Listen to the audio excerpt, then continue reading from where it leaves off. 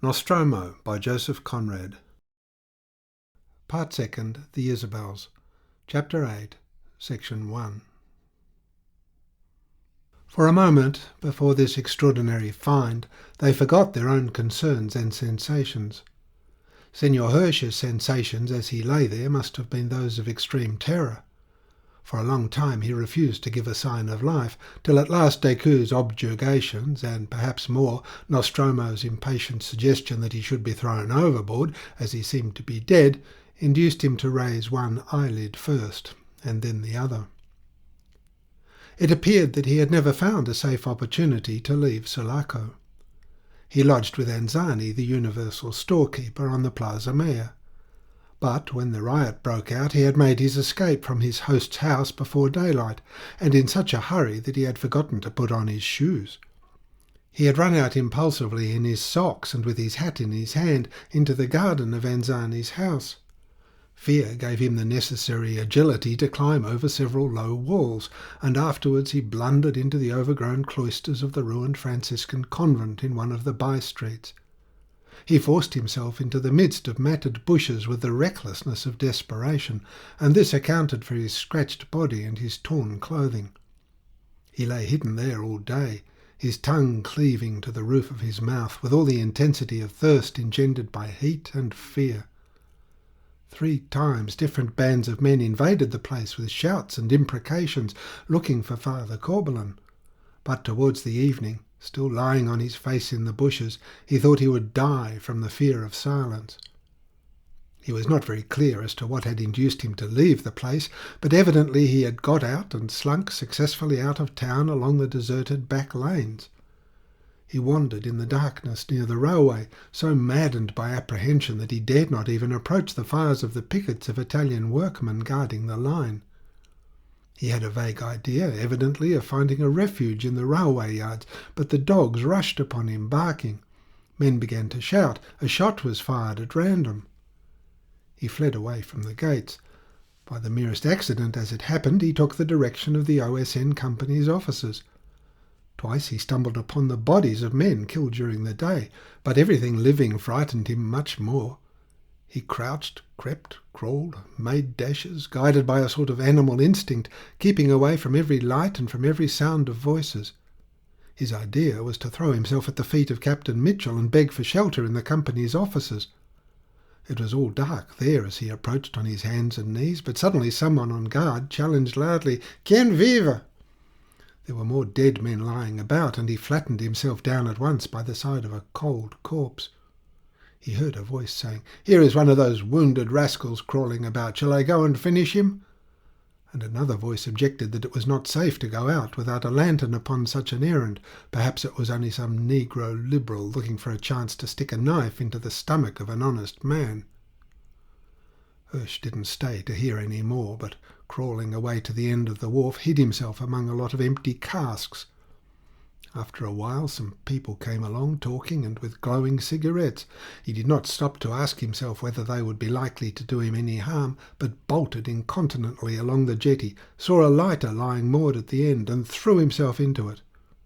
In his desire to find cover, he crept right forward under the half-deck, and he had remained there more dead than alive, suffering agonies of hunger and thirst, and almost fainting with terror, when he heard numerous footsteps and the voices of the Europeans who came in a body escorting the wagon-load of treasure pushed along the rails by a squad of cargadores. He understood perfectly what was being done from the talk, but did not disclose his presence from the fear that he would not be allowed to remain. His only idea at that time, overpowering and masterful, was to get away from this terrible Sulaco. And now he regretted it very much. He had heard Nostromo talk to Decoud and wished himself back on shore. He did not desire to be involved in any desperate affair, in a situation where one could not run away. The involuntary groans of his anguished spirit had betrayed him to the sharp ears of the capataz.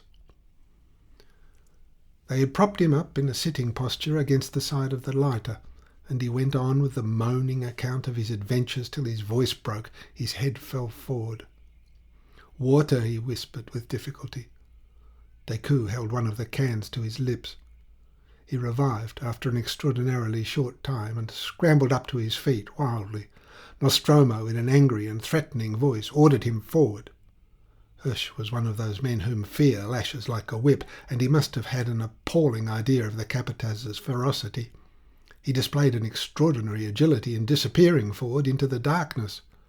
They heard him getting over the tarpaulin. Then there was the sound of a heavy fall, followed by a weary sigh. Afterwards all was still in the forepart of the lighter, as though he had killed himself in his headlong tumble. Nostromo shouted in a menacing voice, "Lie still there! Do not move a limb. If I hear as much as a loud breath from you, I shall come over there and put a bullet through your head." The mere presence of a coward, however passive, brings an element of treachery into a dangerous situation. Nostromo's nervous impatience passed into gloomy thoughtfulness. Decoud, in an undertone, as if speaking to himself, remarked that, after all, this bizarre event made no great difference. He could not conceive what harm the man could do. At most he would be in the way, like an inanimate and useless object, like a block of wood, for instance. "I would think twice before getting rid of a piece of wood," said Nostromo calmly. "Something may happen unexpectedly where you could make use of it. But in an affair like ours, a man like this ought to be thrown overboard. Even if he were as brave as a lion, we would not want him here. We are not running away for our lives. Senor, there is no harm in a brave man trying to save himself with ingenuity and courage. But you have heard his tale, Don Martin. His being here is a miracle of fear." Nostromo paused. "There is no room for fear in this lighter," he added through his teeth. Decoud had no answer to make. It was not a position for argument, for a display of scruples or feelings. There were 1,000 ways in which a panic-stricken man could make himself dangerous. It was evident that Hirsch could not be spoken to, reasoned with, or persuaded into a rational line of conduct. The story of his own escape demonstrated that clearly enough. Decoud thought that it was 1,000 pities the wretch had not died of fright. Nature, who had made him what he was, seemed to have calculated cruelly how much he could bear in the way of atrocious anguish without actually expiring. Some compassion was due to so much terror. Decoud, though imaginative enough for sympathy, resolved not to interfere with any action that Nostromo would take. But Nostromo did nothing, and the fate of Senor Hirsch remained suspended in the darkness of the gulf, at the mercy of events which could not be foreseen. The capataz, extending his hand, put out the candle suddenly. It was to Decoud as if his companion had destroyed by a single touch the world of affairs, of loves, of revolution, where his complacent superiority analysed fearlessly all motives and all passions, including his own. He gasped a little. Decoud was affected by the novelty of his position. Intellectually self-confident, he suffered from being deprived of the only weapon he could use with effect. No intelligence could penetrate the darkness of the placid gulf. There remained only one thing he was certain of, and that was the overweening vanity of his companion. It was direct, uncomplicated, naive, and effectual. Decoud, who had been making use of him, had tried to understand his man thoroughly. He had discovered a complete singleness of motive behind the varied manifestations of a consistent character. This was why the man remained so astonishingly simple in the jealous greatness of his conceit. And now there was a complication. It was evident that he resented having been given a task in which there were so many chances of failure. "I wonder," thought Decoud, "how he would behave if I were not here." He heard Nostromo mutter again, "No, there is no room for fear in this lighter. Courage itself does not seem good enough. I have a good eye and a steady hand. No man can say he ever saw me tired or uncertain what to do. But por Dios, Don Martin, I have been sent out into this black calm on a business where neither a good eye, nor a steady hand, nor judgment are of any use." He swore a string of oaths in Spanish and Italian under his breath. "Nothing but sheer desperation will do for this affair." These words were in strange contrast to the prevailing peace, to this almost solid stillness of the gulf. A shower fell with an abrupt whispering sound all round the boat, and Decoud took off his hat, and letting his head get wet, felt greatly refreshed. Presently a steady little draught of air caressed his cheek. The lighter began to move, but the shower distanced it. The drops ceased to fall upon his head and hands. The whispering died out in the distance. Nostromo emitted a grunt of satisfaction and, grasping the tiller, chirruped softly as sailors do to encourage the wind. Never for the last 3 days had Decoud felt less the need for what the capataz would call desperation. "I fancy I hear another shower on the water," he observed in a tone of quiet content. "I hope it will catch us up." Nostromo ceased chirruping at once. "You hear another shower?" he said doubtfully. A sort of thinning of the darkness seemed to have taken place, and Decoud could see now the outline of his companion's figure, and even the sail came out of the night like a square block of dense snow. The sound which Decoud had detected came along the water harshly. Nostromo recognized that noise, partaking of a hiss and a rustle, which spreads out on all sides of a steamer making her way through a smooth water on a quiet night. It could be nothing else but the captured transport with troops from Esmeralda. She carried no lights. The noise of her steaming, growing louder every minute, would stop at times altogether and then begin again abruptly and sound startlingly nearer, as if that invisible vessel, whose position could not be precisely guessed, were making straight for the lighter. Meantime that last kept on sailing slowly and noiselessly before a breeze so faint that it was only by leaning over the side and feeling the water slip through his fingers that Decoud convinced himself they were moving at all. His drowsy feeling had departed. He was glad to know that the lighter was moving. After so much stillness, the noise of the steamer seemed uproarious and distracting. There was a weirdness in not being able to see her. Suddenly, all was still. She had stopped, but so close to them that the steam blowing off sent its rumbling vibration right over their heads. "They are trying to make out where we are," said Decoud in a whisper. Again he leaned over and put his fingers into the water. "We are moving quite smartly," he informed Nostromo. "We seem to be crossing her bows," said the capataz in a cautious tone. "But this is a blind game with death. Moving on is no use. We mustn't be seen or heard." His whisper was hoarse with excitement. Of all his face there was nothing visible but a gleam of white eyeballs. His fingers gripped Decoud's shoulder. "That is the only way to save this treasure from this steamer full of soldiers. Any other would have carried lights, but you observe there is not a gleam to show us where she is." Decoud stood as if paralyzed. Only his thoughts were wildly active. In the space of a second he remembered the desolate glance of Antonia as he left her at the bedside of her father in the gloomy house of Avellanos, with shuttered windows, but all the doors standing open, and deserted by all the servants except an old negro at the gate.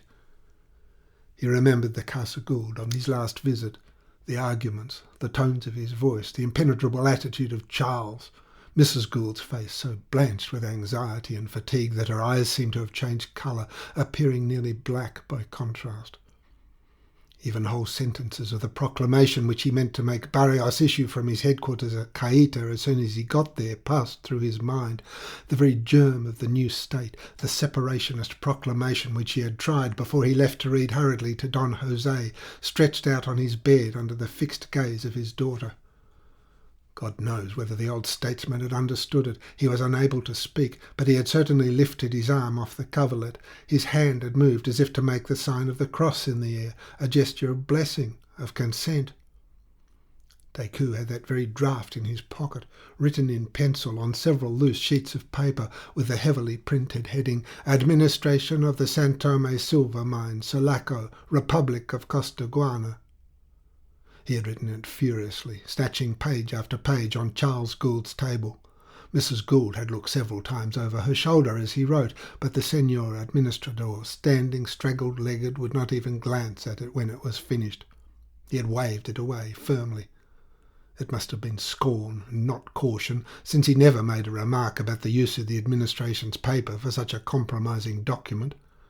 And that showed his disdain, the true English disdain of common prudence, as if everything outside the range of their own thoughts and feelings were unworthy of serious recognition.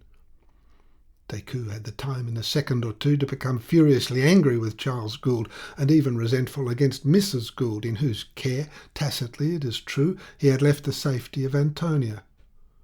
"Better perish 1,000 times than owe your preservation to such people," he exclaimed mentally. The grip of Nostromo's fingers, never removed from his shoulder, tightening fiercely, recalled him to himself. "The darkness is our friend," the Capataz murmured into his ear. "I am going to lower the sail and thrust our escape to this black gulf. No eyes could make us out lying silent with a naked mast. I will do it now before this steamer closes still more upon us. The faint creak of a block would betray us and the Saint Thome treasure into the hands of those thieves." He moved about as warily as a cat. Decoud heard no sound, and it was only by the disappearance of the square blotch of darkness that he knew the yard had come down, lowered as carefully as if it had been made of glass. Next moment he heard Nostromo's quiet breathing by his side. "You had better not move at all from where you are, Don Martin," advised the Capataz earnestly. "You might stumble or displace something which would make a noise. The sweeps and the punting poles are lying about. Move not for your life. Por Dios, Don Martin," he went on in a keen but friendly whisper, "I am so desperate that if I didn't know your worship to be a man of courage, capable of standing stock still whatever happens, I would drive my knife into your heart." A death-like stillness surrounded the lighter. It was difficult to believe that there was near a steamer full of men with many pairs of eyes peering from her bridge for some hint of land in the night. Her steam had ceased blowing off, and she remained stopped too far off, apparently, for any other sound to reach the lighter. "Perhaps you would, Capataz," Decoud began in a whisper. "However, you need not trouble. There are other things than the fear of your knife to keep my heart steady. It shall not betray you. Only you have forgotten. I spoke to you openly, as a man as desperate as myself," explained the Capataz. "The silver must be saved from the Monteros. I told Captain Mitchell 3 times that I preferred to go alone. I told Don Carlos too. It was in the Casa Gould. They had sent for me. The ladies were there, and when I tried to explain why I did not wish to have you with me, they promised me, both of them, great rewards for your safety. A strange way to talk to a man you are sending out to an almost certain death. Those gentlefolk do not seem to have sense enough to understand what they are giving one to do. I told them I could do nothing for you. You would have been safer with the bandit Hernandez. It would have been possible to ride out of the town with no greater risk than a chance shot sent after you in the dark, but it was as if they had been deaf. I had to promise I would wait for you under the harbour gate. I did wait. And now, because you are a brave man, you are safe as the silver, neither more nor less." At that moment, as if by way of comment upon Nostromo's words, the invisible steamer went ahead at half speed only, as could be judged by the leisurely beat of her propeller. The sound shifted its place markedly, but without coming nearer. It even grew a little more distant right abeam of the lighter, and then ceased again. "They are trying for a sight of the Isabels," muttered Nostromo, "in order to make for the harbour in a straight line, and seize the custom-house with the treasure in it. Have you ever seen the commandant of Esmeralda, Sotillo? A handsome fellow with a soft voice. When I first came here, I used to see him in the calle talking to the senoritas at the windows of the houses and showing his white teeth all the time. But one of my cargadores, who had been a soldier, told me that he had once ordered a man to be flayed alive in the remote campo where he was sent recruiting amongst the people of the estancias. It has never entered his head that the Compania has a man capable of baffling his game." The murmuring loquacity of the Capataz disturbed Decoud like a hint of weakness, and yet talkative resolution may be as genuine as grim silence. "Sotillo is not baffled so far," he said. "Have you forgotten that crazy man Ford?" Nostromo had not forgotten Senor Hirsch. He reproached himself bitterly for not having visited the lighter carefully before leaving the wharf. He reproached himself for not having stabbed and flung Hirsch overboard at the very moment of discovery without even looking at his face. That would have been consistent with the desperate character of the affair. Whatever happened, Sotillo was already baffled. Even if that wretch, now as silent as death, did anything to betray the nearness of the lighter, Sotillo, if Sotillo it was in command of the troops on board, would be still baffled of his plunder. "I have an axe in my hand," Nostromo whispered wrathfully, "that in 3 strokes would cut through the side down to the water's edge. Moreover, each lighter has a plug in the stern, and I know exactly where it is. I feel it under the sole of my foot." Decoud recognized the ring of genuine determination in the nervous murmurs, the vindictive excitement of the famous capataz. Before the steamer, guided by a shriek or two, for there could be no more than that, Nostromo said, gnashing his teeth audibly, could find the lighter, there would be plenty of time to sink this treasure tied up round his neck. The last words he hissed into Decoud's ear. Decoud said nothing. He was perfectly convinced. The usual characteristic quietness of the man was gone. It was not equal to the situation as he conceived it. Something deeper, something unsuspected by everyone, had come to the surface. Decoud, with careful movements, slipped off his overcoat and divested himself of his boots. He did not consider himself bound in honour to sink with the treasure. His object was to get down to Barrios in Cayta, as the capataz knew very well, and he too meant in his own way to put into that attempt all the desperation of which he was capable. Nostromo muttered, "True. You're a politician, senor. Rejoin the army and start another revolution." He pointed out, however, that there was a little boat belonging to every lighter fit to carry 2 men, if not more. Theirs was towing behind. Of that Decoud had not been aware.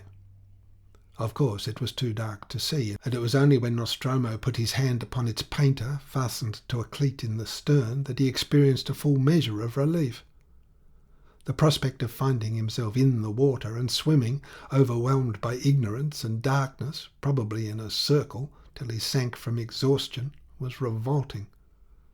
The barren and cruel futility of such an end intimidated his affectation of careless pessimism. In comparison to it, the chance of being left floating in a boat, exposed to thirst, hunger, discovery, imprisonment, execution, presented itself with an aspect of amenity worth securing, even at the cost of some self-contempt. He did not accept Nostromo's proposal that he should get into the boat at once. "Something sudden may overwhelm us, senor," the capataz remarked, promising faithfully at the same time to let go the painter at the moment when the necessity became manifest. But Decoud assured him lightly that he did not mean to take to the boat till the very last moment, and that then he meant the capataz to come along too. The darkness of the gulf was no longer for him the end of all things. It was part of a living world, since, pervading it, failure and death could be felt at your elbow. And at the same time it was a shelter. He exulted in its impenetrable obscurity. Like a wall, he muttered to himself. The only thing which checked his confidence was the thought of Senor Hirsch. Not to have bound and gagged him seemed to Decoud now the height of improvident folly. As long as the miserable creature had the power to raise a yell, he was a constant danger. His abject terror was mute now, but there was no saying from what cause it might suddenly find vent in shrieks. This very madness of fear, which both Decoud and Nostromo had seen in the wild and irrational glances and in the continuous twitchings of his mouth, protected Senor Hirsch from the cruel necessities of this desperate affair. The moment of silencing him for ever had passed. As Nostromo remarked in answer to Decoud's regrets, it was too late. It could not be done without noise, especially in the ignorance of the man's exact position. Wherever he had elected to crouch and tremble, it was too hazardous to go near him. He would begin, probably, to yell for mercy. It was much better to leave him quite alone, since he was keeping so still. But to trust to his silence became every moment a greater strain upon Decoud's composure. "I wish, capataz, you had not let the right moment pass," he murmured. "What? To silence him for ever? I thought it good to hear first how he came to be here. It was too strange. Who could imagine that it was all an accident? Afterwards, Signor, when I saw you giving him water to drink, I could not do it. Not after I had seen you holding up the can to his lips as though he were your brother. Signor, that sort of necessity must not be thought of too long. And yet it would have been no cruelty to take away from him his wretched life. It is nothing but fear. Your compassion saved him then, Don Martin, and now it is too late. It couldn't be done without noise. In the steamer they were keeping a perfect silence, and the stillness was so profound that Decoud felt as if the slightest sound conceivable must travel unchecked and audible to the end of the world. What if Hirsch coughed or sneezed? To feel himself at the mercy of such an idiotic contingency was too exasperating to be looked upon with irony. Nostromo, too, seemed to be getting restless. Was it possible, he asked himself, that the steamer, finding the night too dark altogether, intended to remain stopped where she was till daylight? He began to think that this, after all, was the real danger.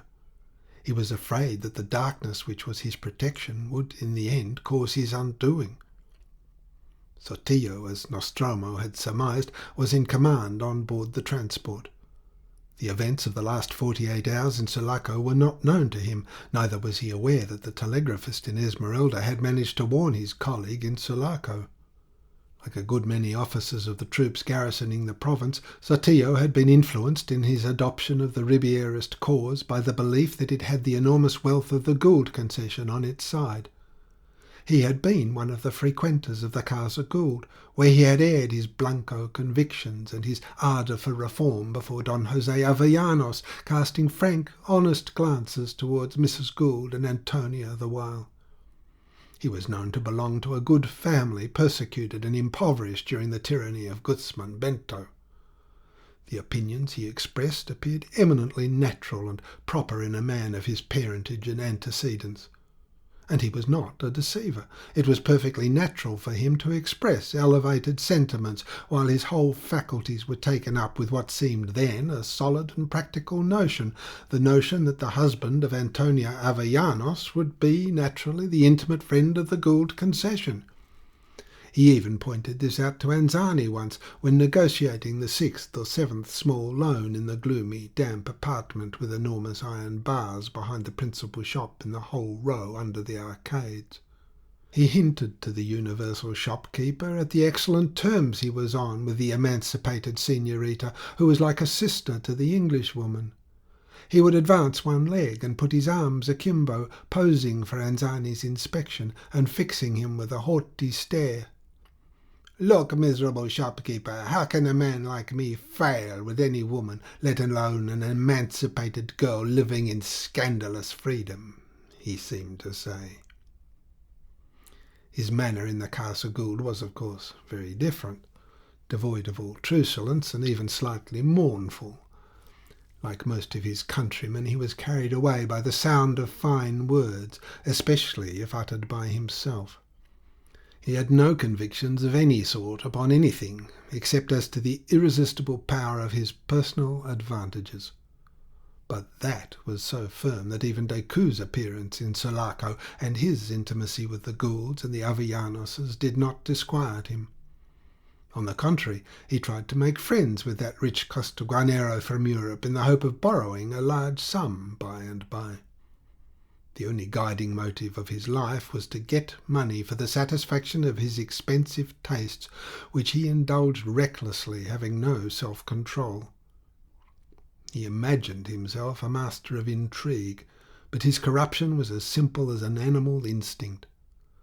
At times, in solitude, he has his moments of ferocity, and also on such occasions as, for instance, when alone in a room with Anzani trying to get a loan. He had talked himself into the command of the Esmeralda garrison. That small seaport had its importance as the station of the main submarine cable connecting the occidental provinces with the outer world, and the junction with it of the Sulaco branch.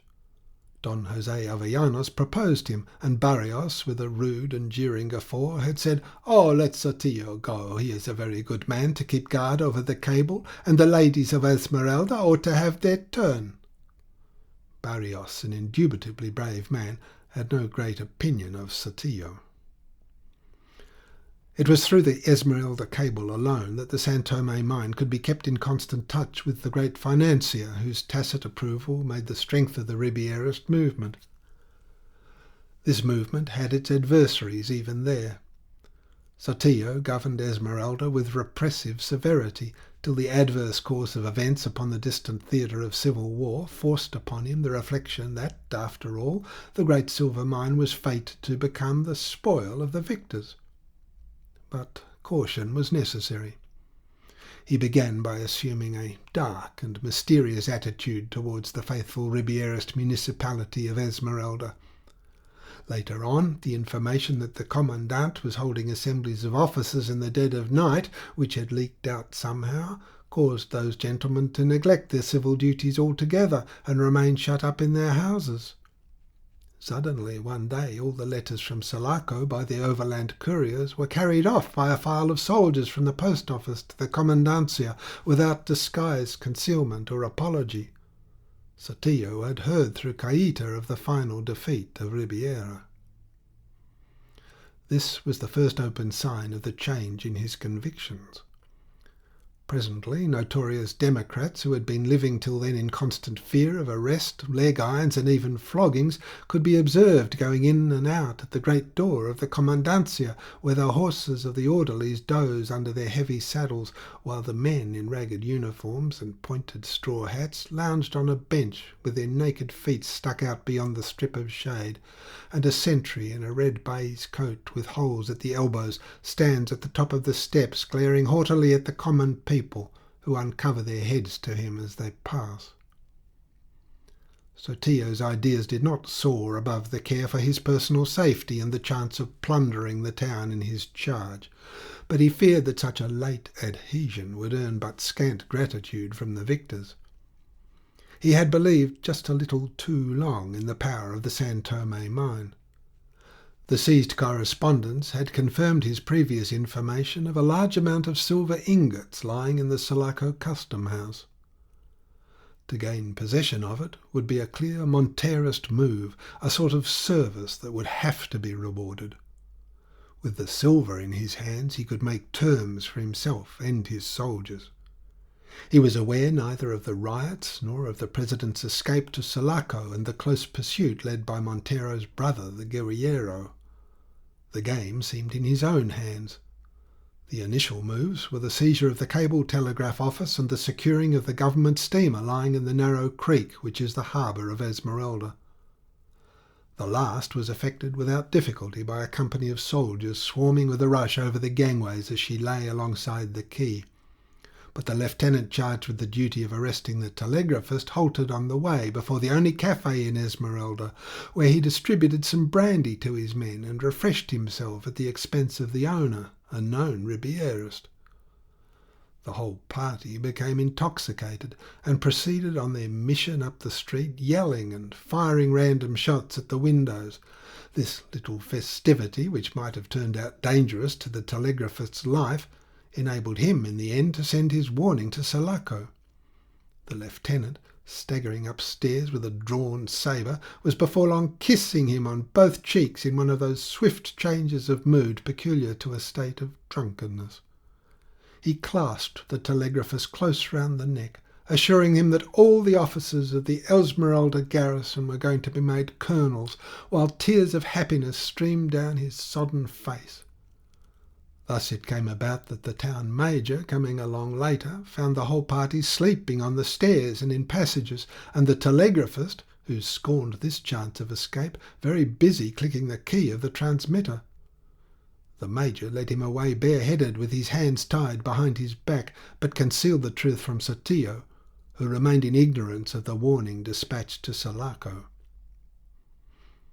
The colonel was not the man to let any sort of darkness stand in the way of the planned surprise. It appeared to him a dead certainty. His heart was set upon his object with an ungovernable, childlike impatience. Ever since the steamer had rounded Punta Mala to enter the deeper shadow of the Gulf, he had remained on the bridge in a group of officers as excited as himself.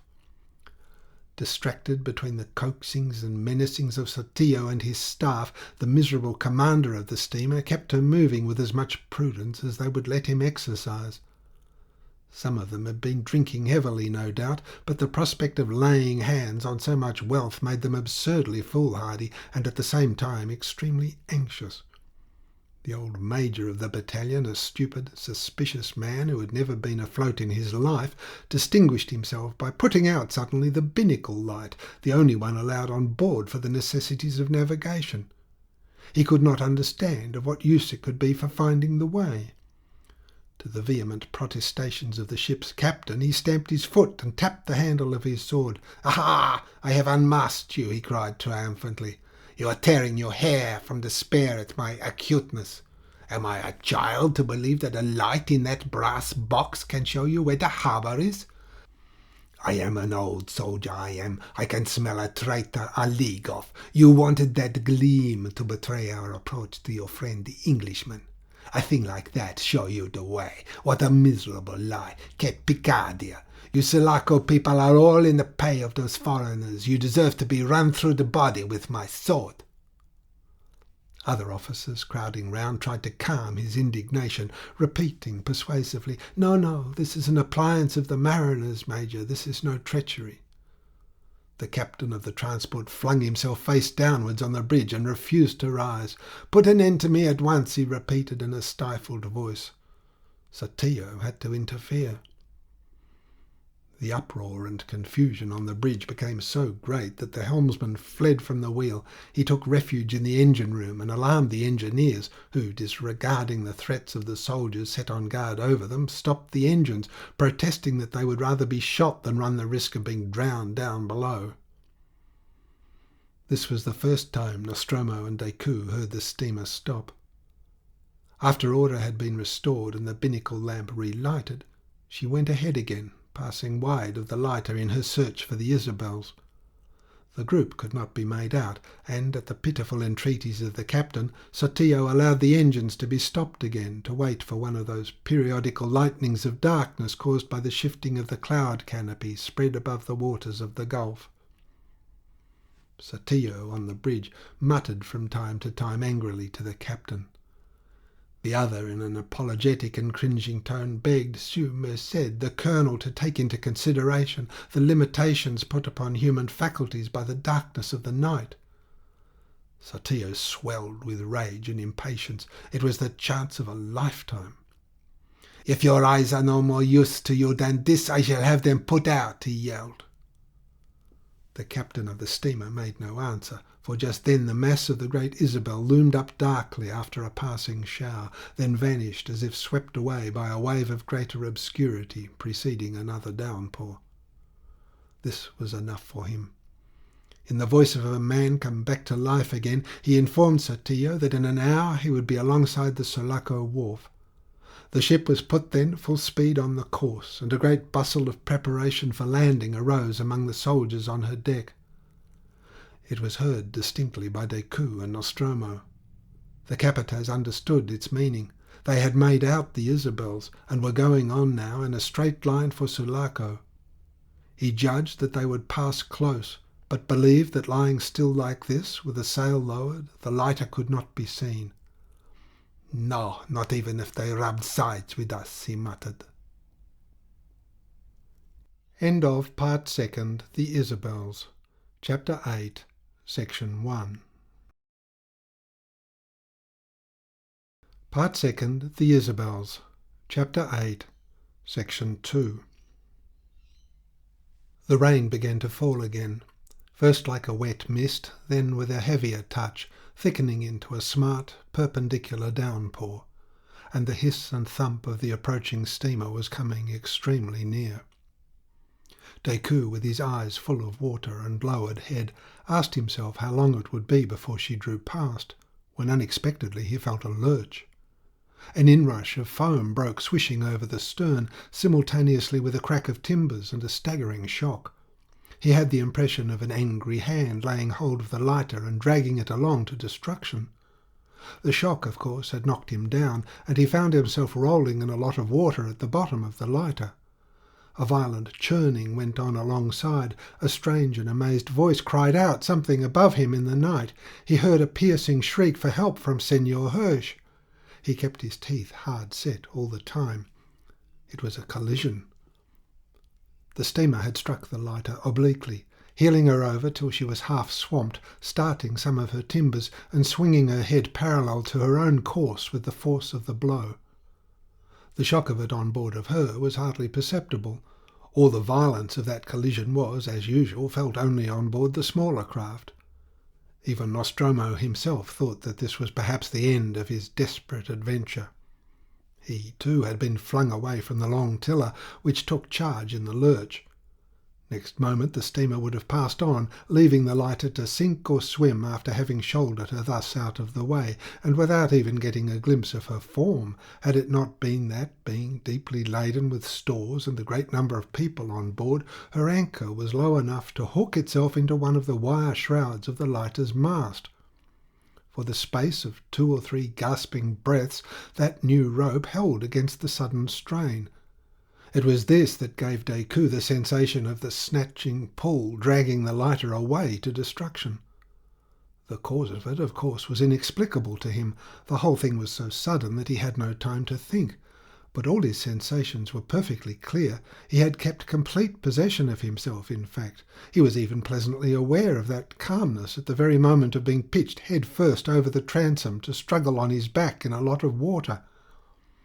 Senor Hirsch's shriek he had heard and recognised while he was regaining his feet, always with that mysterious sensation of being dragged headlong through the darkness.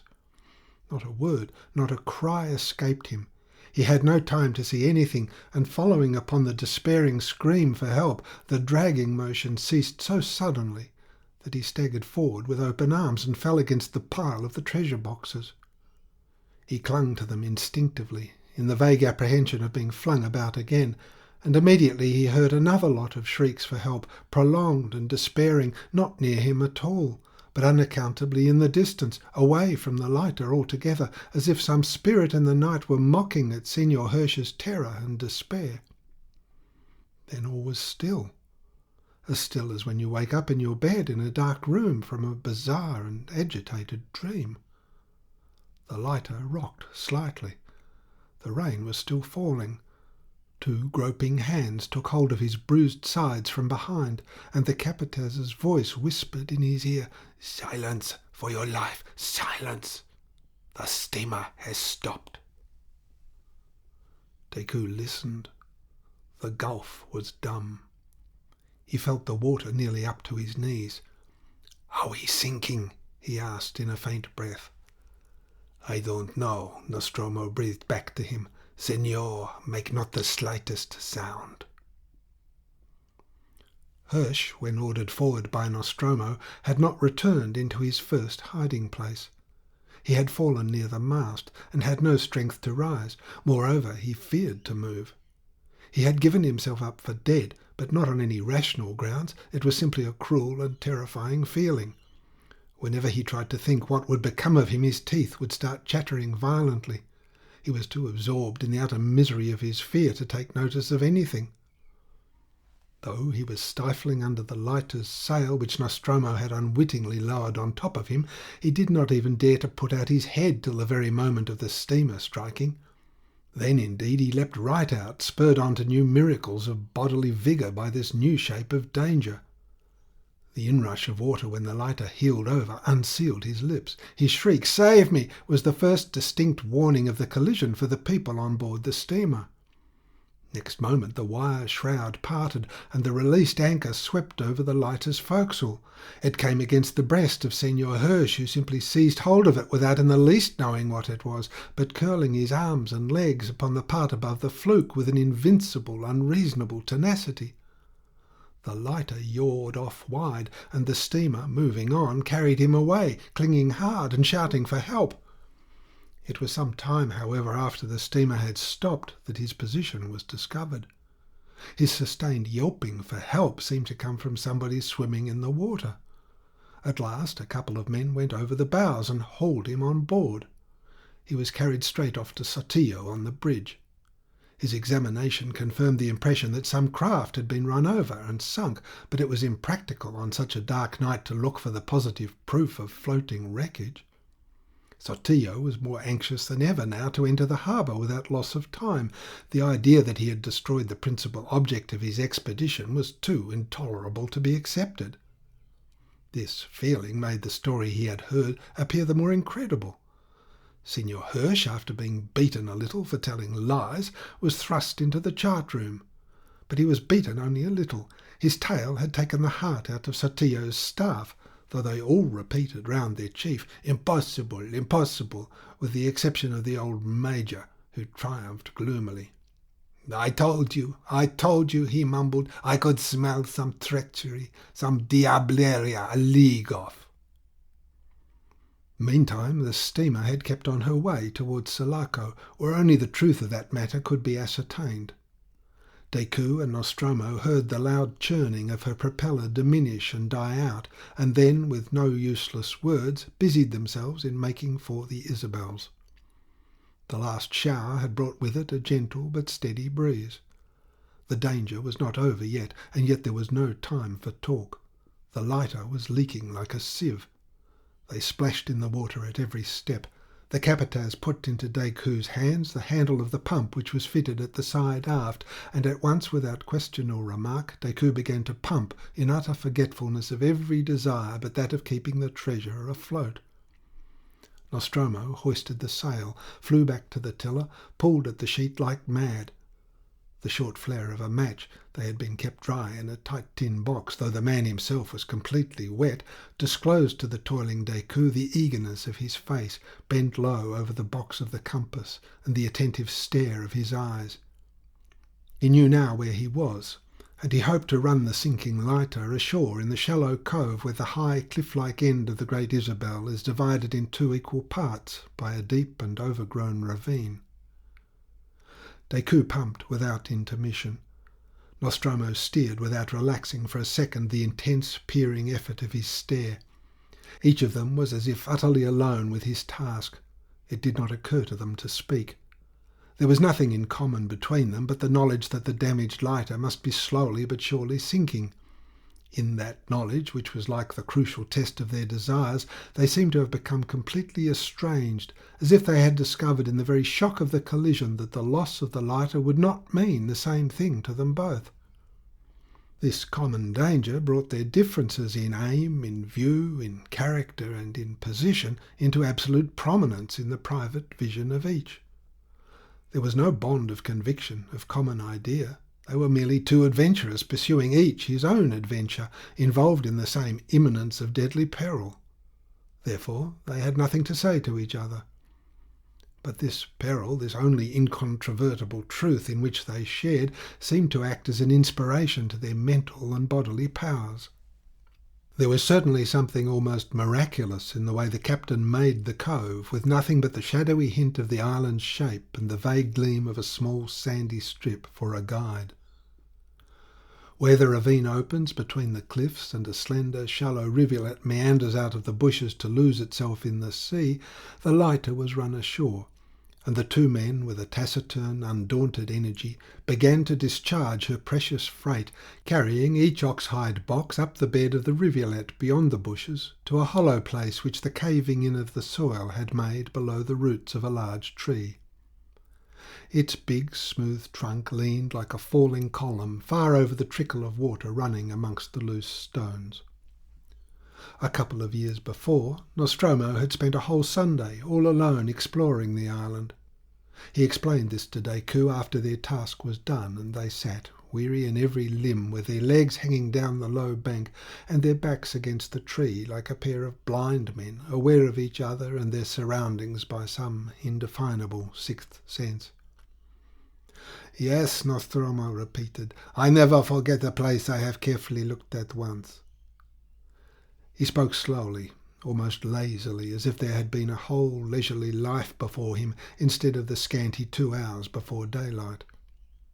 The existence of the treasure, barely concealed in this improbable spot, laid a burden of secrecy upon every contemplated step, upon every intention and plan of future conduct. He felt the partial failure of this desperate affair, entrusted to the great reputation he had known how to make for himself. However, it was also a partial success. His vanity was half appeased. His nervous irritation had subsided.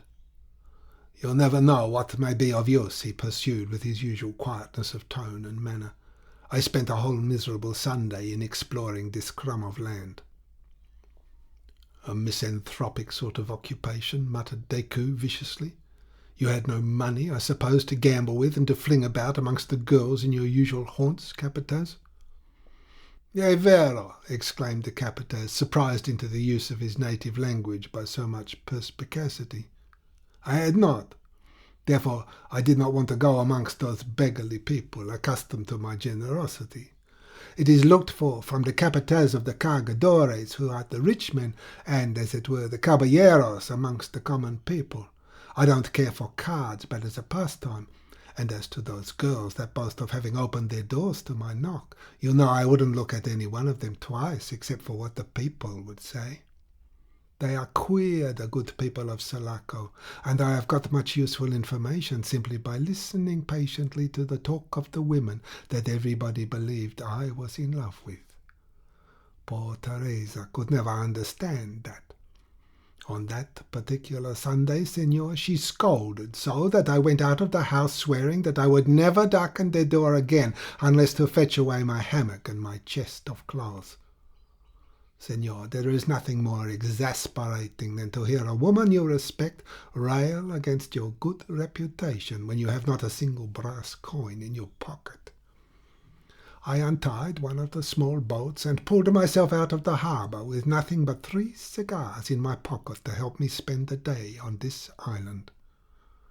But the water of this rivulet you hear under your feet is cool and sweet and good, Senor, both before and after a smoke." He was silent for a while, then added reflectively, "That was the first Sunday after I brought down the white-whiskered English Rico all the way down the mountains from the Paramo on the top of the Entrada Pass, and in the coach, too. No coach had gone up or down that mountain road within the memory of man, Senor, till I brought this one down in charge of 50 peons, working like one man with ropes, pickaxes, and poles under my direction. That was the rich Englishman, who, as people say, pays for the making of this railway. He was very pleased with me, but my wages were not due till the end of the month." He slid down the bank suddenly. Decoud heard the splash of his feet in the brook and followed his footsteps down the ravine. His form was lost among the bushes till he had reached the strip of sand under the cliff. As often happens in the Gulf, when the showers during the first part of the night had been frequent and heavy, the darkness had thinned considerably towards the morning, though there were no signs of daylight as yet. The cargo lighter, relieved of its precious burden, rocked feebly, half afloat, with her forefoot in the sand. A long rope stretched away like a black cotton thread across the strip of white beach to the grapnel. Nostromo had carried ashore and hooked to the stern of a tree-like shrub in the very opening of the ravine. There was nothing for Decoud but to remain on the island. He received from Nostromo's hands whatever food the foresight of Captain Mitchell had put on board the lighter, and deposited it temporarily in the little dinghy which, on their arrival, they had hauled up out of sight amongst the bushes. It was to be left with him. The island was to be a hiding-place, not a prison. He could pull out to a passing ship. The OSN Company's mailboats passed close to the islands when going into Sulaco from the north. But the Minerva, carrying off the ex-president, had taken the news up north of the disturbances in Sulaco. It was possible that the next steamer down would get instructions to miss the port altogether, since the town, as far as the Minerva's officers knew, was for the time being in the hands of the rabble. This would mean that there would be no steamer for a month, as far as the mail service went. But Decoud had to take his chance of that. The island was his only shelter from the proscription hanging over his head. The Capataz was, of course, going back. The unloaded lighter leaked much less, and he thought that she would keep afloat as far as the harbour. He passed to Decoud, standing knee-deep alongside one of the 2 spades which belonged to the equipment of each lighter for use when ballasting ships. By working with it carefully as soon as there was daylight enough to see, Decoud could loosen a mass of earth and stones overhanging the cavity in which they had deposited the treasure, so that it would look as if it had fallen naturally. It would cover up not only the cavity, but even all traces of their work, the footsteps, the displaced stones, and even the broken bushes. Besides, who would think of looking either for you or the treasure here? Nostromo continued, as if he could not tear himself away from the spot. Nobody is ever likely to come here. What could any man want with this piece of earth, as long as there is room for his feet on the mainland? The people of this country are not curious. There are even no fishermen here to intrude upon your worship. Or the fishing that is done in the Gulf goes on near Zapiga, over there. Signor, if you are forced to leave this island before anything can be arranged for you, do not try to make for Zapiga. It is a settlement of thieves and matreros, where they would cut your throat promptly for the sake of your gold watch and chain. And, Signor, think twice before confiding in anyone whatever, even in the officers of the company's steamers, if you ever get on board one. Honesty alone is not enough for security. You must look to discretion and prudence in a man, and always remember, Signor, before you open your lips for a confidence, that this treasure may be left safely here for hundreds of years. Time is on its side, Signor, and silver is an incorruptible metal that can be trusted to keep its value forever. An incorruptible metal, he repeated, as if the idea had given him a profound pleasure. As some men are said to be, Decoud pronounced inscrutably, while the capataz, who busied himself in bailing out the lighter with a wooden bucket, went on throwing the water over the side with a regular splash. Decoud, incorrigible in his scepticism, reflected, not cynically, but with general satisfaction, that this man was made incorruptible by his enormous vanity, that finest form of egoism which can take on the aspect of every virtue. Nostromo ceased bailing, and, as if struck with a sudden thought, dropped the bucket with a clatter into the lighter. "Have you any message?" he asked in a lowered voice. "Remember, I shall be asked questions." "You must find the hopeful words that ought to be spoken to the people in town. I trust for that your intelligence and your experience, capataz. You understand?" "Si, signor. For the ladies." Yes, said Decoud hastily. "Your wonderful reputation will make them attach great value to your words. Therefore be careful what you say. I am looking forward," he continued, feeling the fatal touch of contempt for himself to which his complex nature was subject. "I am looking forward to a glorious and successful ending to my mission. Do you hear, capataz? Use the words glorious and successful when you speak to the signorita. Your own mission is accomplished gloriously and successfully. You have indubitably saved the silver of the mine, not only this silver, but probably all the silver that shall ever come out of it." Nostromo detected the ironic tone. "I dare say, Signor Don Martin," he said moodily. "There are very few things I am not equal to. Ask the foreign signori." "I, a man of the people, who cannot always understand what you mean. But as to this lot which I must leave here, let me tell you that I would believe it in greater safety if you had not been with me at all." An exclamation escaped Decoud, and a short pause followed. "Shall I go back with you to Sulaco?" he asked in an angry tone. "Shall I strike you dead with my knife where you stand?" retorted Nostromo contemptuously. "It would be the same thing as taking you to Sulaco. Come, signor, your reputation is in your politics, and mine is bound up with the fate of this silver. Do you wonder I wish there had been no other man to share my knowledge? I wanted no one with me, signor." "You could not have kept the lighter afloat without me," Decoud almost shouted. "You would have gone to the bottom with her." "Yes," uttered Nostromo slowly. "Alone." Here was a man, Decoud reflected, that seemed as though he would have preferred to die rather than deface the perfect form of his egoism. Such a man was safe. In silence he helped the capataz to get the grapnel on board. Nostromo cleared the shelving shore with one push of the heavy oar, and Decoud found himself solitary on the beach, like a man in a dream. A sudden desire to hear a human voice once more seized upon his heart.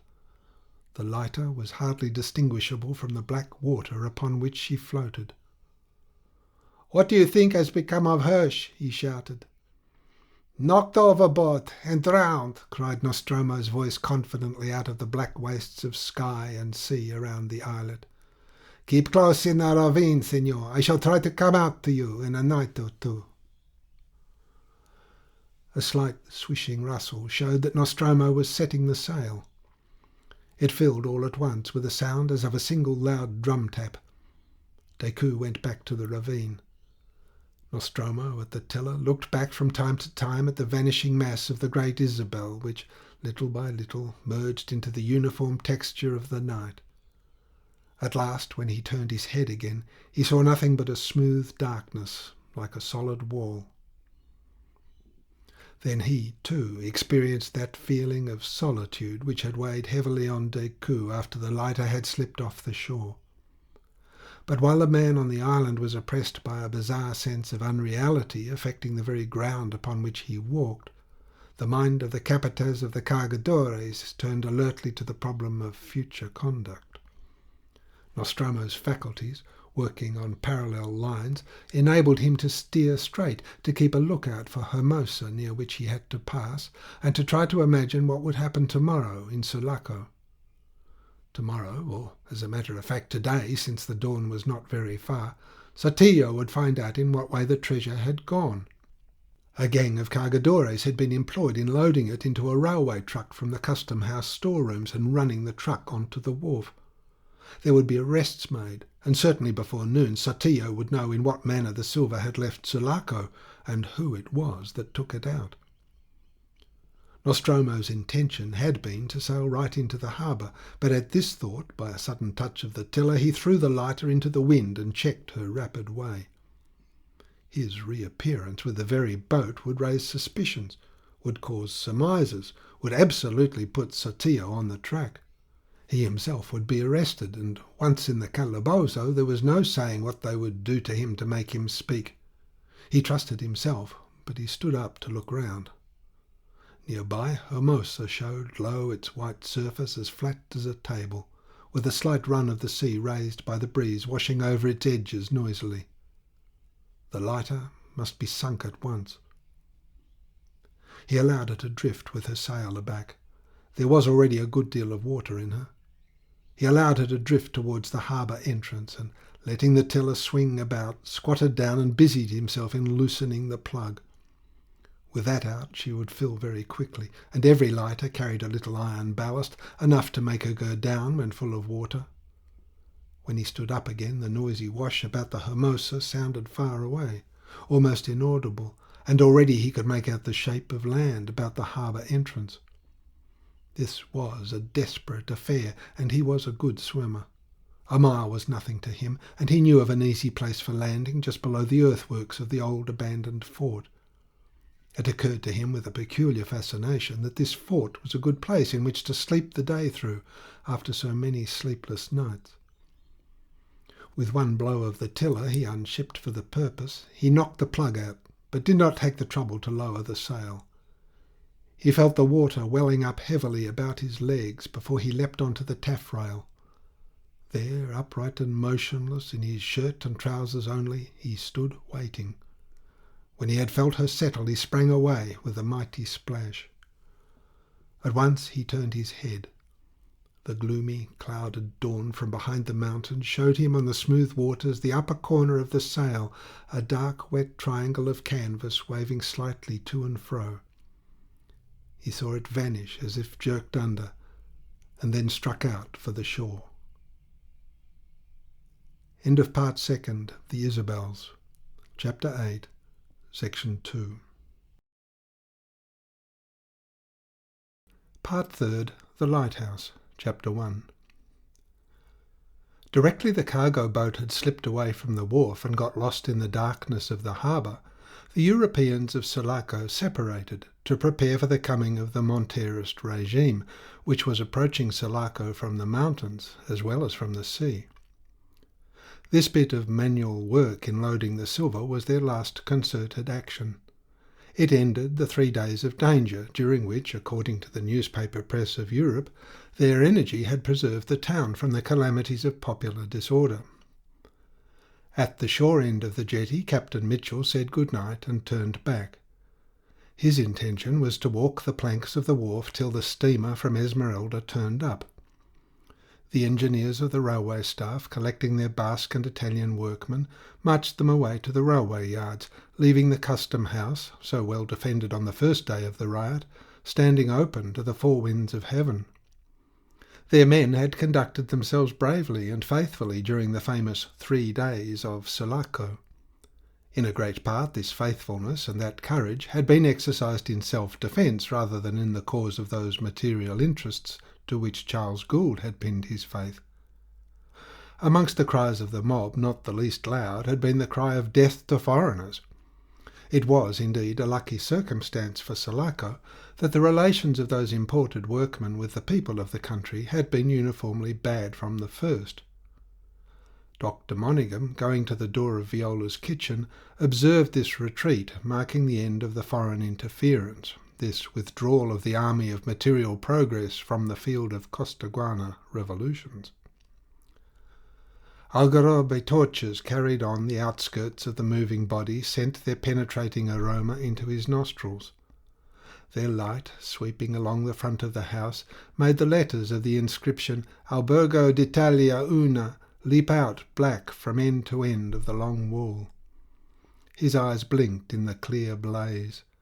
Several young men, mostly fair and tall, shepherding this mob of dark-bronzed heads, surmounted by the glint of slanting rifle barrels, nodded to him familiarly as they went by. The doctor was a well-known character. Some of them wondered what he was doing there. Then, on the flank of their workmen, they tramped on, following the line of rails. "Withdrawing your people from the harbour," said the doctor, addressing himself to the chief engineer of the railway, who had accompanied Charles Gould so far on his way to the town, walking by the side of the horse with his hand on the saddle-bow. They had stopped just across the open door to let the workmen cross the road. "As quick as I can. We are not a political faction," answered the engineer meaningly, "and we are not going to give our new rulers a handle against the railway. You approve me, Gould?" "Absolutely," said Charles Gould's impassive voice, high up and outside the dim parallelogram of light falling on the road through the open door. With Sotillo expected from one side and Pedro Montero from the other, the engineer-in-chief's only anxiety now was to avoid a collision with either. Sulaco, for him, was a railway station, a terminus, workshops, a great accumulation of stores. As against the mob, the railway defended its property, but politically the railway was neutral. He was a brave man, and in that spirit of neutrality he had carried proposals of truce to the self-appointed chiefs of the popular party, the deputies Fuentes and Gamacho.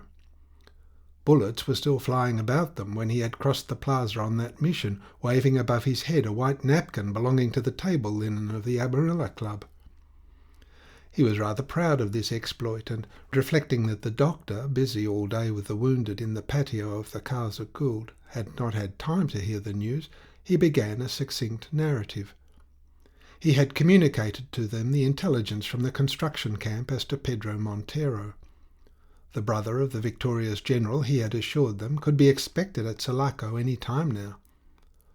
This news, as he anticipated when shouted out of the window by Senor Gambacho, induced a rush of the mob along the Campo road towards Renson. The two deputies also, after shaking hands with him effusively, mounted and galloped off to meet the great man. "I have misled them a little as to the time," the chief engineer confessed. "However hard he rides, he can scarcely get here before the morning, but my object is attained. I've secured several hours' peace for the losing party. But I did not tell them anything about Sotillo for fear they would take it into their heads to try to get hold of the harbour again, either to oppose him or welcome him, there's no saying which." There was Gould's silver, on which rests the remnant of our hopes. Decoud's retreat had to be thought of too. I think the railway has done pretty well by its friends without compromising itself hopelessly. Now the parties must be left to themselves. Costaguana for the Costagraneros, interjected the doctor sardonically. It is a fine country, and they have raised a fine crop of hates, vengeance, murder, and rapine, those sons of the country. Well, I am one of them, Charles Gould's voice sounded calmly, and I must be going on to see to my own crop of trouble. My wife has driven straight on, Doctor? Yes, all was quiet on this side. Mrs. Gould has taken the 2 girls with her. Charles Gould rode on, and the engineer-in-chief followed the doctor indoors. That man is calmness personified, he said appreciatively, dropping on a bench and stretching his well-shaped legs in cycling stockings nearly across the doorway. He must be extremely sure of himself. If that's all he is sure of, then he is sure of nothing, said the doctor. He had perched himself against the end of the table. He nursed his cheek in the palm of one hand while the other sustained the elbow. It is the last thing a man ought to be sure of. The candle, half consumed and burning dimly with a long wick, lighted up from below his inclined face, whose expression, affected by the drawn-in cicatrices in the cheeks, had something vaguely unnatural, an exaggerated, remorseful bitterness. As he sat there, he had the air of meditating upon sinister things. The engineer-in-chief gazed at him for a time before he protested. "I really don't see that. For me there seems to be nothing else. However," he was a wise man, but he could not conceal his contempt for that sort of paradox, in fact. Dr. Monaghan was not liked by the Europeans of Sulaco. His outward aspect of an outcast, which he preserved even in Mrs. Gould's drawing-room, provoked unfavourable criticism. There could be no doubt of his intelligence, and as he had lived for over 20 years in the country, the pessimism of his outlook could not be altogether ignored. But instinctively, in self-defence of their activities and hopes, his hearers put it to the account of some hidden imperfection in the man's character. It was known that many years before, when quite young, he had been made by Gutzman Bento chief medical officer of the army.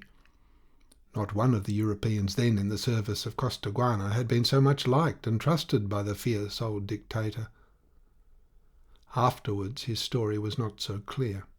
It lost itself amongst the innumerable tales of conspiracies and plots against the tyrant, as a stream is lost in an arid belt of sandy country before it emerges, diminished and troubled perhaps, on the other side.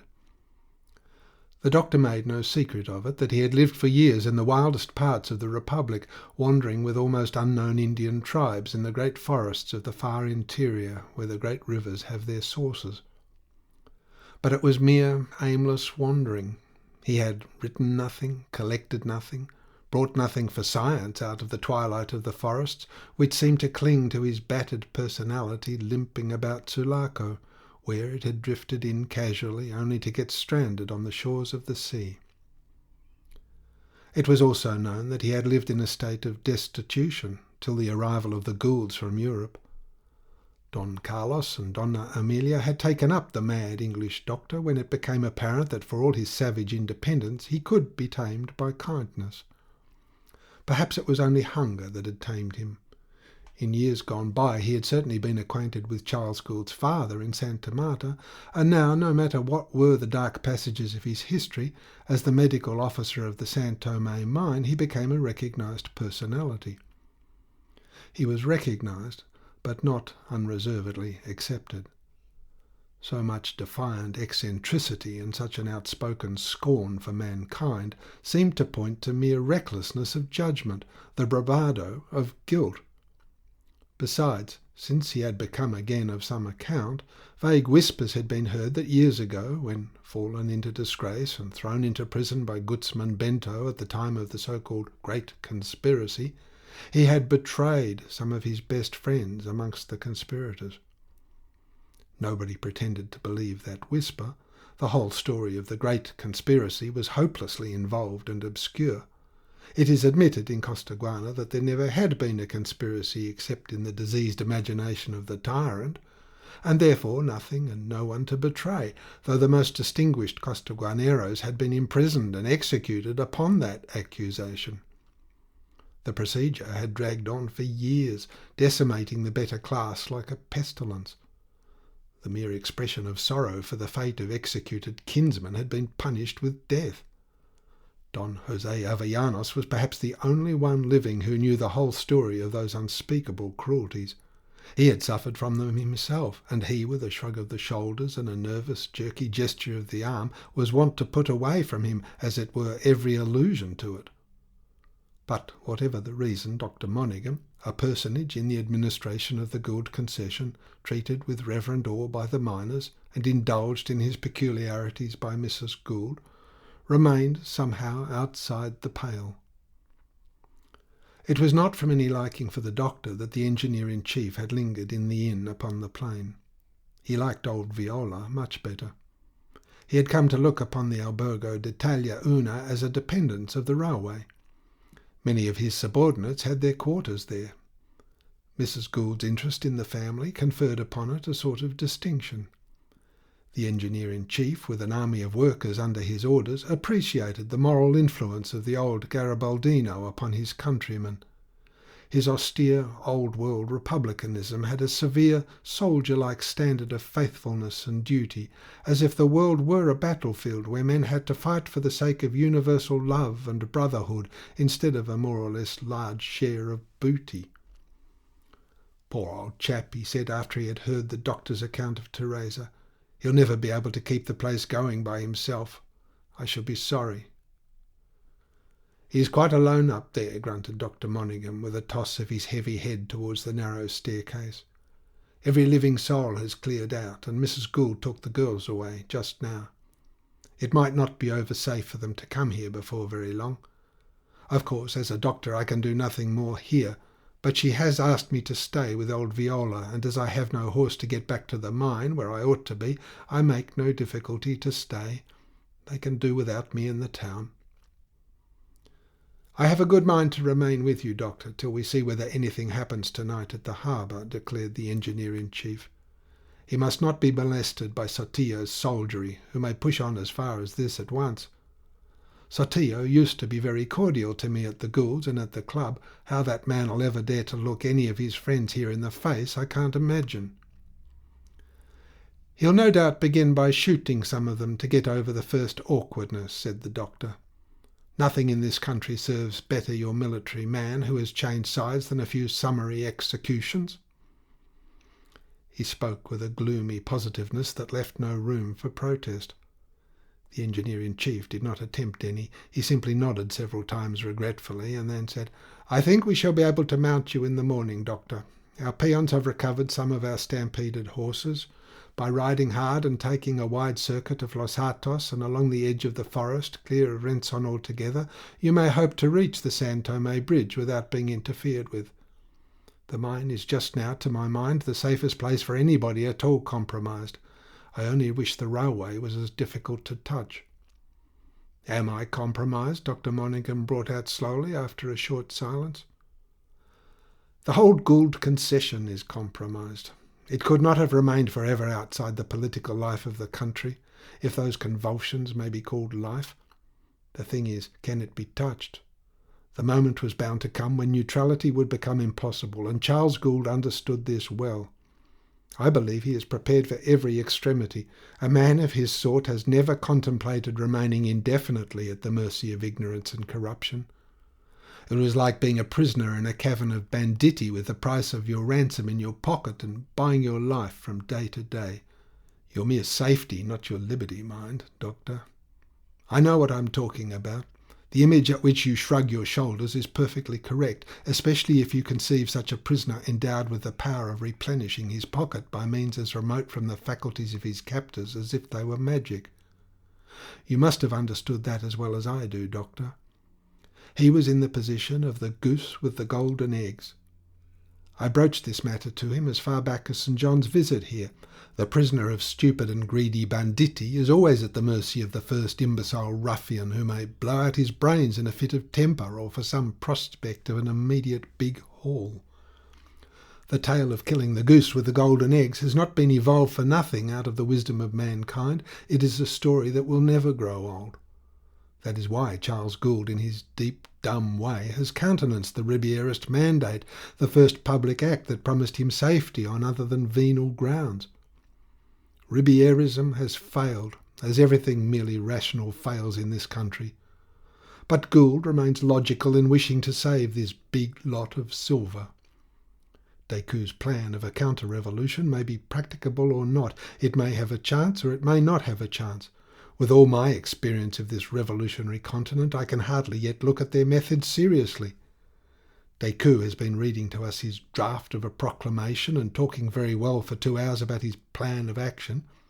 He had arguments which should have appeared solid enough if we, members of old, stable political and national organisations, were not startled by the mere idea of a new state evolved like this out of the head of a scoffing young man fleeing for his life with a proclamation in his pocket to a rough, jeering, half-bred swashbuckler who in this part of the world is called a general. It sounds like a comic fairy tale, and behold, it may come off, because it is true to the very spirit of the country. "Is the silver gone off then?" asked the doctor moodily. The chief engineer pulled out his watch. "By Captain Mitchell's reckoning, and he ought to know, it has been gone long enough now to be some 3 or 4 miles outside the harbour. And, as Mitchell says, Nostromo is the sort of seaman to make the best of his opportunities." Here the doctor grunted so heavily that the other changed his tone. "You have a poor opinion of that move, Doctor? But why? Charles Gould has got to play his game out, though he is not the man to formulate his conduct even to himself, perhaps, let alone to others. It may be that the game has been partly suggested to him by Holroyd, but it accords with his character too, and that is why it has been so successful. Haven't they come to calling him El Rey de Sulaco and Santa Marta? A nickname may be the best record of a success. That's what I call putting the face of a joke upon the body of a truth. My dear sir, when I first arrived in Santa Marta, I was struck by the way all those journalists, demagogues, members of Congress, and all those generals and judges cringed before a sleepy-eyed advocate without practice, simply because he was the plenipotentiary of the Gould concession. Sir John, when he came out, was impressed too. A new state with that plump dandy Decoud for the first president, mused Dr. Monaghan, nursing his cheek and swinging his leg all the time. "Upon my word, and why not?" the chief engineer retorted in an unexpectedly earnest and confidential voice. It was as if something subtle in the air of Costaguana had inoculated him with the local faith in pronunciamentos. All at once he began to talk, like an expert revolutionist, of the instrument ready at hand in the intact army at Cayta, which could be brought back in a few days to Sulaco if only Decoud managed to make his way at once down the coast. For the military chief there was Barrios, who had nothing but a bullet to expect from Montero, his former professional rival and bitter enemy. Barrios's concurrence was assured. As to his army, it had nothing to expect from Montero either, not even a month's pay. From that point of view, the existence of the treasure was of enormous importance. The mere knowledge that it had been saved from the Monterists would be strong inducement for the Cayta troops to embrace the cause of the new state. The doctor turned round and contemplated his companion for some time. "This Decoud, I see, is a persuasive young beggar," he remarked at last. "And pray, is it for this, then, that Charles Gould has let the whole lot of ingots go out to sea in charge of that Nostromo?" "Charles Gould," said the engineer-in-chief, "has said no more about his motive than usual. You know, he doesn't talk. But we all here know his motive, and he has only one, the safety of the San Tome mine with the preservation of the Gould concession in the spirit of his compact with Holroyd. Holroyd is another uncommon man. They understand each other's imaginative side. One is 30, the other nearly 60, and they have been made for each other. To be a millionaire, and such a millionaire as Holroyd, is like being eternally young. The audacity of youth reckons upon what it fancies an unlimited time at its disposal, but a millionaire has unlimited means in his hands, which is better. One's time on earth is an uncertain quantity, but about the long reach of millions there is no doubt. The introduction of a pure form of Christianity into this continent is a dream for a youthful enthusiast, and I have been trying to explain to you why Holroyd, at 58, is like a man on the threshold of life, and better too. He's not a missionary, but the San Tome mine holds just that for him. I assure you in sober truth that he could not manage to keep this out of a strictly business conference upon the finances of Costaguana he had with Sir John a couple of years ago. Sir John mentioned it with amazement in a letter he wrote to me here from San Francisco when on his way home. Upon my word, Doctor, things seem to be worth noting by what they are in themselves. I begin to believe that the only solid thing about them is the spiritual value which everyone discovers in his own form of activity. "Bah!" interrupted the doctor, without stopping for an instant the idle swinging movement of his legs. "Self-flattery, food for that vanity which makes the world go round. Meantime, what do you think is going to happen to the treasure floating about the Gulf with the great capataz and the great politician?" "Why are you uneasy about it, Doctor?" "I uneasy? And what the devil is it to me? I put no spiritual value into my desires or my opinions or my actions. They have not enough vastness to give me room for self-flattery. Look, for instance, I should certainly have liked to ease the last moments of that poor woman, and I can't. It's impossible. Have you met the impossible face to face? Or have you, the Napoleon of railways, no such word in your dictionary?" "Is she bound to have a very bad time of it?" asked the chief engineer with humane concern. Slow, heavy footsteps moved across the planks above the heavy hard-wood beams of the kitchen. Then, down the narrow opening of the staircase made in the thickness of the wall, and narrow enough to be defended by one man against 20 enemies, came the murmur of two voices, one faint and broken, the other deep and gentle answering it, and in its graver tone covering the weaker sound. The two men remained still and silent till the murmurs ceased. Then the doctor shrugged his shoulders and muttered, "Yes, she's bound to, and I could do nothing if I went up now." A long period of silence above and below ensued. "I fancy," began the engineer in a subdued voice, "that you mistrust Captain Mitchell's capataz." "Mistrust him?" muttered the doctor through his teeth.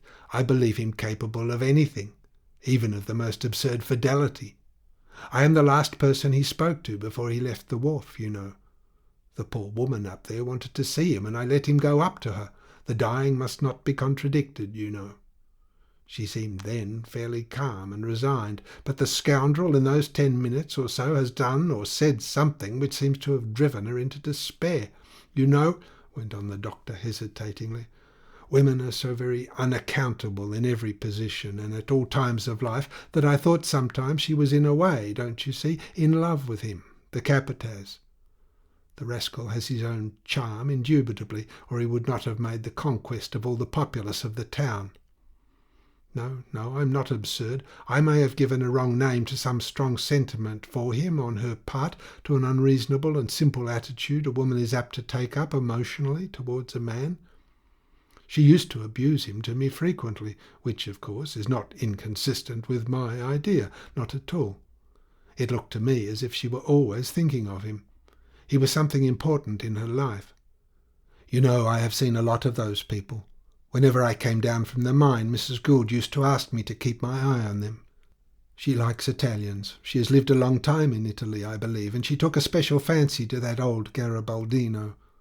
A remarkable chap enough. A rugged and dreamy character, living in the republicanism of his young days, as if in a cloud. He has encouraged much of the capataz's confounded nonsense, the high-strung, exalted old beggar." "What sort of nonsense?" wondered the chief engineer. "I found the capataz always a very shrewd and sensible fellow, absolutely fearless and remarkably useful, a perfect handy man. Sir John was greatly impressed by his resourcefulness and attention when he made that overland journey from Santa Marta. Later on, as you might have heard, he rendered us a service by disclosing to the then chief of police the presence in the town of some professional thieves who came from a distance to wreck and rob our monthly pay train. He has certainly organised the lighterage service of the harbour for the OSN Company with great ability. He knows how to make himself obeyed, foreigner though he is. It is true that the cargadores are strangers here too, for the most part, immigrants, islenos. His prestige is his fortune, muttered the doctor sourly. The man has proved his trustworthiness up to the hilt, on innumerable occasions and in all sorts of ways, argued the engineer. When this question of the silver arose, Captain Mitchell naturally was very warmly of the opinion that his capataz was the only man fit for the trust. As a sailor, of course, I suppose so, but as a man, don't you know, Gould, Decoud and myself judged that it didn't matter in the least who went. Any boatman would have done just as well. Pray, what could a thief do with such a lot of ingots? If he ran off with them, he would have in the end to land somewhere, and how could he conceal his cargo from the knowledge of the people ashore? We dismissed that consideration from our minds. Moreover, Decoud was going. There have been occasions when the capataz has been more implicitly trusted. He took a slightly different view, the doctor said. I heard him declare in this very room that it would be the most desperate affair of his life. He made a sort of verbal will here in my hearing, appointing old Viola his executor. And by Jove, do you know, he's not grown rich by his fidelity to you good people of the railway and the harbour. I suppose he obtained some, how do you say that, some spiritual value for his labours, or else I don't know why the devil he should be faithful to you, Gould, Mitchell, or anybody else. He knows this country well. He knows, for instance, that Gamacho, the deputy from Jarira, has been nothing else but a tramposo of the commonest sort, a petty peddler of the Campo, till he managed to get enough goods on credit from Azani to manage a little store in the wilds, and got himself elected by the drunken mozzos that hang about the estancias and the poorest sort of rancheros who were in his debt. And Gamacho, who tomorrow will be probably one of our high officials, is a stranger too, an Isleno. He might have been a cargador on the OSN wharf had he not, the posadero of Rinson is ready to swear it, murdered a peddler in the woods and stolen his pack to begin life on. And do you think that Gamacho, then, would have ever become a hero with the democracy of this place, like our capataz? Of course not. He isn't half the man. No, decidedly, I think that Nostromo is a fool. The doctor's talk was distasteful to the builder of railways. It is impossible to argue that point, he said philosophically. Each man has his gifts. You should have heard Gamacho haranguing his friends in the street. He has a howling voice, and he shouted like mad, lifting his clenched fist right above his head and throwing his body half out of the window. At every pause the rabble below yelled, "Down with the oligarchs! Viva la libertad!" Fuentes inside looked extremely miserable. You know he's the brother of Jorge Fuentes, who has been Minister of the Interior for 6 months or so, some few years back. Of course, he has no conscience, but he is a man of birth and education, at one time the Director of the Customs of Caeta. That idiot brute Gamacho fastened himself upon him with his following of the lowest rabble. His sickly fear of that ruffian was the most rejoicing sight imaginable. He got up and went to the door to look out towards the harbour. All quiet, he said. I wonder if Satya really means to turn up here. End of Part 3, The Lighthouse, Chapter 1. Part 3, The Lighthouse, Chapter 2. Captain Mitchell, pacing the wharf, was asking himself the same question. There was always the doubt whether the warning of the Esmeralda telegraphist, a fragmentary and interrupted message, had been properly understood. However, the good man had made up his mind not to go to bed till daylight, if even then. He imagined himself to have rendered an enormous service to Charles Gould. When he thought of the saved silver, he rubbed his hands together with satisfaction. In his simple way, he was proud at being a party to this extremely clever expedient. It was he who had given it a practical shape, by suggesting the possibility of intercepting at sea the northbound steamer. And it was advantageous to his company too, which would have lost a valuable freight if the treasure had been left ashore to be confiscated. The pleasure of disappointing the Monterists was also very great. Authoritative by temperament and the long habit of command, Captain Mitchell was no democrat. He even went so far as to profess a contempt for parliamentarism itself. His Excellency Don Vincente Ribiera, he used to say, whom I and that fellow of mine, Nostromo, had the honour, sir, and the pleasure of saving from a cruel death, deferred too much to his congress. It was a mistake, a distinct mistake, sir." The guileless old seaman, superintending the OSN service, imagined that the last 3 days had exhausted every startling surprise the political life of Costaguana could offer. He used to confess afterwards that the events which followed surpassed his imagination. To begin with, Sulaco, because of the seizure of the cables and the disorganisation of the steam service, remained for a whole fortnight cut off from the rest of the world like a besieged city. One would not have believed it possible, but so it was, sir, a full fortnight. The account of the extraordinary things that happened during that time and the powerful emotions he experienced acquired a comic impressiveness from the pompous manner of his personal narrative. He opened it always by assuring his hearer that he was in the thick of things from first to last. Then he would begin by describing the getting away of the silver and his natural anxiety lest his fellow in charge of the lighter should make some mistake. Apart from the loss of so much precious metal, the life of Senor Martin Decoud, an agreeable, wealthy and well-informed young gentleman, would have been jeopardized through his falling into the hands of his political enemies. Captain Mitchell also admitted that in his solitary vigil on the wharf he had felt a certain measure of concern for the future of the whole country. "A feeling, sir," he explained, "perfectly comprehensible in a man properly grateful for the many kindnesses received from the best families of merchants and other native gentlemen of independent means, who, barely saved by us from the excesses of the mob, seemed, to my mind's eye, destined to become the prey in person and fortune of the native soldiery, which, as is well known, behave with regrettable barbarity to the inhabitants during their civil commotions. And then, sir, there were the Goulds, for both of whom, man and wife, I could not but entertain the warmest feelings, deserved by their hospitality and kindness. I felt, too, the dangers of the gentlemen of the Amarilla Club, who had made me honorary member, and had treated me with uniform regard and civility, both in my capacity of consular agent and as superintendent of an important steam service.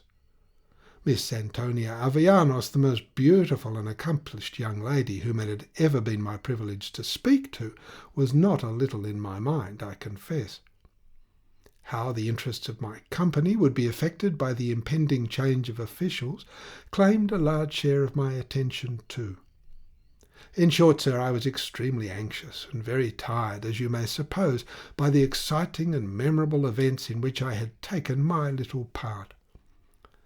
The company's building, containing my residence, was within 5 minutes' walk, with an attraction of some supper and my hammock. I always take my nightly rest in a hammock as the most suitable to the climate. But somehow, sir, though evidently I could do nothing for anyone by remaining about, I could not tear myself away from that wharf, where the fatigue made me stumble painfully at times. The night was excessively dark, the darkest I remember in my life, so that I began to think that the arrival of the transport from Esmeralda could not possibly take place before daylight, owing to the difficulty of navigating the Gulf. The mosquitoes bit like fury. We have been infested here with mosquitoes before the late improvements. A peculiar harbour brand, sir, renowned for its ferocity. They were like a cloud about my head, and I shouldn't wonder that but for their attacks I would have dozed off as I walked up and down and got a heavy fall. I kept on smoking cigar after cigar, more to protect myself from being eaten up alive than from any real relish for the weed. And then, sir, when perhaps for the 20th time I was approaching my watch to the lighted end in order to see the time, and observing with surprise that it wanted yet 10 minutes to midnight, I heard the splash of a ship's propeller, an unmistakable sound to a sailor's ear on such a calm night.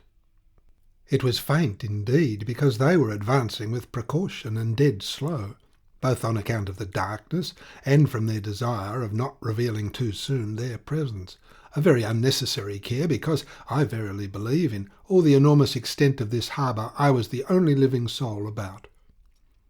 Even the usual staff of watchmen and others had been absent from their posts for several nights, owing to the disturbances.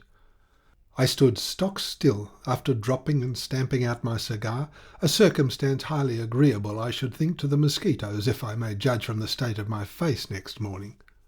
But that was a trifling inconvenience in comparison with the brutal proceedings I became victim of on the part of Sotillo. Something utterly inconceivable, sir, more like the proceedings of a maniac than the action of a sane man, however lost to all sense of honour and decency. But Sotillo was furious at the failure of his thievish scheme. In this Captain Mitchell was right. Sotillo was, indeed, infuriated. Captain Mitchell, however, had not been arrested at once. A vivid curiosity induced him to remain on the wharf, which is nearly 400 feet long, to see, or rather hear, the whole process of disembarkation. Concealed by the railway truck used for the silver, which had been run backwards to the shore end of the jetty, Captain Mitchell saw the small detachment thrown forward, pass by, taking different directions upon the plain. Meantime the troops were being landed and formed into a column, whose head crept up gradually so close to him that he made it out, barring nearly the whole width of the wharf, only a very few yards from him. Then the low, shuffling, murmuring, clinking sound ceased, and the whole mass remained for about an hour motionless and silent, awaiting the return of the scouts. On land nothing was to be heard except the deep baying of the mastiffs at the railway yards, answered by the faint barking of the curs infesting the outer limits of the town.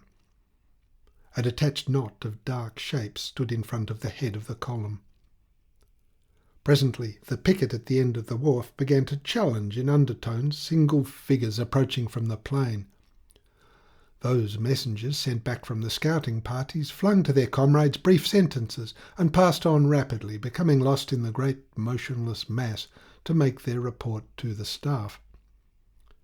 It occurred to Captain Mitchell that his position could become disagreeable and perhaps dangerous, when suddenly at the head of the jetty there was a shout of command, a bugle call, followed by a stir and a rattling of arms and a murmuring noise that ran right up the column. Nearby, a loud voice directed hurriedly, "Push that railway car out of the way." At the rush of bare feet to execute the order, Captain Mitchell skipped back a pace or two. The car, suddenly impelled by many hands, flew away from him along the rails, and before he knew what had happened, he found himself surrounded and seized by his arms and the collar of his coat. "We have caught a man hiding here, mi teniente," cried one of his captors. "Hold him on one side till the rearguard comes along," answered the voice. The whole column streamed past Captain Mitchell at a run, the thundering noise of their feet dying away suddenly on the shore. His captors held him tightly, disregarding his declaration that he was an Englishman and his loud demands to be taken at once before their commanding officer. Finally he lapsed into dignified silence. With a hollow rumble of wheels on the planks, a couple of field guns, dragged by hand, rolled by. Then, after a small body of men had marched past, escorting 4 or 5 figures which walked in advance with a jingle of steel scabbards, he felt a tug at his arms and was ordered to come along. During the passage from the wharf to the custom house, it is to be feared that Captain Mitchell was subjected to certain indignities at the hands of the soldiers, such as jerks, thumps on the neck, forcible application of the butt of a rifle to the small of his back. Their ideas of speed were not in accord with his notion of his dignity. He became flustered, flushed, and helpless. It was as if the world were coming to an end.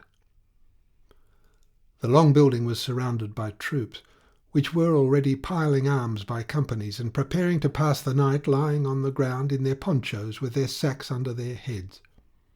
Corporals moved with swinging lanterns, posting sentries all round the walls wherever there was a door or an opening. Sotillo was taking his measures to protect his conquest as if it had indeed contained the treasure. His desire to make his fortune at one audacious stroke of genius had overmastered his reasoning faculties. He would not believe in the possibility of failure. The mere hint of such a thing made his brain reel with rage. Every circumstance pointing to it appeared incredible. The statement of Hirsch, which was so absolutely fatal to his hopes, could by no means be admitted. It is true, too, that Hirsch's story had been told so incoherently, with such excessive sign of distraction, that it really looked improbable. It was extremely difficult, as the saying is, to make head or tail of it. On the bridge of the steamer, directly after his rescue, Sotillo and his officers, in their impatience and excitement, would not give the wretched man time to collect such few wits as remained to him. He ought to have been quieted, soothed and reassured, whereas he had been roughly handled, cuffed, shaken and addressed in menacing tones. His struggles, his wriggles, his attempts to get down on his knees, followed by the most violent efforts to break away, as if he meant incontinently to jump overboard. His shrieks and shrinkings and cowering wild glances had filled them first with amazement, then with a doubt of his genuineness, as men are wont to suspect the sincerity of every great passion. His Spanish, too, became so mixed up with German that the better half of his statements remained incomprehensible. He tried to propitiate them by calling them Hochwohlge geboren Herren, which in itself sounded suspicious. When admonished sternly not to trifle, he repeated his entreaties and protestations of loyalty and innocence, again in German, obstinately because he was not aware in what language he was speaking. His identity, of course, was perfectly known as an inhabitant of Esmeralda, but this made the matter no clearer. As he kept on forgetting Decoud's name, mixing him up with several other people he had seen in the Casa Gould, it looked as if they had all been in the lighter together, and for a moment Sotillo thought that he had drowned every prominent Ribierist of Sulaco. The improbability of such a thing threw a doubt upon the whole statement. Hirsch was either mad or playing a part, pretending fear and distraction on the spur of the moment to cover the truth. Sotillo's rapacity, excited to the highest pitch by the prospect of an immense booty, could believe in nothing adverse. This Jew might have been very much frightened by the accident, but he knew where the silver was concealed, and had invented this story with his Jewish cunning to put him entirely off the track as to what had been done. Sotillo had taken up his quarters on the upper floor of a vast apartment with heavy black beams. But there was no ceiling, and the eye lost itself in the darkness under the high pitch of the roof. The thick shutters stood open. On a long table could be seen a large inkstand, some stumpy inky quill pens, and 2 square wooden boxes, each holding 1/2 hundredweight of sand. Sheets of grey coarse official paper bestrewed the floor. It must have been a room occupied by some higher official of the customs, because a large leathern armchair stood behind the table, with other high-backed chairs scattered about. A net hammock was swung under one of the beams, for the official's afternoon siesta, no doubt. A couple of candles stuck into tall iron candlesticks gave a dim reddish light. The colonel's hat, sword and revolver lay between them, and a couple of his more trusty officers lounged gloomily against the table. The colonel threw himself into the armchair, and a big negro with a sergeant's stripes on his ragged sleeve, kneeling down, pulled off his boots. Sotillo's ebony moustache contrasted violently with the livid colouring of his cheeks. His eyes were sombre and as if sunk very far into his head. He seemed exhausted by his perplexities, languid with disappointment. But when the sentry on the landing thrust his head in to announce the arrival of a prisoner, he revived at once. "Let him be brought in," he shouted fiercely. The door flew open, and Captain Mitchell, bareheaded, his waistcoat open, the bow of his tie under his ear, was hustled into the room. Sotillo recognised him at once. He could not have hoped for a more precious capture. Here was a man who could tell him, if he chose, everything he wished to know, and directly the problem of how best to make him talk to the point presented itself to his mind. The resentment of a foreign nation had no terrors for Sotillo. The might of the whole armed Europe would not have protected Captain Mitchell from insults and ill usage so well as the quick reflection of Sotillo that this was an Englishman who would, most likely, turn obstinate under bad treatment and become quite unmanageable. At all events, the colonel smoothed the scowl on his brow. "What, the excellent Signor Mitchell!" he cried, in affected dismay. The pretended anger of his swift advance and of his shout, "Release the caballero at once!" was so effective that the astounded soldiers positively sprang away from their prisoner.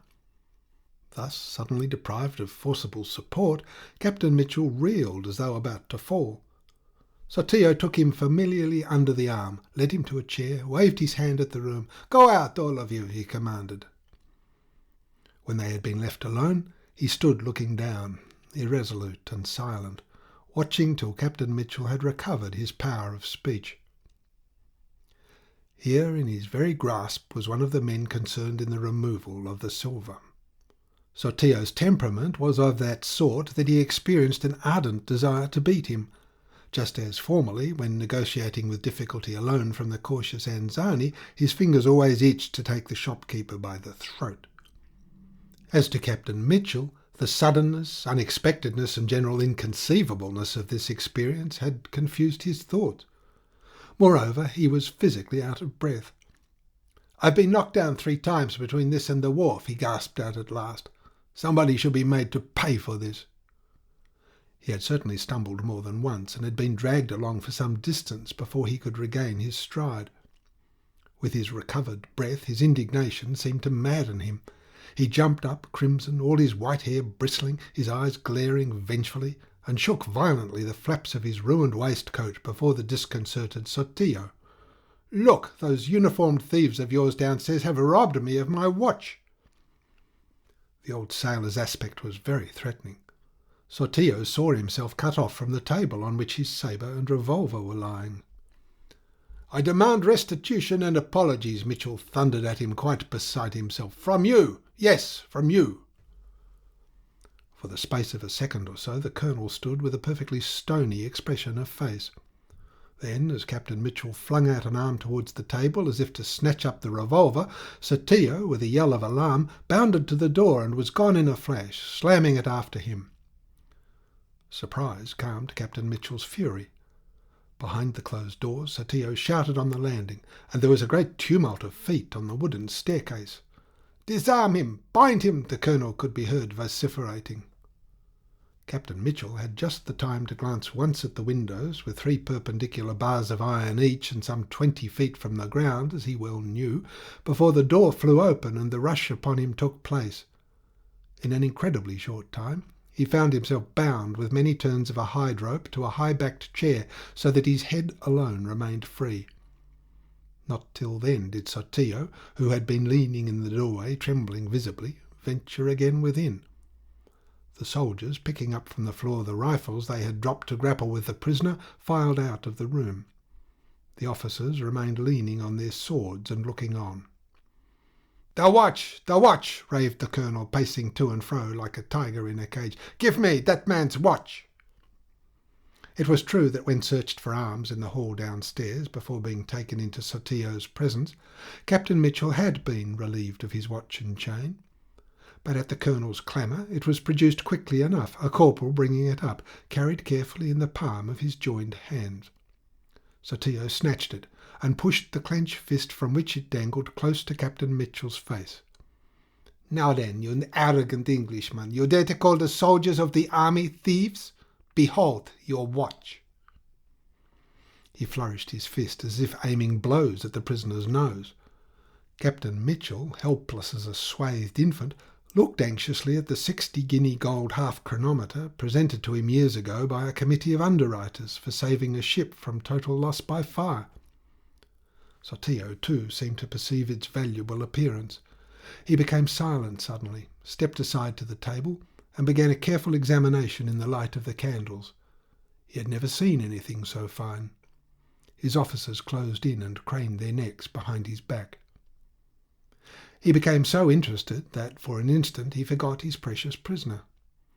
There is always something childish in the rapacity of the passionate, clear-minded southern races, wanting in the misty idealism of the northerners, who at the smallest encouragement dream of nothing less than the conquest of the earth.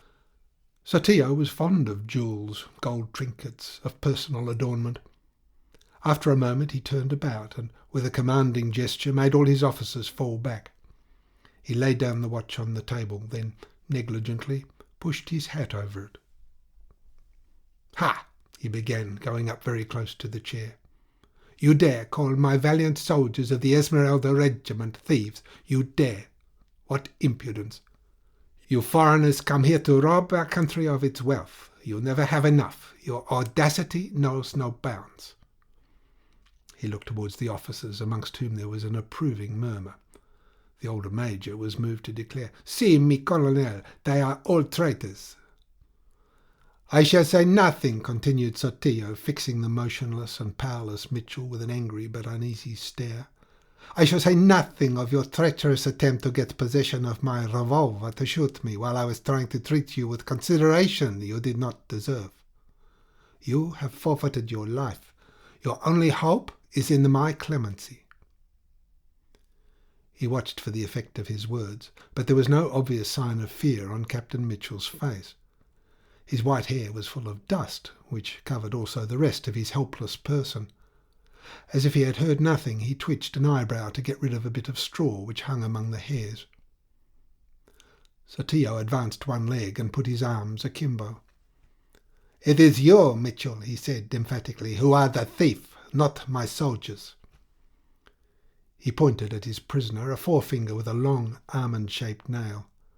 "Where is the silver of the St. Thome mine? I ask you, Mitchell, where is the silver that was deposited in this custom house? Answer me that. You stole it. You were a party to stealing it.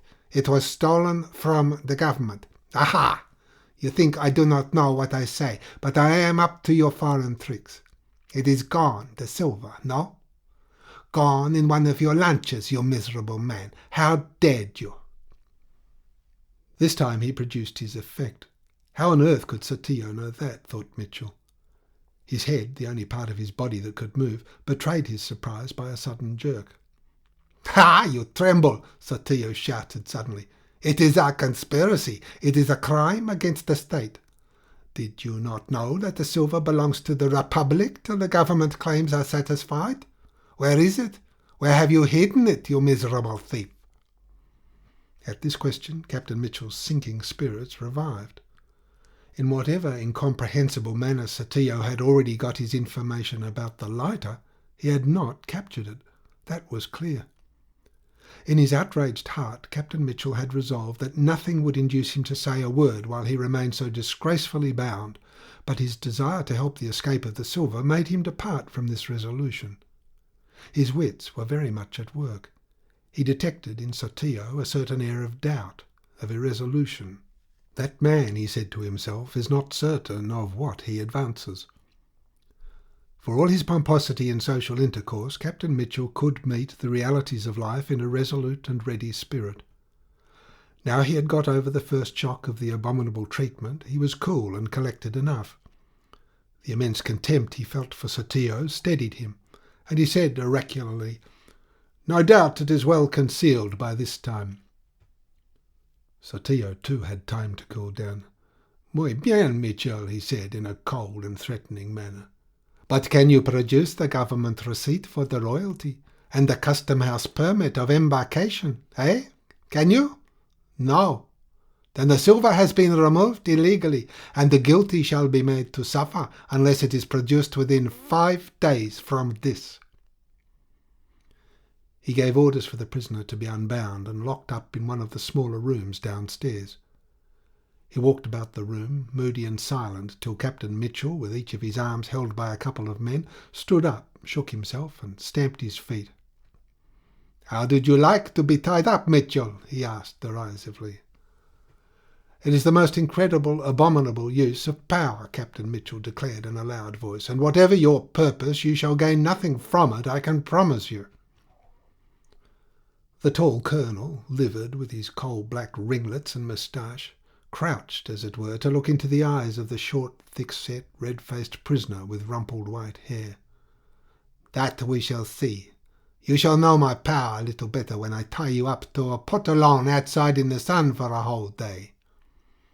He drew himself up haughtily and made a sign for Captain Mitchell to be led away. "What about my watch?" cried Captain Mitchell, hanging back from the efforts of the men pulling him towards the door. Sotillo turned to his officers. "No, but only listen to this picaro, caballeros," he pronounced with affected scorn, and was answered by a chorus of derisive laughter. "He demands his watch." He ran up again to Captain Mitchell, for the desire to relieve his feelings by inflicting blows and pain upon these Englishmen was very strong within him.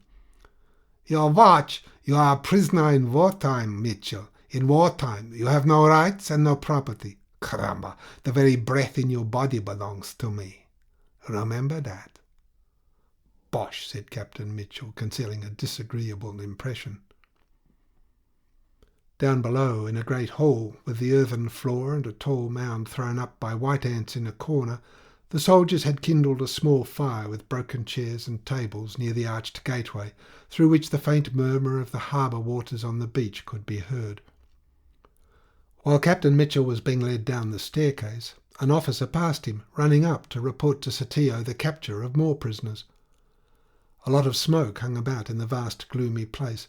The fire crackled, and as if through a haze Captain Mitchell made out, surrounded by short soldiers with fixed bayonets, the heads of 3 tall prisoners, the doctor, the engineer-in-chief, and the white leonine mane of old Viola, who stood half turned away from the others with his chin on his breast and his arms crossed.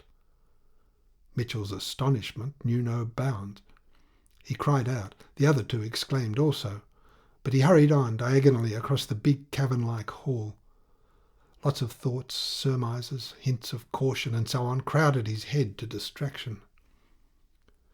"Is he actually keeping you?" shouted the chief engineer, whose single eyeglass glittered in the firelight. An officer from the top of the stairs was shouting urgently, "Bring them all up, all 3!" In the clamour of voices and the rattle of arms, Captain Mitchell made himself heard imperfectly. "By heavens, the fellow has stolen my watch!" The engineer-in-chief on the staircase resisted the pressure long enough to shout, "What? What did you say?" "My chronometer!" Captain Mitchell yelled violently at the very moment of being thrust head foremost through a small door into a sort of cell, perfectly black and so narrow that he fetched up against the opposite wall. The door had been instantly slammed. He knew where they had put him. This was the strong room of the custom house, whence the silver had been removed only a few hours earlier. It was almost as narrow as a corridor, with a small square aperture barred by a heavy grating at the distant end. Captain Mitchell staggered for a few steps, then sat down on the earthen floor with his back to the wall. Nothing, not even a gleam of light from anywhere, interfered with Captain Mitchell's meditation. He did some hard, but not very extensive, thinking. It was not of a gloomy cast. The old sailor, with all his small weaknesses and absurdities, was constitutionally incapable of entertaining for any length of time a fear of his personal safety. It was not so much firmness of soul as the lack of a certain kind of imagination, the kind whose undue development caused intense suffering to Senor Hirsch, that sort of imagination which adds the blind terror of bodily suffering and of death, envisaged as an accident to the body alone, strictly, to all the other apprehensions on which the sense of one's existence is based. Unfortunately, Captain Mitchell had not much penetration of any kind. Characteristic, illuminating trifles of expression, action or movement escaped him completely. He was too pompously and innocently aware of his own existence to observe that of others. For instance, he could not believe that Sotillo had really been afraid of him, and this simply because it would never have entered into his head to shoot anyone except in the most pressing case of self-defence. Anybody could see he was not a murdering kind of man, he reflected quite gravely. Then why this preposterous and insulting charge, he asked himself. But his thoughts mainly clung around the astounding and unanswerable question how the devil the fellow got to know that the silver had gone off in the lighter. It was obvious that he had not captured it, and obviously he could not have captured it. In this last conclusion Captain Mitchell was misled by the assumption drawn from his observation of the weather during his long vigil on the wharf. He thought that there had been much more wind than usual that night in the Gulf, whereas, as a matter of fact, the reverse was the case. How in the name of all that's marvellous did that confounded fellow get wind of the affair, was the first question he asked directly after the bang, clatter and flash of the open door, which was closed again almost before he could lift his dropped head, informed him that he had a companion of captivity. Dr. Moningham's voice stopped muttering curses in English and Spanish. "Is that you, Mitchell?" he made answer surlily. "I struck my forehead against this confounded wall with enough force to fell an ox. Where are you?" Captain Mitchell, accustomed to the darkness, could make out the doctor stretching out his hands blindly. "I'm sitting here on the floor. Don't fall over my legs," Captain Mitchell's voice announced with great dignity of tone. The doctor, entreated not to walk about in the dark, sank down to the ground too. The two prisoners of Sotillo, with their heads nearly touching, began to exchange confidences. "Yes," the doctor related in a low tone to Captain Mitchell's vehement curiosity, "we have been nabbed in old Viola's place. It seems that one of their pickets, commanded by an officer, pushed as far as the town gate. They had orders not to enter, but to bring along every soul they could find on the plain.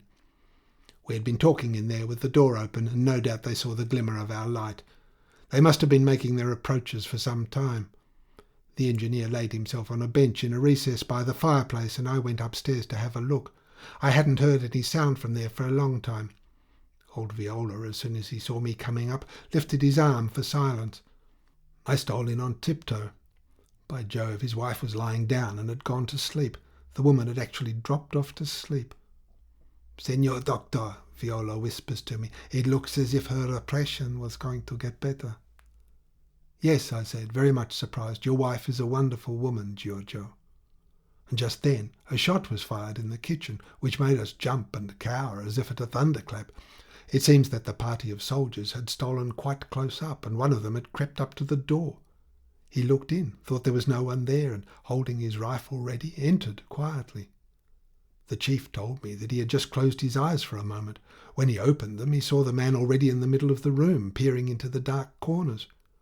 The chief was so startled that without thinking he made one leap from the recess right out in front of the fireplace.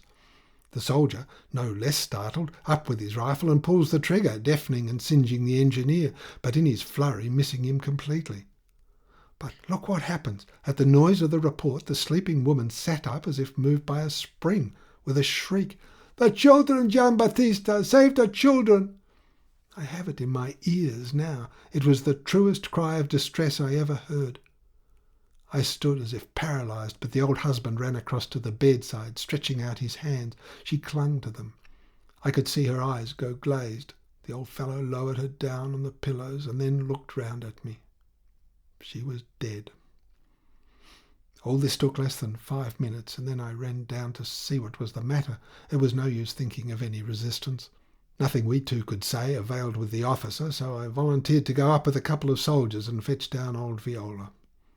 He was sitting at the foot of the bed, looking at his wife's face, and did not seem to hear what I said. But after I'd pulled the sheet over her head, he got up and followed us downstairs quietly in a sort of thoughtful way.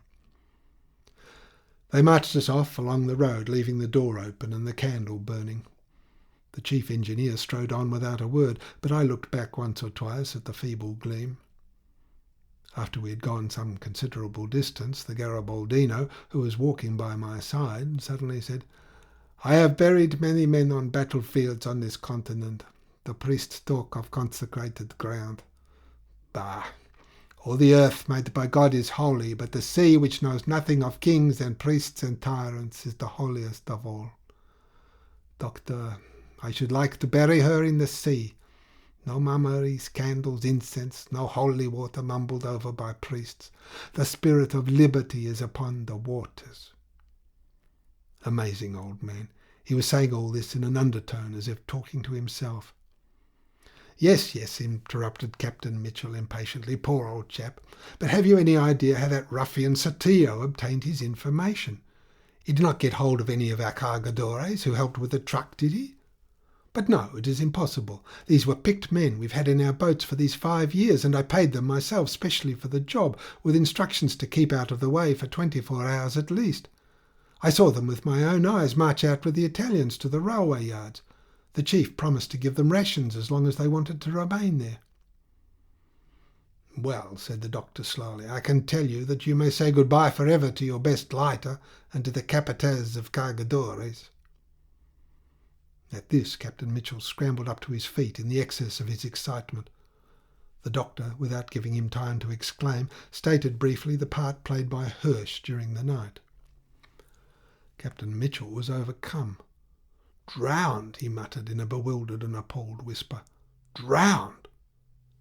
Afterwards he kept still, apparently listening, but too absorbed in the news of the catastrophe to follow the doctor's narrative with attention. The doctor had taken up an attitude of perfect ignorance till at last Sotillo was induced to have Hirsch brought in to repeat the whole story, which was got out of him again with the greatest difficulty, because every moment he would break out into lamentations.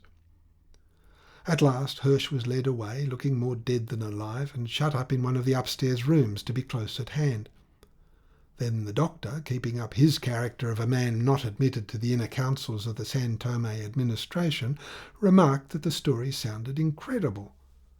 Of course, he said, he couldn't tell what had been the action of the Europeans, as he had been exclusively occupied with his own work in looking after the wounded, and also in attending Don Jose Avellanos. He had succeeded in assuming so well a tone of impartial indifference that Sotillo seemed to be completely deceived. Till then, a show of regular inquiry had been kept up. One of the officers sitting at the table wrote down the questions and the answers. The others, lounging about the room, listened attentively, puffing at their long cigars and keeping their eyes on the doctor. But at that point, Sotillo ordered everybody out. End of Part 3rd, The Lighthouse, Chapter 2. Part 3rd, The Lighthouse, Chapter 3. Directly they were alone, the Colonel's severe official manner changed. He rose and approached the doctor. His eyes shone with rapacity and hope. He became confidential. "The silver might have been indeed put on board the lighter, but it was not conceivable that it should have been taken out to sea." The doctor, watching every word, nodded slightly, smoking with apparent relish the cigar which Sotillo had offered him as a sign of his friendly intentions. The doctor's manner of cold detachment from the rest of the Europeans led Sotillo on, till from conjecture to conjecture he arrived at hinting that in his opinion this was a put-up job on the part of Charles Gould in order to get hold of that immense treasure all to himself. The doctor, observant and self-possessed, muttered, "He is very capable of that." Here Captain Mitchell exclaimed with amazement, amusement and indignation, "You said that of Charles Gould?" Disgust and even some suspicion crept into his tone, for to him too, as to other Europeans, there appeared to be something dubious about the doctor's personality. "What on earth made you say that to this watch-stealing scoundrel?" he asked. "What's the object of an infernal lie of that sort? That confounded pickpocket was quite capable of believing you." He snorted. For a time the doctor remained silent in the dark. "Yes, that is exactly what I did say," he uttered at last, in a tone which would have made it clear enough to a third party that the pause was not of a reluctant but of a reflective character. Captain Mitchell thought that he had never heard anything so brazenly impudent in his life. "Well, well," he muttered to himself, but he had not the heart to voice his thoughts. They were swept away by others full of astonishment and regret. A heavy sense of discomfiture crushed him. The loss of the silver, the death of Nostromo, which was really quite a blow to his sensibilities, because he had become attached to his capataz as people get attached to their inferiors from love of ease and almost unconscious gratitude.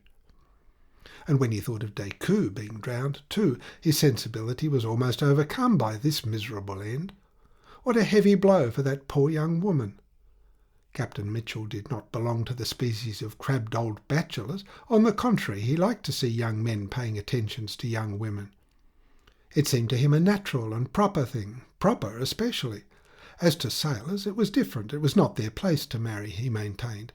But it was on moral grounds as a matter of self-denial, for, he explained, life on board ship is not fit for a woman even at best, and if you leave her on shore, first of all it is not fair, and next she either suffers from it or doesn't care a bit, which in both cases is bad.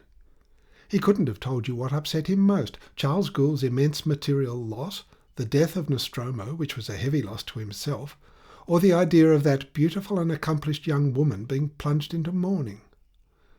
"Yes," the doctor, who had been apparently reflecting, began again. "He believed me right enough. I thought he would have hugged me.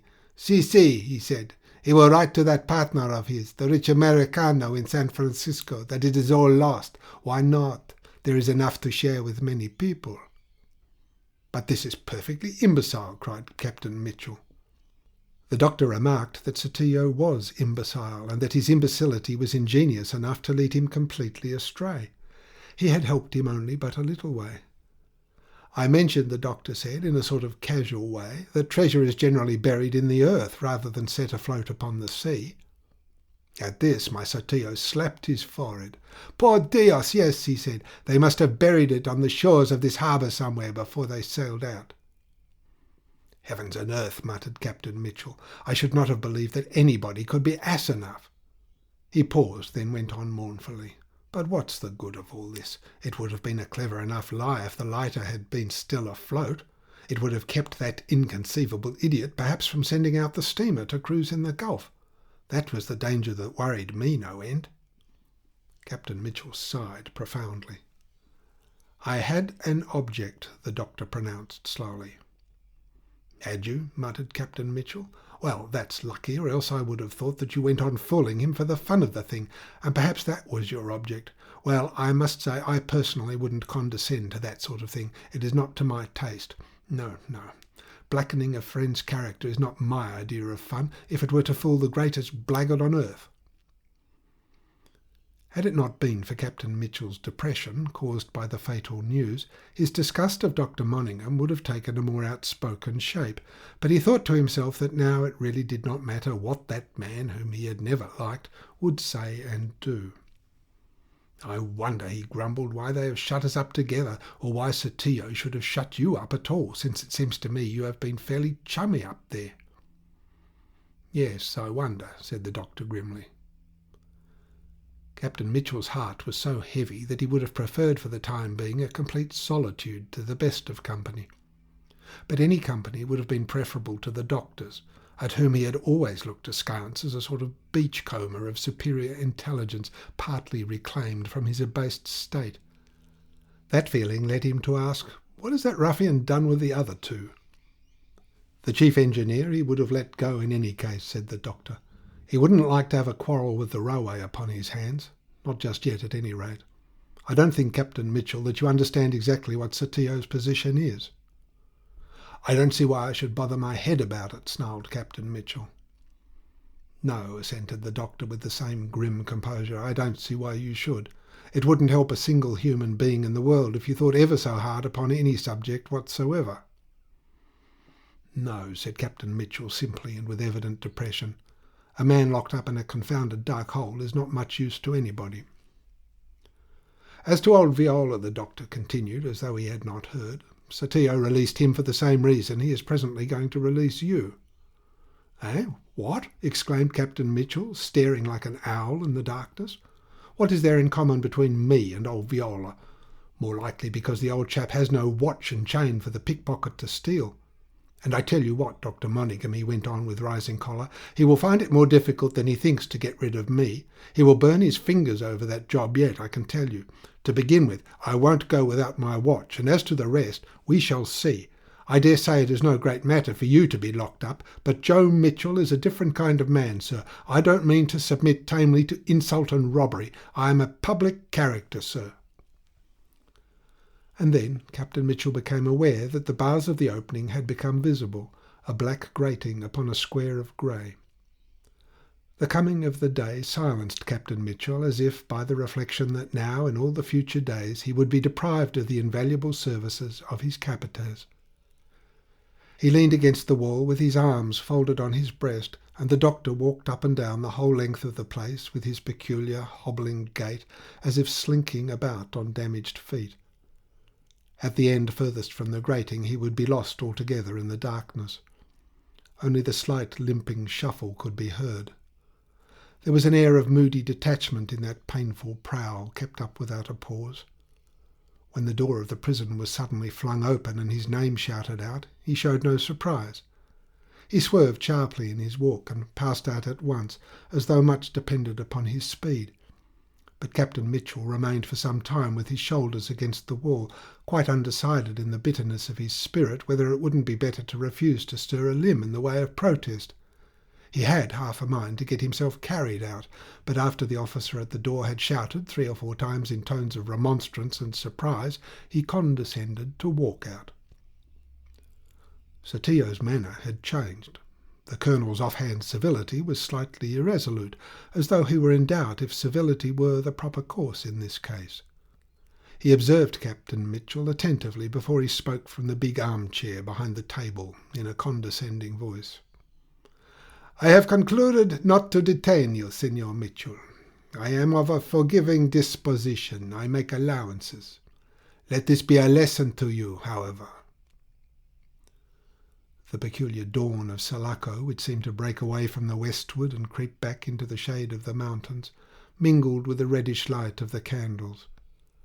Captain Mitchell, in sign of contempt and indifference, let his eyes roam all over the room, and he gave a hard stare to the doctor, perched already on the casement of one of the windows, with his eyelids lowered, careless and thoughtful, or perhaps ashamed. Sotillo, ensconced in the vast armchair, remarked, "I should have thought that the feelings of a caballero would have dictated to you an appropriate reply." He waited for it, but Captain Mitchell, remaining mute, more from extreme resentment than from reasoned intention, Sotillo hesitated, glanced towards the doctor, who looked up and nodded, then went on with a slight effort. "Here, Signor Mitchell, is your watch. Learn how hasty and unjust has been your judgment of my patriotic soldiers." Lying back in his seat, he extended his arm over the table and pushed the watch away slightly. Captain Mitchell walked up with undisguised eagerness, put it to his ear, then slipped it into his pocket coolly. Sotillo seemed to overcome an immense reluctance. Again he looked aside at the doctor, who stared at him unwinkingly. But as Captain Mitchell was turning away, without as much as a nod or a glance, he hastened to say, "You may go and wait downstairs for the senior doctor, who I am going to liberate too. You foreigners are insignificant to my mind." He forced a slight discordant laugh out of himself, while Captain Mitchell, for the first time, looked at him with some interest. "The law shall take note later on of your transgressions," Sotillo hurried on. "But as for me, you can live free, unguarded, unobserved. Do you hear, Signor Mitchell? You may depart to your affairs. You are beneath my notice. My attention is claimed by matters of the very highest importance." Captain Mitchell was very nearly provoked to an answer. It displeased him to be liberated insultingly, but want of sleep, prolonged anxieties, a profound disappointment with the fatal ending of the silver-saving business weighed upon his spirits. It was as much as he could do to conceal his uneasiness, not about himself perhaps, but about things in general. It occurred to him distinctly that something underhand was going on. As he went out, he ignored the doctor pointedly. "A brute," said Sotillo as the door shut. Dr. Monaghan slipped off the window-sill and, thrusting his hand into the pockets of the long grey dust-coat he was wearing, made a few steps into the room. Sotillo got up too, and, putting himself in the way, examined him from head to foot. "So your countrymen do not confide in you very much, Signor Doctor. They do not love you, eh? Why is that, I wonder?" The doctor, lifting his head, answered by a long, lifeless stare and the words, "Perhaps because I have lived too long in Costaguana." Sotillo had a gleam of white teeth under the black moustache. "Aha, but you love yourself," he said encouragingly. "If you leave them alone," the doctor said, looking with the same lifeless stare at Sotillo's handsome face, "they will betray themselves very soon. Meantime, I may try to make Don Carlos speak." "Ah, Senor Doctor," said Sotillo, wagging his head, "you are a man of quick intelligence. We were made to understand each other." He turned away. He could bear no longer that expressionless and motionless stare, which seemed to have a sort of impenetrable emptiness, like the black depth of an abyss. Even in a man utterly devoid of moral sense, there remains an appreciation of rascality which, being conventional, is perfectly clear. Sotillo thought that Dr. Monaghan, so different from all Europeans, was ready to sell his countryman and Charles Gould, his employer, for some share of the San Tome silver. Sotillo did not despise him for that. The colonel's want of moral sense was of a profound and innocent character. It bordered upon stupidity, moral stupidity. Nothing that served his ends could appear to him really reprehensible. Nevertheless, he despised Dr. Monaghan. He had for him an immense and satisfactory contempt. He despised him with all his heart, because he did not mean to let the doctor have any reward at all. He despised him not as a man without faith and honour, but as a fool. Dr. Monygham's insight into his character had deceived Sir Theo completely. Therefore he thought the doctor a fool. Since his arrival in Sulaco, the colonel's ideas had undergone some modification. He no longer wished for a political career in Montero's administration. He had always doubted the safety of that course. Since he had learned from the chief engineer that at daylight most likely he would be confronted by Pedro Montero, his misgivings on that point had considerably increased. The guerrillero brother of the general, the Pedrito of popular speech, had a reputation of his own. He wasn't safe to deal with. Sir Theo had vaguely planned seizing not only the treasure but the town itself, and then negotiating at leisure. But in the face of facts learned from the chief engineer, who had frankly disclosed to him the whole situation, his audacity, never of a very dashing kind, had been replaced by a most cautious hesitation. An army crossed the mountains under Pedrito already," he had repeated, unable to hide his consternation. "If it had not been that I am given the news by a man of your position, I would never have believed it. Astonishing." "An armed force," corrected the engineer suavely. His aim was attained. It was to keep Sulaco clear of any armed occupation for a few hours longer, to let those whom fear imperilled leave the town.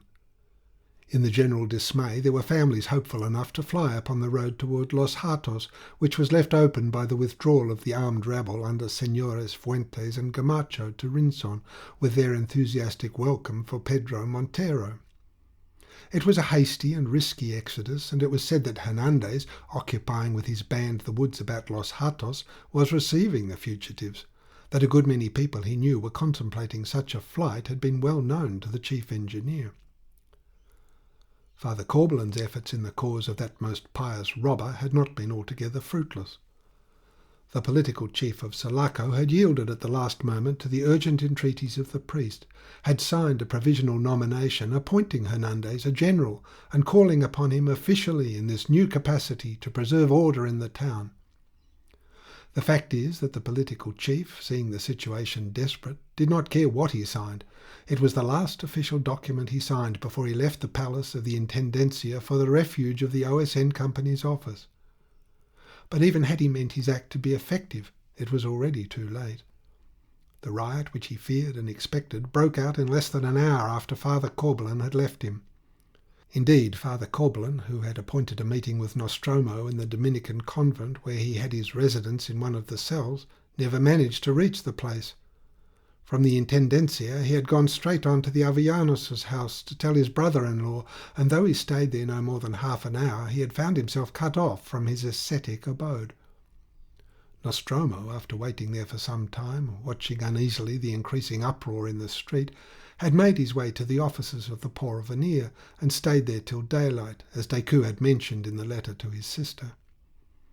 Thus the capataz, instead of riding towards the Los Hatos woods as bearer of Hernandez's nomination, had remained in town to save the life of the president-dictator, to assist in repressing the outbreak of the mob, and at last to sail out with the silver of the mine. But Father Corbelan, escaping to Hernandez, had the document in his pocket, a piece of official writing turning a bandit into a general in a memorable last official act of the Ribierist party, whose watchwords were honesty, peace and progress. Probably neither the priest nor the bandit saw the irony of it. Father Corbelan must have found messengers to send into the town, for early on the second day of the disturbances there were rumours of Hernandez being on the road to Los Hatos, ready to receive those who would put themselves under his protection. A strange-looking horseman, elderly and audacious, had appeared in the town, riding slowly while his eyes examined the fronts of the houses, as though he had never seen such high buildings before. Before the cathedral he had dismounted, and kneeling in the middle of the plaza, his bridle over his arm and his hat lying in front of him on the ground, had bowed his head, crossing himself and beating his breast for some little time. Remounting his horse with a fearless but not unfriendly look round the little gathering formed about his public devotions, he had asked for the Casa Avellanos. A score of hands were extended in answer, with fingers pointing up the Calle de la Constitution. The horseman had gone on with only a glance of casual curiosity upwards to the windows of the Amarilla Club at the corner. His stentorian voice shouted periodically in the empty street, "Which is the Casa Avellanos?" till an answer came from the scared porter and he disappeared under the gate. The letter he was bringing, written by Father Corbelan with a pencil by the campfire of Hernandez, was addressed to Don Jose, of whose critical state the priest was not aware. Antonia read it, and after consulting Charles Gould, sent it on for the information of the gentlemen garrisoning the Amarilla Club. For herself, her mind was made up. She would rejoin her uncle. She would entrust the last day, the last hours perhaps, of her father's life to the keeping of the bandit, whose existence was a protest against the irresponsible tyranny of all parties alike, against the moral darkness of the land. The gloom of Los Hatos woods was preferable, a life of hardship in the train of a robber band less debasing. Antonia embraced with all her soul her uncle's obstinate defiance of misfortune. It was grounded in the belief in the man whom she loved. In his message, the Vicar-General answered upon his head for Hernandez's fidelity. As to his power, he pointed out that he had remained unsubdued for so many years. In that letter, Decoud's idea of the new Occidental state, whose flourishing and stable condition is a matter of common knowledge now, was for the first time made public and used as an argument. Hernandez, ex-bandit and the last general of Ribierist creation, was confident of being able to hold the tract of country between the woods of Los Hatos and the coast range till that devoted patriot, Don Martin Decoud, could bring General Barrios back to Sulaco for the reconquest of the town. "Heaven itself wills it. Providence is on our side," wrote Father Corbelan. There was no time to reflect upon or to controvert his statement, and if the discussion started upon the reading of that letter in the Amarilla Club was violent, it was also short-lived. In the general bewilderment of the collapse, some jumped at the idea with joyful astonishment, as upon the amazing discovery of a new hope. Others became fascinated by the prospect of immediate personal safety for their women and children. The majority caught at it as a drowning man catches at a straw. Father Corbelan was unexpectedly offering them a refuge from Pedrito Montero with his llanos, allied to Señores Fuentes and Gamacho with their armed rabble. All the latter part of the afternoon an animated discussion went on in the big rooms of the Amarilla Club. Even those members posted at the windows with rifles and carbines to guard the end of the street in case of an offensive return of the populace shouted their opinions and arguments over their shoulders.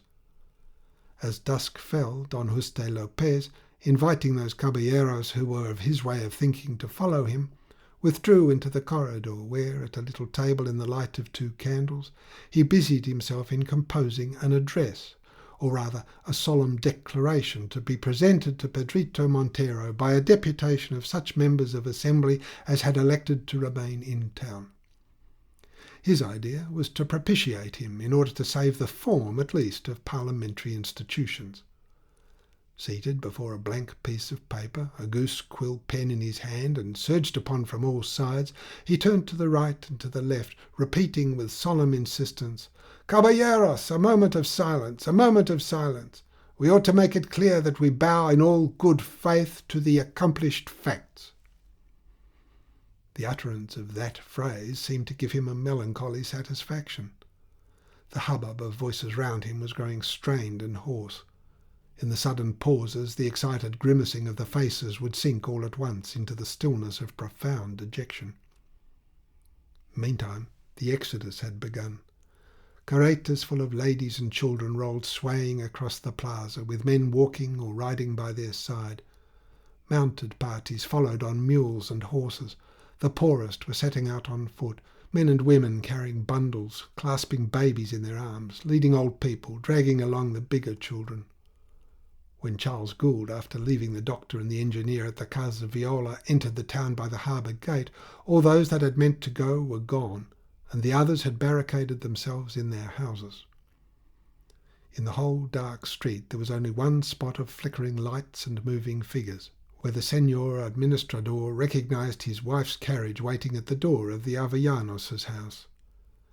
He rode up almost unnoticed, and looked on without a word while some of his own servants came out of the gate carrying Don José Avellanos, who, with closed eyes and motionless features, appeared perfectly lifeless.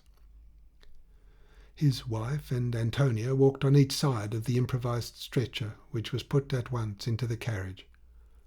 The two women embraced, while from the other side of the landau, Father Corbelan's emissary, with his ragged beard all streaked with grey and high bronzed cheekbones, stared, sitting upright in the saddle.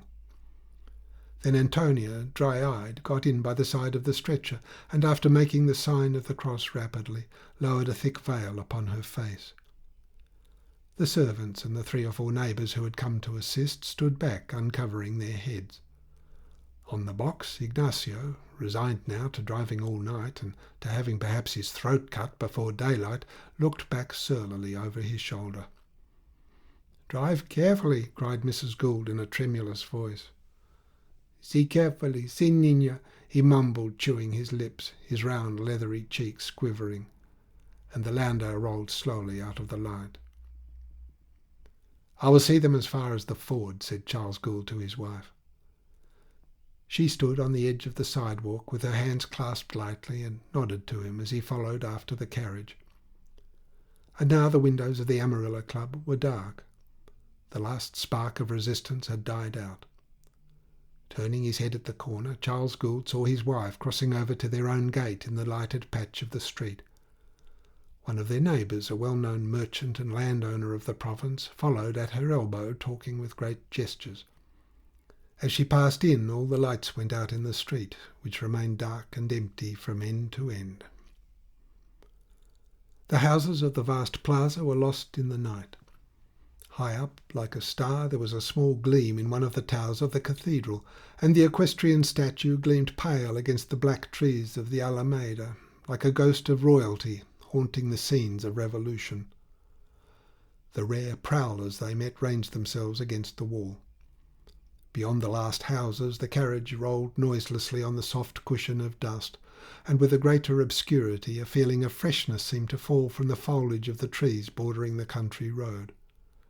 The emissary from Hernandez's camp pushed his horse close to Charles Gould. "Caballero," he said in an interested voice, "you are he whom they call the King of Sulaco, the master of the mine? Is it not so?"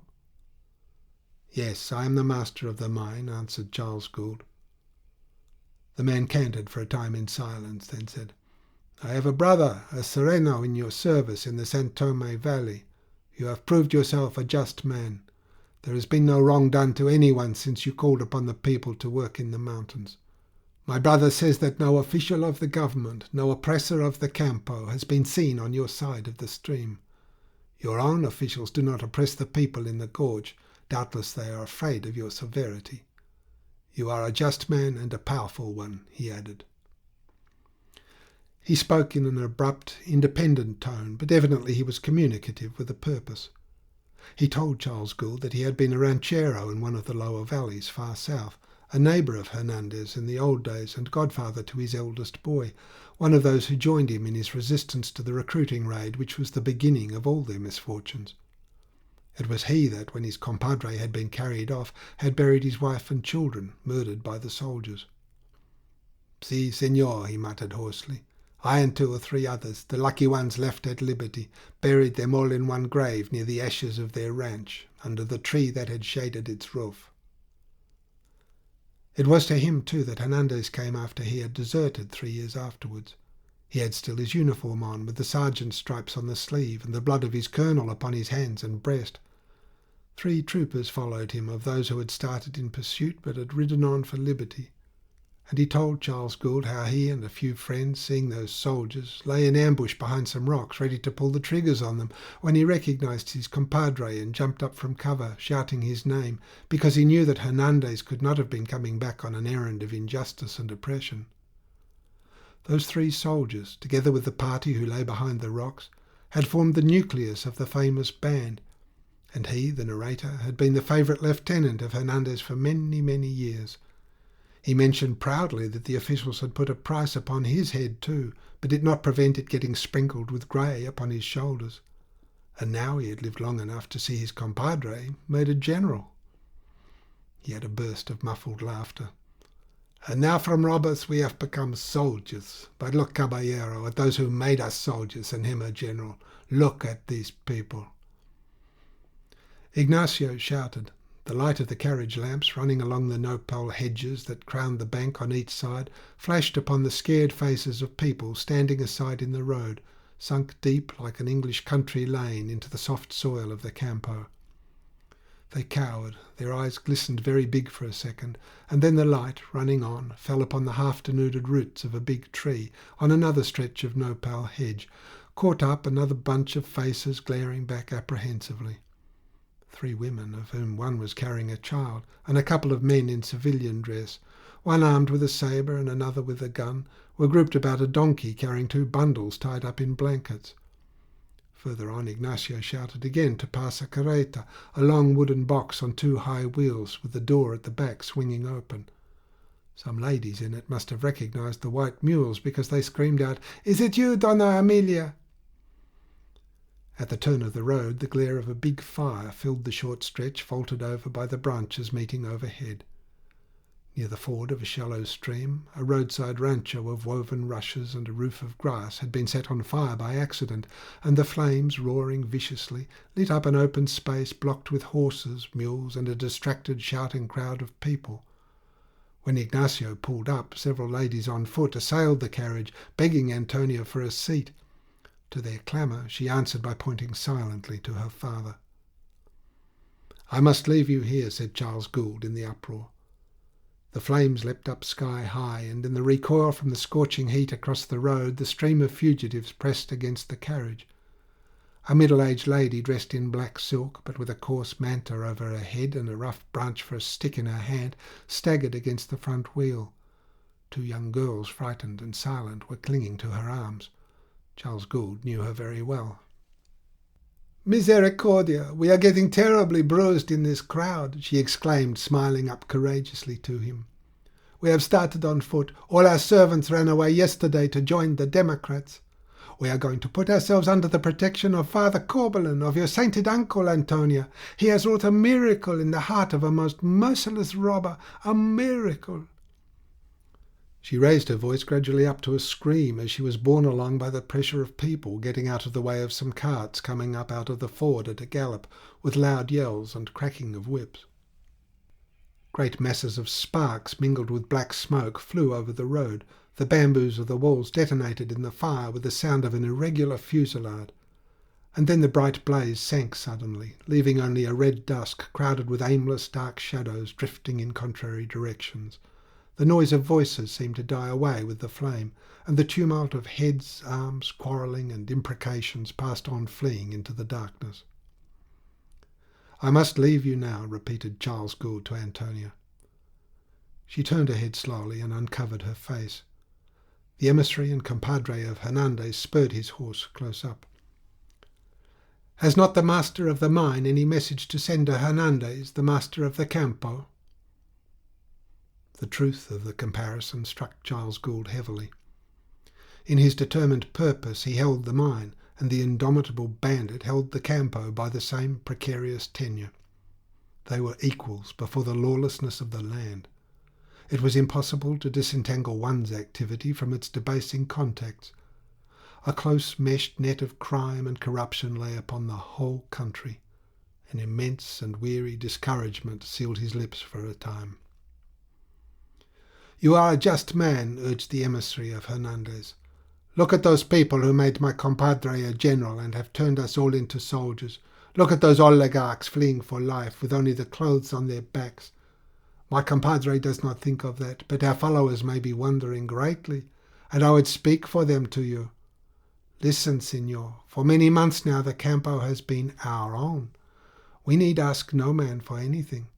But soldiers must have their pay to live honestly when the wars are over. It is believed that your soul is so just that a prayer from you would cure the sickness of every beast, like the orison of the upright judge. Let me have some words from your lips that would act like a charm upon the doubt of our partida, where all are men." "Do you hear what he says?" Charles Gould said in English to Antonia. "Forgive us our misery," she exclaimed hurriedly. "It is your character that is the inexhaustible treasure which must save us all yet. Your character, Carlos, not your wealth. I entreat you to give this man your word that you will accept any arrangement my uncle may make with their chief. One word. He will want no more." On the side of the roadside hut there remained nothing but an enormous heap of embers, throwing afar a darkening red glow, in which Antonia's face appeared deeply flushed with excitement. Charles Gould, with only a short hesitation, pronounced the required pledge. He was like a man who had ventured on a precipitous path with no room to turn, where the only chance of safety is to press forward. At that moment he understood it thoroughly as he looked down at poor Don José stretched out, hardly breathing, by the side of the erect Antonia, vanquished in a lifelong struggle with the powers of moral darkness, whose stagnant depths breed monstrous crimes and monstrous illusions. In a few words, the emissary from Hernandez expressed his complete satisfaction. Stoically, Antonia lowered her veil, resisting the longing to inquire about Decoud's escape. But Ignacio leered morosely over his shoulder. "Take a good look at the mules, mi amo," he grumbled. "You shall never see them again." End of Part 3, The Lighthouse, Chapter 3. Part 3, The Lighthouse, Chapter 4. Charles Gould turned towards the town. Before him the jagged peaks of the Sierra came out all black in the clear dawn. Here and there a muffled lapero whisked around the corner of a grass-grown street before the ringing hoofs of his horse. Dogs barked behind the walls of the gardens, and with the colourless light the chill of the snows seemed to fall from the mountains upon the disjointed pavements and the shuttered houses, with broken cornices and the plaster peeling in patches between the flat pilasters of the fronts. The daybreak struggled with the gloom under the arcades on the plaza, with no signs of country people disposing their goods for the day's market, piles of fruit, bundles of vegetables ornamented with flowers on low benches under enormous mat umbrellas, with no cheery early morning bustle of villagers, women, children, and loaded donkeys. Only a few scattered knots of revolutionists stood in the vast space, all looking one way from under their slouched hats for some sign of news from Rinson. The largest of those groups turned about like one man as Charles Gould passed and shouted "Viva la Libertad!" after him in a menacing tone. Charles Gould rode on and turned into the archway of his house. In the patio, littered with straw, a practicante, one of Dr. Monygham's native assistants, sat on the ground with his back against the rim of the fountain, fingering a guitar discreetly, while two girls of the lower class, standing up before him, shuffled their feet a little and waved their arms, humming a popular dancing tune. Most of the wounded during the 2 days of rioting had been taken away already by their friends and relations, but several figures could be seen sitting up, balancing their bandaged heads in time to the music. Charles Gould dismounted. A sleepy mozo coming out of the bakery door took hold of the horse's bridle. The practicante endeavoured to conceal his guitar hastily. The girls, unabashed, stepped back smiling, and Charles Gould, on his way to the staircase, glanced into a dark corner of the patio at another group, a mortally wounded cargador with a woman kneeling by his side. She mumbled prayers rapidly, trying at the same time to force a piece of orange between the stiffening lips of the dying man. The cruel futility of things stood unveiled to the levity and sufferings of that incorrigible people. The cruel futility of lives and of deaths thrown away in the vain endeavour to attain an enduring solution of the problem. Unlike Decoud, Charles Gould could not play lightly a part in a tragic farce. It was tragic enough for him, in all conscience, but he could see no farcical element. He suffered too much under a conviction of irremediable folly. He was too severely practical and too idealistic to look upon its terrible humours with amusement, as Martin Decoud, the imaginative materialist, was able to do in the dry light of his scepticism. To him, as to all of us, the compromises with his conscience appeared uglier than ever in the light of failure. His taciturnity, assumed with a purpose, had prevented him from tampering openly with his thoughts, but the Gould concession had insidiously corrupted his judgment. He might have known, he said to himself, leaning over the balustrade of the corridor, that Ribierism could never come to anything. The mine had corrupted his judgment by making him sick of bribing and intriguing merely to have his work left alone from day to day. Like his father, he did not like to be robbed. It exasperated him.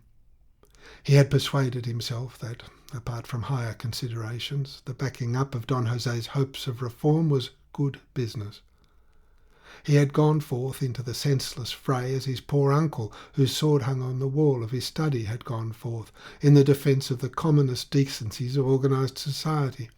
Only his weapon was the wealth of the mine, far more reaching and subtle than an honest blade of steel fitted into a simple brass guard. More dangerous to the wielder, too, this weapon of wealth, double-edged with the cupidity and misery of mankind, steeped in all the vices of self-indulgence, as in a concoction of poisonous roots, tainting the very cause for which it is drawn, always ready to turn awkwardly in the hand. There was nothing for it now but to go on using it. But he promised himself to see it shattered into small bits before he let it be wrenched from his grasp. After all, with his English parentage and English upbringing, he perceived that he was an adventurer in Costaguana, the descendant of adventurers enlisted in a foreign legion, of men who had sought fortune in a revolutionary war, who had planned revolutions, who had believed in revolutions. For all the uprightness of his character, he had something of an adventurer's easy morality, which takes count of personal risk in the ethical appraising of his action. He was prepared, if need be, to blow up the whole San Tome mountain sky high out of the territory of the Republic. This resolution expressed the tenacity of his character, the remorse of that subtle conjugal infidelity through which his wife was no longer the sole mistress of his thoughts, something of his father's imaginative weakness, and something, too, of the spirit of a buccaneer, throwing a lighted match into the magazine rather than surrender his ship. Down below in the patio, the wounded cargador had breathed his last. The woman cried out once, and her cry, unexpected and shrill, made all the wounded sit up. The practicante scrambled to his feet and, guitar in hand, gazed steadily in her direction with elevated eyebrows. The two girls, sitting now one on each side of their wounded relative, with their knees drawn up and long cigars between their lips, nodded at each other significantly. Charles Gould, looking down over the balustrade, saw three men dressed ceremoniously in black frock coats with white shirts and wearing European round hats enter the patio from the street. One of them, head and shoulders taller than the two others, advanced with marked gravity, leading the way.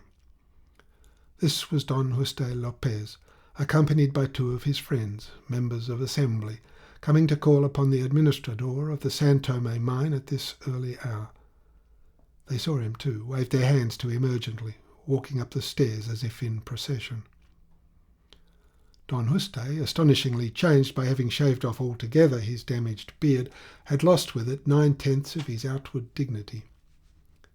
Even at that time of serious preoccupation, Charles Gould could not help noting the revealed ineptitude in the aspect of the man. His companions looked crestfallen and sleepy. One kept on passing the tip of his tongue over his parched lips. The other's eyes strayed dully over the tiled floor of the corridor, while Don José, standing a little in advance, harangued the Señor Administrador of the San Tome mine. It was his firm opinion that forms had to be observed.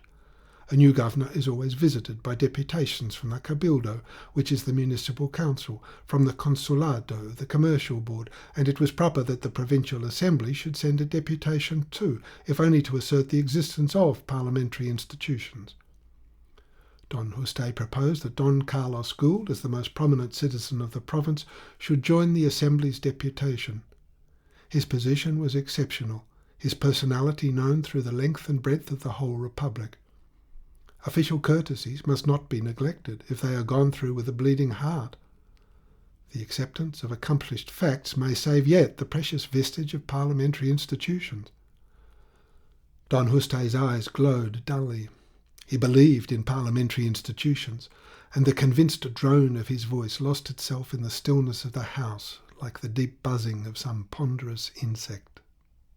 Charles Gould had turned round to listen patiently, leaning his elbow on the balustrade. He shook his head a little, refusing, almost touched by the anxious gaze of the President of the Provincial Assembly. It was not Charles Gould's policy to make the San Tome mine a party to any formal proceedings. My advice, Senores, is that you should wait for your fate in your houses. There is no necessity for you to give yourselves up formally into Montero's hands. Submission to the inevitable, as Don Juste calls it, is all very well, but when the inevitable is called Pedrito Montero, there is no need to exhibit pointedly the whole extent of your surrender. The fault of this country is the want of measures in political life. Flat acquiescence in illegality, followed by sanguinary reaction, that, Senores, is not the way to a stable and prosperous future. Charles Gould stopped before the sad bewilderment of the faces, the wondering, anxious glances of the eyes. The feeling of pity for those men, putting all their trust into words of some sort, while murder and rapine stalked over the land, had betrayed him into what seemed empty loquacity. Don Juste murmured, "You are abandoning us, Don Carlos, and yet parliamentary institutions—" He could not finish from grief. For a moment he put his hand over his eyes. Charles Gould, in his fear of empty loquacity, made no answer to the charge. He returned in silence their ceremonious bows. His taciturnity was his refuge. He understood that what they sought was to get the influence of the San Tome mine on their side.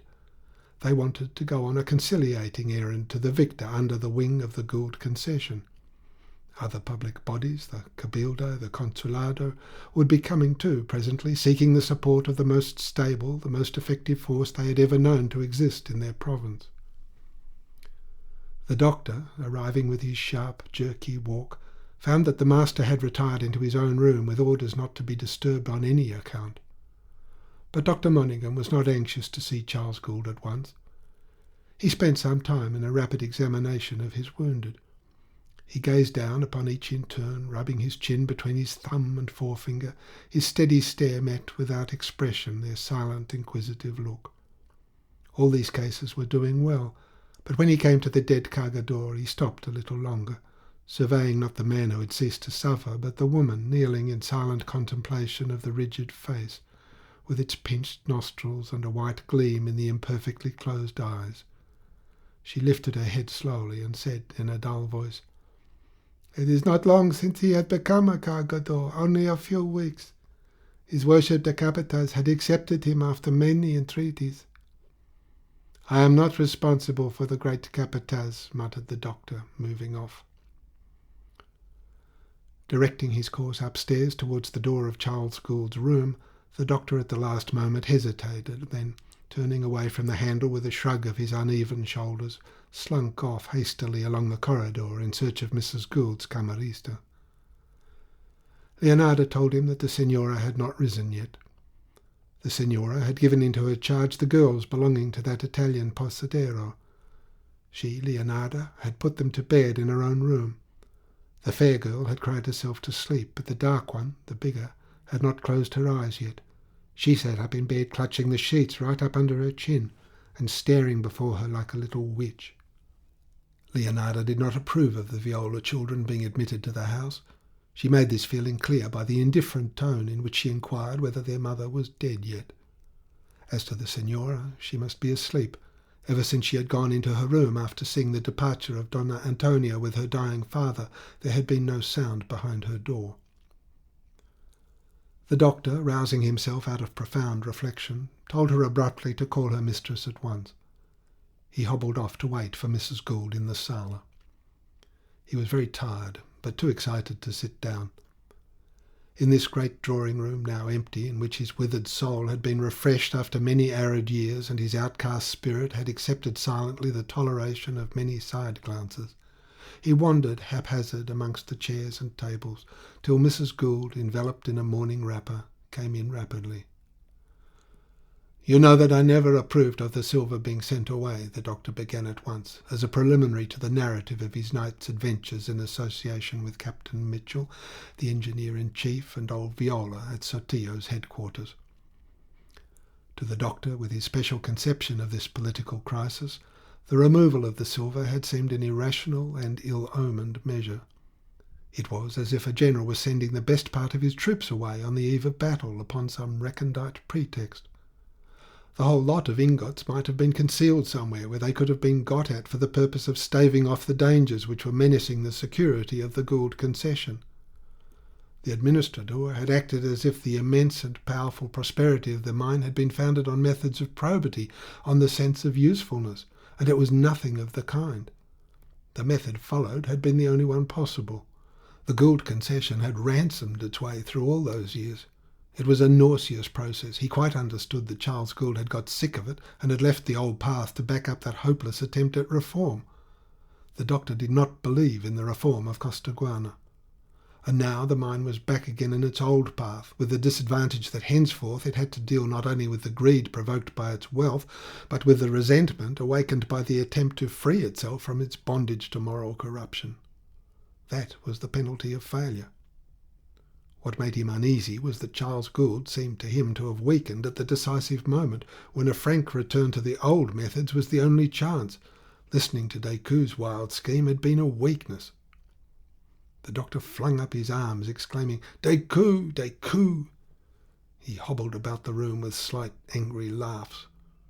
Many years ago both his ankles had been seriously damaged in the course of a certain investigation conducted in the castle of Santa Marta by a commission composed of military men. Their nomination had been signified to them unexpectedly at the dead of night, with scowling brow, flashing eyes, and in a tempestuous voice by Guzman Bento. The old tyrant, maddened by one of his sudden accesses of suspicion, mingled spluttering appeals to their fidelity with imprecations and horrible menaces. The cells and casements of the castle on the hill had been already filled with prisoners. The commission was charged now with the task of discovering the iniquitous conspiracy against the citizen saviour of his country. Their dread of the raving tyrant translated itself into a hasty ferocity of procedure. The citizen saviour was not accustomed to wait. A conspiracy had to be discovered. The courtyards of the castle resounded with the clanking of leg irons, sounds of blows, yells of pain, and the commission of high officers laboured feverishly, concealing their distress and apprehension from each other, and especially from their secretary, Father Baron, an army chaplain, at that time very much in the confidence of the citizen saviour. That priest was a big, round-shouldered man, with an unclean-looking, overgrown tonsure on the top of his flat head, of a dingy yellow complexion, softly fat, with greasy stains all down the front of his lieutenant's uniform, and a small cross embroidered in white cotton on his left breast. He had a heavy nose and a pendant lip. Dr. Monningham remembered him still. He remembered him against all the force of his will, striving its utmost to forget. Father Baron had been adjoined to the commission by Guzman Bento expressly for the purpose that his enlightened zeal should assist them in their labours. Dr. Monningham could by no manner of means forget the zeal of Father Baron, or his face, or the pitiless, monotonous voice in which he pronounced the words, "Will you confess now?" This memory did not make him shudder, but it had made of him what he was in the eyes of respectable people, a man careless of common decencies, something between a clever vagabond and a disreputable doctor. But not all respectable people would have had the necessary delicacy of sentiment to understand with what trouble of mind and accuracy of vision Dr. Monningham, medical officer of the San Tome mine, remembered Father Baron, army chaplain, and once a secretary of a military commission. After all these years, Dr. Monningham, in his rooms at the end of the hospital building in the San Tome gorge, remembered Father Baron as distinctly as ever. He remembered that priest at night, sometimes in his sleep. On such nights the doctor waited for daylight with a candle lighted, and walking the whole length of his rooms to and fro, staring down at his bare feet, his arms hugging his sides tightly. He would dream of Father Baron sitting at the end of a long black table, behind which, in a row, appeared the heads, shoulders, and epaulets of the military members, nibbling the feather of a quill pen, and listening with a weary and impatient scorn to the protestations of some prisoner, calling heaven to witness of his innocence, till he burst out, "What's the sense of wasting time over that miserable nonsense? Let me take him outside for a while."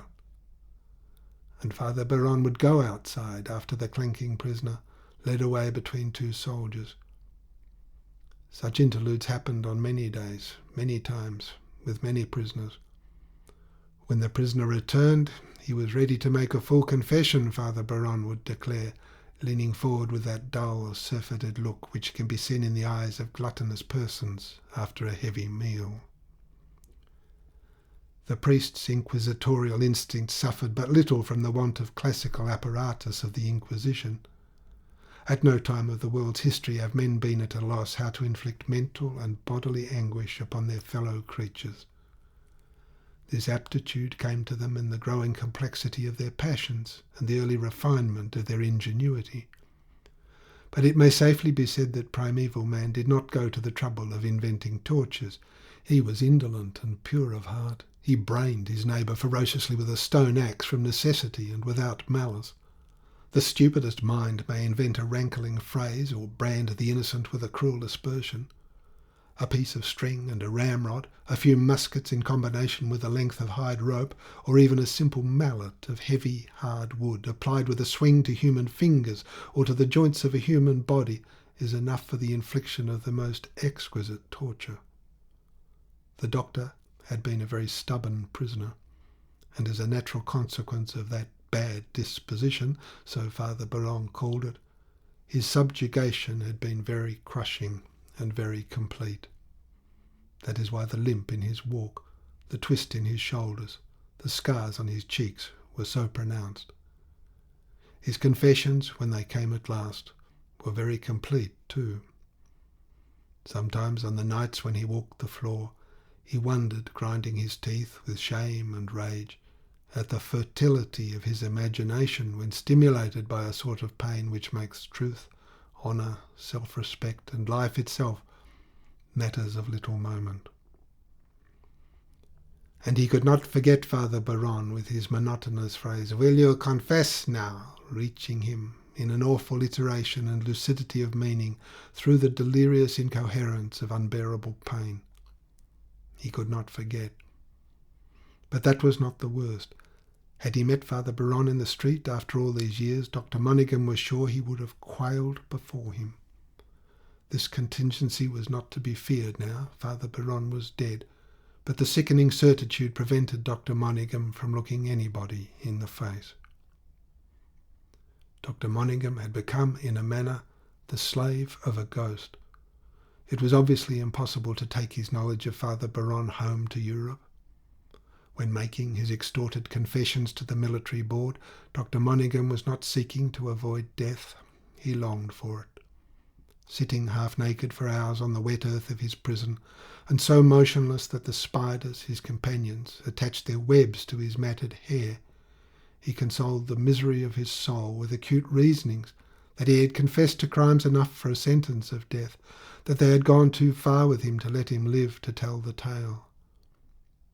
But, as if by a refinement of cruelty, Dr. Monaghan was left for months to decay slowly in the darkness of his grave-like prison. It was no doubt hoped that it would finish him off without the trouble of an execution. But Dr. Monaghan had an iron constitution. It was Gutzman Bento who died, not by the knife thrust of a conspirator, but from a stroke of apoplexy, and Dr. Monaghan was liberated hastily. His fetters were struck off by the light of a candle, which after months of gloom hurt his eyes so much that he had to cover his face with his hands. He was raised up. His heart was beating violently with the fear of this liberty. When he tried to walk, the extraordinary lightness of his feet made him giddy, and he fell down. 2 sticks were thrust into his hands, and he was pushed out of the passage. It was dusk. Candles glimmered already in the windows of the officers' quarters round the courtyard, but the twilight sky dazed him by its enormous and overwhelming brilliance. A thin poncho hung over his naked, bony shoulders.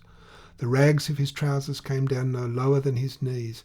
An 18 months' growth of hair fell in dirty grey locks on each side of his sharp cheekbones.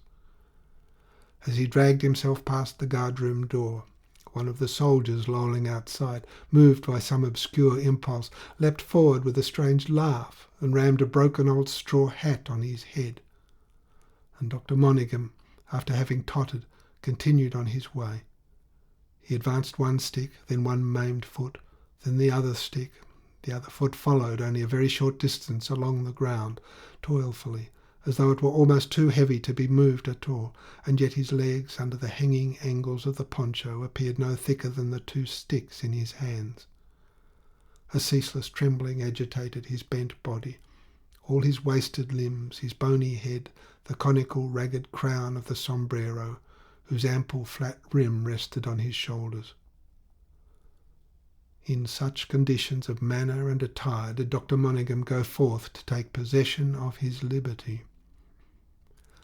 And these conditions seemed to bind him indissolubly to the land of Costaguana, like an awful procedure of naturalization, involving him deep in the national life, far deeper than any amount of success and honour could have done. They did away with his Europeanism, for Dr. Monaghan had made himself an ideal conception of his disgrace. It was a conception eminently fit and proper for an officer and a gentleman. Dr. Monaghan, before he went out to Costaguana, had been surgeon in one of Her Majesty's regiments of foot. It was a conception which took no account of physiological facts or reasonable arguments, but it was not stupid for all that. It was simple. A rule of conduct resting mainly on severe rejections is necessarily simple. Dr. Monaghan's view of what it behoved him to do was severe. It was an ideal view, insomuch that it was the imaginative exaggeration of a correct feeling. It was also, in its force, influence, and persistency, the view of an eminently loyal nature. There was a great fund of loyalty in Dr. Monaghan's nature. He had settled it all on Mrs. Gould's head. He believed her worthy of every devotion. At the bottom of his heart he felt an angry uneasiness before the prosperity of the San Tome mine, because its growth was robbing her of all peace of mind. Costaguana was no place for a woman of that kind. What could Charles Gould have been thinking of when he brought her out there? It was outrageous. And the doctor had watched the course of events with a grim and distant reserve which he imagined his lamentable history imposed upon him. Loyalty to Mrs. Gould could not, however, leave out of account the safety of her husband. The doctor had contrived to be in town at the critical time because he mistrusted Charles Gould. He considered him hopelessly infected with the madness of revolutions.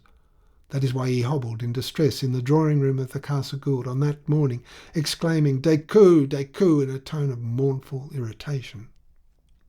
Mrs. Gould, her colour heightened, and with glistening eyes, looked straight before her at the sudden enormity of that disaster. The fingertips on one hand rested lightly on a low little table by her side, and the arm trembled right up to the shoulders. The sun, which looks late upon Sulaco, issuing in all the fullness of its power high up on the sky from behind the dazzling snow edge of Higuereta, had precipitated the delicate, smooth, pearly greyness of light in which the town lies steeped during the early hours, into sharp-cut masses of black shade and spaces of hot, blinding glare. 3 long rectangles of sunshine fell through the windows of the sala, while just across the street the front of the Avellanos' house appeared very sombre in its own shadow, seen through the flood of light. A voice said at the door, "What of Decoud?" It was Charles Gould. They had not heard him coming along the corridor. His glance just glided over his wife and struck full at the doctor. "You have brought some news, doctor?" Dr. Monaghan blurted it all out at once, in the rough. For some time after he had done, the administrator of the San Tome mine remained looking at him without a word. Mrs. Gould sank into a low chair with her hands lying on her lap. A silence reigned between those 3 motionless persons. Then Charles Gould spoke.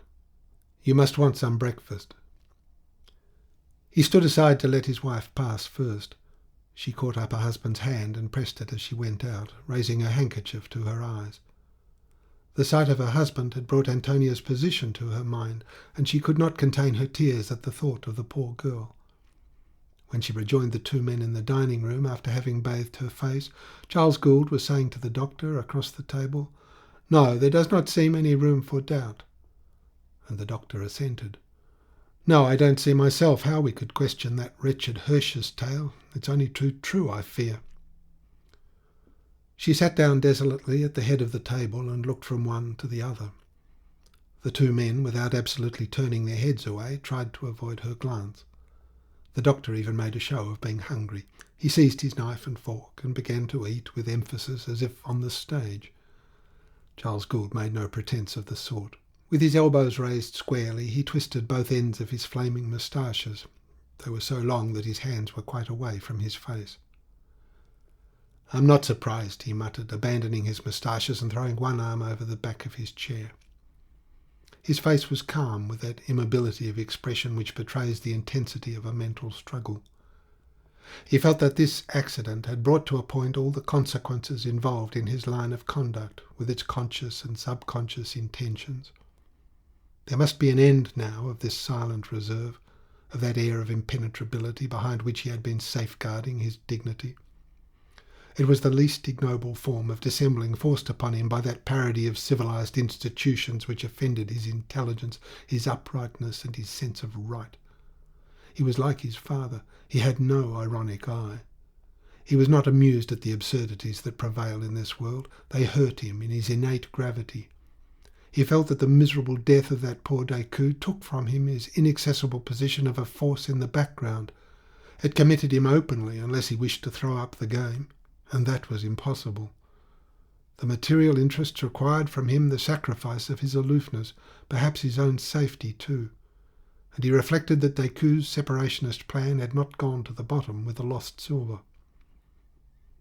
The only thing that was not changed was his position towards Mr. Holroyd. The head of silver and steel interest had entered into Costaguana affairs with a sort of passion. Costaguana had become necessary to his existence.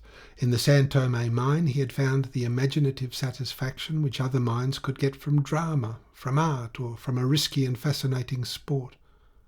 It was a special form of the great man's extravagance, sanctioned by a moral intention, big enough to flatter his vanity. Even in this aberration of his genius he served the progress of the world. Charles Gould felt sure of being understood with precision and judged with the indulgence of their common passion. Nothing now could surprise or startle this great man. And Charles Gould imagined himself writing a letter to San Francisco in some such words. "The men at the head of the movement are dead or have fled. The civil organization of the province is at an end for the present. The Blanco party in Sulaco has collapsed inexcusably, but in the characteristic manner of this country. But Barrios, untouched in Caeta, remains still available. I am forced to take up openly the plan of a provincial revolution as the only way of placing the enormous material interests involved in the prosperity and peace of Sulaco in a position of permanent safety." That was clear. He saw these words as if written in letters of fire upon the wall at which he was gazing abstractedly. Mrs. Gould watched his abstraction with dread. It was a domestic and frightful phenomenon that darkened and chilled the house for her like a thundercloud passing over the sun. Charles Gould's fits of abstraction depicted the energetic concentration of a will haunted by a fixed idea. A man haunted by a fixed idea is insane. He is dangerous, even if that idea is an idea of justice, for may he not bring the heaven down pitilessly upon a loved head? The eyes of Mrs. Gould, watching her husband's profile, filled with tears again, and again she seemed to see the despair of the unfortunate Antonia. "What would I have done if Charlie had been drowned while we were engaged?" she exclaimed mentally with horror.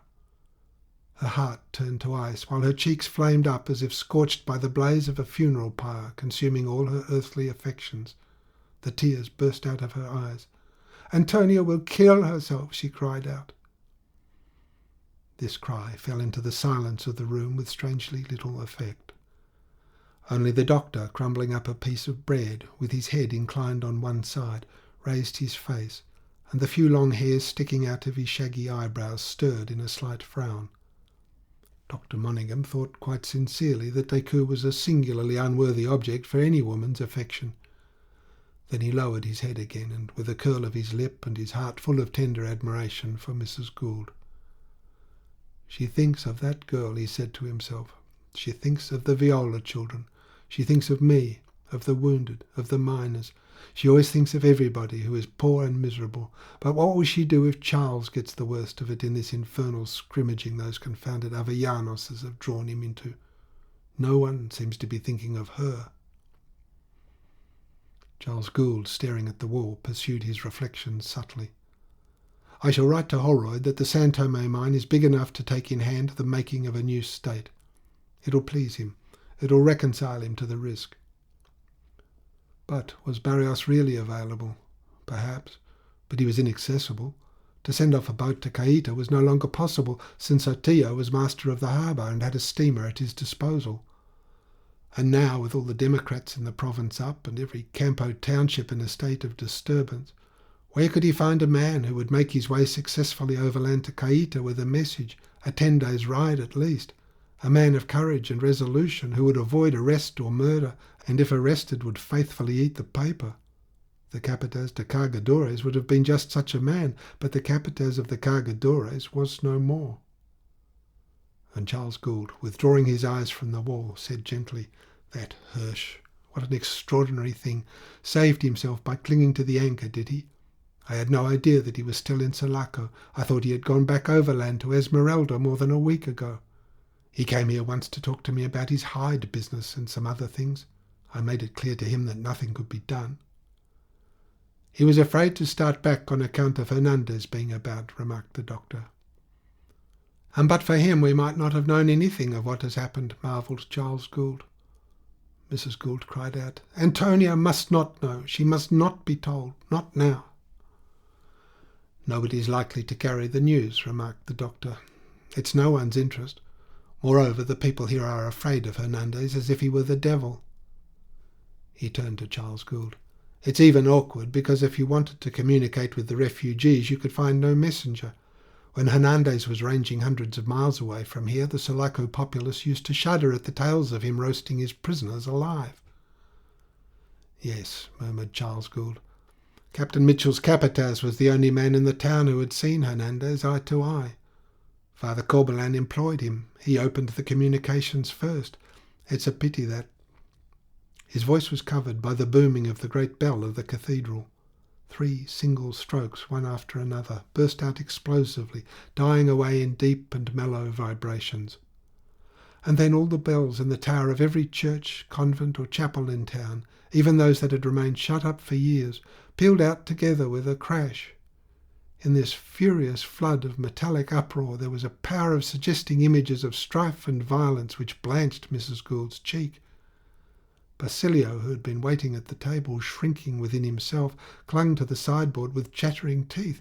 It was impossible to hear yourself speak. "Shut these windows!" Charles Gould yelled at him angrily. All the other servants, terrified at what they took for the signal of a general massacre, had rushed upstairs, tumbling over each other, men and women, the obscure and generally invisible population of the ground floor on the 4 sides of the patio.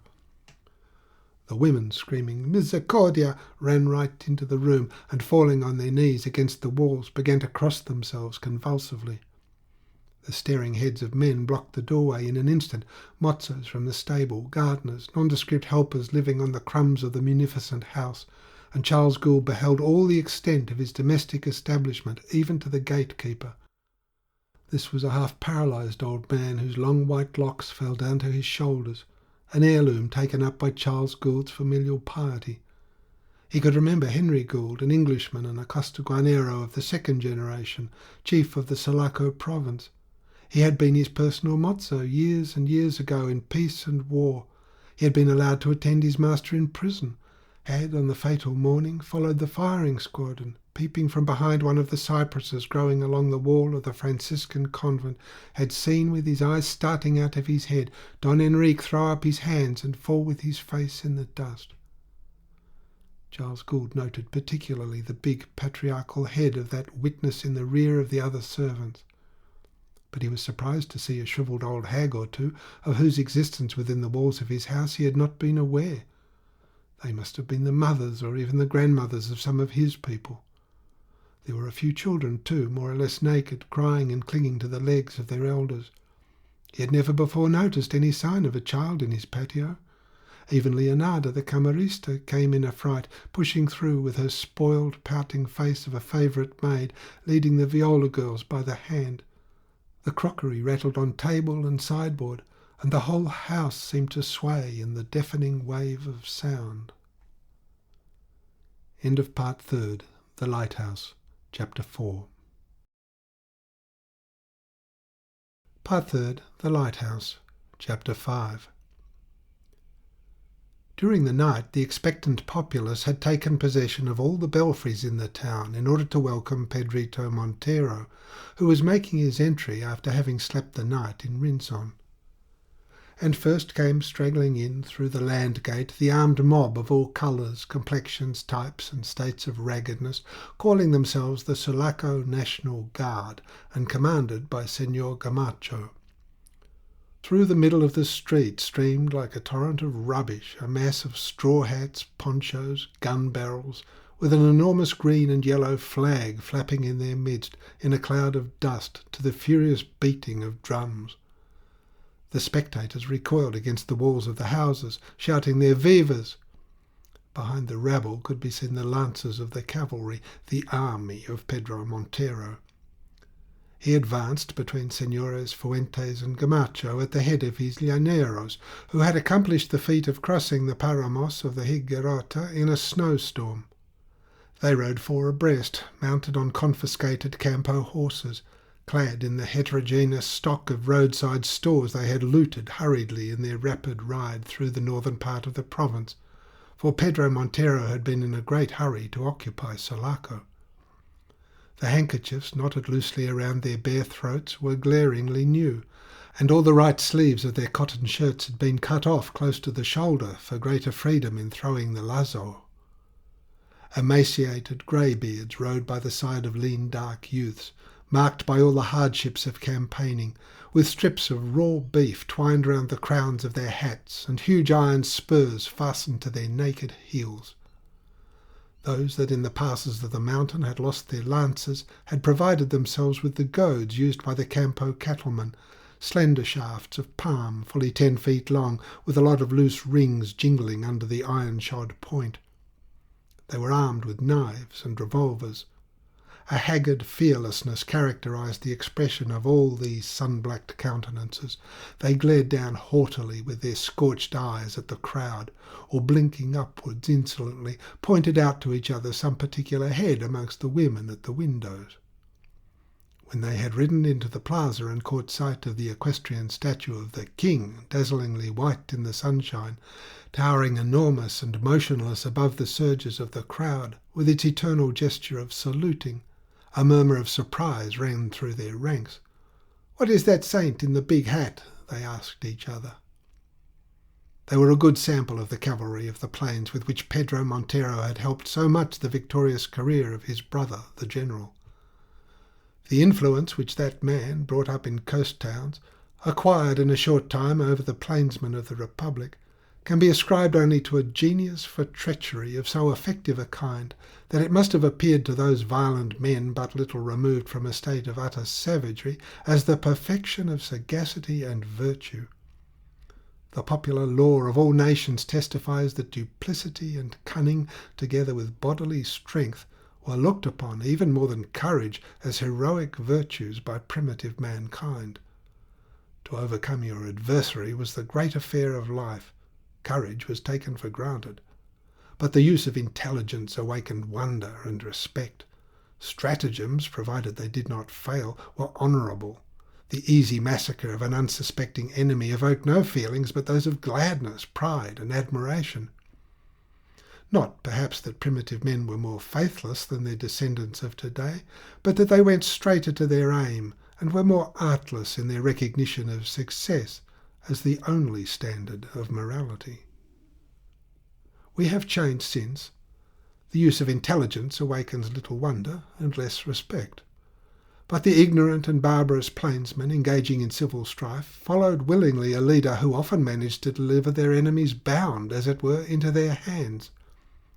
Pedro Montero had a talent for lulling his adversaries into a sense of security.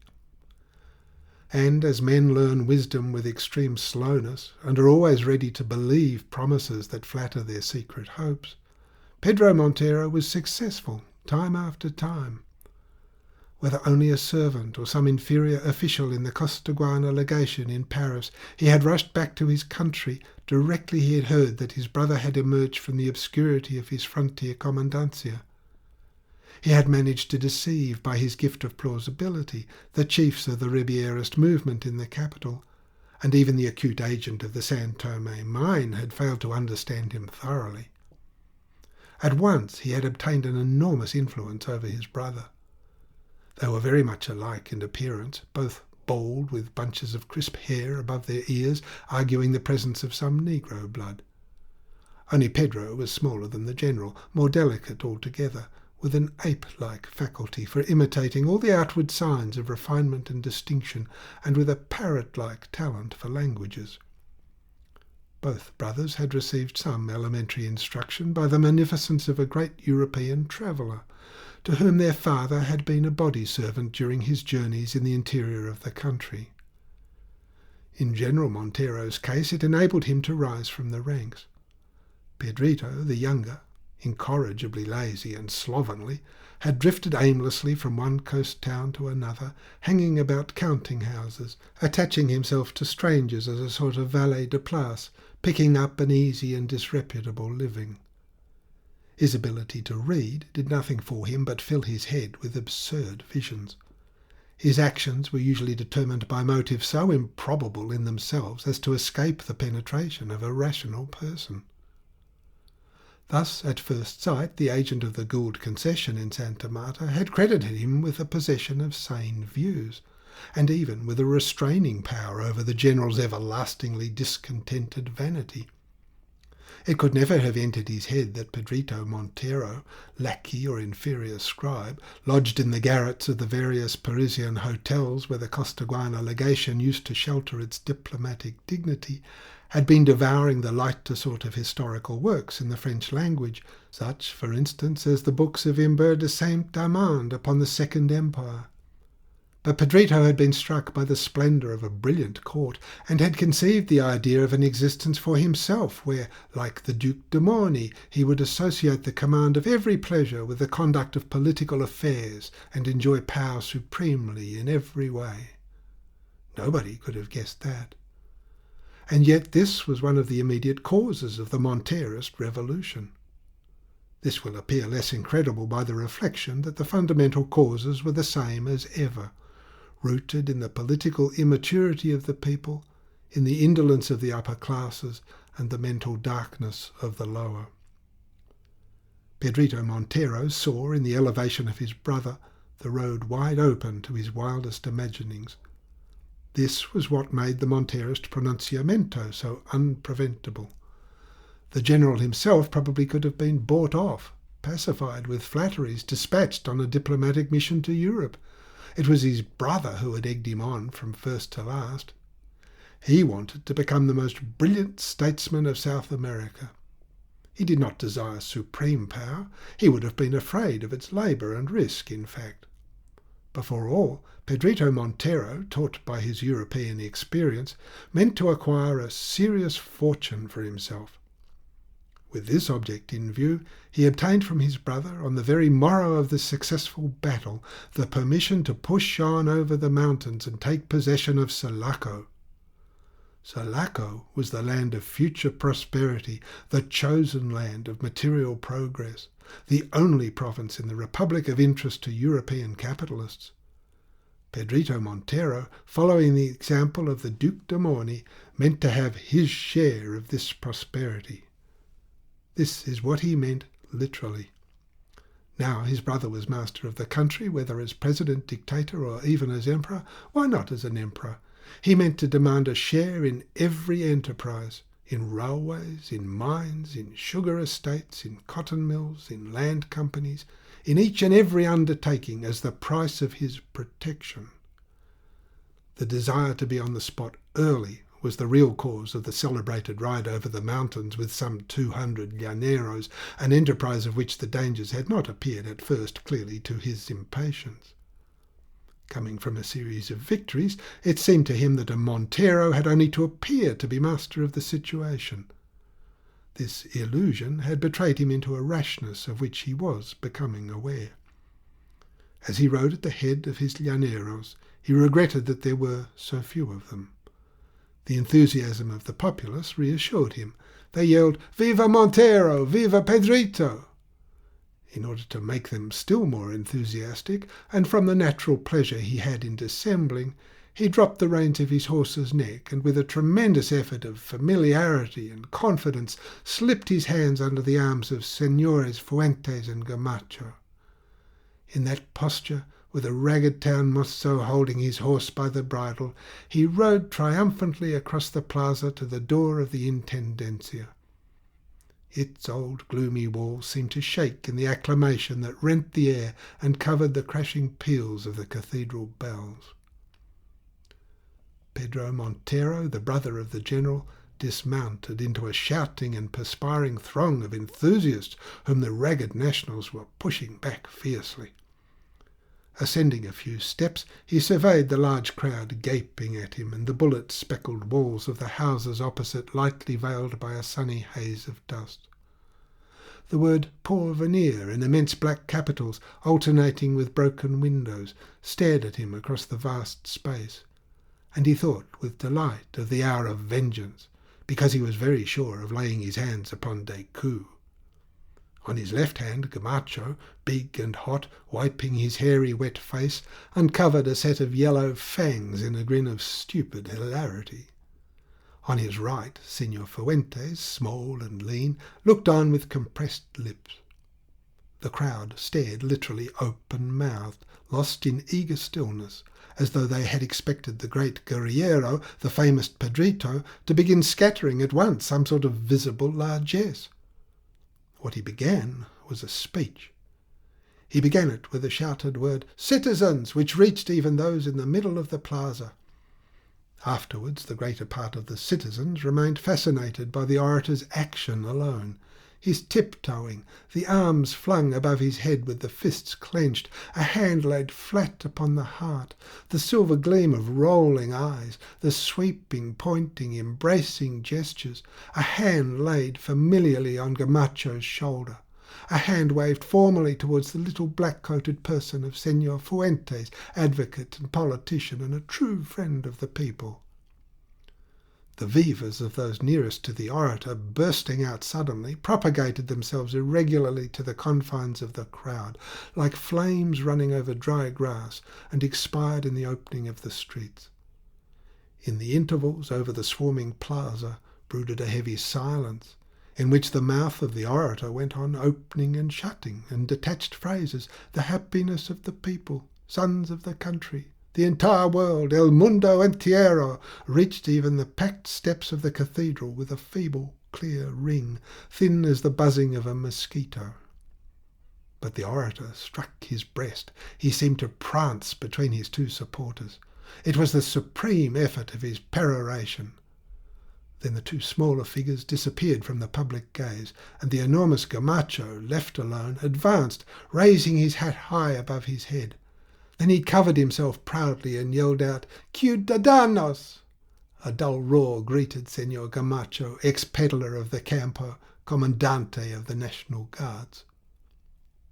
Upstairs, Pedrito Montero walked about rapidly from one wrecked room of the Intendencia to another, snarling incessantly. What stupidity! What destruction! Senor Fuentes, following, would relax his taciturn disposition to murmur, "It is all the work of Gamacho and his nationals," and then, inclining his head on his left shoulder, would press together his lips so firmly that a little hollow would appear at each corner. He had his nomination for political chief of the town in his pocket, and was all impatience to enter upon his functions. In the long room, with its tall mirrors all starred by stones, the hangings torn down and the canopy over the platform at the upper end pulled to pieces, The vast, deep muttering of the crowd and the howling voice of Gamacho speaking just below reached them through the shutters as they stood idly in dimness and desolation. "Da brute!" exclaimed His Excellency Don Pedro Montero through clenched teeth. "We must contrive as quickly as possible to send him and his nationals out there to fight Hernandez." The new jefe politico only jerked his head sideways and took a puff at his cigarette, in sign of his agreement with this method for ridding the town of Gamacho in his inconvenient rabble. Pedrito Montero looked with disgust at the absolutely bare floor and at the belt of heavy gilt picture frames running round the room, out of which the remnants of torn and slashed canvases fluttered like dingy rags. "We are not barbarians," he said. This was what said His Excellency, the popular Pedrito, the guerrillero skilled in the art of laying ambushes, charged by his brother at his own demand with the organisation of Sulaco on democratic principles. The night before, during the consultation with his partisans who had come out to meet him in Rinson, he had opened his intentions to Senor Fuentes. "We shall organise a popular vote by yes or no, confiding the destinies of our beloved country to the wisdom and valiance of my heroic brother, the invincible general. A plebiscite. Do you understand?" And Senor Fuentes, puffing out his leathery cheeks, had inclined his head slightly to the left, letting a thin, bluish jet of smoke escape through his pursed lips. He had understood. His Excellency was exasperated at the devastation. Not a single chair, table, sofa, étagère or console had been left in the staterooms of the Intendencia. His Excellency, though twitching all over with rage, was restrained from bursting into violence by a sense of his remoteness and isolation. His heroic brother was very far away. Meantime, how was he going to take his siesta? He had expected to find comfort and luxury in the Intendencia after a year of hard camp life, ending with the hardships and privations of the daring dash upon Sulaco, upon the province which was worth more in wealth and influence than all the rest of the Republic's territory. He would get even with Gamacho by and by. And Senor Gamacho's oration, delectable to popular ears, went on in the heat and glare of the plaza like the uncouth howlings of an inferior sort of devil cast into a white-hot furnace. Every moment he had to wipe his streaming face with his bare forearm. He had flung off his coat and had turned up the sleeves of his shirt high above the elbows, but he kept on his head the large cocked hat with white plumes. His ingenuousness cherished this sign of his rank as Commandante of the National Guards. Approving and grave murmurs greeted his periods. His opinion was that war should be declared at once against France, England, Germany and the United States, who, by introducing railways, mining enterprises, colonisation, and under such other shallow pretences, aimed at robbing poor people of their lands, and with the help of these Goths and paralytics, the aristocrats would convert them into toiling and miserable slaves. And the leperos, flinging about the corners of their dirty white mantas, yelled their approbation.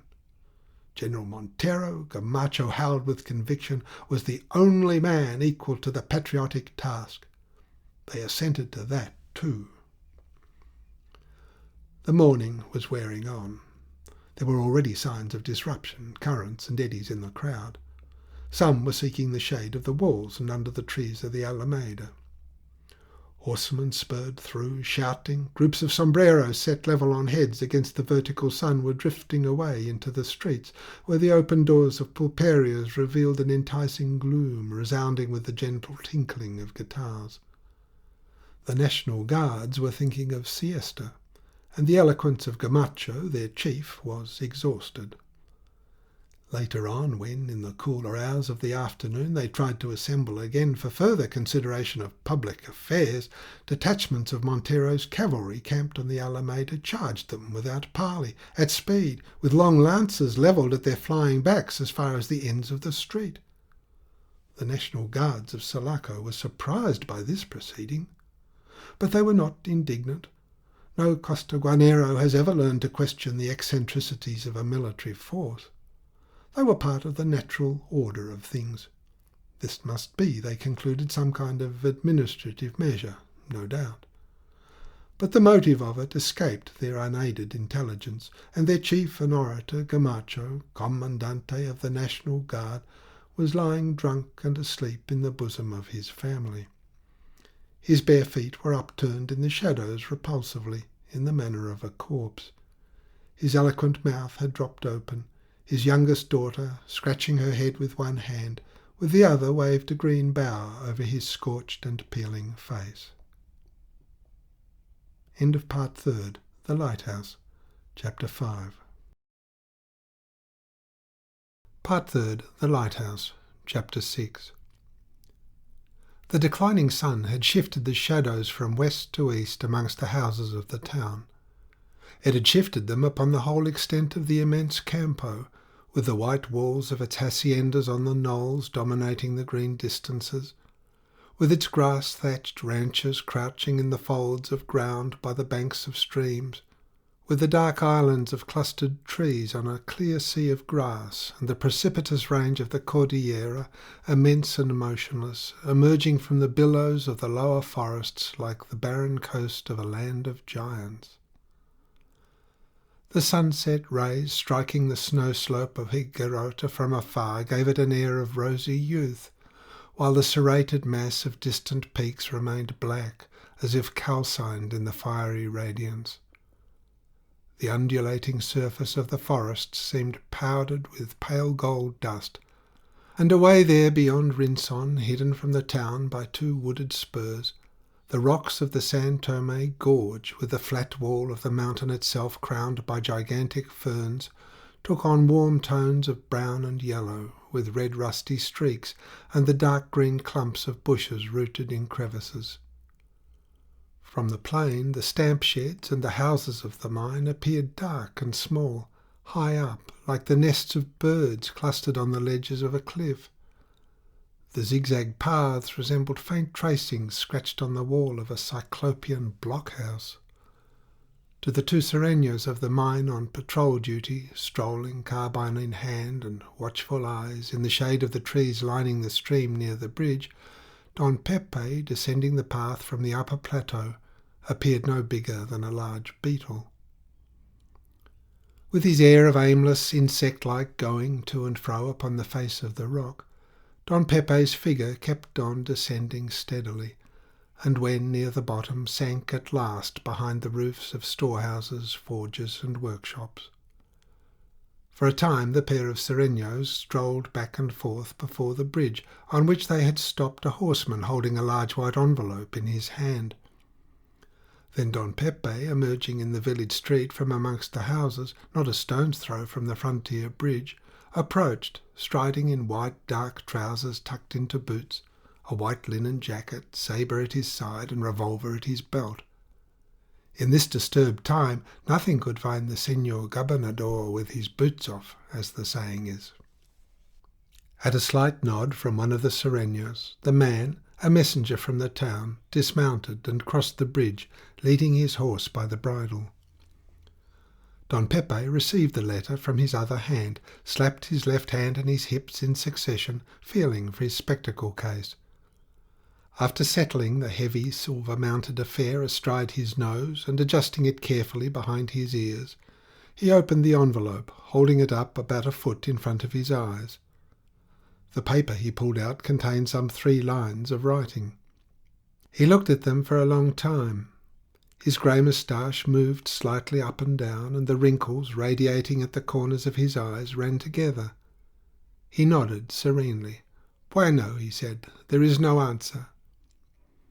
Then, in his quiet, kindly way, he engaged in a cautious conversation with the man, who was willing to talk cheerily as if something lucky had happened to him recently. He had seen from a distance Sotillo's infantry camped along the shore of the harbour, on each side of the custom house. They had done no damage to the buildings. The foreigners of the railway remained shut up within the yards. They were no longer anxious to shoot poor people. He cursed the foreigners. Then he reported Montero's entry and the rumours of the town. The poor were going to be made rich now. That was very good. More he did not know, and breaking into propitiatory smiles, he intimated that he was hungry and thirsty. The old major directed him to go to the alcalde of the first village. The man rode off, and Don Pepe, striding slowly in the direction of a little wooden belfry, looked over a hedge into a little garden and saw Father Roman sitting in a white hammock slung between two orange trees in front of the presbytery. An enormous tamarind shaded with its dark foliage the whole white frame house. A young Indian girl with long hair, big eyes and small hands and feet carried out a wooden chair, while a thin old woman, crabbed and vigilant, watched her all the time from the veranda. Don Pepe sat down in the chair and lighted a cigar. The priest drew in an immense quantity of snuff out of the hollow of his palm. On his reddish-brown face, worn, hollowed as if crumbled, the eyes, fresh and candid, sparkled like two black diamonds. Don Pepe, in a mild and humorous voice, informed Father Roman that Pedrito Montero, by the hand of Senor Fuentes, had asked him on what terms he would surrender the mine in proper working order to a legally constituted commission of patriotic citizens, escorted by a small military force. The priest cast his eyes up to heaven. However, Don Pepe continued, the mozo who brought the letter said that Don Carlos Gould was alive, and so far unmolested. Father Roman expressed in a few words his thankfulness at hearing of the Senor Administrador's safety. The hour of oration had gone by in the silvery ringing of a bell in the little belfry. The belt of forest closing the entrance of the valley stood like a screen between the low sun and the street of the village. At the other end of the rocky gorge, between the walls of basalt and granite, a forest-clad mountain, hiding all the range from the San Tome dwellers, rose steeply, lighted up and leafy to the very top. 3 small rosy clouds hung motionless overhead in the great depth of blue. Knots of people sat in the street between the wattled huts. Before the casa of the alcalde, the foremen of the night shift, already assembled to lead their men, squatted on the ground in a circle of leather skull-caps and, bowing their bronze backs, were passing round the gourd of mate. The mozo from the town, having fastened his horse to a wooden post before the door, was telling them the news of Sulaco as the blackened gourd of the decoction passed from hand to hand.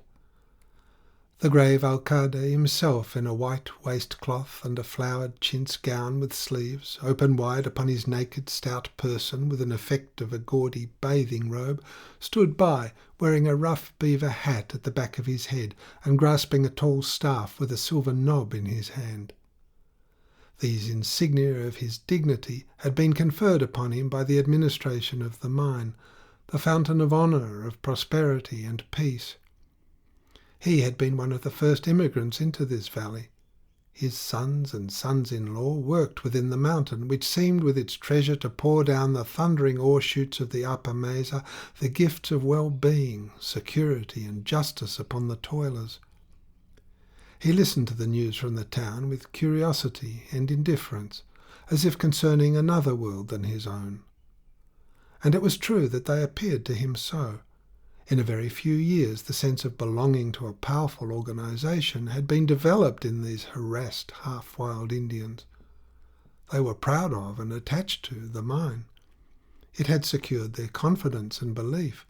They invested it with a protecting and invincible virtue, as though it were a fetish made by their own hands, for they were ignorant and in other respects did not differ appreciably from the rest of mankind, which puts infinite trust in its own creations. It never entered the alcalde's head that the mine could fail in its protection and force. Politics were good enough for the people of the town and the campo. His yellow round face, with wide nostrils and motionless in expression, resembled a fierce full moon. He listened to the excited vapourings of the mozo without misgivings, without surprise, without any active sentiment whatever. Padre Roman sat dejectedly balancing himself, his feet just touching the ground, his hands gripping the edge of the hammock. With less confidence, but as ignorant as his flock, he asked the Major what did he think was going to happen now. Don Pepe, bolt upright in the chair, folded his hands peacefully on the hilt of his sword, standing perpendicular between his thighs, and answered that he did not know. The mine could be defended against any force likely to be sent to take possession. On the other hand, from the arid character of the valley, when the regular supplies from the Campo had been cut off, the population of the 3 villages could be starved into submission. Don Pepe exposed these contingencies with serenity to Father Roman, who, as an old campaigner, was able to understand the reasoning of a military man. They talked with simplicity and directness. Father Roman was saddened at the idea of his flock being scattered or else enslaved. He had no illusions as to their fate, not from penetration, but from long experience of political atrocities, which seemed to him fatal and unavoidable in the life of a state. The working of the usual public institutions presented itself to him most distinctly as a series of calamities overtaking private individuals, and flowing logically from each other through haste, revenge, folly, and rapacity, as though they had been part of a divine dispensation. Father Roman's clear-sightedness was served by an uninformed intelligence, but his heart, preserving its tenderness amongst scenes of carnage, spoliation, and violence, abhorred these calamities the more as his association with the victims was closer. He entertained towards the Indians of the valley feelings of paternal scorn. He had been marrying, baptizing, confessing, absolving, and burying the workers of the San Tome mine with dignity and unction for 5 years or more, and he believed in the sacredness of these ministrations, which made them his own in a spiritual sense. They were dear to his sacerdotal supremacy. Mrs. Gould's earnest interest in the concerns of these people enhanced their importance in the priest's eyes, because it really augmented his own. When talking over with her the innumerable Marias and Brigidas of the villages, he felt his own humanity expand. Padre Roman was incapable of fanaticism to an almost reprehensible degree. The English Senora was evidently a heretic, but at the same time she seemed to him wonderful and angelic. Whenever that confused state of his feelings occurred to him, while strolling, for instance, his breviary under his arm in the wide shade of the tamarind, he would stop short to inhale with a strong snuffling noise a large quantity of snuff and shake his head profoundly. At the thought of what might befall the illustrious Senora presently, he became gradually overcome with dismay. He voiced it in an agitated murmur. Even Don Pepe lost his serenity for a moment. He leaned forward stiffly. "Listen, Padre, the very fact that those thieving macaques in Sulaco are trying to find out the price of my honour proves that Senor Don Carlos and all in the Casa Gould are safe. As to my honour, that also is safe, as every man, woman and child knows. But the Negro liberals who have snatched the town by surprise do not know that. Bueno, let them sit and wait. While they wait, they can do no harm." And he regained his composure. He regained it easily, because whatever happened, his honour as an old officer of Paez was safe. He had promised Charles Gould that at the approach of an armed force he would defend the gorge just long enough to give himself time to destroy scientifically the whole plant, buildings and workshops of the mine, with heavy charges of dynamite, block with ruins the main tunnel, break down the pathways, blow up the dam of the water power, shatter the famous Gould concession into fragments, flying sky-high out of a horrified world. The mine had got hold of Charles Gould with a grip as deadly as ever it had laid upon his father. But this extreme resolution had seemed to Don Pepe the most natural thing in the world. His measures had been taken with judgment. Everything was prepared with a careful completeness. And Don Pepe folded his hands pacifically on his sword hilt and nodded at the priest. In his excitement, Father Roman had flung snuff in handfuls at his face, and all besmeared with tobacco, round-eyed and beside himself, had got out of the hammock to walk about, uttering exclamations. Don Pepe stroked his grey and pendant moustache, whose fine ends hung far below the clean-cut line of his jaw, and spoke with a conscious pride in his reputation. So, Padre, I don't know what will happen, but I know that as long as I am here, Don Carlos can speak to that macaque Pedrito Montero and threaten the destruction of the mine with perfect assurance that he will be taken seriously, for people know me." He began to turn the cigar in his lips a little nervously and went on. "But that is talk, good for the politicos. I am a military man. I do not know what may happen, but I know what ought to be done. The mine should march upon the town with guns, axes, knives tied up to sticks, por Dios. That is what should be done, only—" His folded hands twitched on the hilt. The cigar turned faster in the corner of his lips. "And who should lead but I? Unfortunately, observe, I have given my word of honour to Don Carlos not to let the mine fall into the hands of these thieves.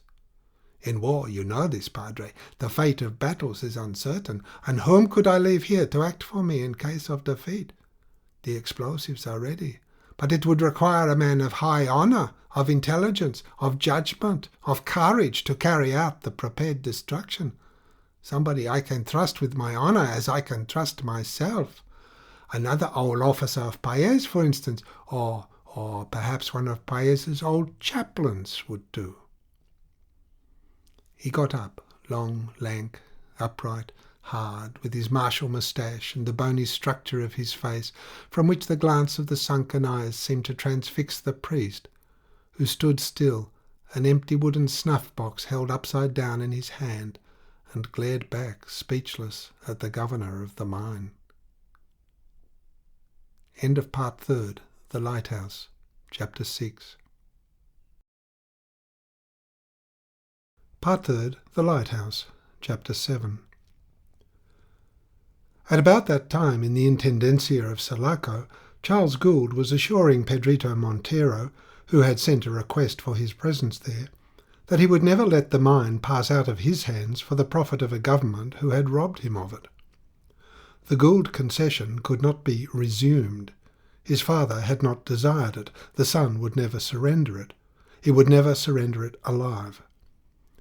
And once dead, where was the power capable of resuscitating such an enterprise in all its vigour and wealth out of the ashes and ruin of destruction? There was no such power in the country. And where was the skill and capital abroad that would condescend to touch such an ill-omened corpse?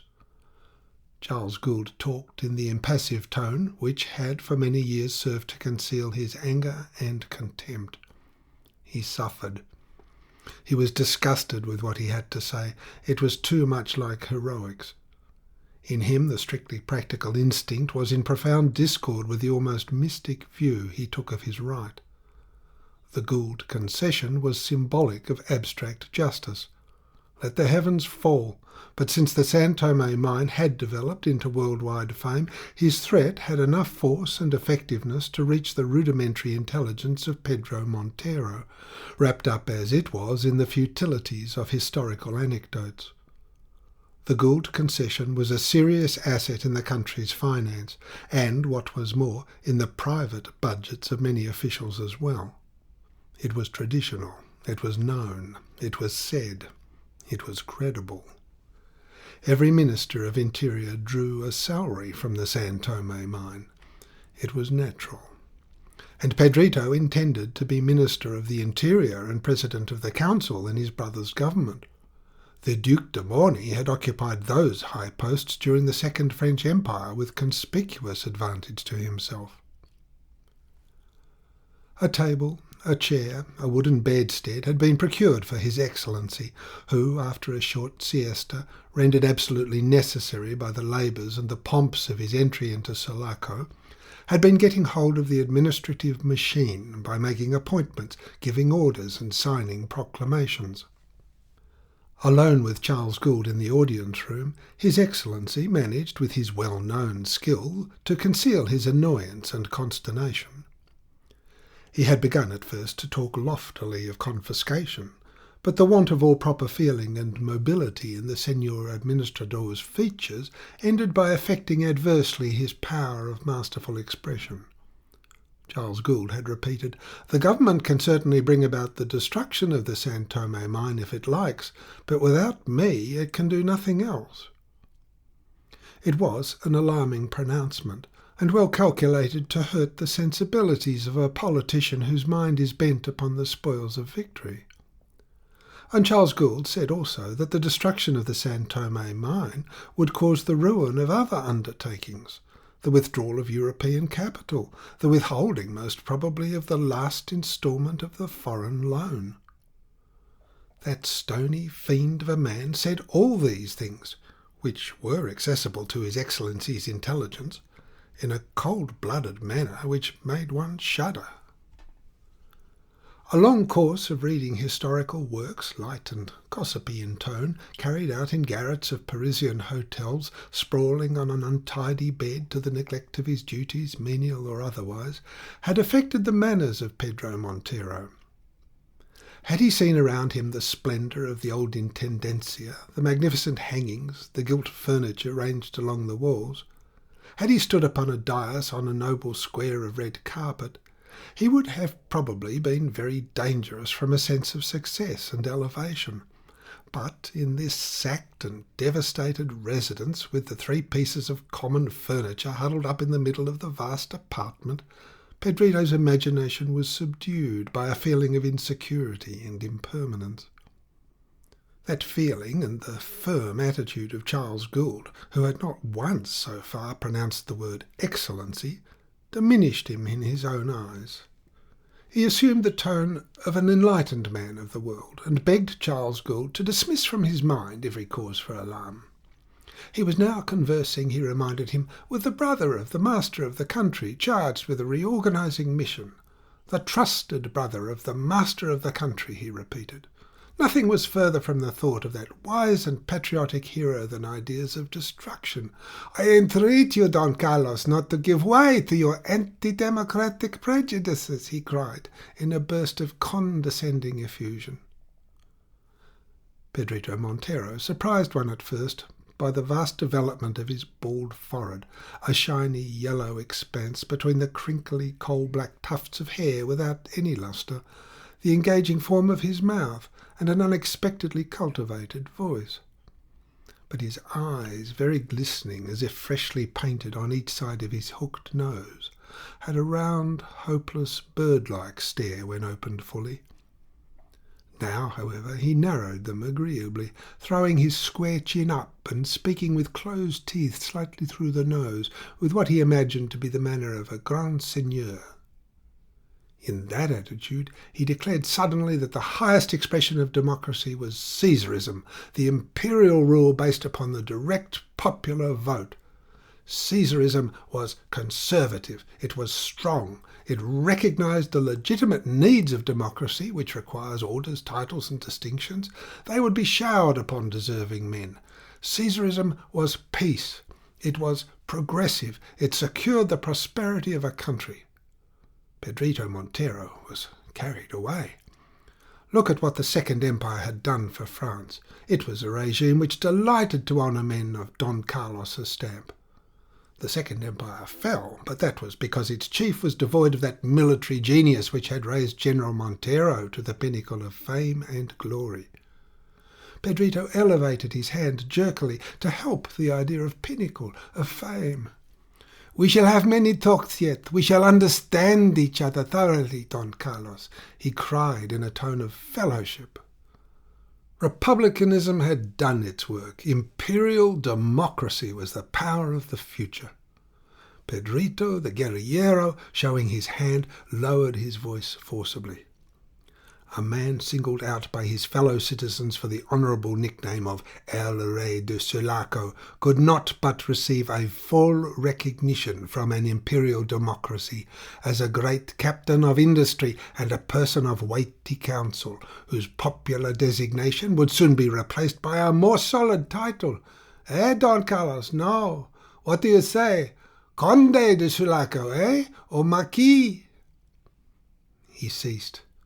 The air was cool on the plaza, where a patrol of cavalry rode round and round without penetrating into the streets, which resounded with shouts and the strumming of guitars issuing from the open doors of pulperias. The orders were not to interfere with the enjoyments of the people.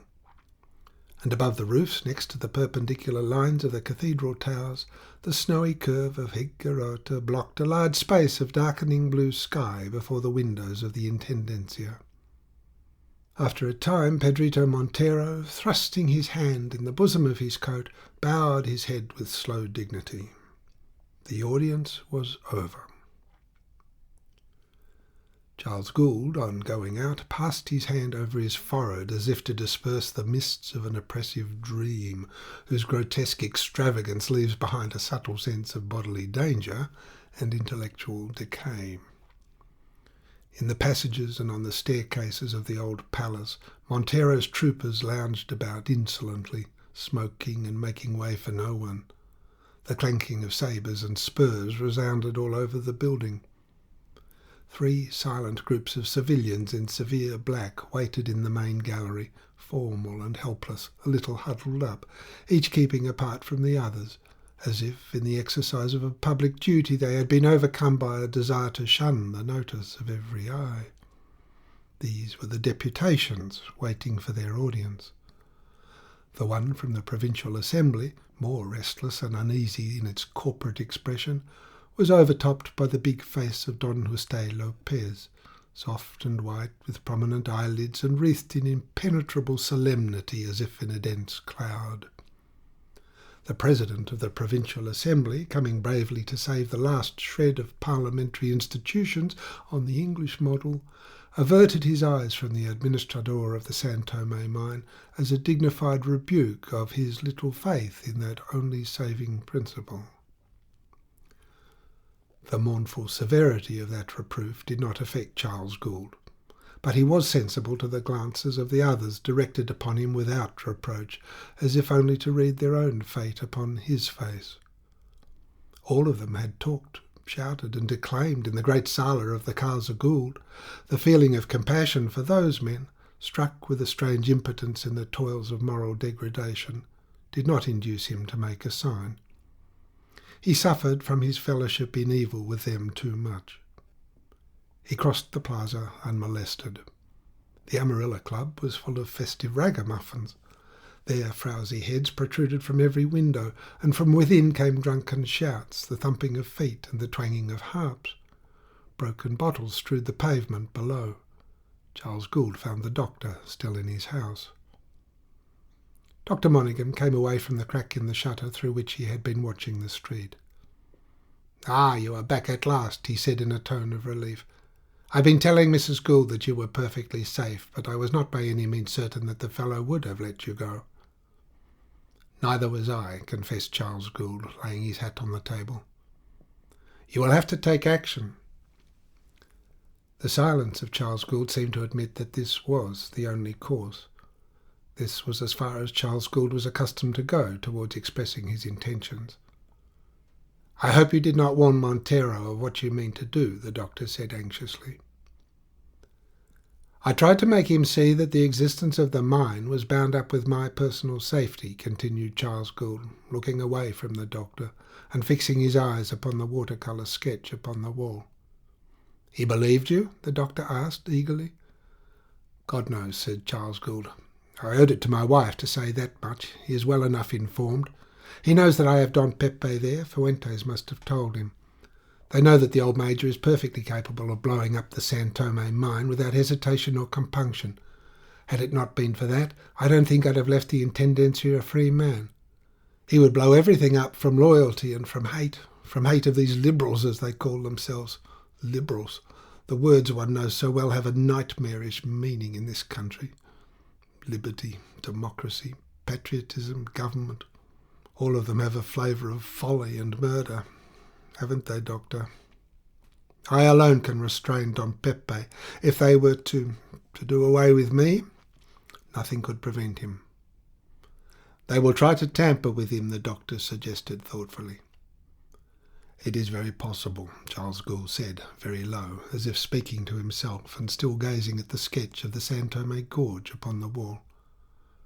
"Yes, I expect they will try that." Charles Gould looked for the first time at the doctor. "It would give me time," he added.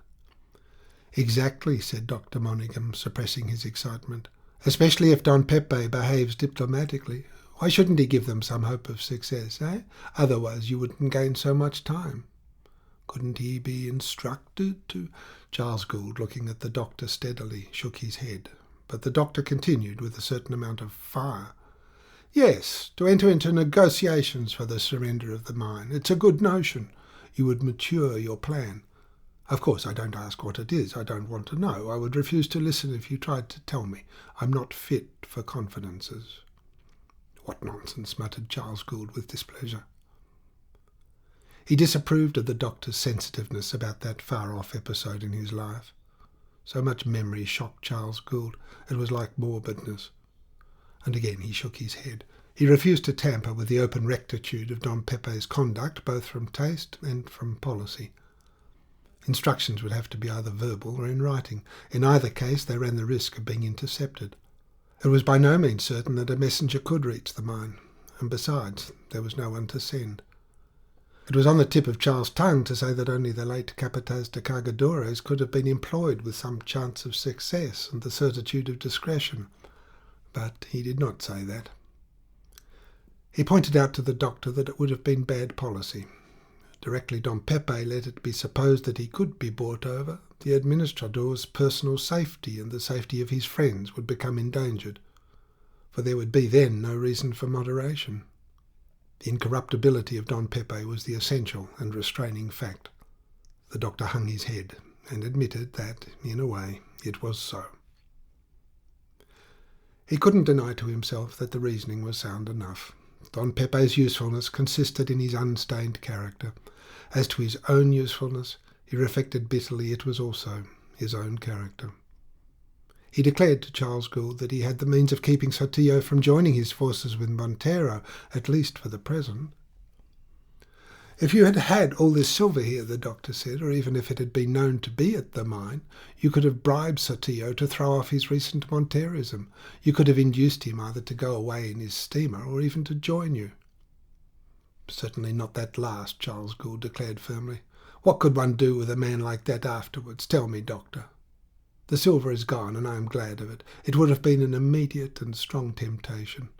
The scramble for that visible plunder would have precipitated a disastrous ending. I would have had to defend it too. I'm glad we've removed it, even if it is lost. It would have been a danger and a curse. Perhaps he's right, the doctor an hour later said hurriedly to Mrs. Gould, whom he met in the corridor. The thing is done, and the shadow of the treasure may do just as well as the substance.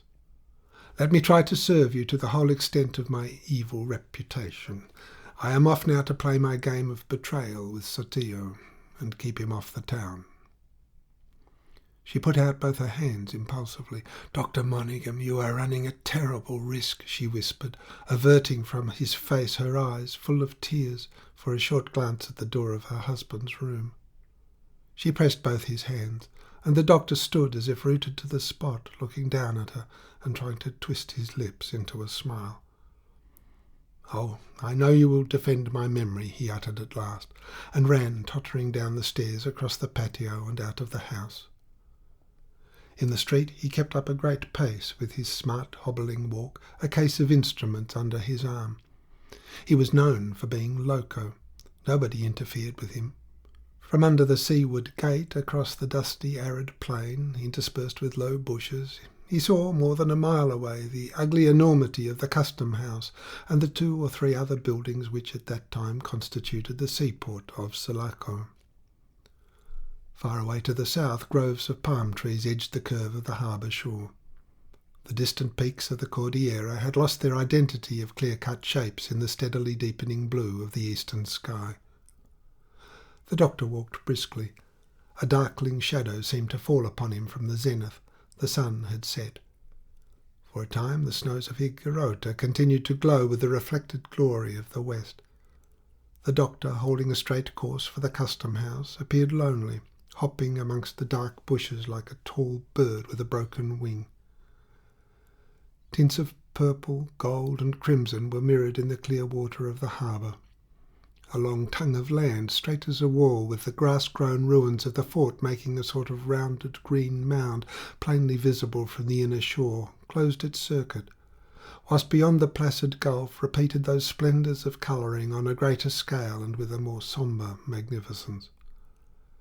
The great mass of cloud filling the head of the gulf had long red smears amongst its convoluted folds of grey and black, as of a floating mantle stained with blood.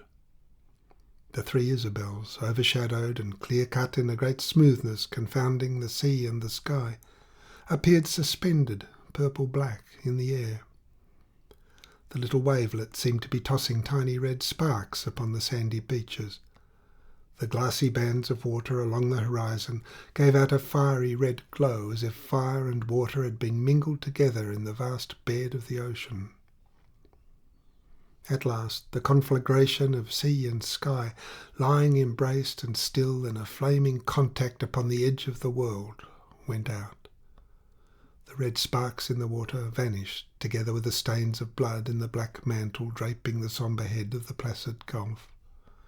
A sudden breeze sprang up and died out after rustling heavily the growth of bushes on the ruined earthwork of the fort. Nostromo woke up from a 14-hours sleep and arose full length from his lair in the long grass.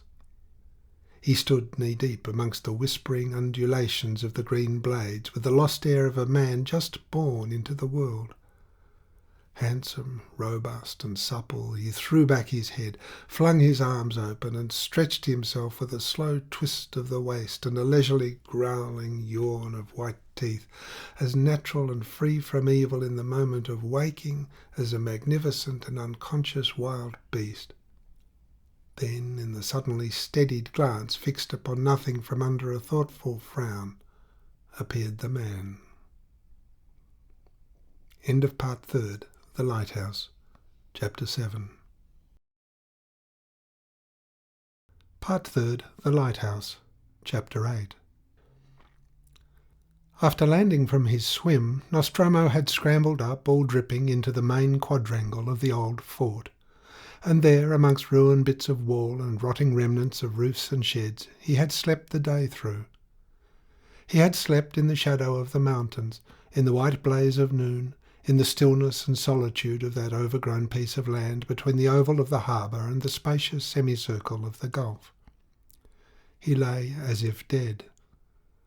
A ray zanzuro, appearing like a tiny black speck in the blue, stooped, circling prudently with a stealthiness of flight startling in a bird of that great size. The shadow of his pearly white body, of his black-tipped wings, fell on the grass no more silently than he alighted himself on a hillock of rubbish within 3 yards of that man, lying as still as a corpse. The bird stretched his bare neck, craned his bald head, loathsome in the brilliance of varied colouring, with an air of voracious anxiety towards the promising stillness of that prostrate body. Then, sinking his head deeply into his soft plumage, he settled himself to wait. The first thing upon which Nostromo's eyes fell on waking was this patient watcher for the signs of death and corruption. When the man got up, the vulture hopped away in great, sidelong, fluttering jumps. He lingered for a while, morose and silent, before he rose, circling noiselessly with a sinister droop of beak and claws.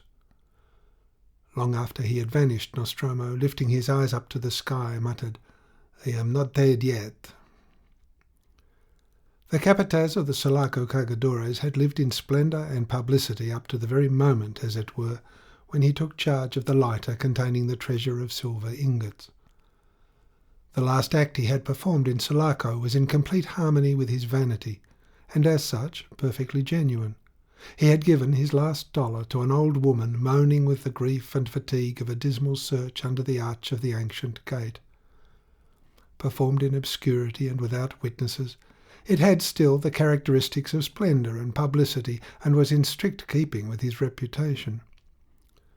But this awakening in solitude, except for the watchful vulture, amongst the ruins of the fort, had no such characteristics. His first confused feeling was exactly this, that it was not in keeping. It was more like the end of things. The necessity of living concealed somehow, for God knows how long, which assailed him on his return to consciousness, made everything that had gone before for years appear vain and foolish, like a flattering dream come suddenly to an end. He climbed the crumbling slope of the rampart and, putting aside the bushes, looked upon the harbour. He saw a couple of ships at anchor upon the sheet of water, reflecting the last gleams of light, and Sotillo's steamer moored to the jetty. And behind the pale long front of the custom house there appeared the extent of the town, like a grove of thick timber on the plain with a gateway in front, and the cupolas, towers and miradors rising above the trees, all dark, as if surrendered already to the night. The thought that it was no longer open to him to ride through the streets, recognised by everyone, great and little, as he used to do every evening on his way to play monte in the posada of the Mexican Domingo, or to sit in the place of honour listening to songs and looking at dances, made it appear to him as a town that had no existence. For a long time he gazed on, then let the parted bushes spring back, and crossing over to the other side of the fort, surveyed the vaster emptiness of the great gulf. The Isabel stood out heavily upon the narrowing long band of red in the west, which gleamed low between their black shapes, and the Capataz thought of Decoud, alone there with the treasure. That man was the only one who cared whether he fell into the hands of the Monterists or not, the Capataz reflected bitterly, and that merely would be an anxiety for his own sake. As to the rest, they neither knew nor cared. What he had heard Giorgio Viola say once was very true. Kings, ministers, aristocrats, the rich in general, kept the people in poverty and subjection. They kept them as they kept dogs, to fight and hunt for their service. The darkness of the sky had descended to the line of the horizon, enveloping the whole gulf, the islets, and the lover of Antonia alone with the treasure on the great Isabel. The Capataz, turning his back on these things, invisible and existing, sat down and took his face between his fists. He felt the pinch of poverty for the first time in his life. To find himself without money after a run of bad luck at Monte in the low smoky room of Domingo's posada, where the fraternity of cargadores gambled, sang and danced of an evening, to remain with empty pockets after a burst of public generosity to some Pandoro girl or other for whom he did not care, had none of the humiliation of destitution. He remained rich in glory and reputation. But since it was no longer possible for him to parade the streets of the town and be hailed with respect in the usual haunts of his leisure, this sailor felt himself destitute indeed. His mouth was dry. It was dry with heavy sleep and extremely anxious thinking, as it had never been dry before.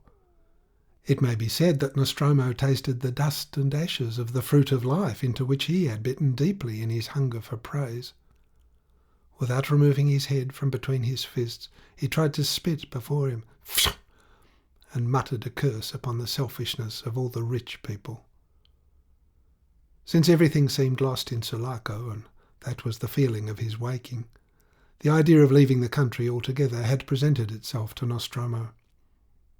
At that thought he had seen, like the beginning of another dream, a vision of steep and tideless shores, with dark pines on the heights and white houses low down near the very blue sea.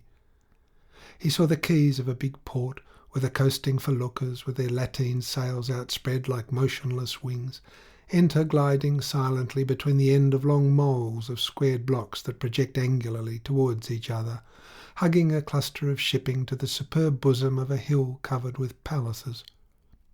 He remembered these sights not without some filial emotion, though he had been habitually and severely beaten as a boy on one of these feluccas by a short-necked, shaven Genoese with a deliberate and distrustful manner, who, he firmly believed, had cheated him out of his orphan's inheritance.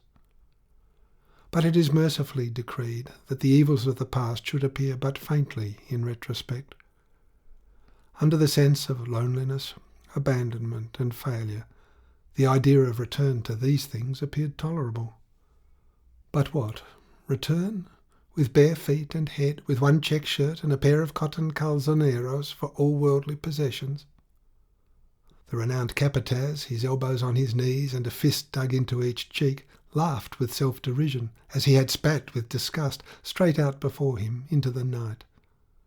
The confused and intimate impressions of universal dissolution which beset a subjective nature at any strong check to its ruling passion had a bitterness approaching that of death itself. He was simple. He was as ready to become the prey of any belief, superstition or desire as a child. The facts of his situation he could appreciate like a man with a distinct experience of the country. He saw them clearly. He was as if sobered after a long bout of intoxication. His fidelity had been taken advantage of. He had persuaded the body of cargadores to side with the Blancos against the rest of the people. He had had interviews with Don Jose. He had been made use of by Father Corbelan for negotiating with Hernandez. It was known that Don Martin Decoud had admitted him to a sort of intimacy, so that he had been free of the officers of the Porvenir. All these things had flattered him in the usual way. What did he care about their politics? Nothing at all.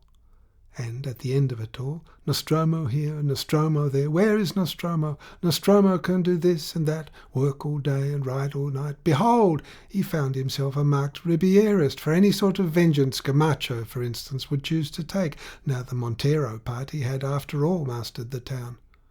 The Europeans had given up. The Caballeros had given up. Don Martin had indeed explained it was only temporary, that he was going to bring Barrios to the rescue. Where was that now, with Don Martin, whose ironic manner of talk had always made the Capataz feel vaguely uneasy, stranded on the Great Isabel? Everybody had given up. Even Don Carlos had given up. The hurried removal of the treasure out to sea meant nothing else than that. The Capataz de Cargadores, on a revulsion of subjectiveness, exasperated almost to insanity, beheld all his world without faith and courage. He had been betrayed. With the boundless shadows of the sea behind him, out of his silence and immobility, facing the lofty shapes of the lower peaks crowded around the white, misty sheen of Higuerota, Nostromo laughed aloud again, sprang abruptly to his feet, and stood still. He must go. But where? There is no mistake. They keep us and encourage us as if we were dogs born to fight and hunt for them. The Vecchio is right, he said, slowly and scathingly. He remembered old Giorgio taking his pipe out of his mouth to throw these words over his shoulder at the cafe, full of engine drivers and fitters from the railway workshops. This image fixed his wavering purpose. He would try to find old Giorgio if he could. God knows what might have happened to him. He made a few steps, then stopped again, and shook his head. To the left and right, in front and behind him, the scrubby bush rustled mysteriously in the darkness. Teresa was right too, he added in a low tone, touched with awe. He wondered whether she was dead in her anger with him, or still alive. As if in answer to this thought, half of remorse and half of hope, with a soft flutter and oblique flight, a big owl whose appalling cry, "Ya acabó, ya acabó, it is finished, it is finished," announces calamity and death in the popular belief, drifted vaguely like a large dark ball across his path. In the downfall of all the realities that made his force, he was affected by the superstition and shuddered slightly. Signora Teresa must have died then. It could mean nothing else. The cry of the ill-omened bird, the first sound he was to hear on his return, was a fitting welcome for his betrayed individuality. The unseen powers which he had offended by refusing to bring a priest to a dying woman were lifting up their voice against him. She was dead. With admirable and human consistency, he referred everything to himself. She had been a woman of good counsel always, and the bereaved old Giorgio remained stunned by his loss, just as he was likely to require the advice of his sagacity. The blow would render the dreamy old man quite stupid for a time. As to Captain Mitchell, Nostromo, after the manner of trusted subordinates, considered him as a person fitted by education, perhaps, to sign papers in an office and to give orders, but otherwise of no use whatever, and something of a fool. The necessity of winding round his little finger almost daily the pompous and testy self-importance of the old seaman had grown irksome with use to Nostromo. At first it had given him an inward satisfaction, but the necessity of overcoming small obstacles becomes wearisome to a self-confident personality, as much by the certitude of success as by the monotony of effort.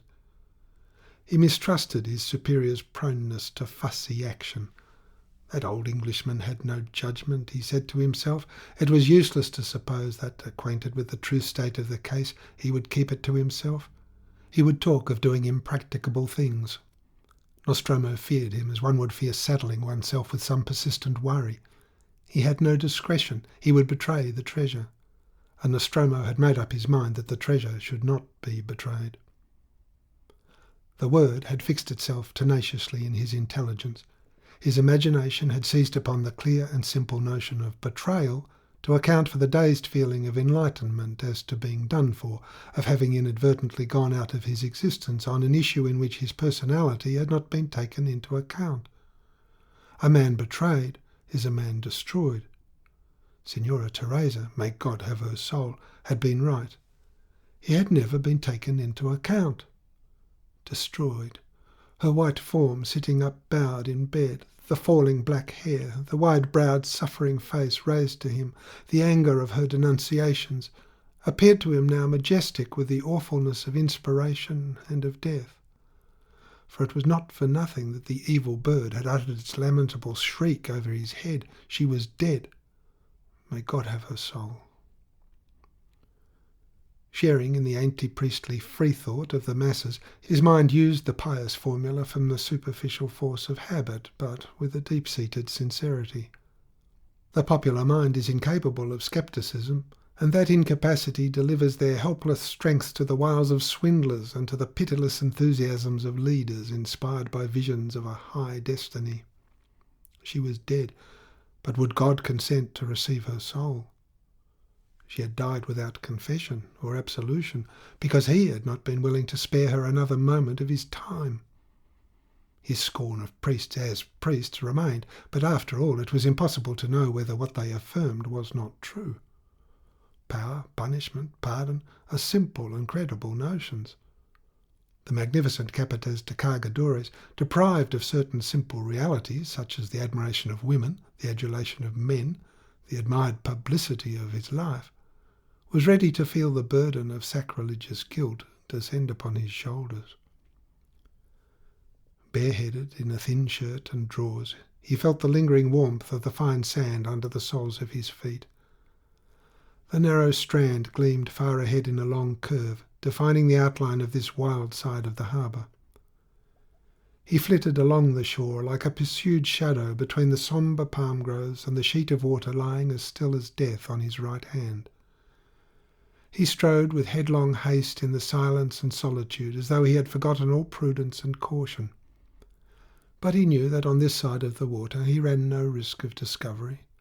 The only inhabitant was a lonely, silent, apathetic Indian in charge of the palmarias, who brought sometimes a load of coconuts to the town for sale.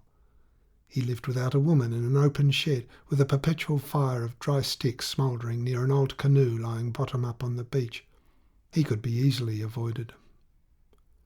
The barking of the dogs about that man's ranch was the first thing that checked his speed. He had forgotten the dogs.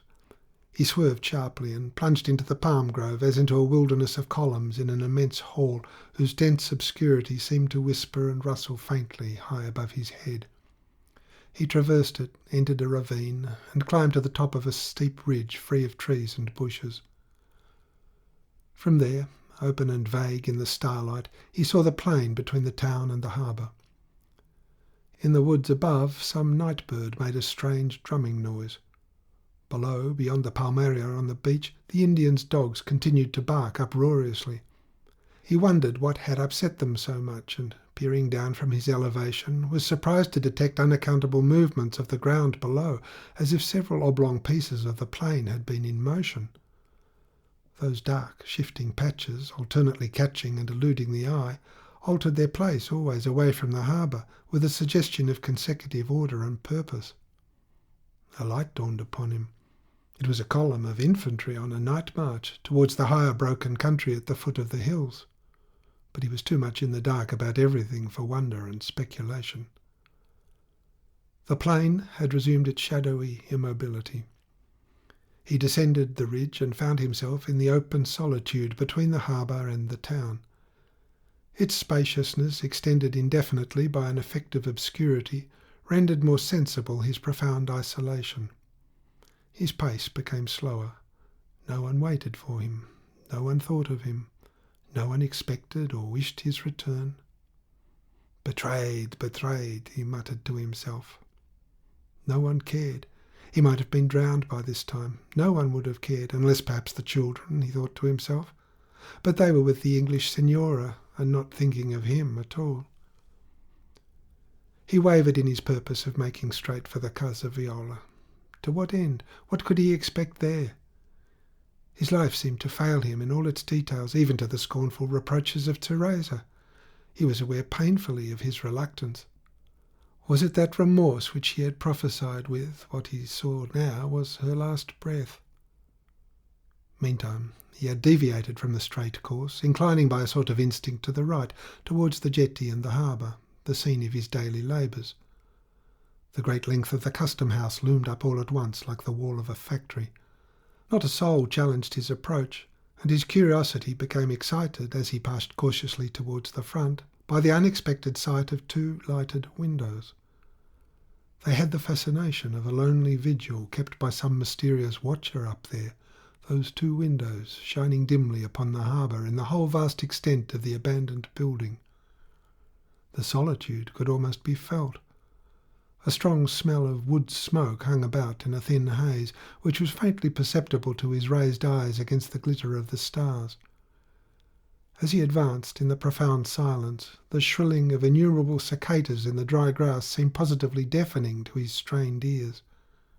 Slowly, step by step, he found himself in the great hall, sombre and full of acrid smoke. A fire built against the staircase had burnt down impotently to a low heap of embers. The hard wood had failed to catch. Only a few steps at the bottom smouldered, with a creeping glow of sparks defining their charred edges. At the top he saw a streak of light from an open door. It fell upon the vast landing, all foggy with a slow drift of smoke. That was the room. He climbed the stairs, then checked himself, because he had seen within the shadow of a man cast upon one of the walls. It was a shapeless, high-shouldered shadow of somebody standing still, with lowered head, out of his line of sight. The capataz, remembering that he was totally unarmed, stepped aside and, effacing himself upright in a dark corner, waited with his eyes fixed on the door.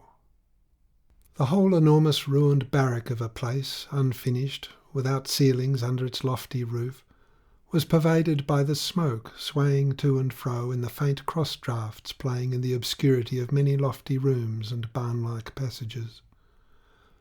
Once one of the swinging shutters came against the wall with a single sharp crack, as if pushed by an impatient hand. A piece of paper scurried out from somewhere, rustling along the landing. The man, whoever he was, did not darken the lighted doorway. Twice the capataz, advancing a couple of steps out of his corner, craned his neck in the hope of catching sight of what he could be at so quietly in there.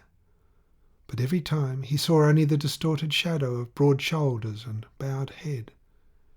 He was doing apparently nothing, and stirred not from the spot, as though he were meditating, or perhaps reading a paper, and not a sound issued from the room. Once more the capataz stepped back. He wondered who it was, some Monterist? But he dreaded to show himself, to discover his presence on shore, unless after many days would, he believed, endanger the treasure. With his own knowledge possessing his whole soul, it seemed impossible that anybody in Sulaco should fail to jump at the right surmise. After a couple of weeks or so it would be different. Who could tell he had not returned overland from some port beyond the limits of the Republic? The existence of the treasure confused his thoughts with a peculiar sort of anxiety, as though his life had become bound up with it. It rendered him timorous for a moment before that enigmatic lighted door. Devil take the fellow! He did not want to see him. There would be nothing to learn from his face, known or unknown. He was a fool to waste his time there in waiting. Less than 5 minutes after entering the place, the capataz began his retreat. He got away down the stairs with perfect success, gave one upward look over his shoulder at the light on the landing, and ran stealthily across the hall. But at the very moment he was turning out of the great door, With his mind fixed upon escaping the notice of the man upstairs, somebody he had not heard coming briskly along the front ran full into him. Both muttered a stifled exclamation of surprise and leapt back and stood still, each indistinct to the other. Nostromo was silent. The other man spoke first, in an amazed and deadened tone. "Who are you?" Already Nostromo had seemed to recognise Dr. Monaghan. He had no doubt now. He hesitated the space of a second.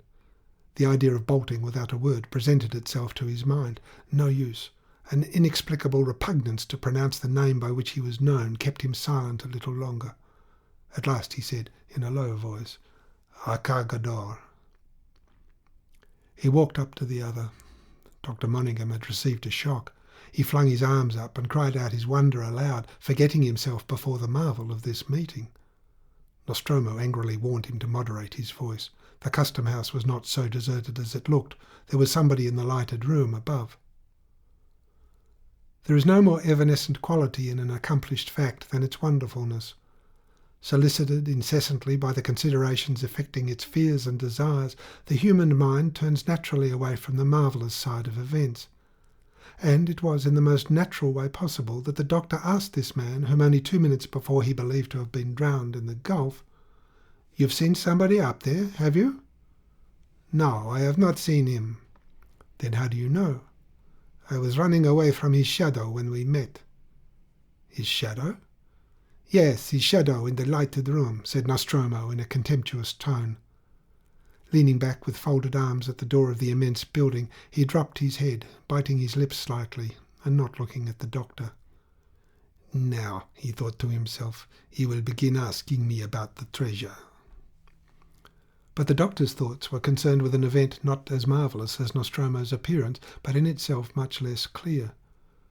Why had Sotillo taken himself off with his whole command with this suddenness and secrecy? What did this move portend? However, it dawned upon the doctor that the man upstairs was one of the officers left behind by the disappointed colonel to communicate with him. "I believe he is waiting for me," he said. "It is possible." "I must see. Do not go away yet, Capataz." "Go away where?" muttered Nostromo. Already the doctor had left him. He remained leaning against the wall, staring at the dark water of the harbour. The shrilling of cicalas filled his ears. An invincible vagueness coming over his thoughts took from them all power to determine his will. "Capataz! Capataz!" the doctor's voice called urgently from above. The sense of betrayal and ruin floated upon his sombre indifference as upon a sluggish sea of pitch. But he stepped out from under the wall and, looking up, saw Dr. Monaghan leaning out of a lighted window. "Come up and see what Sotillo has done. You need not fear the man up here." He answered by a slight, bitter laugh. Fear a man? The Capataz of the Sulaco Cargadores fear a man? It angered him that anybody should suggest such a thing. It angered him to be disarmed and skulking and in danger because of the accursed treasure which was of so little account to the people who had tied it round his neck. He could not shake off the worry of it. To Nostromo the doctor represented all these people, and he had never even asked after it, not a word of inquiry about the most desperate undertaking of his life. Thinking these thoughts, Nostromo passed again through the cavernous hall where the smoke was considerably thinned, and went up the stairs, not so warm to his feet now, towards the streak of light at the top. The doctor appeared in it for a moment, agitated and impatient. "Come up! Come up!" At the moment of crossing the doorway, the Capataz experienced a shock of surprise. The man had not moved. He saw his shadow in the same place. He started, then stepped in with a feeling of being about to solve a mystery. It was very simple. For an infinitesimal fraction of a second, against the light of 2 flaring and guttering candles, through a blue, pungent, thin haze which made his eyes smart, he saw the man standing, as he had imagined him, with his back to the door, casting an enormous and distorted shadow upon the wall. Swifter than a flash of lightning followed the impression of his constrained, toppling attitude, the shoulders projecting forward, the head sunk low upon the breast. Then he distinguished the arms behind his back, and wrenched so terribly that the 2 clenched fists lashed together had been forced up higher than the shoulder blades. From there his eyes traced in one instantaneous glance the hide rope going upwards from the tied wrists over a heavy beam and down to a staple in the wall.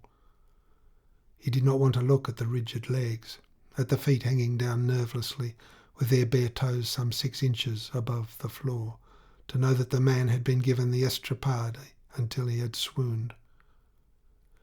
His first impulse was to dash forward and sever the rope at one blow. He felt for his knife. He had no knife, not even a knife. He stood quivering, and the doctor, perched on the edge of the table, facing thoughtfully the cruel and lamentable sight, his chin in his hand, uttered without stirring, "Tortured and shot dead through the breast.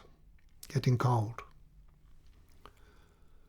This information calmed the Capites. One of the candles flickering in the socket went out. "Who did this?" he asked. "Sotillo, I tell you. Who else? Tortured, of course. But why shot?" The doctor looked fixedly at Nostromo, who shrugged his shoulders slightly. "And Mark shot suddenly, on impulse. It is evident. I wish I had his secret." Nostromo had advanced and stooped slightly to look. "I seem to have seen that face somewhere," he muttered. "Who is he?" The doctor turned his eyes upon him again. "I may yet come to envying his fate. What do you think of that, Capites, eh?" But Nostromo did not even hear these words. Seizing the remaining light, he thrust it under the drooping head. The doctor sat oblivious with a lost gaze. Then the heavy iron candlestick, as if struck out of Nostromo's hand, cluttered on the floor. "Hello!" exclaimed the doctor, looking up with a start. He could hear the Capitas stagger against the table and gasp. In the sudden extinction of the light within, the dead blackness sealing the window frames became alive with stars to his sight. Of course," the doctor muttered to himself in English. "Enough to make him jump out of his skin." Nostromo's heart seemed to force itself into his throat. His head swam. Hirsch! The man was Hirsch. He held on tight to the edge of the table. "But he was hiding in the lighter," he almost shouted. His voice fell. "In the lighter, and Sotillo brought him in," said the doctor. "He is no more startling to you than you were to me. What I want to know is how he induced some compassionate soul to shoot him." "So Sotillo knows," began Nostromo in a more equable voice. "Everything," interrupted the doctor. The Capitas was heard striking the table with his fist. "Everything? What are you saying there? Everything? No, everything? It is impossible. Everything?" "Of course. What do you mean by impossible? I tell you I have heard this Hirsch questioned last night, here, in this very room. He knew your name, Decoud's name, and all about the loading of the silver. The lighter was cut in two. He was grovelling in abject terror before Sotillo, but he remembered that much. What do you want more? He knew least about himself. They found him clinging to their anchor. He must have courted it just as the lighter went to the bottom." "Went to the bottom," repeated Nostromo slowly. "Sotillo believes that? Bueno." The doctor, a little impatiently, was unable to imagine what else could anybody believe. Yes, Sotillo believed that the lighter was sunk, and the Capitas de Cargadores, together with Martin Decoud, and perhaps 1 or 2 other political fugitives, had been drowned. "I told you well, Senor Doctor," remarked Nostromo at that point, "that Sotillo did not know everything." "Eh? What do you mean?" "He did not know I was not dead." "Neither did we." "And you did not care, neither of you caballeros on the wharf, once you got off a man of flesh and blood like yourselves on a fool's business that could not end well." "You forget, Capitas, I was not on the wharf, and I did not think well of the business, so you need not taunt me. I tell you what, man, we had but little leisure to think of the dead. Death stands near behind us all. You were gone." "I went, indeed," broke in Nostromo, "and for the sake of what? Tell me." "Ah, that's your own affair," the doctor said roughly. "Do not ask me." Their flowing murmurs paused in the dark. Perched on the edge of the table with slightly averted faces, they felt their shoulders touch, and their eyes remained directed towards an upright shape nearly lost in the obscurity of the inner part of the room, that with projecting head and shoulders, in ghastly immobility, seemed intent on catching every word. "Muy bien.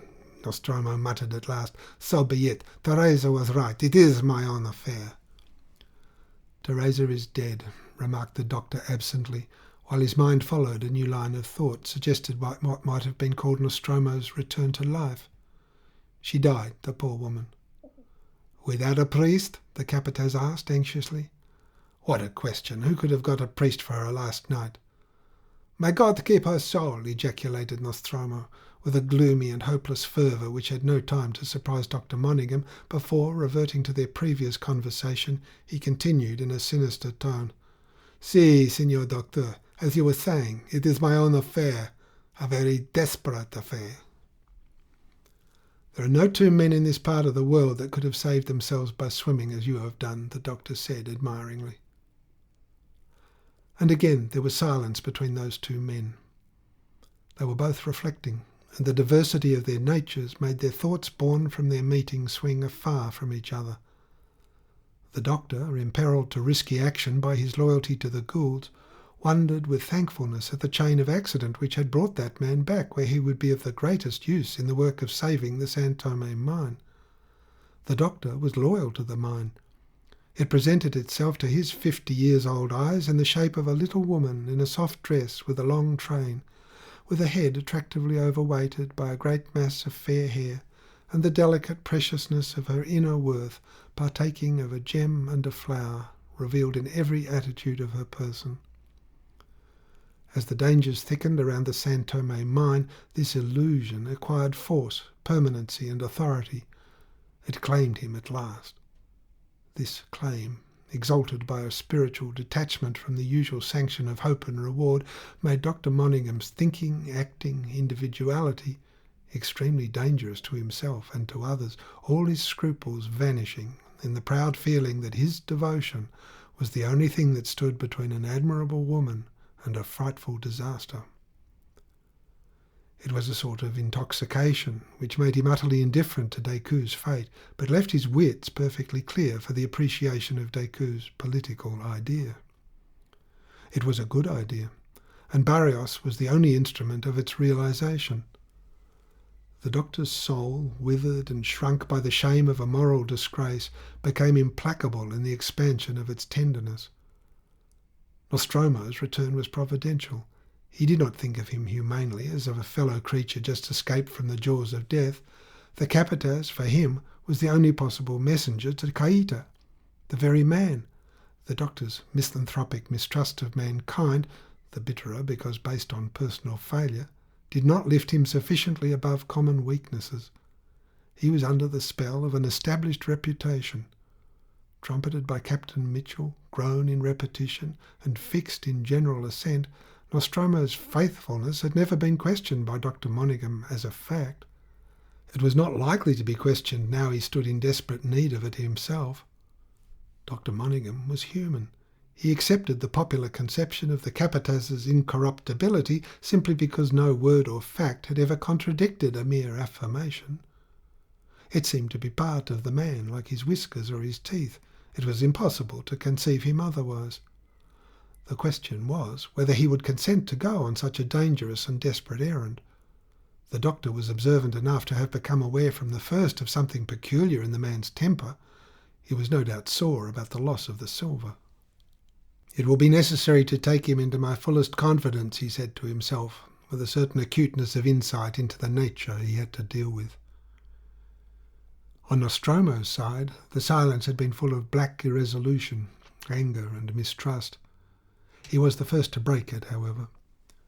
"The swimming was no great matter," he said. "It is what went before, and what comes after that—" He did not quite finish what he meant to say, breaking off short, as though his thought had butted against a solid obstacle. The doctor's mind pursued its own schemes with Machiavellian subtlety. He said, as sympathetically as he was able, "It is unfortunate, Capataz, but no one would think of blaming you. Very unfortunate. To begin with, the treasure ought never to have left the mountain, but it was Decoud who... However, he is dead. There is no need to talk of him." "No," assented Nostromo as the doctor paused. "There is no need to talk of dead men. But I am not dead yet." "You are all right. Only a man of your intrepidity could have saved himself." In this, Dr. Monaghan was sincere. He esteemed highly the intrepidity of that man, whom he valued but little, being disillusioned as to mankind in general, because of the particular instance in which his own manhood had failed. Having had to encounter single-handed during his period of eclipse many physical dangers, he was well aware of the most dangerous element common to them all, of the crushing, paralysing sense of human littleness, which is what really defeats a man struggling with natural forces, alone, far from the eyes of his fellows. He was eminently fit to appreciate the mental image he made for himself of the Capataz, after hours of tension and anxiety, precipitated suddenly into an abyss of waters and darkness, without earth or sky, and confronting it not only with an undismayed mind, but with sensible success. Of course, the man was an incomparable swimmer, that was known, but the doctor judged that this instance testified to a still greater intrepidity of spirit. It was pleasing to him, he augured well from it, for the success of the arduous mission with which he meant to entrust the Capataz, so marvellously restored to usefulness. And in a tone vaguely gratified, he observed, "It must have been terribly dark." "It was the worst darkness of the Golfo," the Capataz assented briefly. He was mollified by what seemed a sign of some faint interest in such things as had befallen him, and dropped a few descriptive phrases with an affected and curt nonchalance. At that moment he felt communicative.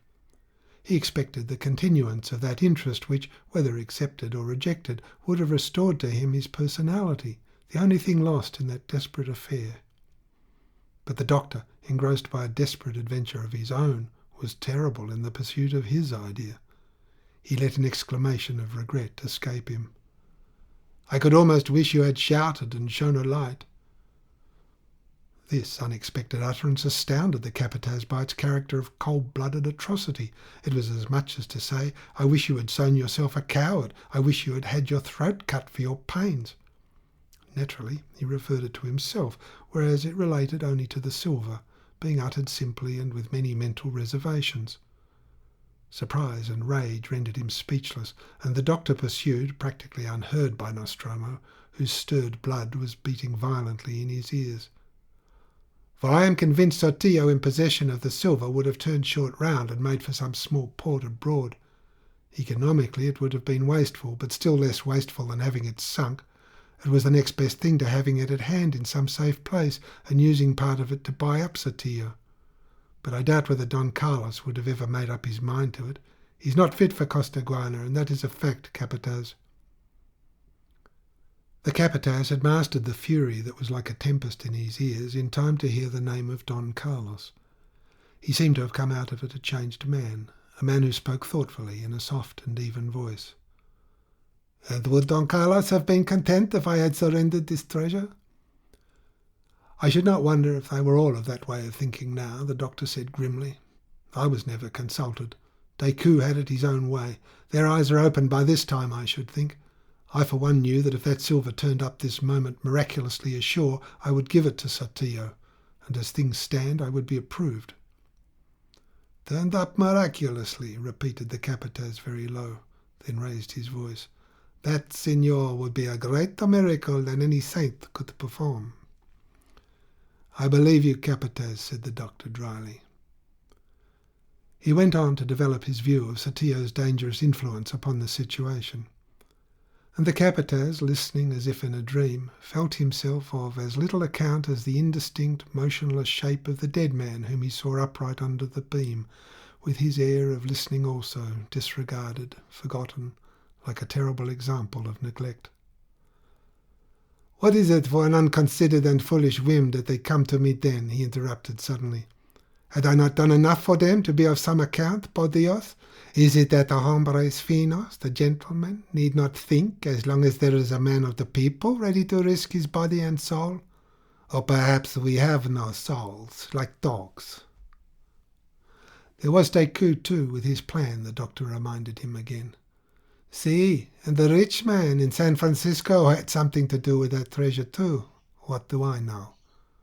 No, I have heard too many things. It seems to me that everything is permitted to the rich." "I understand, Capataz," the doctor began. "What Capataz?" broke in Nostromo in a forcible but even voice. "The Capataz is undone, destroyed. There is no Capataz.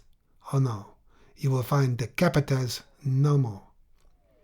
"Come, this is childish," remonstrated the doctor, and the other calmed down suddenly. "I have been indeed like a little child," he muttered. And as his eyes met again the shape of the murdered man, suspended in his awful immobility, which seemed the uncomplaining immobility of attention, he asked, wondering gently, "Why did Sotillo give the estrapade to this pitiful wretch? Do you know? No torture could have been worse than his fear. Killing, I can understand. His anguish was intolerable to behold. But why should he torment him like this? He could tell no more." No, he could tell nothing more. Any sane man would have seen that. He had told him everything. But I tell you what it is, Capataz, Sotillo would not believe what he was told. Not everything. "What is it that he would not believe? I cannot understand." "I can, because I have seen the man. He refuses to believe that the treasure is lost." "What?" the captain cried out in a discomposed tone. "That startles you, eh?" "Am I to understand, Signor," Nostromo went on in a deliberate and, as it were, watchful tone, "that Sotillo thinks the treasure has been saved by some means?" No, that would be impossible," said the doctor with conviction, and Nostromo emitted a grunt in the dark. "That would be impossible. He thinks that the silver was no longer in the lighter when she was sunk. He has convinced himself that the whole show of getting it away to sea is a mere sham got up to deceive Gamacho and his nationals, Pedrito, Montero, Senor Fuentes, our new jefe politico, and himself too. Only he says he is no such fool." "But he is devoid of sense. He is the greatest imbecile that ever called himself a colonel in this country of evil," growled Nostromo. "He is no more unreasonable than many sensible men," said the doctor. "He has convinced himself that the treasure can be found because he desires passionately to possess himself of it. And he is also afraid of his officers turning upon him and going over to Pedrito, whom he has not the courage either to fight or trust. Do you see that, Capataz? He need fear no desertion as long as some hope remains of that enormous plunder turning up. I have made it my business to keep this very hope up." "You have?" the Capataz de Cargadores repeated cautiously. "Well, that is wonderful. And how long do you think you are going to keep it up?" "As long as I can." "What does that mean?" "I can tell you exactly. As long as I live," the doctor retorted with a stubborn voice. Then, in a few words, he described the story of his arrest and the circumstances of his release. "I was going back to that silly scoundrel when we met," he concluded. Nostromo had listened with profound attention. "You have made up your mind, then, to a speedy death?" he muttered through his clenched teeth. "Perhaps, my illustrious Capataz," the doctor said testily, "you are not the only one here who can look an ugly death in the face." "No doubt," mumbled Nostromo, loud enough to be overheard. "There may be even more than two fools in this place. Who knows?" "And that is my affair," said the doctor curtly. "As taking out the accursed silver to sea was my affair," retorted Nostromo. "I see. Bueno. Each of us has his reasons. But you were the last man I conversed with before I started, and you talked to me as if I were a fool." Nostromo had a great distaste for the doctor's sardonic treatment of his great reputation. Decoud's faintly ironic recognition used to make him uneasy, but the familiarity of a man like Don Martin was flattering, whereas the doctor was a nobody. He could remember him a penniless outcast, slinking about the streets of Sulaco without a single friend or acquaintance, till Don Carlos Gould took him into the service of the mine. "You may be very wise," he went on thoughtfully, staring into the obscurity of the room, pervaded by the gruesome enigma of the tortured and murdered Hirsch. "But I am not such a fool as when I started. I have learned one thing since, and that is that you are a dangerous man."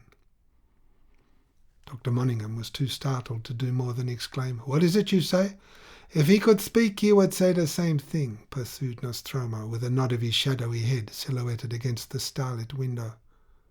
"I do not understand you," said Dr. Monningham faintly. "No?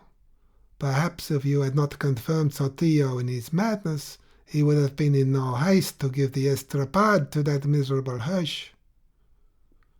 The doctor started at the suggestion, but his devotion, absorbing all his sensibilities, had left his heart steeled against remorse and pity. Still, for complete relief, he felt the necessity of repelling it loudly and contemptuously. "Bah, you dare to tell me that with a man like Sotillo? I confess I did not give a thought to Hirsch. If I had, it would have been useless. Anybody can see that the luckless wretch was doomed from the moment he caught hold of the anchor. He was doomed, I tell you, just as I myself am doomed, most probably." This is what Dr. Monningham said in answer to Nostromo's remark, which was plausible enough to prick his conscience. He was not a callous man, but the necessity, the magnitude, the importance of the task he had taken upon himself dwarfed all merely humane considerations. He had undertaken it in a fanatical spirit. He did not like it. To lie, to deceive, to circumvent even the basest of mankind was odious to him. It was odious to him by training, instinct and tradition. To do these things in the character of a traitor was abhorrent to his nature and terrible to his feelings. He had made that sacrifice in a spirit of abasement. He had said to himself bitterly, "I am the only one fit for that dirty work." And he believed this. He was not subtle. His simplicity was such that, though he had no sort of heroic idea of seeking death, the risk, deadly enough, to which he exposed himself had a sustaining and comforting effect. To that spiritual state, the fate of Hirsch presented itself as part of the general atrocity of things. He considered that episode practically. What did it mean? Was it a sign of some dangerous change in Sotillo's delusion? That the man should have been killed like this was what the doctor could not understand. "Yes, but why shot?" he murmured to himself. Nostromo kept very still. End of Part 3, The Lighthouse, Chapter 8. Part 3, The Lighthouse, Chapter 9. Distracted between doubts and hopes, dismayed by the sound of bells pealing out the arrival of Pedrito Montero, Sotillo had spent the morning in battling with his thoughts, a contest to which he was unequal from the vacuity of his mind and the violence of his passions. Disappointment, greed, anger and fear made a tumult in the colonel's breast, louder than the din of bells in the town. Nothing he had planned had come to pass. Neither Sulaco nor the silver of the mine had fallen into his hands. He had performed no military exploit to secure his position, and had obtained no enormous booty to make off with. Pedrito Montero, either as friend or foe, filled him with dread. The sound of bells maddened him. Imagining at first that he might be attacked at once, he had made his battalion stand to arms on the shore. He walked to and fro all the length of the room, stopping sometimes to gnaw the fingertips of his right hand with a lurid sideways gesture fixed on the floor. Then, with a sullen, repelling glance all round, he would resume his tramping in savage aloofness. His hat, horsewhip, sword and revolver were lying on the table. His officers, crowding the window giving the view of the town gate, disputed amongst themselves the use of his field glass, bought last year on long credit from Anzani. It passed from hand to hand, and the possessor, for the time being, was besieged by anxious inquiries. There is nothing to see," he would repeat impatiently. There was nothing. And when the picket in the bushes near the Casa Viola had been ordered to fall back upon the main body, no stir of life appeared on the stretch of dusty and arid land between the town and the waters of the port. But late in the afternoon, a horseman issuing from the gate was made out riding up fearlessly. It was an emissary from Señor Fuentes. Being all alone, he was allowed to come on. Dismounting at the great door, he greeted the silent bystanders with cheery impudence, and begged to be taken up at once to the muy valiente colonel. Señor Fuentes, on entering upon his functions as jefe politico, had turned his diplomatic abilities to getting hold of the harbour, as well as of the mine. The man he pitched upon to negotiate with Sotillo was a notary public, whom the Revolution had found languishing in the common jail on a charge of forging documents. Liberated by the mob, along with other victims of Blanco tyranny, he had hastened to offer his services to the new government. He set out determined to display much zeal and eloquence in trying to induce Sotillo to come into town alone for a conference with Pedrito Montero. Nothing was further from the colonel's intentions. The mere fleeting idea of trusting himself into the famous Pedrito's hands had made him feel unwell several times. It was out of the question. It was madness. And to put himself in open hostility was madness too. It would render impossible a systematic search for that treasure, for that wealth of silver, which he seemed to feel somewhere about, to scent somewhere near. But where? Heavens, where? Oh, why had he allowed that doctor to go, imbecile that he was? But no, it was the only right course, he reflected distractedly, while the messenger waited downstairs, chatting agreeably to the officers. It was in that scoundrelly doctor's true interest to return with positive information. But what if anything stopped him? A general prohibition to leave the town, for instance. There would be patrols. The colonel, seizing his head in his hands, turned in his tracks as if struck with vertigo. A flash of craven inspiration suggested to him an expedient not unknown to European statesmen when they wished to delay a difficult negotiation. Booted and spurred, he scrambled into the hammock with undignified haste. His handsome face had turned yellow with the strain of weighty cares. The ridge of his shapely nose had grown sharp. The audacious nostrils appeared mean and pinched. The velvety, caressing glance of his fine eyes seemed dead and even decomposed, for these almond-shaped, languishing orbs had become inappropriately bloodshot with much sinister sleeplessness. He addressed the surprised envoy of Senor Fuentes in a deadened, exhausted voice. It came pathetically feeble from under a pile of ponchos which buried his elegant person right up to the black moustaches, uncurled, pendant, in sign of bodily prostration and mental incapacity. Fever, a heavy fever had overtaken the muy valiente colonel. A wavering wildness of expression, caused by the passing spasms of a slight colic which had declared itself suddenly, and the rattling teeth of repressed panic, had a genuineness which impressed the envoy. It was a cold fit.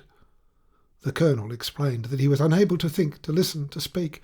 With an appearance of superhuman effort, the colonel gasped out that he was not in a state to return a suitable reply or to execute any of His Excellency's orders. But tomorrow, let His Excellency Don Pedro be without uneasiness. The brave Esmeralda regiment held the harbour, and, closing his eyes, he rolled his aching head like a half-delirious invalid under the inquisitive stare of the envoy, who was obliged to bend down over the hammock in order to catch the painful and broken accents. Meantime, Colonel Sotillo trusted that His Excellency's humanity would permit the doctor, the English doctor, to come out of town with his case of foreign remedies to attend upon him. He begged anxiously his worship, the caballero, now present, for the grace of looking in as he passed the Casa Gould, and informing the English doctor, who was probably there, that his services were immediately required by Colonel Sotillo, lying ill of fever in the custom-house. Immediately, most urgently required, awaited with extreme impatience. 1,000 thanks. He closed his eyes wearily and would not open them again, lying perfectly still, deaf, dumb, insensible, overcome, vanquished, crushed, annihilated by the fell disease. But as soon as the other had shut after him the door of the landing, the colonel leapt out with a fling of both feet in an avalanche of woollen coverings.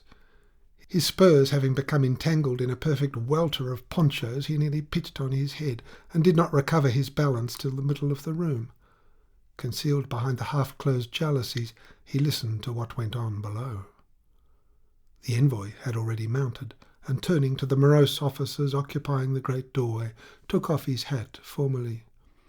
"Caballeros," he said in a very loud tone, "allow me to recommend you to take great care of your colonel. It has done me much honour and gratification to have seen you all. A fine body of men exercising the soldierly virtue of patience in this exposed situation, where there is much sun and no water to speak of, while a town full of wine and feminine charms is ready to embrace you for the brave men you are.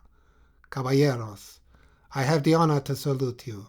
There will be much dancing tonight in Sulaco. Goodbye."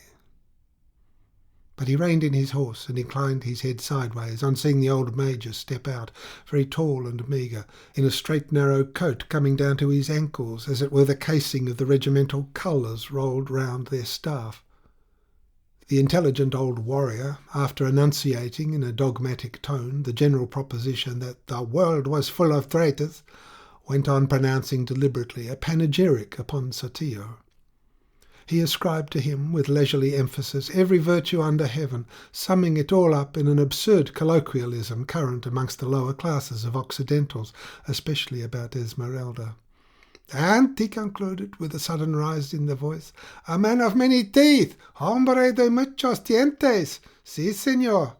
As to us," he pursued, portentous and impressive, "your worship is beholding the finest body of officers in the Republic, men unequalled for valour and sagacity, y hombres de muchos dientes."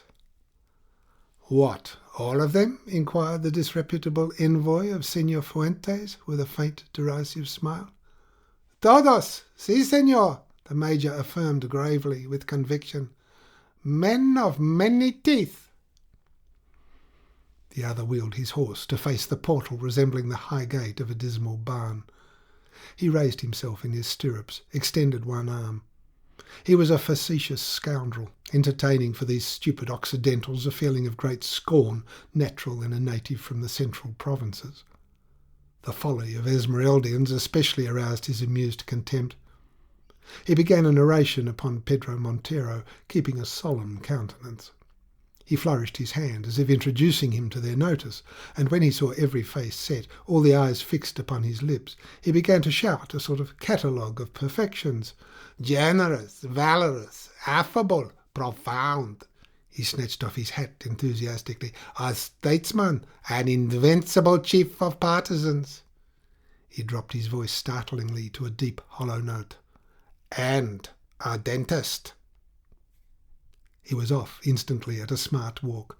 The rigid straddle of his legs, the turned-out feet, the stiff back, the rakish slant of the sombrero above the square, motionless set of the shoulders, expressing an infinite, awe-inspiring impudence.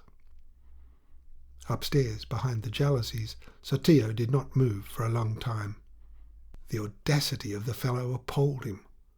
What were his officers saying below? They were saying nothing. Complete silence. He quaked. It was not thus that he had imagined himself at that stage of the expedition. He had seen himself triumphant, unquestioned, appeased, the idol of the soldiers, weighing in secret complacency the agreeable alternatives of power and wealth open to his choice. Alas, how different! Distracted, restless, supine, burning with fury or frozen with terror, he felt a dread as fathomless as the sea crept upon him from every side. That rogue of a doctor had to come out with his information, that was clear. It would be of no use to him alone. He could do nothing with it. Malediction! The doctor would never come out. He was probably under arrest already, shut up together with Don Carlos. He laughed insanely. It was Pedro Montero who would get the information. And the silver. All at once, in the midst of the laugh, he became motionless and silent, as if turned into stone. He, too, had a prisoner who must know the real truth. He would have to be made to speak. And Sotillo, who all that time had not quite forgotten Hirsch, felt an inexplicable reluctance at the notion of proceeding to extremities. He felt a reluctance, part of that unfathomable dread that crept on all sides upon him. He remembered reluctantly, too, the dilated eyes of the hide merchant, his contortions, his loud sobs and protestations. It was not compassion or even mere nervous sensibility. The fact was that though Sotillo did never for a moment believe his story, he could not believe it, nobody could believe such nonsense, yet those accents of despairing truth impressed him disagreeably. They made him feel sick. And he suspected also that the man might have gone mad with fear. A lunatic is a hopeless subject. Bah! A pretence. Nothing but a pretence. He would know how to deal with that. He was working himself up to the right pitch of ferocity. His fine eyes squinted slightly. He clapped his hands. A barefooted orderly appeared noiselessly, a corporal, with his bayonet hanging on his thigh and a stick in his hand. The colonel gave his orders, and presently the miserable Hirsch, pushed in by several soldiers, found him frowning awfully in a broad armchair, hat on head, knees wide apart, arms akimbo, masterful, imposing, irresistible, haughty, sublime, terrible. Hirsch, with his arms tied behind his back, had been bundled violently into one of the smaller rooms. For many hours he remained apparently forgotten, stretched lifelessly on the floor. From that solitude, full of despair and terror, he was torn out brutally, with kicks and blows, passive, sunk-in hebetude. He listened to threats and admonitions, and afterwards made his usual answers to questions, with his chin sunk on his breast, his hands tied behind his back, swaying a little in front of Sotillo, and never looking up. When he was forced to hold up his head by means of a bayonet point prodding him under the chin, his eyes had a vacant, trance-like stare, and drops of perspiration as big as peas were seen hailing down the dirt, bruises and scratches of his white face. Then they stopped suddenly. Sotillo looked at him in silence. "Will you depart from your obstinacy, you rogue?" he asked. Already a rope, whose one end was fastened to Signor Hirsch's wrists, had been thrown over a beam, and 3 soldiers held the other end, waiting. He made no answer. His heavy lower lip hung stupidly. Sotillo made a sign. Hirsch was jerked up off his feet, and a yell of despair and agony burst out in the room, filled the passage of the great buildings, rent the air outside, caused every soldier of the camp along the shore to look up at the windows, started some of the officers in the hall babbling excitedly, with shining eyes. Others, setting their lips, looked gloomily at the floor. Sotillo, followed by the soldiers, had left the room. The sentry on the landing presented arms. Hirsch went on screaming, all alone behind the half-closed jalousies, while the sunshine, reflected from the water of the harbour, made an ever-running ripple of light high up on the wall. He screamed with uplifted eyebrows and a wide-open mouth, incredibly wide, black, enormous, full of teeth, comical. In the still burning air of the windless afternoon he made the waves of his agony travel as far as the OSN Company's offices. Captain Mitchell, on the balcony, trying to make out what went on generally, had heard him faintly but distinctly, and the feeble and appalling sound lingered in his ears after he had retreated indoors with blanched cheeks. He had been driven off the balcony several times during that afternoon. Sotillo, irritable, moody, walked restlessly about, held consultations with his officers, gave contradictory orders in this shrill clamour pervading the whole empty edifice. Sometimes there would be long and awful silences. Several times he had entered the torture chamber where his sword, horsewhip, revolver and field-glass were lying on the table, to ask with forced calmness, "Will you speak the truth now? No? I can wait?" But he could not afford to wait much longer. That was just it. Every time he went in and came out with a slam of the door, the sentry on the landing presented arms and got in return a black, venomous, unsteady glance, which in reality saw nothing at all, being merely the reflection of the soul within, a soul of gloomy hatred, irresolution, avarice and fury. The sun had set when he went in once more. A soldier carried in 2 lighted candles and slunk out, shutting the window without noise. "Speak, thou Jewish child of the devil! The silver, I say, where is it? Where have you foreign rogues hidden it? Confesso!" A slight quiver passed up the taut rope from the racked limbs, but the body of Signor Hirsch, enterprising businessman from Esmeralda, hung under the heavy beam perpendicular and silent, facing the colonel awfully. The inflow of the night air, cooled by the snows of the Sierra, spread gradually a delicious freshness through the close heat of the room. "Speak, thief, scoundrel, picaro, oh!" Sotillo had seized the riding whip and stood with his arm lifted up. For a word, for one little word, he felt he would have knelt, cringed, grovelled on the floor before the drowsy, conscious stare of those fixed eyeballs starting out of the grimy, dishevelled head that drooped very still with its mouth closed askew. The colonel ground his teeth with rage and struck. The rope vibrated leisurely to the blow, like the long string of a pendulum starting from a rest. But no swinging motion was imparted to the body of Senor Hirsch, the well-known hide merchant on the coast. With a convulsive effort of the twisted arms, it leapt up a few inches, curling upon itself like a fish on the end of a line. Senor Hirsch's head was flung back on his straining throat, his chin trembled. For a moment the rattle of his chattering teeth pervaded the vast shadowy room where the candles made a patch of light round the two flames burning side by side. And as Sotillo, staying his raised hand, waited for him to speak, with a sudden flash of a grin and a straining forward of the wrenched shoulders, he spat violently into his face. The uplifted whip fell, and the colonel sprang back with a low cry of dismay, as if aspersed by a jet of deadly venom. Quick as thought, he snatched up his revolver and fired twice. The report and the concussion of the shot seemed to throw him at once from ungovernable rage into idiotic stupor. He stood with drooping jaw and stony eyes. What had he done, sangre de Dios?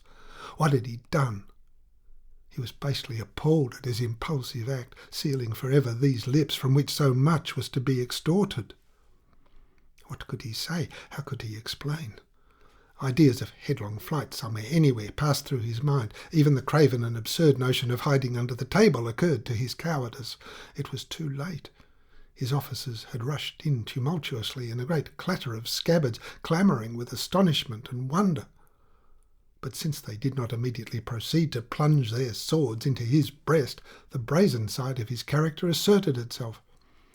Passing the sleeve of his uniform over his face, he pulled himself together. His translucent glance turned slowly here and there, checked the noise where it fell, and the stiff body of the late Senor Hirsch, merchant, after swaying imperceptibly, made a half-turn, and came to rest in the midst of the awed murmurs and uneasy shuffling.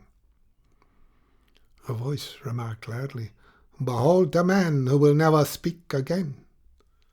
And another from the back row of faces, timid and pressing, cried out, "Why did you kill him, mi colonel?" "Because he has confessed everything," answered Sotillo with the hardihood of desperation. He felt himself cornered. He brazened it out on the strength of his reputation with very fair success. His hearers thought him very capable of such an act. They were disposed to believe his flattering tale. There is no credulity so eager and blind as the credulity of covetousness, which in its universal extent measures the moral misery and the intellectual destitution of mankind. Ah, he had confessed everything, this fractious Jew, this bribon. Good, then he was no longer wanted. A sudden, dense guffaw was heard from the Senor Capitan, a big-headed man with little round eyes and monstrously fat cheeks which never moved. The old major, tall and fantastically ragged like a scarecrow, walked round the body of the late Senor Hirsch, muttering to himself with ineffable complacency that like this there was no need to guard against any future treacheries of that scoundrel. The others stared, shifting from foot to foot and whispering short remarks to each other. Sotillo buckled on his sword and gave curt, peremptory orders to hasten the retirement decided upon in the afternoon.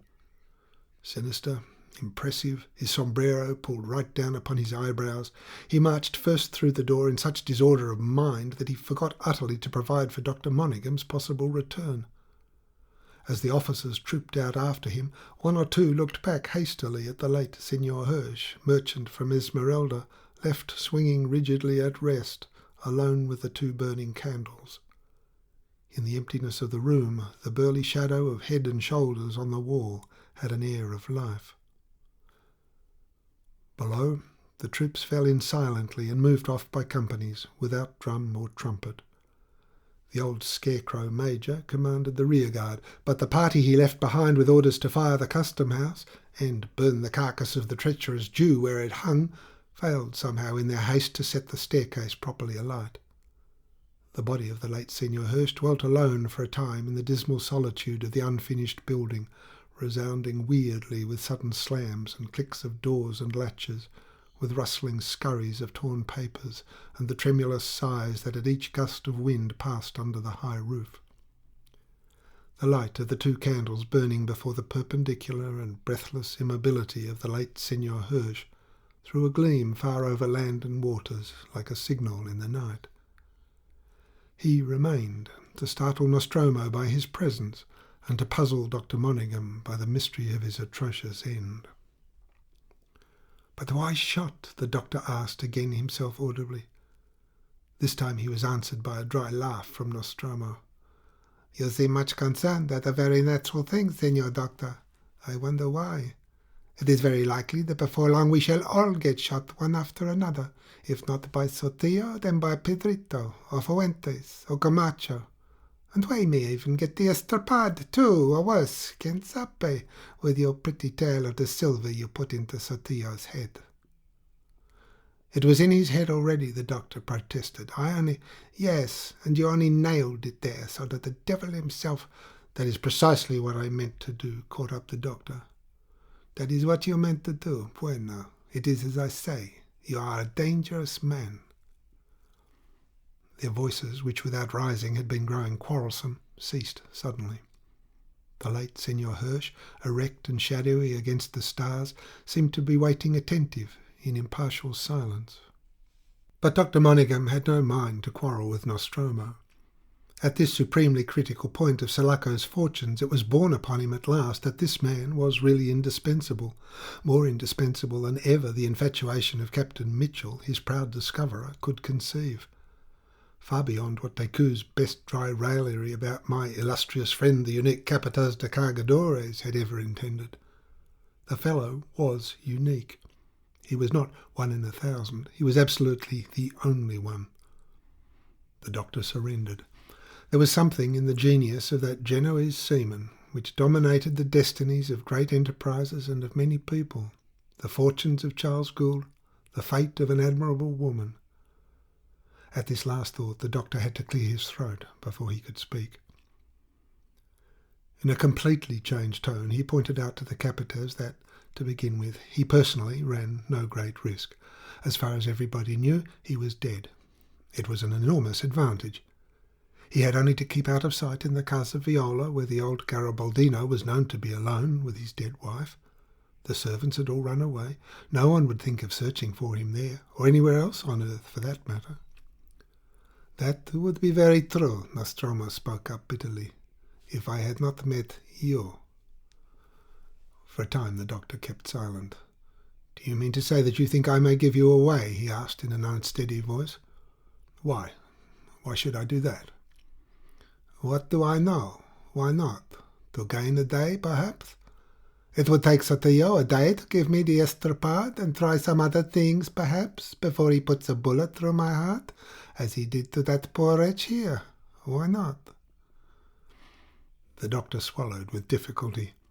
His throat had gone dry in a moment. It was not from indignation. The doctor, pathetically enough, believed that he had forfeited the right to be indignant with anyone, for anything. It was simple dread. Had the fellow heard his story by some chance? If so, there was an end of his usefulness in that direction. The indispensable man escaped his influence because of that indelible blot which made him fit for dirty work. A feeling as of sickness came upon the doctor. He would have given anything to know, but he dared not clear up the point. The fanaticism of his devotion, fed on the sense of his abasement, hardened his heart in sadness and scorn. "Why not, indeed?" he re-echoed sardonically. "Then the safe thing for you is to kill me on the spot. I would defend myself, but you just may as well know I am going about unarmed." "Por Dios," said the captain passionately. "You fine people are all alike, all dangerous, all betrayers of the poor who are your dogs."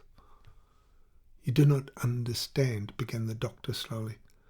"I understand you all," cried the other with a violent movement as shadowy to the doctor's eyes as the persistent immobility of the late Senor Hirsch.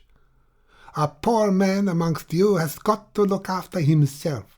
I say that you do not care for those that serve you. Look at me. After all these years, suddenly, here, I find myself like one of these curs that bark outside the walls without a kennel or a dry bone for my teeth. Caramba! But he relented with a contemptuous fairness. Of course, he went on quietly, I do not suppose that you would hasten to give me up to Sotillo, for example. It is not that. It is that I am nothing. Suddenly, he swung his arms downward. Nothing to anyone, he repeated. The doctor breathed freely. Listen, Capataz, he said, stretching out his arm almost affectionately towards Nostromo's shoulder. I'm going to tell you a very simple thing. You are safe because you are needed. I would not give you away for any conceivable reason, because I want you. In the dark, Nostromo bit his lip. He had heard enough of that. He knew what that meant. No more of that for him. But he had to look after himself now, he thought, and he thought too that it would not be prudent to part in anger from his companion. The doctor, admitted to be a great healer, had among the populace of Sulaco the reputation of being an evil sort of man. It was based solidly on his personal appearance, which was strange, and on his rough, ironic manner, proofs visible, sensible, and incontrovertible of the doctor's malevolent disposition. And Nostromo was of the people, so he only grunted incredulously. You, to speak plainly, are the only man, the doctor pursued. It is in your power to save this town, and everybody, from the destructive rapacity of men who— No, senor, said Nostromo sullenly, it is not in my power to get the treasure back for you, to give up to Sotillo, or Pedrito, or Camacho. What do I know? Nobody expects the impossible, was the answer. You have said it yourself. Nobody, muttered Nostromo in a gloomy, threatening tone. But Dr. Monaghan, full of hope, disregarded the enigmatic words and the threatening tone. To their eyes, accustomed to obscurity, the late Senor Hirsch, growing more distinct, seemed to have come nearer. And the doctor lowered his voice in exposing his scheme, as though afraid of being overheard. He was taking the indispensable man into his fullest confidence. Its implied flattery and suggestion of great risks came with a familiar sound to the Capataz. His mind, floating in irresolution and discontent, recognized it with bitterness. He understood well that the doctor was anxious to save the San Tome mine from annihilation. He would be nothing without it. It was his interest, just as it had been the interest of Senor Decoud, of the Blancos, and of the Europeans to get his cargadores on their side. His thought became arrested upon Decoud. What would happen to him? Nostromo's prolonged silence made the doctor uneasy. He pointed out, quite unnecessarily, that though for the present he was safe, he could not live concealed forever. The choice was between accepting the mission to Barrios, with all its dangers and difficulties, and leaving Sulaco by stealth, ingloriously, in poverty. None of your friends could reward you and protect you just now, Capataz, not even Don Carlos himself. I would have none of your protection and none of your rewards. I only wish I could trust your courage and your sense. When I return in triumph, as you say, with Barrios, I may find you all destroyed. You have the knife at your throat now. It was the doctor's turn to remain silent in the contemplation of horrible contingencies. Well, we would trust your courage and your sense, and you too have a knife at your throat. Ah, and whom am I to thank for that? What are your politics and your minds to me? Your silver and your constitutions, your Don Carlos this and Don Jose that. I don't know, burst out the exasperated doctor. There are innocent people in danger whose little finger is worth more than you or I and all the Ribierists together. I don't know. You should have asked before you allowed Decoud to lead you into all this. It was your place to think like a man, but if you did not think then, try to act like a man now. Did you imagine Decoud cared very much for what would happen to you? No more than you care for what will happen to me, muttered the other. No, I care for what will happen to you as little as I care for what will happen to myself. And all this because you are such a devoted Ribierist? Nostromo said in an incredulous tone. All this because I am such a devoted Ribierist, repeated Dr. Monaghan grimly. Again, Nostromo, gazing abstractedly at the body of the late Signor Hirsch, remained silent, thinking that the doctor was a dangerous person in more than one sense. It was impossible to trust him.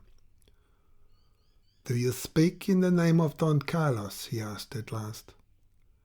"Yes, I do," the doctor said loudly, without hesitation. "He must come forward now." "He must," he uttered in a mutter which Nostromo did not catch. "What did you say, senor?" The doctor started. "I say that you must be true to yourself, Capataz. It would be worse than folly to fail now." "True to myself," repeated Nostromo. "How do you know that I would not be true to myself if I told you to go to the devil with your propositions?" "I do not know. Maybe you would," the doctor said, with a roughness of tone intended to hide the sinking of his heart and the faltering of his voice. "All I know is that you had better get away from here. Some of Sotillo's men may turn up here, looking for me." He slipped off the table, listening intently. The Capataz, too, stood up. "Suppose I went to Caita, what would you do meantime?" he asked. "I would go to Sotillo directly you had left, in the way I am thinking of." "A very good way, if only that engineer-in-chief consents. Remind him, senor, that I looked after the old rich Englishman who pays for the railway, and that I saved the lives of some of his people that time when a gang of thieves came from the south to wreck one of his pay trains. It was I who discovered it all, at the risk of my life, by pretending to enter into their plans, just as you are doing with Sotillo." Yes, of course, but I can offer him better arguments," the doctor said hastily. "Leave it to me." "Ah, yes, true. I am nothing." "Not at all. You are everything." They moved a few paces towards the door. Behind them the late Signor Hirsch preserved the immobility of a disregarded man. "That will be all right. I know what to say to the engineer," pursued the doctor in a low tone. "My difficulty will be with Sotillo." And Dr. Monaghan stopped short in the doorway as if intimidated by the difficulty. He had made the sacrifice of his life. He considered this a fitting opportunity, but he did not want to throw his life away too soon. In his quality of betrayer of Don Carlos's confidence, he would have ultimately to indicate the hiding place of the treasure. That would be the end of his deception, and the end of himself as well, at the hands of the infuriated colonel. He wanted to delay him to the very last moment, and he had been racking his brain to invent some place of concealment at once plausible and difficult of access. He imparted his trouble to Nostromo and concluded, "Do you know what, Capataz? I think that when the time comes and some information must be given, I shall indicate the Great Isabel. That is the best place I can think of. What is the matter?" A low exclamation had escaped Nostromo. The doctor waited, surprised, and after a moment of profound silence heard a thick voice stammer out, "Utter folly," and stop with a gasp. "Why folly?"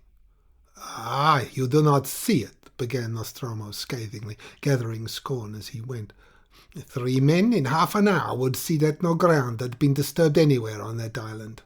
Do you think that such a treasure can be buried without leaving traces of the work? Eh, Senor Doctor? Why, you would not gain half a day more before having your throat cut by Sotillo. The Isabel, what stupidity, what miserable invention.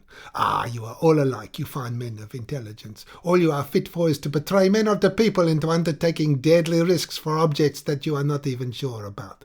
If it comes off, you get the benefit. If not, then it does not matter. He is only a dog. Ah, Madre de Dios, I would—" He shook his fists above his head. The doctor was overwhelmed at first by this fierce, hissing vehemence. "Well, it seems to me on your own showing that the men of the people are no mean fools, too," he said sullenly. "No, but come, you are so clever. Have you a better place?" Nostromo had calmed down as quickly as he had flared up. "I am clever enough for that," he said quietly, almost with indifference. "You want to tell him of a hiding place big enough to take days in ransacking? A place where a treasure of silver ingots can be buried without leaving a sign on the surface?" "And close at hand," the doctor put in. "Just so, senor. Tell him it is sunk." "This has the merit of being the truth," the doctor said contemptuously. "He will not believe it." You tell him that it is sunk where he may hope to lay his hands on it, and he will believe you quick enough. Tell him it has been sunk in the harbour in order to be recovered afterwards by divers. Tell him you found out that I had orders from Don Carlos to lower the cases quietly overboard, somewhere in a line between the end of the jetty and the entrance. The depth is not too great there. He has no divers, but he has a ship, boats, ropes, chains, sailors, of a sort. Let him fish for the silver. Let him set his fools to drag backwards and forwards and crossways, while he sits and watches till his eyes drop out of his head. Really, this is an admirable idea, muttered the doctor. See, you tell him that, and see whether he will not believe you. He will spend days in rage and torment, and still he will believe. He will have no thought for anything else. He will not give up till he is driven off, while he may even forget to kill you. He will neither eat nor sleep. The very thing, the doctor repeated in an excited whisper. Capites, I begin to believe that you are a great genius in your way. Nostromo had paused, then began again in a changed tone, sombre, speaking to himself as though he had forgotten the doctor's existence. There is something in the treasure that fastens upon a man's mind. He will pray and blaspheme and still persevere, and will curse the day he ever heard of it, and will let his last hour come upon him unawares, still believing that he missed it only by a foot. He will see it every time he closes his eyes. He will never forget it till he is dead, and even then. Doctor, did you ever hear of the miserable gringos on Azuera that cannot die? Sailors like myself. There is no getting away from a treasure that once fastens upon your mind. You are a devil of a man, Capites. It is the most plausible thing. Nostromo pressed his arm. It will be worse for him than thirst at sea or hunger in a town full of people. Do you know what that is? He shall suffer greater torments than he inflicted upon that terrified wretch who had no invention. None. Not like me. I could have told Sotillo a deadly tale for very little pain.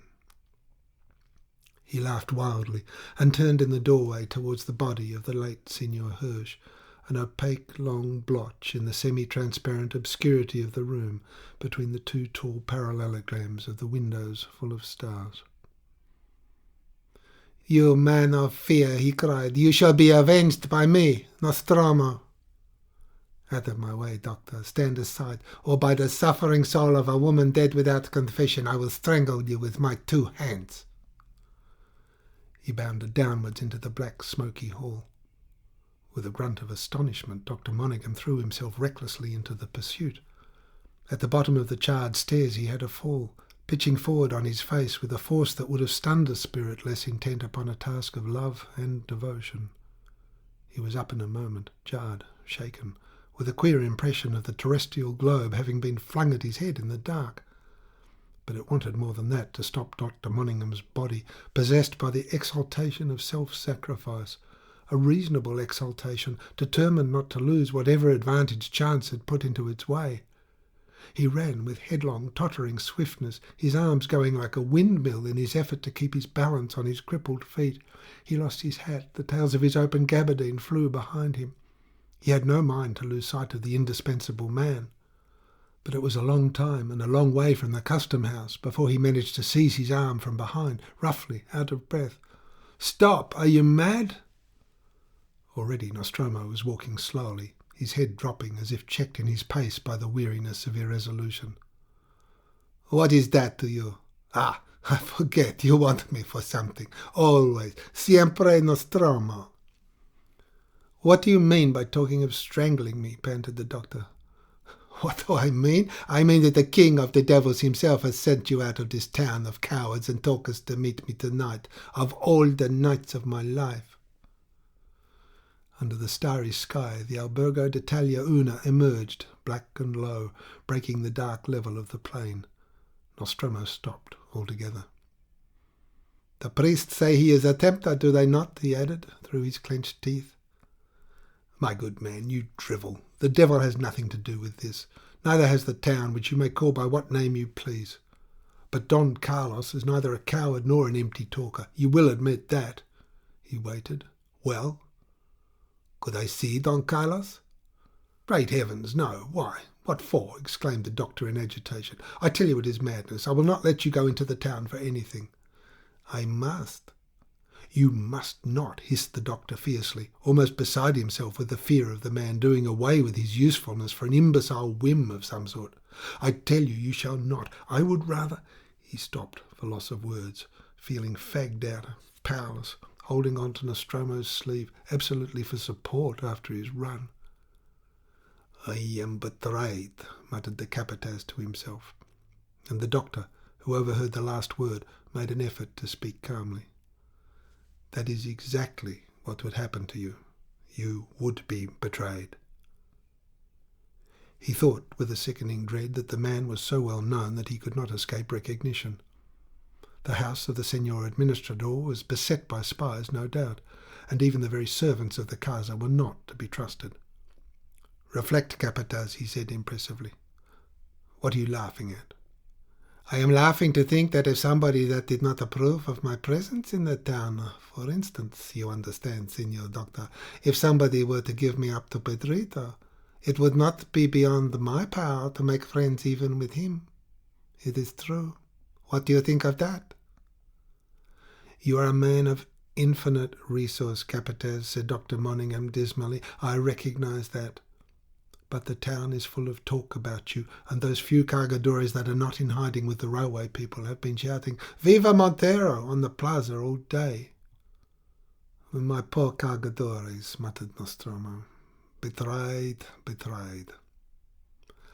I understand that on the wharf you were pretty free in laying about you with a stick amongst your poor cargadores, the doctor said in a grim tone, which showed that he was recovering from his exertions. Make no mistake, Pedrito is furious at Senor Ribiera's rescue and at having lost the pleasure of shooting Decoud. Already there are rumours in the town of the treasure having been spirited away. To have missed that does not please Pedrito either, but let me tell you that if you had all that silver in your hand for ransom, it would not save you. Turning swiftly and catching the doctor by the shoulders, Nostromo thrust his face close to his. Maladetta! You follow me, speaking of the treasure. You have sworn my ruin. You were the last man who looked upon me before I went out with it, and Sodoni, the engine driver, says you have an evil eye. He ought to know. I saved his broken leg for him last year, the doctor said stoically. He felt on his shoulders the weight of these hands, famed amongst the populace for snapping thick ropes and bending horseshoes. And to you I offer the best means of saving yourself. Let me go, and of retrieving your great reputation. You boasted of making the Capataz de Cargadores famous from one end of America to the other about this wretched silver. But I bring you a better opportunity. Let me go, hombre. Nostromo released him abruptly, and the doctor feared that the indispensable man would run off again. But he did not. He walked on slowly. The doctor hobbled by his side till, within a stone's throw from the Casa Viola, Nostromo stopped again. Silent in inhospitable darkness, the Casa Viola seemed to have changed its nature. His home appeared to repel him with an air of hopeless and inimical mystery. The doctor said, You will be safe there. Go in, Capataz. How can I go in? Nostromo seemed to ask himself in a low, inward tone. She cannot unsay what she said, and I cannot undo what I have done. I tell you, it is all right. Viola is all alone in there. I looked in as I came out of the town. You will be perfectly safe in that house till you leave it to make your name famous on the Campo.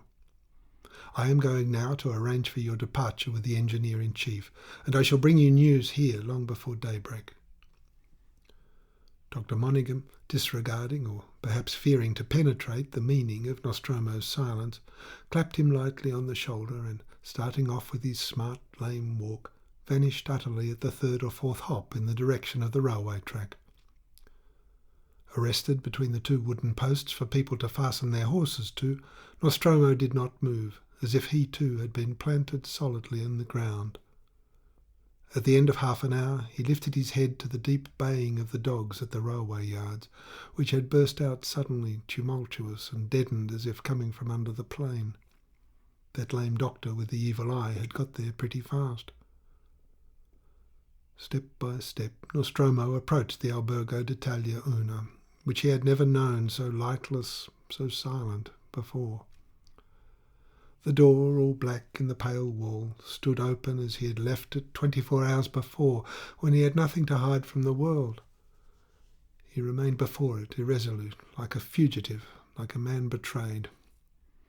Poverty, misery, starvation. Where had he heard these words? The anger of a dying woman had prophesied that fate for his folly.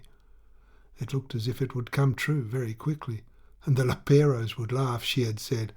Yes, they would laugh if they knew that the Capataz de Cargadores was at the mercy of the mad doctor whom they could remember only a few years ago buying cooked food from a stall on the plaza for a copper coin, like one of themselves. At that moment the notion of seeking Captain Mitchell passed through his mind. He glanced in the direction of the jetty and saw a small gleam of light in the OSN Company's building. The thought of lighted windows was not attractive. 2 lighted windows had decoyed him into the empty custom house, only to fall into the clutches of that doctor. No, he would not go near lighted windows again on that night. Captain Mitchell was there, and what could he be told? That doctor would worm it all out of him as if he were a child.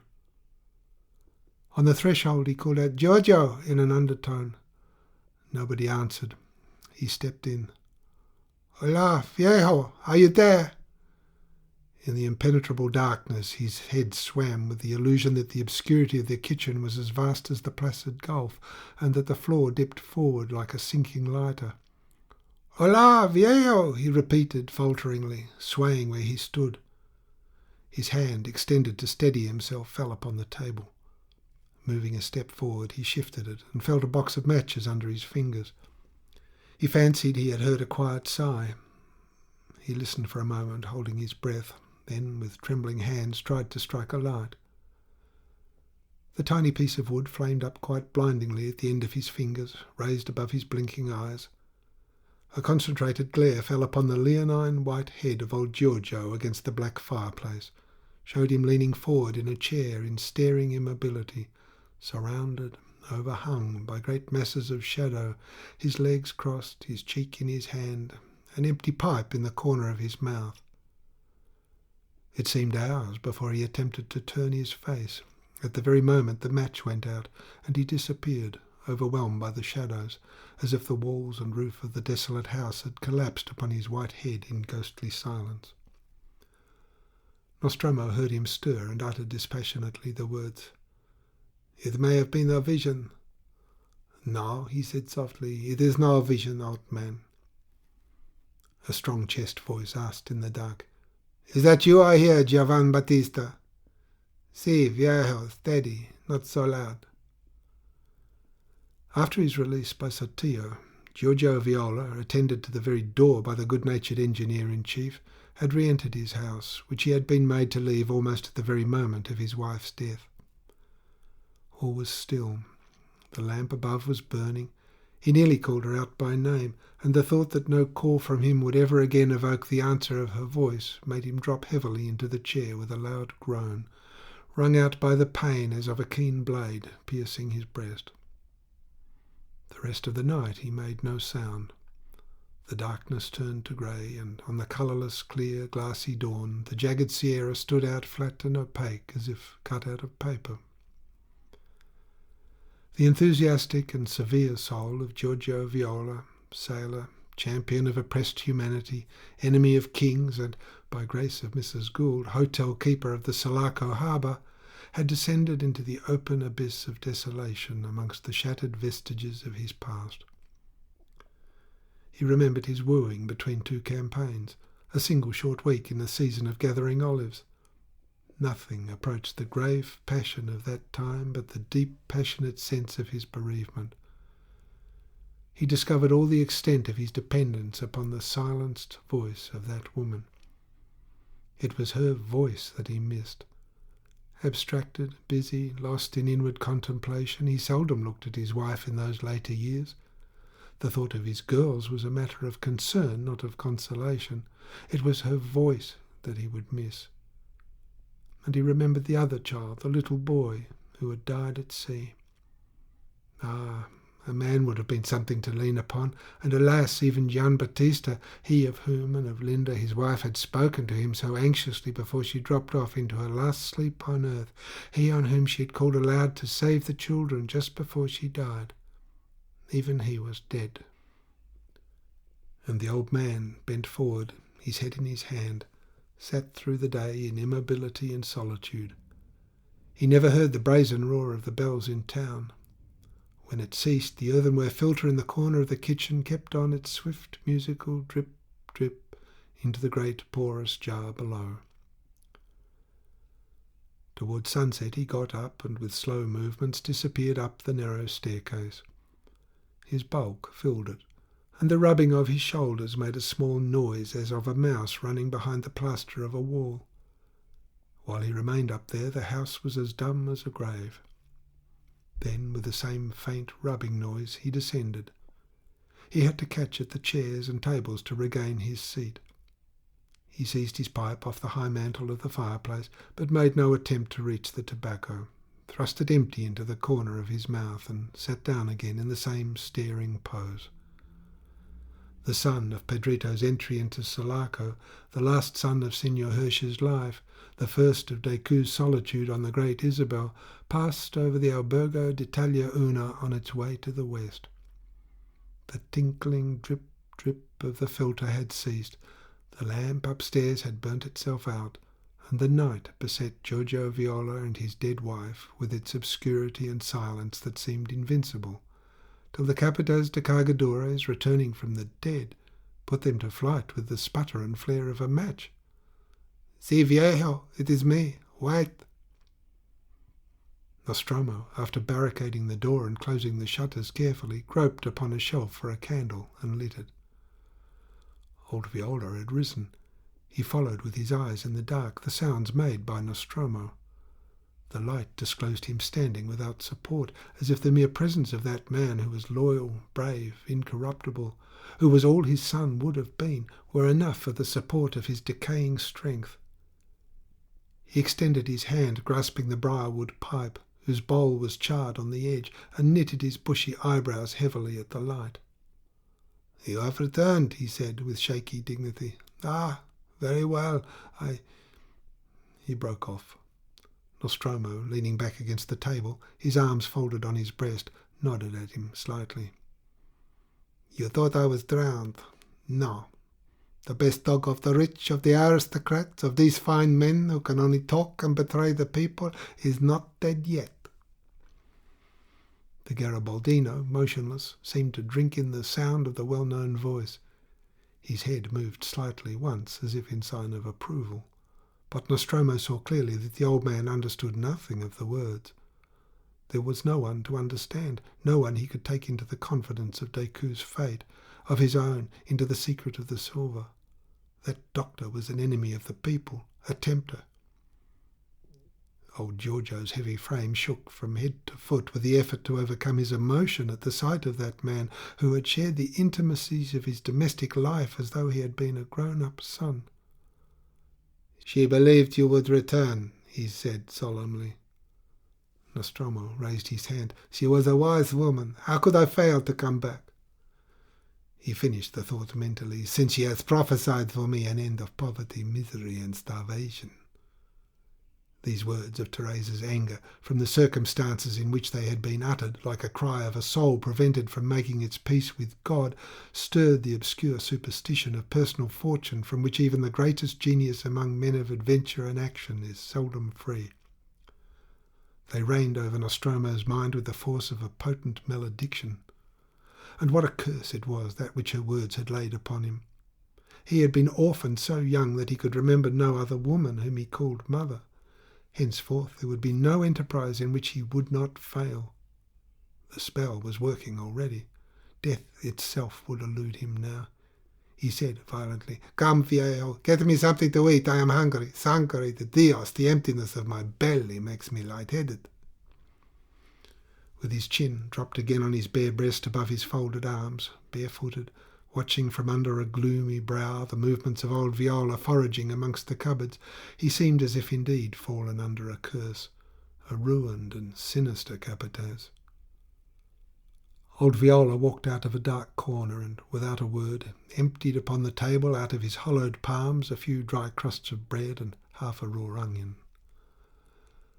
While the Capataz began to devour this beggar's fare, taking up with stony-eyed voracity piece after piece lying by his side, the Garibaldino went off and, squatting down in another corner, filled an earthenware mug with red wine out of a wicker-covered demijohn.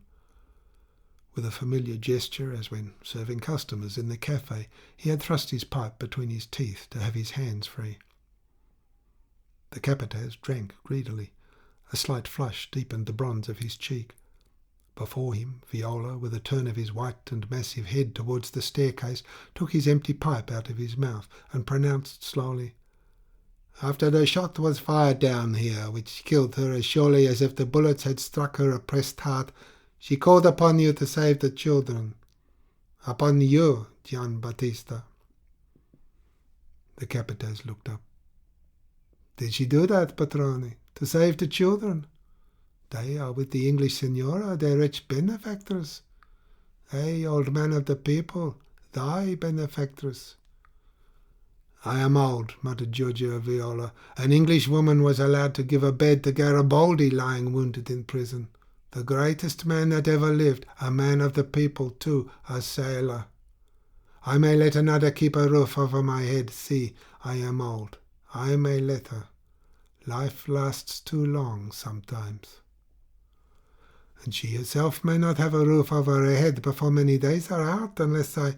What do you say? Am I to keep a roof over her head? Am I to try and save all the Blancos together with her?" "You shall do it," said old Viola with a strong voice. "You shall do it as my son would have." "Thy son, viejo? There never has been a man like thy son. Ah, I must try, but what if it were only a part of the curse to lure me on? And so she called upon me to save, and then—" She spoke no more. The heroic follower of Garibaldi, at the thought of the eternal stillness and silence fallen upon the shrouded form stretched out on the bed upstairs, averted his face and raised his hand to his furrowed brow. "She was dead before I could seize her hands," he stammered out pitifully. Before the wide eyes of the Capataz, staring at the doorway of the dark staircase, floated the shape of the great Isabel, like a strange ship in distress, freighted with enormous wealth and the solitary life of a man. It was impossible for him to do anything. He could only hold his tongue, since there was no one to trust. The treasure would be lost, probably, unless Decoud... And his thought came abruptly to an end. He perceived that he could not imagine in the least what Decoud was likely to do.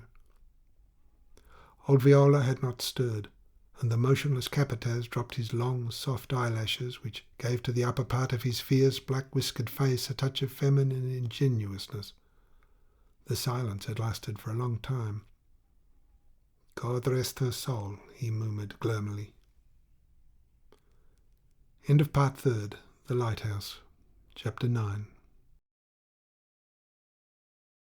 Part 3rd, The Lighthouse, Chapter 10.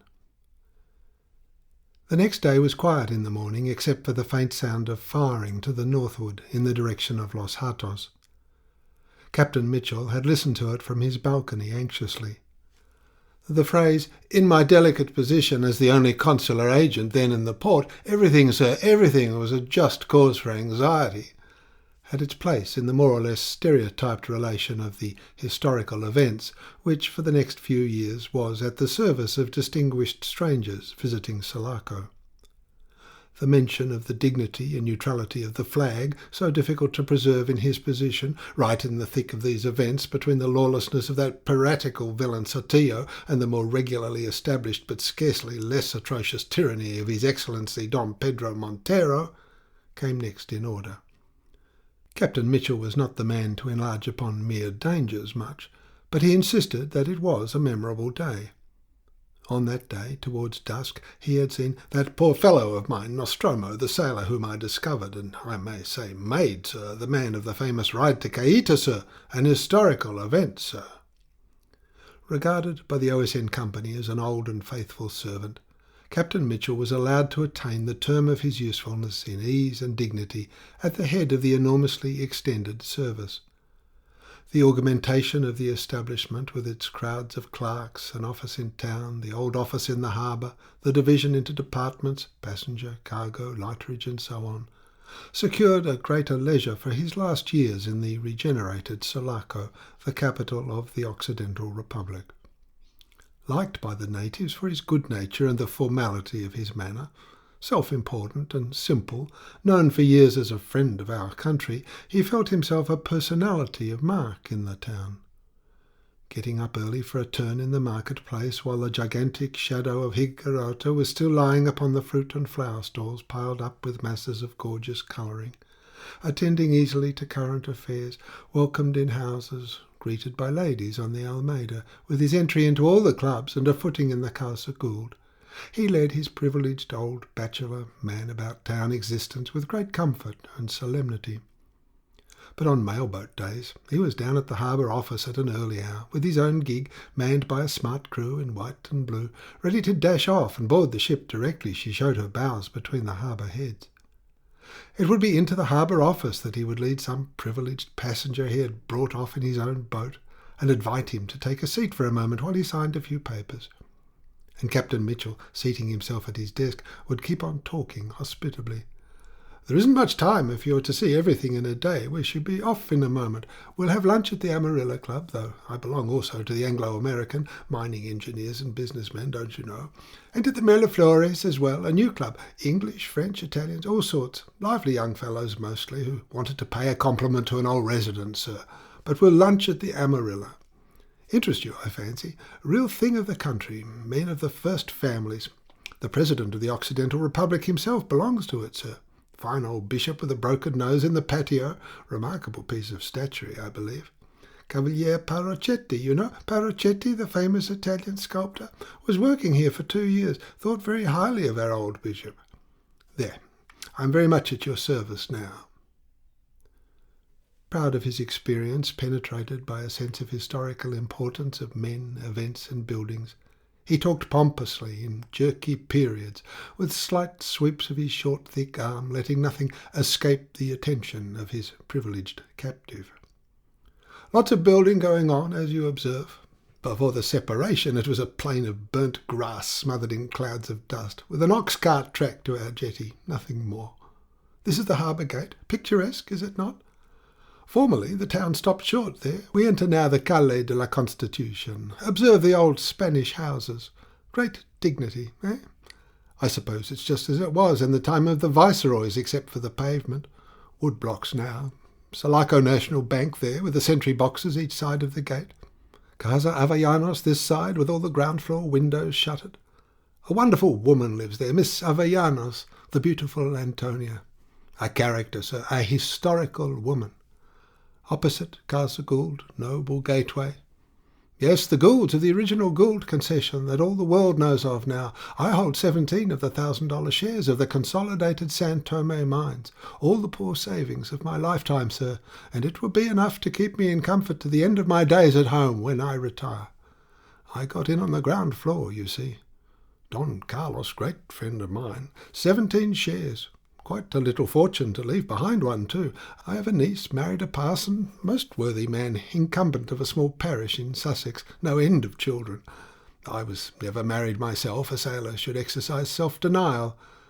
Standing under that very gateway, sir, with some young fellow engineers, ready to defend that house where we had received so much kindness and hospitality, I saw the first and last charge of Pedrito's horsemen upon Barrios's troops, who had just taken the harbour gate. They could not stand the new rifles brought out by that poor Decoud. It was a murderous fire. In a moment the street became blocked with a mass of dead men and horses. They never came on again. And all day Captain Mitchell would talk like this to his more or less willing victim. The plaza, I call it magnificent, twice the area of Trafalgar Square." From the very centre in the blazing sunshine he pointed out the buildings. "The Intendencia, now President's Palace, Cabildo, where the lower chamber of Parliament sits.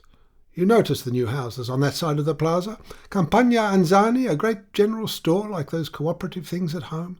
Old Anzani was murdered by the National Guards in front of his safe. It was even for that specific crime that the Deputy Gamacho, commanding the Nationals, a bloodthirsty and savage brute, was executed publicly by garrote upon the sentence of a court-martial ordered by Barrios. Anzani's nephews converted the business into a company. All that side of the plaza had been burnt, used to be colonnaded before. A terrible fire, by the light of which I saw the last of the fighting, the llaneros flying, the Nationals throwing their arms down, and the miners of San Tome, all Indians from the Sierra, rolling by like a torrent to the sound of pipes and cymbals, green flags flying, a wild mass of men in white ponchos and green hats, on foot, on mules, on donkeys. Such a sight, sir, will never be seen again. The miners, sir, had marched upon the town, Don Pepe leading on his black horse, and their very wives in the rear on burros, screaming encouragement, sir, and beating tambourines. I remember one of these women had a green parrot seated on her shoulder, as calm as a bird of stone. They had just saved their Senor Administrador, for Barrios, though he ordered the assault at once, at night too, would have been too late. Pedrito Montero had Don Carlos led out to be shot, like his uncle many years ago, and then, as Barrios said afterwards, Sulaco would not have been worth fighting for.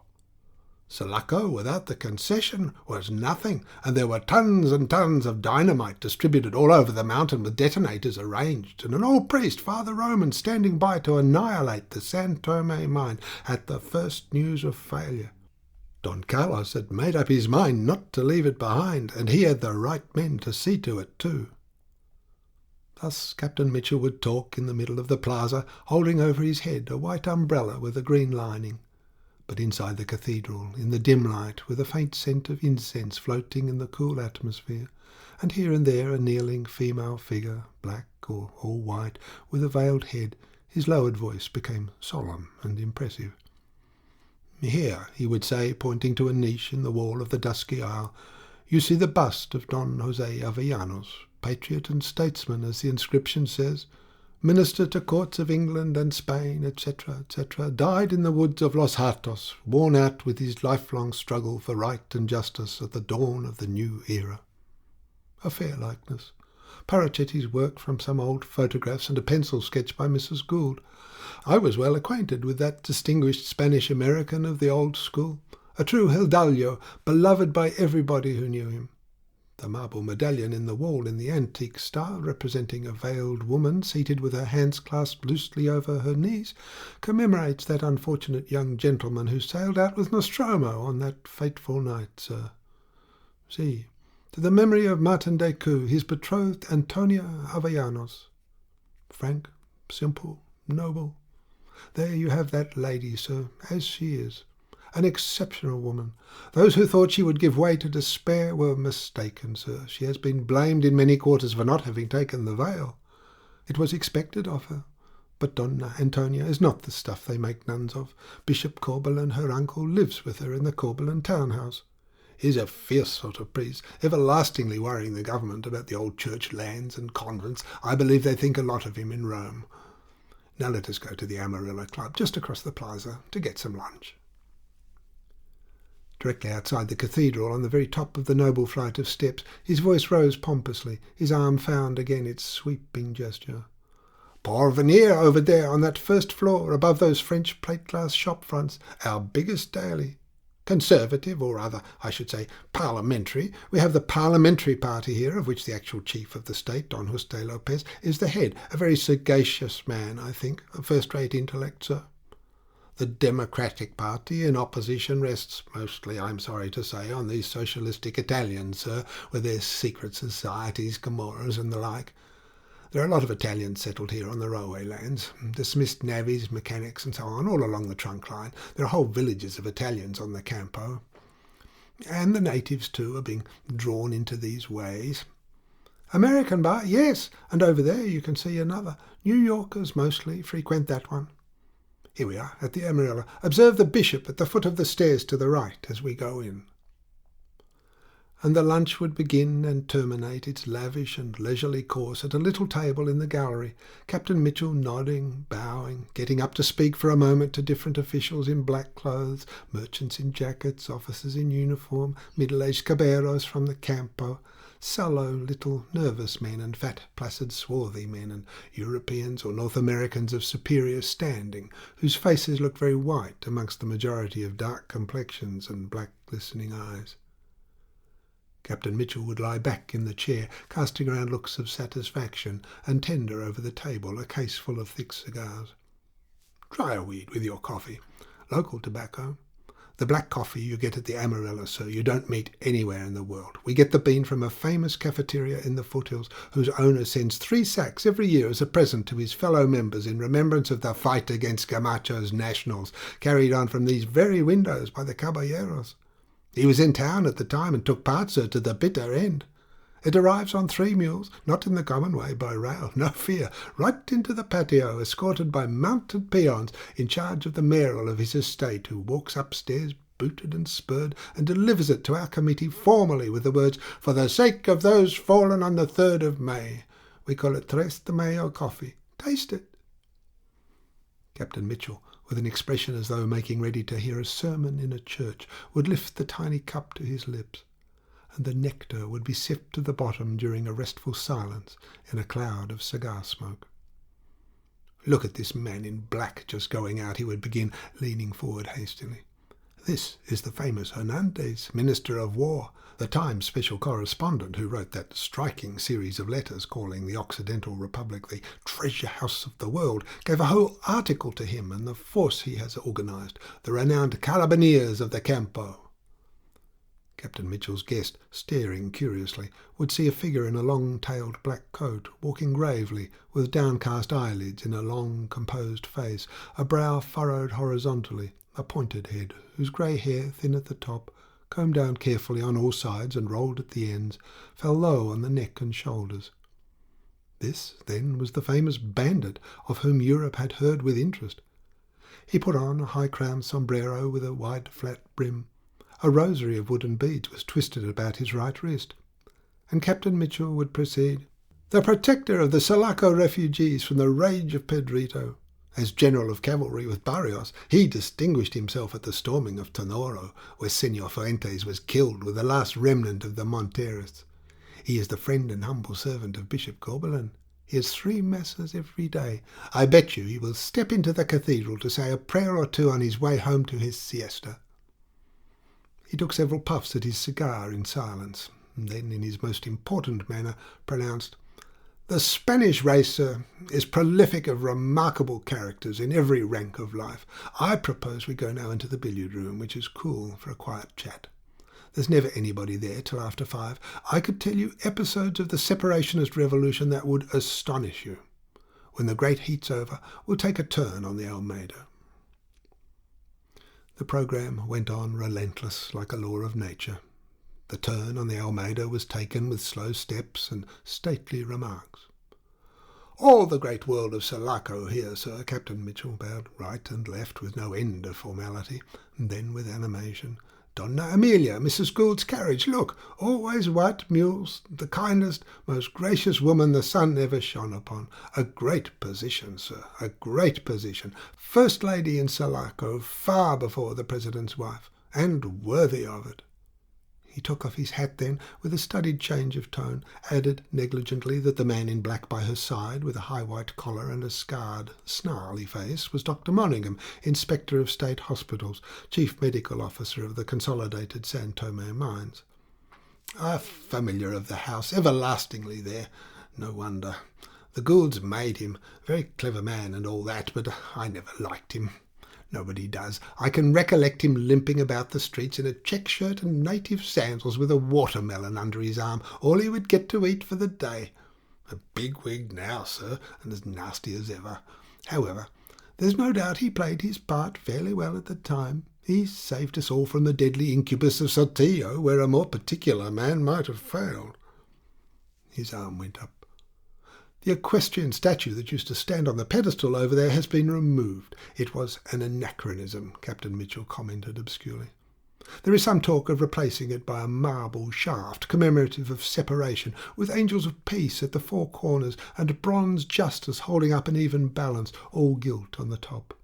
Cavaliere Paracetti was asked to make a design which you can see framed under glass in the municipal sala. Names are to be engraved all round the base. Well, they could do no better than begin with the name of Nostromo. He has done for separation as much as anybody else, and, added Captain Mitchell, has got less than many others by it when it comes to that. He dropped on to a stone seat under a tree and tapped invitingly at the place by his side. He carried to Barrios the letters from Sulaco, which decided the general to abandon Cayta for a time and come back to our help here by sea. The transports were still in harbour, fortunately. Sir, I did not even know that my Capataz de Cargadores was alive. I had no idea. It was Dr. Monaghan who came upon him, by chance, in the custom house, evacuated an hour or two before by the wretched Sotillo. I was never told, never given a hint, nothing, as if I were unworthy of confidence. Monaghan arranged it all. He went to the railway yards and got admission to the engineer-in-chief, who, for the sake of the goods as much as for anything else, consented to let an engine make a dash down the line, 180 miles, with Nostromo aboard. It was the only way to get him off. In the construction camp at the railhead he obtained a horse, arms, some clothing, and started alone on that marvellous ride, 400 miles in 6 days through a disturbed country, ending by the feat of passing through the Monterist lines outside Cayta. The history of that ride, sir, would make a most exciting book. He carried all our lives in his pocket. Devotion, courage, fidelity, intelligence were not enough. Of course, he was perfectly fearless and incorruptible, but a man was wanted that would know how to succeed. He was that man, sir. On the 5th of May, being practically a prisoner in the harbour office of my company, I suddenly heard the whistle of an engine in the railway yards, a quarter of a mile away. I could not believe my ears. I made one jump onto the balcony and beheld a locomotive under a great head of steam run out of the yard gate, screeching like mad, enveloped in a white cloud, and then just abreast of old Viola's Inn, check almost to a standstill. I made out, sir, a man, I couldn't tell who, dash out of the Albergo d'Italia Una, climb into the cab, and then, sir, that engine seemed positively to leap clear of the house, and was gone in the twinkling of an eye, as you blow a candle out, sir. There was a first-rate driver on the footplate, sir, I can tell you. They were fired heavily upon by the National Guards in Rinson and one other place. Fortunately, the line had not been torn up. In 4 hours they reached the construction camp. Nostromo had his start. The rest you know. You've only got to look around you. There are people on this Almeida that ride in their carriages or even are alive at all today because years ago I engaged a runaway Italian sailor for a foreman of our wharf, simply on the strength of his looks.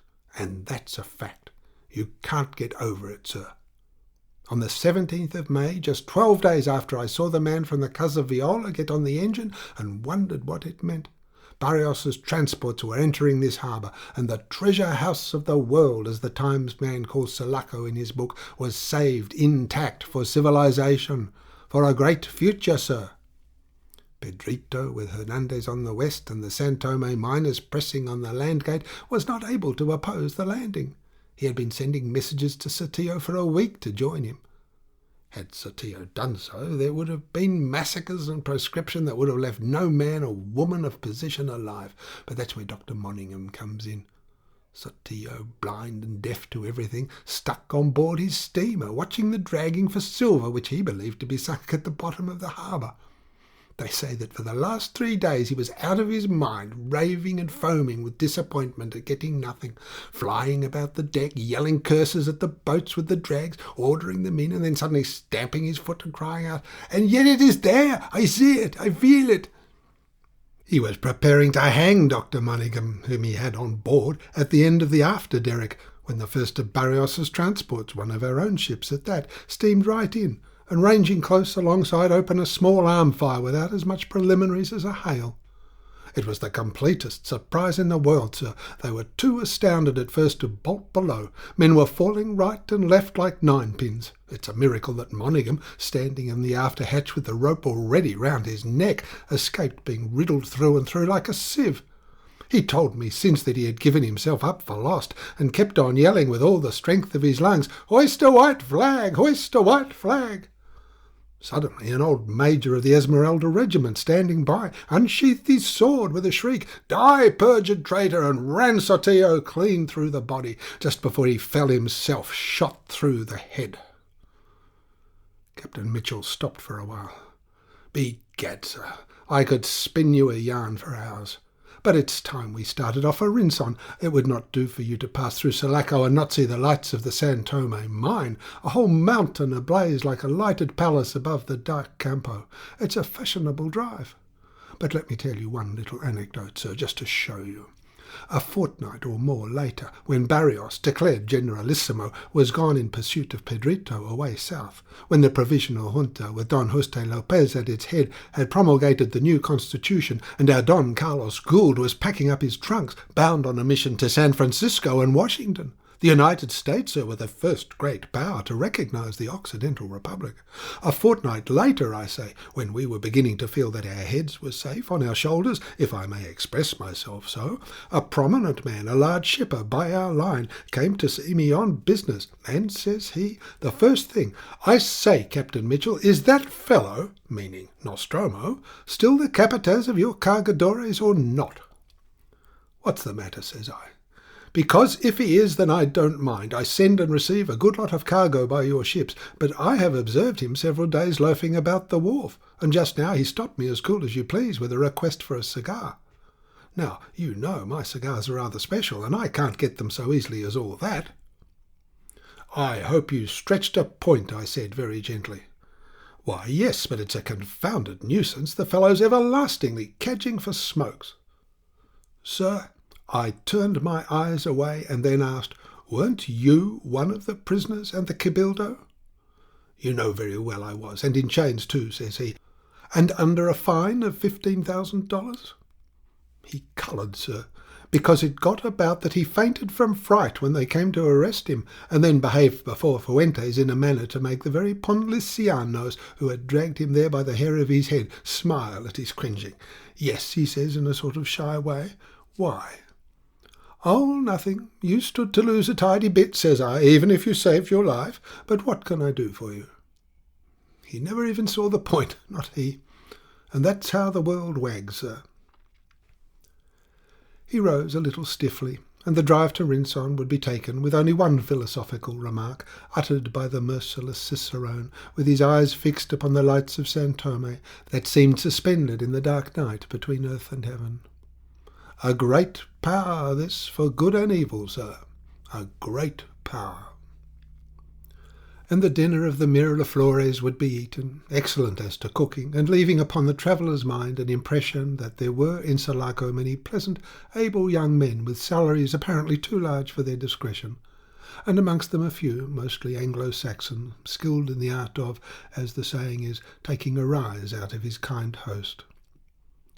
With a rapid, jingling drive to the harbour in a two-wheeled machine which Captain Mitchell called a curricle, behind a fleet and scraggy mule beaten all the time by an obviously Neapolitan driver, the cycle would be nearly closed before the lighted-up offices of the OSN Company, remaining open so late because of the steamer. Nearly, but not quite. 10 o'clock. Your ship won't be ready to leave till 12:30, if by then. Come in for a brandy and soda and one more cigar." And in the superintendent's private room, the privileged passenger by the Ceres or Juno or Pallas, stunned and, as it were, annihilated mentally by a sudden surfeit of sighs, sounds, names, facts, and complicated information imperfectly apprehended, would listen like a tired child to a fairy tale, would hear a voice familiar and surprising in its pompousness tell him, as if from another world, how there was, in this very harbour, an international naval demonstration which put an end to the Costaguana-Sulaco War, how the United States cruiser Powhatan was the first to salute the Occidental flag, white with a wreath of green laurel in the middle, encircling a yellow amarilla flower. Would hear how General Montero, in less than a month after proclaiming himself Emperor of Costaguana, was shot dead during a solemn and public distribution of orders and crosses by a young artillery officer, the brother of his then mistress. "The abominable Pedrito, sir, fled the country," the voice would say. And it would continue. A captain of one of our ships told me lately that he recognised Petrito the guerrillero, arrayed in purple slippers and a velvet smoking cap with a gold tassel, keeping a disorderly house in one of the southern ports. Abominable Pedrito! Who the devil was he, would wonder the distinguished bird of passage, hovering on the confines of waking and sleep, with resolutely opened eyes and a faint but amiable curl upon his lips, from between which stuck out the 18th or 20th cigar of that memorable day. He appeared to me in this very room like a haunting ghost, sir. Captain Mitchell was talking of his Nostromo, with true warmth of feeling and a touch of wistful pride. You may imagine, sir, what an effect it produced on me. He had come round by sea with Barrios, of course, and the first thing he told me, after I became fit to hear him, was that he had picked up the lighter's boat floating in the Gulf. He seemed quite overcome by the circumstance. And a remarkable enough circumstance it was, when you remember that it was then 16 days since the sinking of the Silver. At once I could see he was another man. He stared at the wall, sir, as if there had been a spider or something running about there. The loss of the Silver preyed on his mind.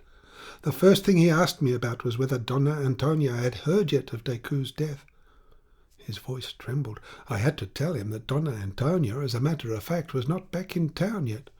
Poor girl. And just as I was making ready to ask him 1,000 questions, with a sudden, "Pardon me, senor," he cleared out of the office altogether. I did not see him again for 3 days. I was terribly busy, you know. It seems that he wandered about in and out of the town, and on 2 nights turned up to sleep in the barracoons of the railway people. He seemed absolutely indifferent to what went on. I asked him on the wharf, "When are you going to take hold again, Nostromo? There will be plenty of work for the cargadores presently." "Senor," says he, looking at me in a slow, inquisitive manner, "would it surprise you to hear that I am too tired to work just yet? And what work could I do now? How can I look my cargadores in the face after losing a lighter?" I begged him not to think any more about the Silver, and he smiled, a smile that went to my heart, sir. It was no mistake, I told him. It was a fatality, a thing that could not be helped. See, he said, and turned away. I thought it best to leave him alone for a bit to get over it. Sir, took him years really to get over it. I was present at his interview with Don Carlos. I must say that Gould is rather a cold man. He had to keep a tight hand on his feelings, dealing with thieves and rascals, in constant danger of ruin for himself and wife for so many years, that it had become a second nature. They looked at each other for a long time. Don Carlos asked what he could do for him, in his quiet, reserved way. "My name is known from one end of Sulaco to the other," he said, as quiet as the other. "What more can you do for me?" That was all that passed on that occasion. Later on, however, there was a very fine coasting schooner for sale, and Mrs. Gould and I put our heads together to get her bought and presented to him. It was done, but he paid all the price back within the next 3 years. Business was booming all along this seaboard, sir. Moreover, that man always succeeded in everything except in saving the Silver. Poor Donna Antonia, fresh from her terrible experience in the woods at Las Hatos, had an interview with him too, wanted to hear about Decoud, what they said, what they did, what they thought up to the last on that fatal night. Mrs. Gould told me his manner was perfect for quietness and sympathy. Miss Avellanos burst into tears only when he told her how Decoud had happened to say that his plan would be a glorious success. And there's no doubt, sir, that it is. It is a success. The cycle was about to close at last, and while the privileged passenger, shivering with the pleasant anticipation of his berth, forgot to ask himself what on earth Decoud's plan could be, Captain Mitchell was saying, "Sorry we must part so soon. Your intelligent interest made this a pleasant day for me. I shall see you now on board. You had a glimpse of the treasure house of the world. A very good name, that." And the coxswain's voice at the door, announcing that the gig was ready, closed the cycle. Nostromo had indeed found the lighter's boat, which he had left on the Great Isabel with Decoud, floating empty, far out in the Gulf. He was then on the bridge of the first of Barrios's transports, and within an hour's steaming from Sulaco. Barrios, always delighted with a feat of daring and a good judge of courage, had taken a great liking to the Capataz. During the passage round the coast, the general kept Nostromo near his person, addressing him frequently in that abrupt and boisterous manner which was the sign of his high favour. Nostromo's eyes were the first to catch, broad on the bow, the tiny, elusive dark speck, which alone with the forms of the three Isabels right ahead appeared on the flat, shimmering emptiness of the gulf. There are times when no fact should be neglected as insignificant. A small boat, so far from the land, might have had some meaning worth finding out. At a nod of consent from Barrios, the transport swept out of her course, passing near enough to ascertain that no one manned the little cockle-shell. It was merely a common small boat gone adrift with her oars in her. But Nostromo, to whose mind Decoud had been insistently present for days, had long before recognised with excitement the dinghy of the lighter. There could be no question of stopping to pick up that thing. Every minute of time was momentous with the lives and futures of a whole town. The head of the leading ship, with the general on board, fell off to her course. Behind her, the fleet of transports, scattered haphazard over a mile or so in the offing, like the finish of an ocean race, pressed on, all black and smoking on the western sky. "Mi general," Nostromo's voice rang out loud, but quiet, from behind a group of officers. "I should like to save that little boat. Por Dios, I know her. She belongs to my company." "And por Dios," guffawed Barrios in a noisy, good-humoured voice, "you belong to me. I am going to make you a captain of cavalry directly we get within sight of our horse again." "I can swim far better than I can ride, mi general," cried Nostromo, pushing through to the rail with a set stare in his eyes. "Let me." "Let you? What a conceited fellow that is," bantered the general jovially, without even looking at him. "Let him go. Ha ha ha! He wants me to admit that we cannot take Sulaco without him. Ha ha ha! Would you like to swim after her, my son?" A tremendous shout from one end of the ship to the other stopped his guffaw. Nostromo had leapt overboard, and his black head bobbed up, far away already from the ship. The general muttered an appalled "Cielo, sinner that I am," in a thunderstruck tone. One anxious glance was enough to show him that Nostromo was swimming with perfect ease, and then he thundered terribly, "No, no, we shall not stop to pick up this impertinent fellow. Let him drown, that mad capataz." Nothing short of main force would have kept Nostromo from leaping overboard. That empty boat, coming out to meet him mysteriously, as if rowed by an invisible spectre, exercised the fascination of some sign, of some warning, seemed to answer in a startling and enigmatic way the persistent thought of a treasure and of a man's fate. He would have leapt if there had been death in that half-mile of water. It was as smooth as a pond, and for some reason sharks are unknown in the placid Gulf, though on the other side of the Punta Mala the coastline swarms with them. The capataz seized hold of the stern and blew with force. A queer, quaint feeling had come over him while he swam. He had got rid of his boots and coat in the water. He hung on for a time, regaining his breath. In the distance, the transports, more in a bunch now, held on straight for Sulaco, with their air of friendly contest, of nautical sport, of a regatta, and the united smoke of their funnels drove like a thin sulphurous fog bank right over his head. It was his daring, his courage, his act that had set these ships in motion upon the sea, hurrying on to save the lives and fortunes of the Blancos, the taskmasters of the people, to save the San Tome mine, to save the children. With a vigorous and skilful effort he clambered over the stern. The very boat, no doubt of it, no doubt whatever. It was the dinghy of the lighter No. 3.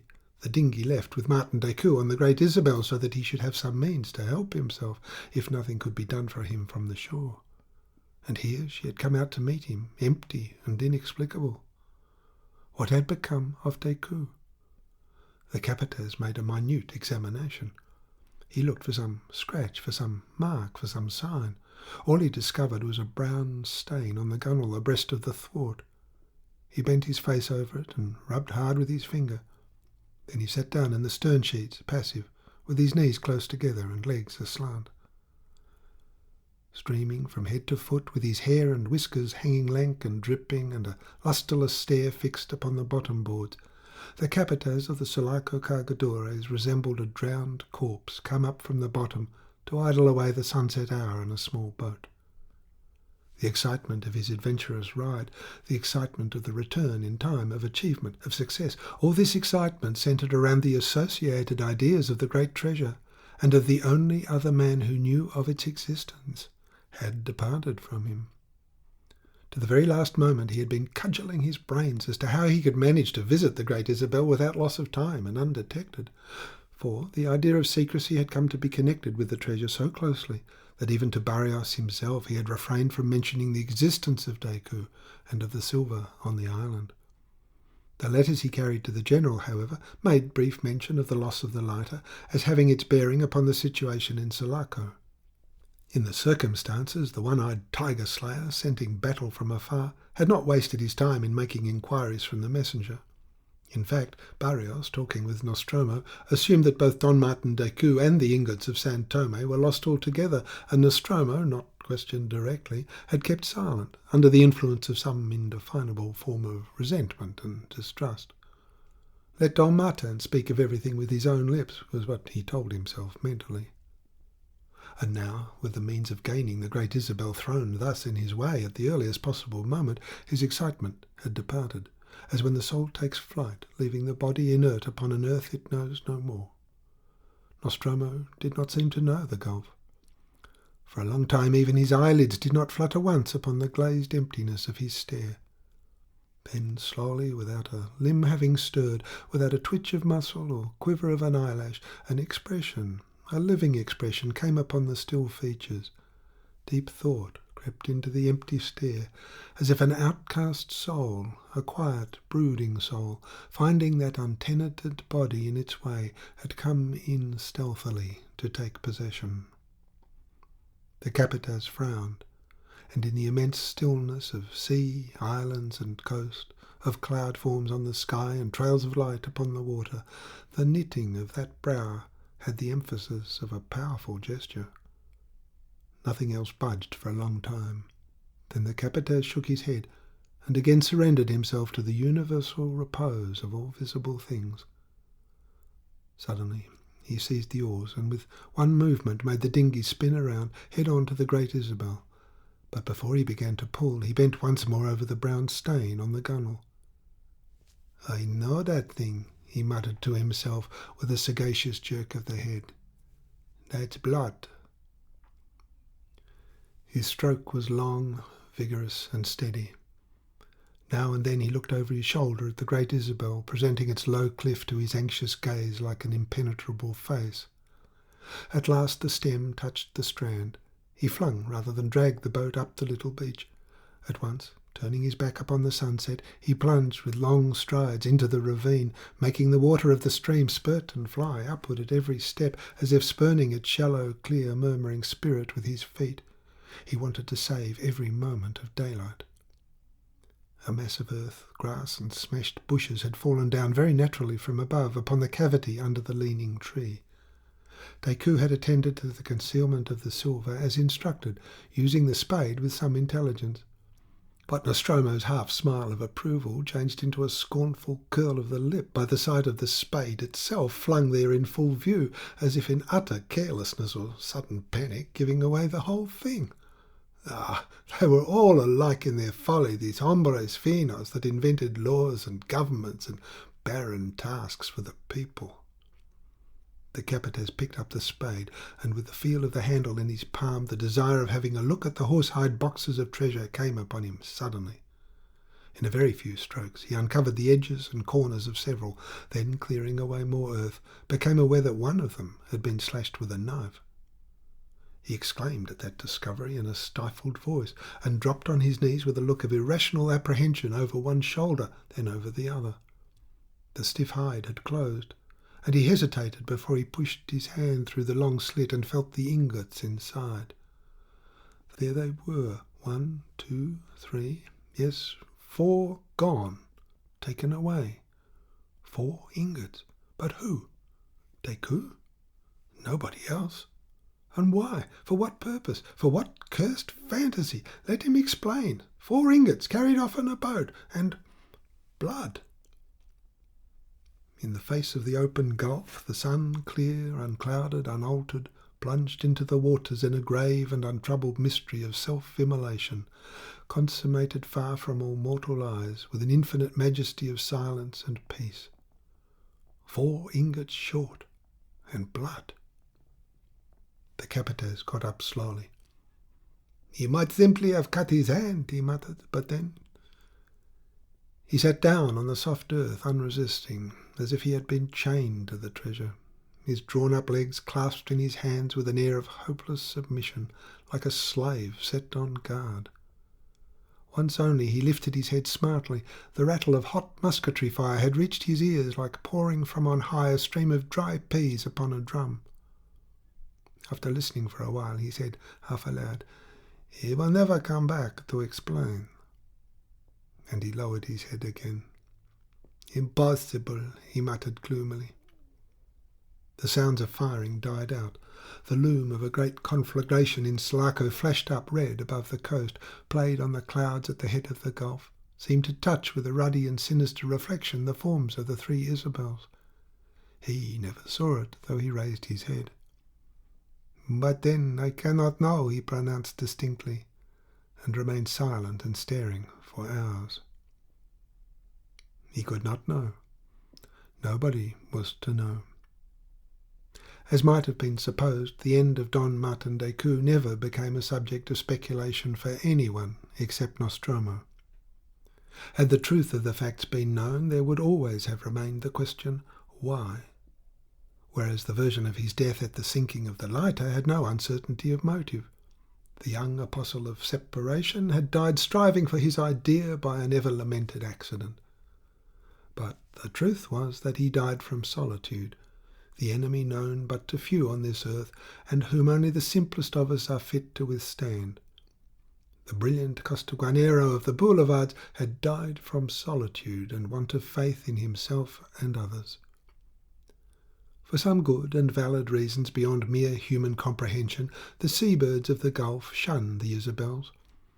The rocky head of Azuera is their haunt. Their stony levels and chasms resound with their wild and tumultuous clamour, as if they were forever quarrelling over the legendary treasure. At the end of his first day on the Great Isabel, Decoud, turning in his lair of coarse grass under the shade of a tree, said to himself, "I have not seen as much as one single bird all day." And he had not heard a sound either, all day, but that one now of his own muttering voice. It had been a day of absolute silence, the first he had known in his life, and he had not slept a wink, not for all these wakeful nights and the days of fighting, planning, talking, not for all that last night of danger and hard physical toil upon the Gulf had he been able to close his eyes for a moment, and yet from sunrise to sunset he had been lying prone on the ground, either on his back or on his face. He stretched himself, and with slow steps descended into the gully to spend the night by the side of the Silver. If Nostromo returned, as he might have done at any moment, it was there that he would look first, and night would, of course, be the proper time for an attempt to communicate. He remembered with profound indifference that he had not eaten anything yet since he had been left alone on the island. He spent the night open-eyed, and when the day broke he ate something with the same indifference. The brilliant son Decoud, the spoiled darling of the family, the lover of Antonia and journalist of Sulaco, was not fit to grapple with himself single-handed. Solitude, from mere outward condition of existence, becomes very swiftly a state of soul in which the affectations of irony and scepticism have no place. It takes possession of the mind and drives forth the thought into the exile of utter unbelief. After 3 days of waiting for the sight of some human face, Decoud caught himself entertaining a doubt of his own individuality. It had merged into the world of cloud and water, of natural forces and forms of nature. In our activity alone do we find the sustaining illusion of an independent existence as against the whole scheme of things of which we form a helpless part. Decoud lost all belief in the reality of his action, past and to come. On the 5th day an immense melancholy descended upon him palpably. He resolved not to give himself up to these people in Sulaco who had beset him, unreal and terrible, like gibbering and obscene spectres. He saw himself struggling feebly in their midst, and Antonia, gigantic and lovely like an allegorical statue, looking on with scornful eyes at his weakness. Not a living being, not a speck of distant sail, appeared within the range of his vision, and as if to escape from this solitude he absorbed himself in his melancholy. The vague consciousness of a misdirected life, given up to impulses whose memory left a bitter taste in his mouth, was the first moral sentiment of his manhood. But at the same time, he felt no remorse. What should he regret? He had recognised no other virtue than intelligence, and had directed passions into duties. Both his intelligence and his passions were swallowed up easily in this great unbroken solitude of waiting without faith. Sleeplessness had robbed his will of all energy, for he had not slept 7 hours in the 7 days. His sadness was the sadness of a sceptical mind. He beheld the universe as a succession of incomprehensible images. Nostromo was dead. Everything had failed ignominiously. He no longer dared to think of Antonia. She had not survived, but if she survived he could not face her, and all exertion seemed senseless. On the 10th day, after a night spent without even dozing off once, it had occurred to him that Antonia could not possibly have ever loved a being so impalpable as himself. The solitude appeared like a great void, and the silence of the gulf like a tense, thin cord to which he hung suspended by both hands, without fear, without surprise, without any sort of emotion whatever. Only toward the evening, in the comparative relief of coolness, he began to wish that this cord would snap.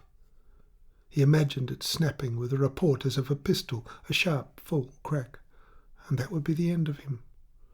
He contemplated that eventuality with pleasure, because he dreaded the sleepless nights in which the silence, remaining unbroken in the shape of a cord to which he hung with both hands, vibrated with senseless phrases, always the same but utterly incomprehensible, about Nostromo, Antonia, Barrios, and proclamations mingled into an ironical and senseless buzzing. In the daytime he could look at the silence like a still cord stretched to breaking point, with his life, his vain life, suspended to it like a weight. "I wonder whether I should hear it snap before I fell," he asked himself. The sun was 2 hours above the horizon when he got up, gaunt, dirty, white-faced, and looked at it with his red-rimmed eyes. His limbs obeyed him slowly, as if full of lead, yet without tremor, and the effect of that physical condition gave to his movements an unhesitating, deliberate dignity. He acted as if accomplishing some sort of rite. He descended into the gully, for the fascination of all that silver with its potential power survived alone outside of himself. He picked up the belt with the revolver that was lying there and buckled it round his waist. The cord of silence could never snap on the island. It must let him fall and sink into the sea, he thought. And sink. He was looking at the loose earth covering the treasure. In the sea. His aspect was that of a somnambulist. He lowered himself down on his knees slowly and went on grubbing with his fingers with industrious patience till he uncovered one of the boxes. Without a pause, as if doing some work done many times before, he slit it open and took 4 ingots, which he put in his pockets. He covered up the exposed box again and, step by step, came out of the gully. The bushes closed after him with a swish. It was on the 3rd day of his solitude that he had dragged the dinghy near the water with an idea of rowing away somewhere, but had desisted, partly at the whisper of lingering hope that Nostromo would return, partly from conviction of utter uselessness of all effort. Now she wanted only a slight shove to be set afloat. He had eaten a little every day after the first, and had some muscular strength left yet. Taking up the oars slowly, he pulled away from the cliff of the Great Isabel that stood behind him warm with sunshine, as if with the heat of life, bathed in a rich light from head to foot, as if in a radiance of hope and joy. He pulled straight towards the setting sun. When the gulf had grown dark, he ceased rowing and flung the sculls in. The hollow clatter they made in falling was the loudest noise he had ever heard in his life. It was a revelation. It seemed to recall him from far away. Actually, the thought, "Perhaps I may sleep tonight," passed through his mind. But he did not believe it. He believed in nothing, and he remained sitting on the thwart. The dawn from behind the mountains put a gleam into his unwinking eyes. After a clear daybreak, the sun appeared splendidly above the peaks of the range. The great gulf burst into a glitter all around the boat, and in this glory of merciless solitude the silence appeared again before him, stretching taut like a dark, thin string. His eyes looked at it while, without haste, he shifted his seat from the thwart to the gunwale. They looked at it fixedly while his hand, feeling about his waist, unbuttoned the flap of the leather case, drew the revolver, cocked it, brought it forward, pointing at his breast, pulled the trigger, and with convulsive force sent the still smoking weapon hurtling through the air. His eyes looked at it while he fell forward and hung with his breast on the gunwale and the fingers of his right hand hooked under the thwart. They looked. "It is done," he stammered out in a sudden flow of blood. His last thought was, "I wonder how that Capataz died." The stiffness of the fingers relaxed, and the lover of Antonia Avellanos rolled overboard without having heard the cord of silence snap in the solitude of the placid gulf, whose glittering surface remained untroubled by the fall of his body.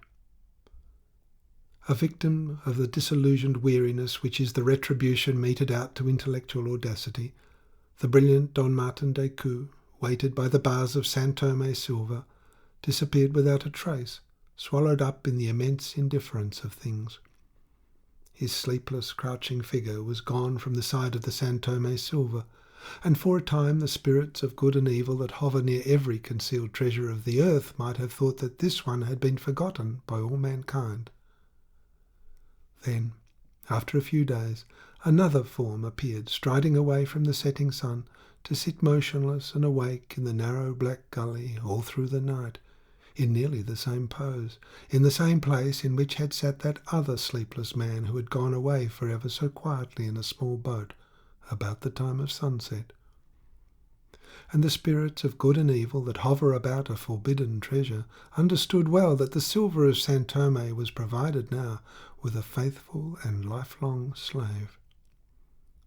The magnificent Capataz de Cargadores, victim of the disenchanted vanity which is the reward of audacious action, sat in the weary pose of a hunted outcast through a night of sleeplessness as tormenting as any known to Decoud, his companion in the most desperate affair of his life.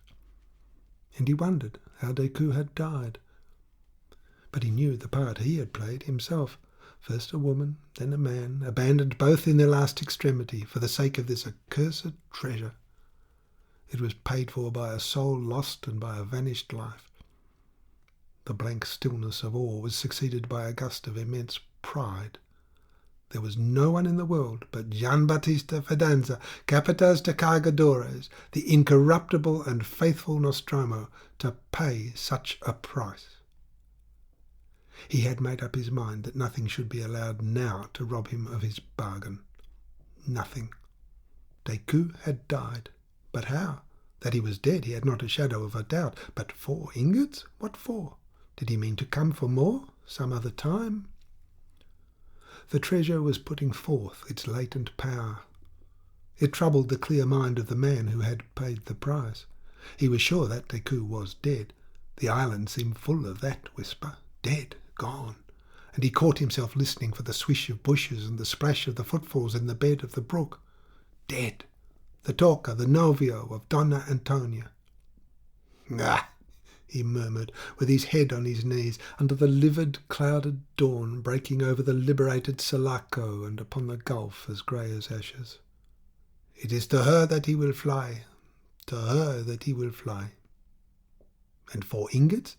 Did he take them in revenge, to cast a spell, like the angry woman who had prophesied remorse and failure, and yet had laid upon him the task of saving the children? Well, he had saved the children.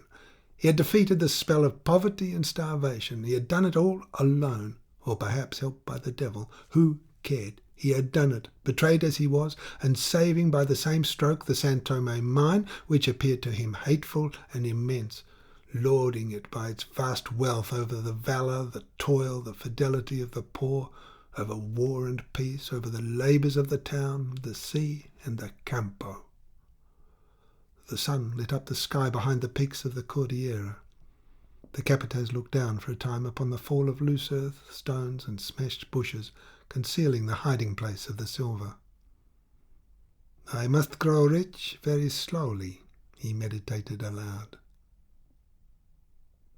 End of Part 3, The Lighthouse, Chapter 10.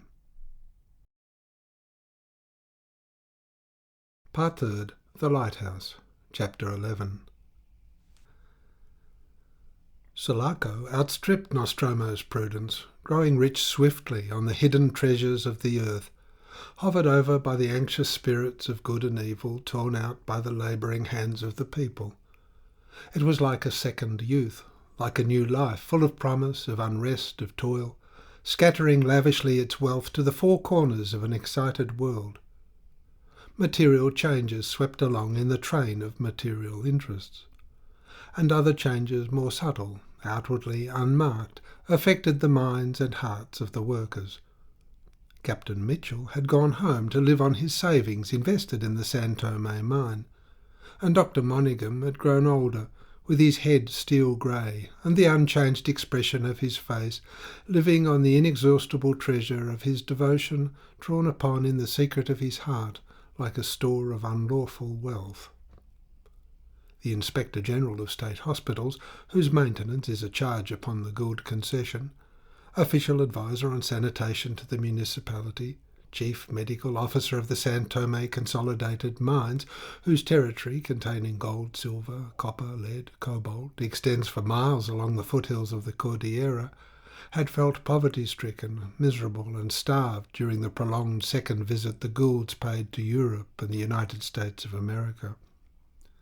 Intimate of the Casa, proved friend, a bachelor without ties and without establishment, except of the professional sort, he had been asked to take up his quarters in the Gould house. In the 11 months of their absence, the familiar rooms, recalling at every glance the woman to whom he had given all his loyalty, had grown intolerable.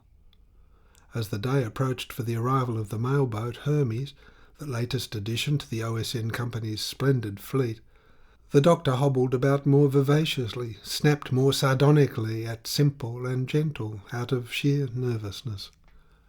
He packed up his modest trunk with speed, with fury, with enthusiasm, and saw it carried out past the old porter at the gate of the Casa Gould with delight, with intoxication. Then, as the hour approached, sitting alone in the great landau behind the white mules, a little sideways, his drawn-in face positively venomous with the effort of self-control, and holding a pair of new gloves in his left hand, he drove to the harbour. His heart dilated within him so when he saw the Goulds on the deck of the Hermes that his greetings were reduced to a casual mutter. Driving back to town, all three were silent, and in the patio the doctor, in a more natural manner, said, "I'll leave you now to yourselves. I'll call tomorrow, if I may." "Come to lunch, dear Dr. Monaghan, and come early," said Mrs. Gould, in her travelling dress and her veil down, turning to look at him at the foot of the stairs, while at the top of the flight the Madonna, in blue robes and the child on her arm, seemed to welcome her with an aspect of pitying tenderness. "Don't expect to find me at home," Charles Gould warned him. "I'll be off early to the mine."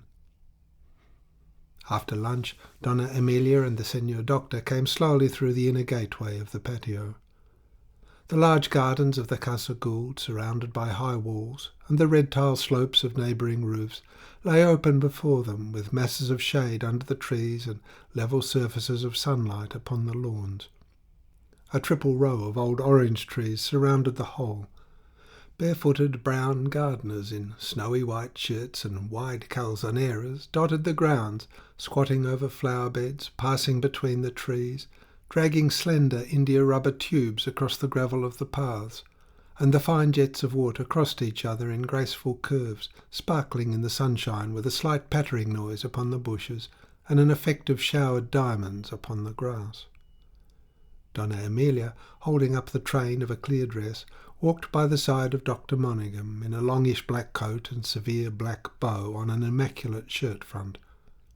under a shady clump of trees, where stood scattered little tables and wicker easy-chairs, Mrs. Gould sat down in a low and ample seat. "Don't go yet," she said to Dr. Monningham, who was unable to tear himself away from the spot. His chin nestling within the points of his collar, he devoured her stealthily with his eyes, which luckily were round and hard like clouded marbles and incapable of disclosing his sentiments. His pitying emotion at the marks of time upon the face of that woman, the air of frailty and weary fatigue that had settled upon the eyes and temples of the never-tired Senora, as Don Pepe years ago used to call her with admiration, touched him almost to tears. "Don't go yet. Today is all my own," Mrs. Gould urged gently. "We're not back yet officially. No one will come. It's only tomorrow that the windows of the Casa Gould are to be lit up for a reception." The doctor dropped into a chair. "Giving a tertulia," he said with a detached air. "A simple greeting for all kind friends who care to come." "And only tomorrow?" "Yes, Charles would be tired out after a day at the mine, and so It would be good to have him to myself for one evening on our return to this house I love. It has seen all my life." "Ah, yes," snarled the doctor suddenly. "Women count time from the marriage feast. Didn't you live a little before?" "Yes, but what is there to remember? There were no cares." Mrs. Gould sighed. And as two friends, after a long separation, will revert to the most agitated periods of their lives, they began to talk of the Sulaco Revolution. It seemed strange to Mrs. Gould that people who had taken part in it seemed to forget its memory and its lesson. "And yet," struck in the doctor, "we who played our part in it had our reward. Don Pepe, though superannuated, can still sit a horse. Barrios is drinking himself to death in jovial company away somewhere on his fundacion beyond the Bolson de Tonoro. The heroic Father Roman, I imagine the old padre blowing up systematically the San Tome mine, uttering a pious exclamation at every bang and taking handfuls of snuff between the explosions. The heroic Padre Roman says he is not afraid of the harm Holroyd's missionaries can do to his flock as long as he is alive." Mrs. Gould shuddered a little at the allusion to the destruction that had come so near to the San Tome mine. "Ah, but you, dear friend?" "I did the work I was fit for." "You faced the most cruel dangers of all, something more than death." "No, Mrs. Gould, only death, by hanging, and I am rewarded beyond my deserts." Noticing Mrs. Gould's gaze fixed upon him, he dropped his eyes. "I made my career, as you see," said the Inspector General of State Hospitals, taking up lightly the lapels of his superfine black coat. The doctor's self-respect, marked inwardly by the almost complete disappearance from his dreams of Father Baron, appeared visibly in what, by contrast with former carelessness, seemed an immoderate cult of personal appearance.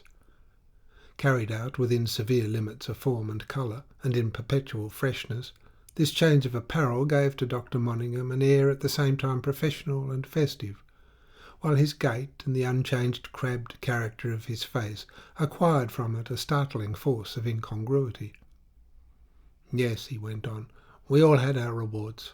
The engineer-in-chief, Captain Mitchell—" "We saw him," interrupted Mrs. Gould in her charming voice. "The poor dear man came up from the country on purpose to call on us in our hotel in London. He comported himself with great dignity, but I fancy he regrets Sulaco. He rambled feebly about historical events till I felt I could have a cry." Grunted the doctor. "Getting old, I suppose. Even Nostromo is getting older, though he is not changed. And speaking of that fellow, I wanted to tell you something." For some time the house had been full of murmurs, of agitation. Suddenly the two gardeners, busy with rose trees at the side of the garden arch, fell upon their knees with bowed heads on the passage of Antonia Avellanos, who appeared walking beside her uncle. Invested with a red hat after a short visit to Rome, where he had been invited by the propaganda, Father Corbelan, missionary to the wild Indians, conspirator, friend, and patron of Hernandez the robber, advanced with big, slow strides, gaunt and leaning forward, with his powerful hands clasped behind his back. The first Cardinal Archbishop of Sulaco had preserved his fanatical and morose air, the aspect of a chaplain of bandits. It was believed that his unexpected elevation to the purple was a counter-move to the Protestant invasion of Sulaco organised by the Holroyd Missionary Fund. Antonia, the beauty of her face as if a little blurred, her figure slightly fuller, advanced with her light walk and her high serenity, smiling from a distance at Mrs. Gould. She had brought her uncle over to see dear Amelia, without ceremony, just for a moment, before the siesta. When all was seated again, Dr. Monaghan, who had come to dislike heartily everybody who approached Mrs. Gould with any intimacy, kept aside, pretending to be lost in profound meditation. A louder phrase of Antonia made him lift his head. "How can we abandon, groaning under oppression, those who have been our countrymen only a few years ago, who are our countrymen now?" Miss Avellanos was saying. "How can we remain blind and deaf without pity to the cruel wrong suffered by our brothers? There is a remedy." "Annex the rest of Costaguana to the order and prosperity of Sulaco," snapped the doctor. "There is no other remedy." "I am convinced, Senor Doctor," Antonia said with the earnest calm of invincible resolution, "that this was from the first poor Martin's intention." "Yes, but the material interests will not let you jeopardize their development for a mere idea of pity and justice," the doctor muttered grumpily. "And it is just as well, perhaps." The Cardinal Archbishop straightened up his gaunt, bony frame. "We have worked for them, we have made them, these material interests of the foreigners," the last of the Corbelans uttered in a deep denunciatory tone. "And without them you are nothing," cried the doctor from the distance. "They will not let you." "Let them beware then, lest the people, prevented from their aspirations, should rise and claim their share of the wealth and their share of the power," the popular Cardinal Archbishop of Sulaco declared, significantly, menacingly. A silence ensued, during which His Eminence stared, frowning at the ground, and Antonia, graceful and rigid in her chair, breathed calmly in the strength of her convictions. Then the conversation took a social turn, touching on the visit of the Goulds to Europe. The Cardinal Archbishop, when in Rome, had suffered from neuralgia in the head all the time. It was the climate, the bad air. When uncle and niece had gone away, with the servants again falling on their knees, and the old porter, who had known Henry Gould, almost totally blind and impotent now, creeping up to kiss His Eminence's extended hand, Dr. Monaghan, looking after them, pronounced the one word, "Incorrigible." Mrs. Gould, with a look upwards, dropped wearily on her lap, her white hands flashing with the gold and stones of many rings. "Conspiring, yes," said the doctor. "The last of the Avellanos and the last of the Corbelans are conspiring with the refugees from Santa Marta that flock here after every revolution. The Café Lambrusco at the corner of the plaza is full of them. You can hear their chatter across the street like the noise of a parrot house. They're conspiring for the invasion of Costaguana. And do you know where they go for strength, for the necessary force? To the secret societies amongst immigrants and natives, where Nostromo, I should say Captain Verdanza, is the great man. What gives him that position? Who can say? Genius? He has genius. He is greater with the populace than ever he was before. It is as if he had some secret power, some mysterious means to keep up his influence. He holds conferences with the Archbishop, as in those old days which you and I remember. Barrios is useless, but for a military head they have the pious Hernandez, and they may raise the country with the new cry of the wealth for the people. Will there never be any peace? Will there be no rest? Mrs. Gould whispered. I thought that we... No, interrupted the doctor. There is no peace and no rest in the development of material interests. They have their law and their justice, but it is founded on expediency and is inhuman. It is without rectitude, without the continuity and the force that can be found only in a moral principle. Mrs. Gould, the time approaches when all that the Gould concession stands for shall weigh as heavily upon the people as the barbarism, cruelty and misrule of a few years back. How can you say that, Dr. Monaghan? She cried out, as if hurt in the most sensitive place of her soul. I can say what is true, the doctor insisted obstinately. It'll weigh as heavily and provoke resentment, bloodshed and vengeance, because the men have grown different. Do you think that now the mine would march upon the town to save their Senor Administrador? Do you think that?" She pressed the backs of her entwined hands on her eyes and murmured hopelessly, "Is it this we have worked for, then?" The doctor lowered his head. He could follow her silent thought. Was it for this that her life had been robbed of all the intimate felicities of daily affection which her tenderness needed, as the human body needs air to breathe? And the doctor, indignant with Charles Gould's blindness, hastened to change the conversation. "It is about Nostromo that I wanted to talk to you. That fellow has some continuity and force. Nothing will put an end to him. But never mind that. There's something inexplicable going on, or perhaps only too easy to explain. You know, Linda is practically the lighthouse keeper of the Great Isabel Light. The Garibaldino is too old now. His part is to clean the lamps and to cook in the house, but he can't get up the stairs any longer. The black-eyed Linda sleeps all day and watches the light all night. Not all day, though. She is up towards 5 in the afternoon when our Nostromo, whenever he is in harbour with his schooner, comes out on his courting visit, pulling in a small boat." "Aren't they married yet?" Mrs. Gould asked. "The mother wished it, as far as I can understand, while Linda was yet quite a child. When I had the girls with me for a year or so during the War of Separation, that extraordinary Linda used to declare quite simply that she was going to be Gian Battista's wife." "They are not married yet," said the doctor curtly. "I have looked after them a little."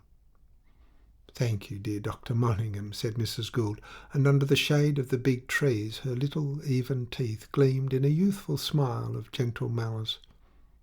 "People don't know how really good you are. You will not let them know, as if on purpose to annoy me, who have put my faith in your good heart long ago." The doctor, with a lifting up of his upper lip as though he were longing to bite, bowed stiffly in his chair. With the utter absorption of a man to whom love comes late, not as the most splendid of illusions, but like an enlightening and priceless misfortune, the sight of that woman of whom he had been deprived for nearly a year suggested ideas of adoration, of kissing the hem of her robe, and this excess of feeling translated itself naturally into an augmented grimness of speech. "I am afraid of being overwhelmed by too much gratitude. However, these people interest me. I went out several times to the Great Isabel Light to look after old Giorgio." He did not tell Mrs. Gould that it was because he found there, in her absence, the relief of an atmosphere of congenial sentiment in old Giorgio's austere admiration for the English Signora, the benefactress, in black-eyed Linda's voluble, torrential, passionate affection for our Donna Amelia, that angel, in the white-throated fair Giselle's adoring upward turn of the eyes, which then glided towards him with a sidelong, half-arch, half-candid glance, which made the doctor exclaim to himself mentally, "If I weren't what I am, old and ugly, I would think the minx is making eyes at me. And perhaps she is. I dare say she would make eyes at anybody." Dr. Monningham said nothing of this to Mrs. Gould, the providence of the Viola family, but reverted to what he called our great Nostromo. "What I wanted to tell you is this. Our great Nostromo did not take much notice of the old man and the children for some years. It's true, too, that he was away on his coasting voyages, certainly 10 months out of the 12. He was making his fortune, as he told Captain Mitchell once. He seems to have done uncommonly well. It was only to be expected. He is a man full of resource, full of confidence in himself, ready to take chances and risks of every sort. I remember being in Mitchell's office one day when he came in with that calm, grave air he always carries everywhere. He had been away trading in the Gulf of California, he said, looking straight past us at the wall, as his manner is, and was glad to see on his return that a lighthouse was being built on the cliff of the Great Isabel. Very glad, he repeated. Mitchell explained that it was the OSN company who was building it for the convenience of the mail service on his own advice. Captain Fidanza was good enough to say that it was excellent advice. I remember him twisting up his moustaches and looking all round the cornice of the room before he proposed that old Giorgio should be made the keeper of that light. I had heard of this. I was consulted at the time, Mrs. Gould said. I doubted whether it would be good for these girls to be shut up on that island as if in a prison. The proposal fell in with the old Garibaldino's humour. As to Linda, any place was lovely and delightful enough for her as long as it was Nostromo's suggestion. She could wait for her Gianbattista's good pleasure there as well as anywhere else. My opinion is that she was always in love with that incorruptible Capataz. Moreover, both father and sister were anxious to get Giselle away from the attention of a certain Ramirez. Ah, said Mrs. Gould, interested. Ramirez, what sort of man is that? Just a mozo of the town. His father was a cargador. As a lanky boy he ran about the wharf in rags, till Nostromo took him up and made a man of him. When he got a little older they put him into a lighter, and very soon gave him charge of the No. 3 boat, the boat which took the silver away, Mrs. Gould. Nostromo selected that lighter for the works because she was the best sailing and the strongest boat of all the company's fleet. Young Ramirez was one of the 5 cargadores entrusted with the removal of the treasure from the custom-house on that famous night. As the boat he had charge of was sunk, Nostromo, on leaving the company's service, recommended him to Captain Mitchell for his successor. He had trained him in the routine of work perfectly, and thus Mr. Ramirez, from a starving waif, becomes a man and the capataz of the Sulaco Cargadores. Thanks to Nostromo, said Mrs. Gould with warm approval. Thanks to Nostromo, repeated Dr. Monningham. Upon my word, the fellow's power frightens me when I think of it. That our poor old Mitchell was only too glad to appoint somebody trained to the work who saved him trouble is not surprising. What is wonderful is the fact that the Sulaco Cargadores accepted Ramirez for their chief simply because such was Nostromo's good pleasure. Of course, he is not a second Nostromo, as he fondly imagined he would be, but still, the position was brilliant enough.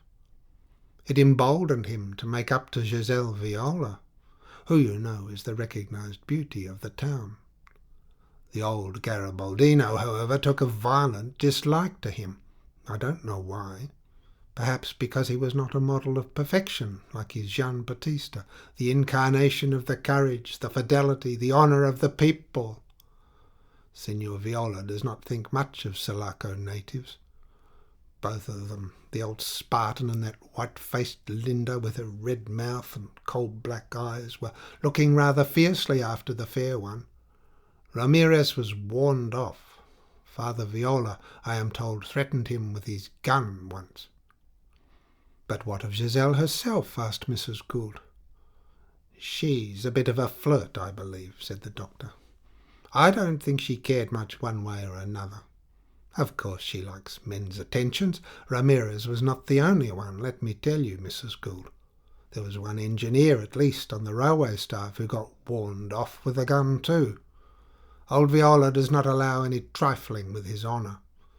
He has grown uneasy and suspicious since his wife died. He was very pleased to remove his youngest girl away from the town. But look what happens, Mrs. Gould. Ramirez, the honest, love-lorn swain, is forbidden the island. Very well, he respects the prohibition, but naturally turns his eyes frequently towards the great Isabel. It seems as though he had been in the habit of gazing late at night upon the light. And during these sentimental vigils, he discovers that Nostromo, Captain Verdanza that is, returns very late from his visits to the Violas, as late as midnight at times. The doctor paused and stared meaningly at Mrs. Gould. Yes, but I don't understand, she began, looking puzzled. Now comes the strange part, went on Dr. Monningham. Viola, who is king on his island, will allow no visitors on it after dark. Even Captain Verdanza has got to leave after sunset, when Linda has gone up to tend the light. And Nostromo goes away obediently. But what happens afterwards? What does he do in the gulf between 6:30 and midnight? He has been seen more than once at that late hour pulling quietly into the harbour.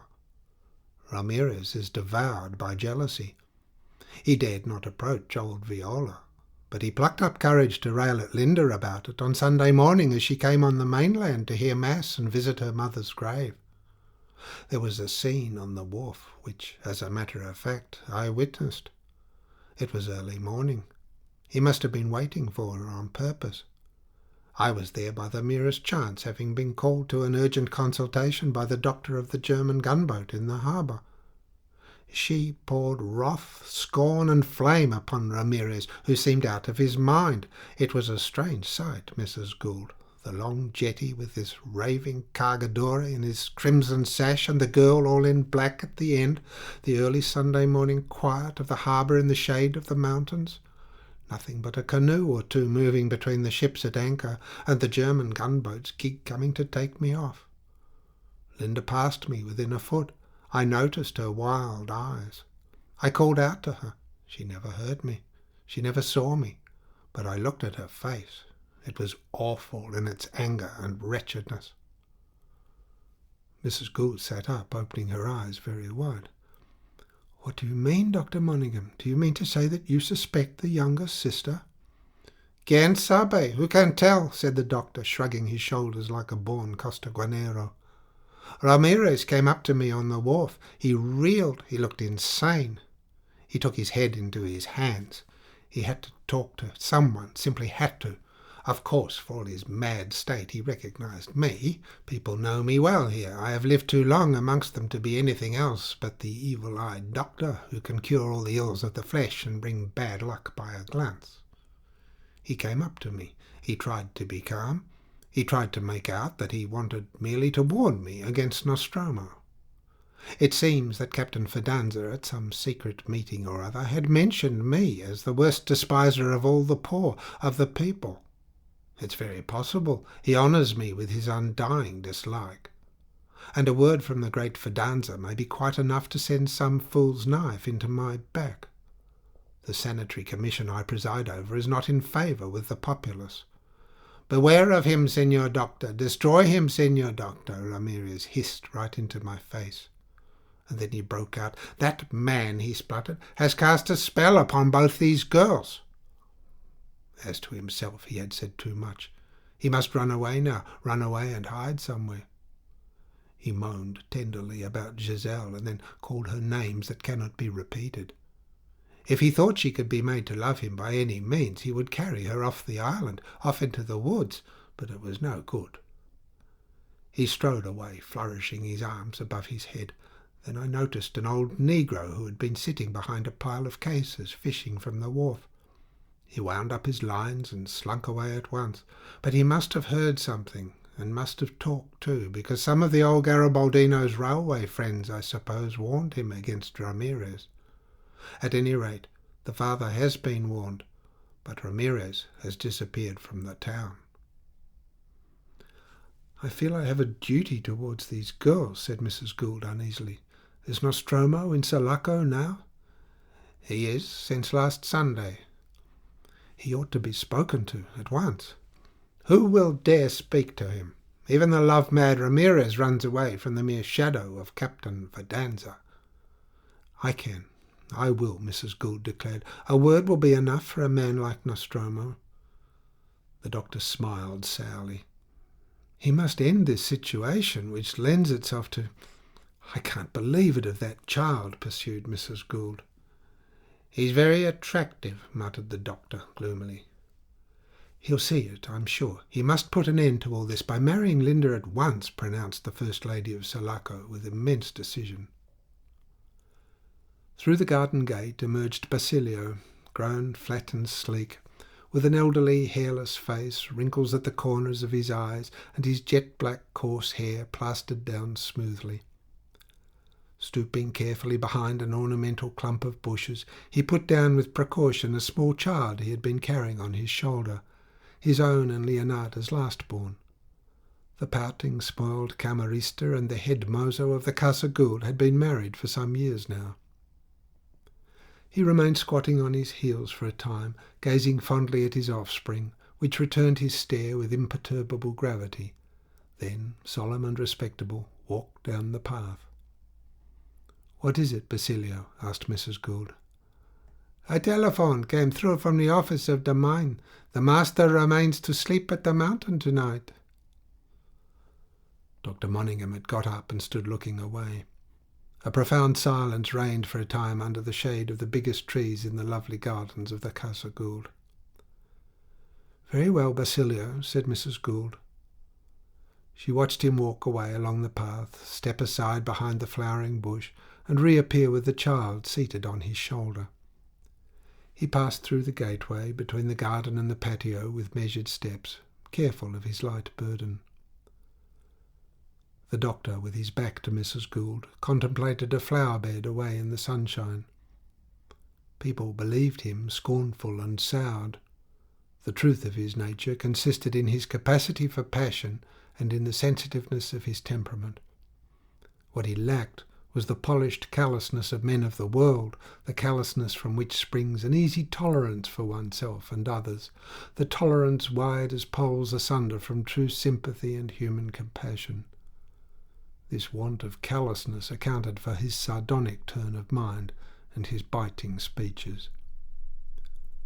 In profound silence and glaring viciously at the brilliant flower-bed, Dr. Monningham poured mental imprecations on Charles Gould's head.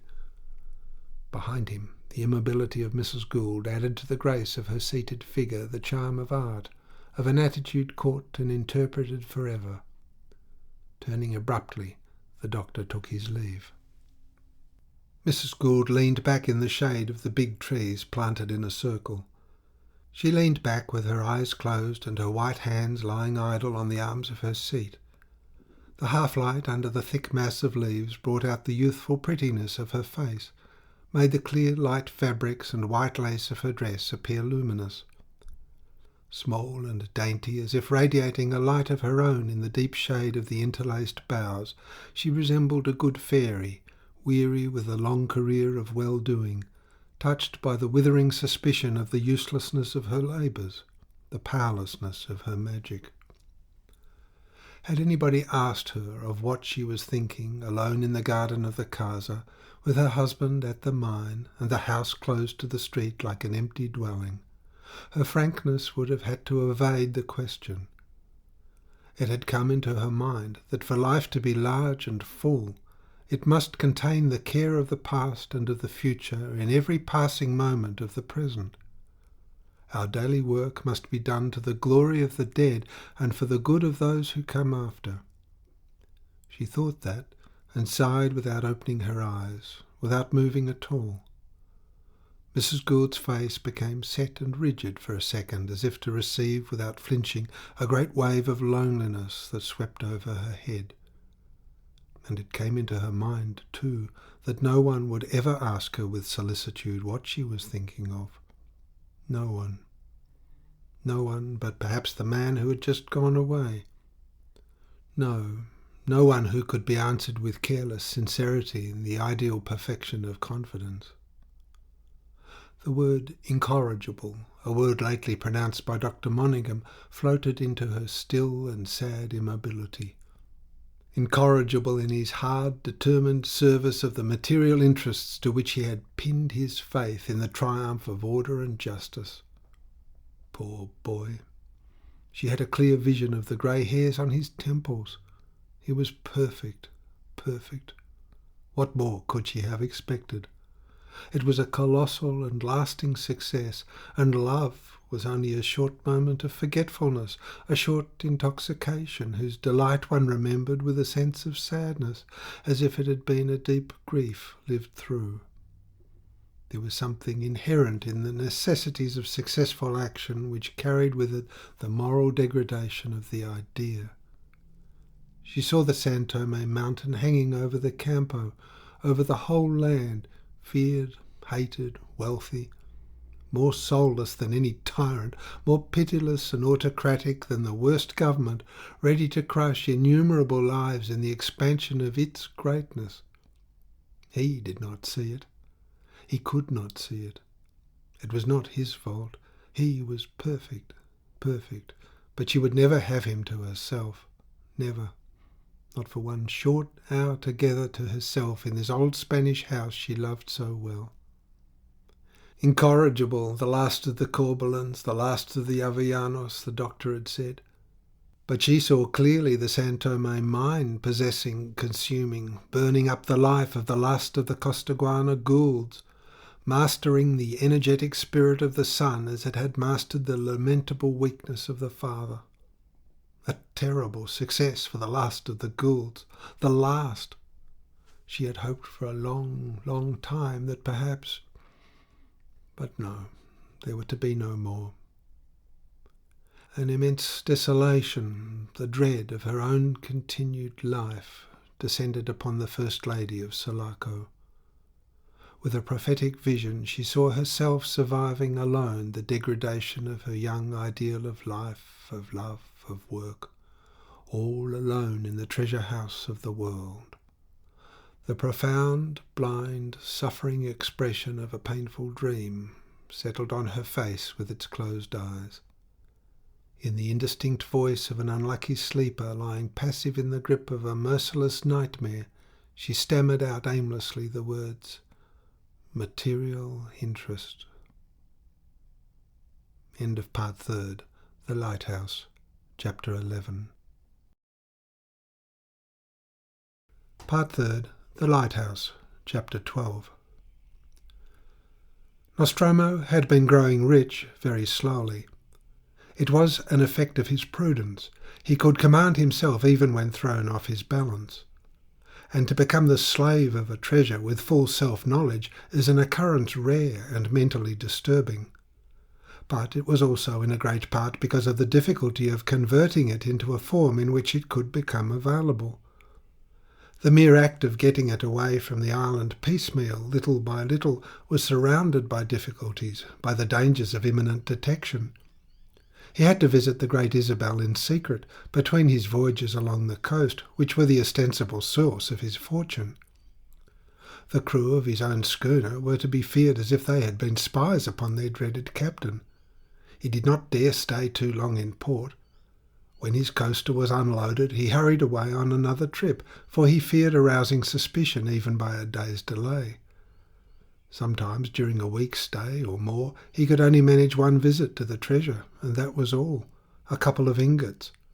He suffered through his fears as much as through his prudence. To do things by stealth humiliated him, and he suffered most from the concentration of his thought upon the treasure. A transgression, a crime entering a man's existence, eats it up like a malignant growth, consumes it like a fever. Nostromo had lost his peace. The genuineness of all his qualities was destroyed. He felt it himself, and often cursed the silver of San Tome. His courage, his magnificence, his leisure, his work, everything was as before, only everything was a sham. But the treasure was real. He clung to it with a more tenacious mental grip, but he hated the feel of the ingots. Sometimes after putting away a couple of them in his cabin, the fruit of a secret night expedition to the Great Isabel, he would look fixedly at his fingers as if surprised they had left no stain on his skin. He had found means of disposing of the silver bars in distant ports. The necessity to go far afield made his coasting voyages long and caused his visits to the Viola household to be rare and far between. He was fated to have his wife from there. He had said so once to Giorgio himself, but the Garibaldino had put the subject aside with a majestic wave of his hand, clutching the smouldering black briar-root pipe. There was plenty of time. He was not the man to force his girls upon anybody. As time went on, Nostromo discovered his preference for the younger of the two. They had some profound similarities of nature, which must exist for complete confidence and understanding, no matter what outward differences of temperament there may be to exercise their own fascination of contrast. His wife would have to know his secret, or else life would be impossible.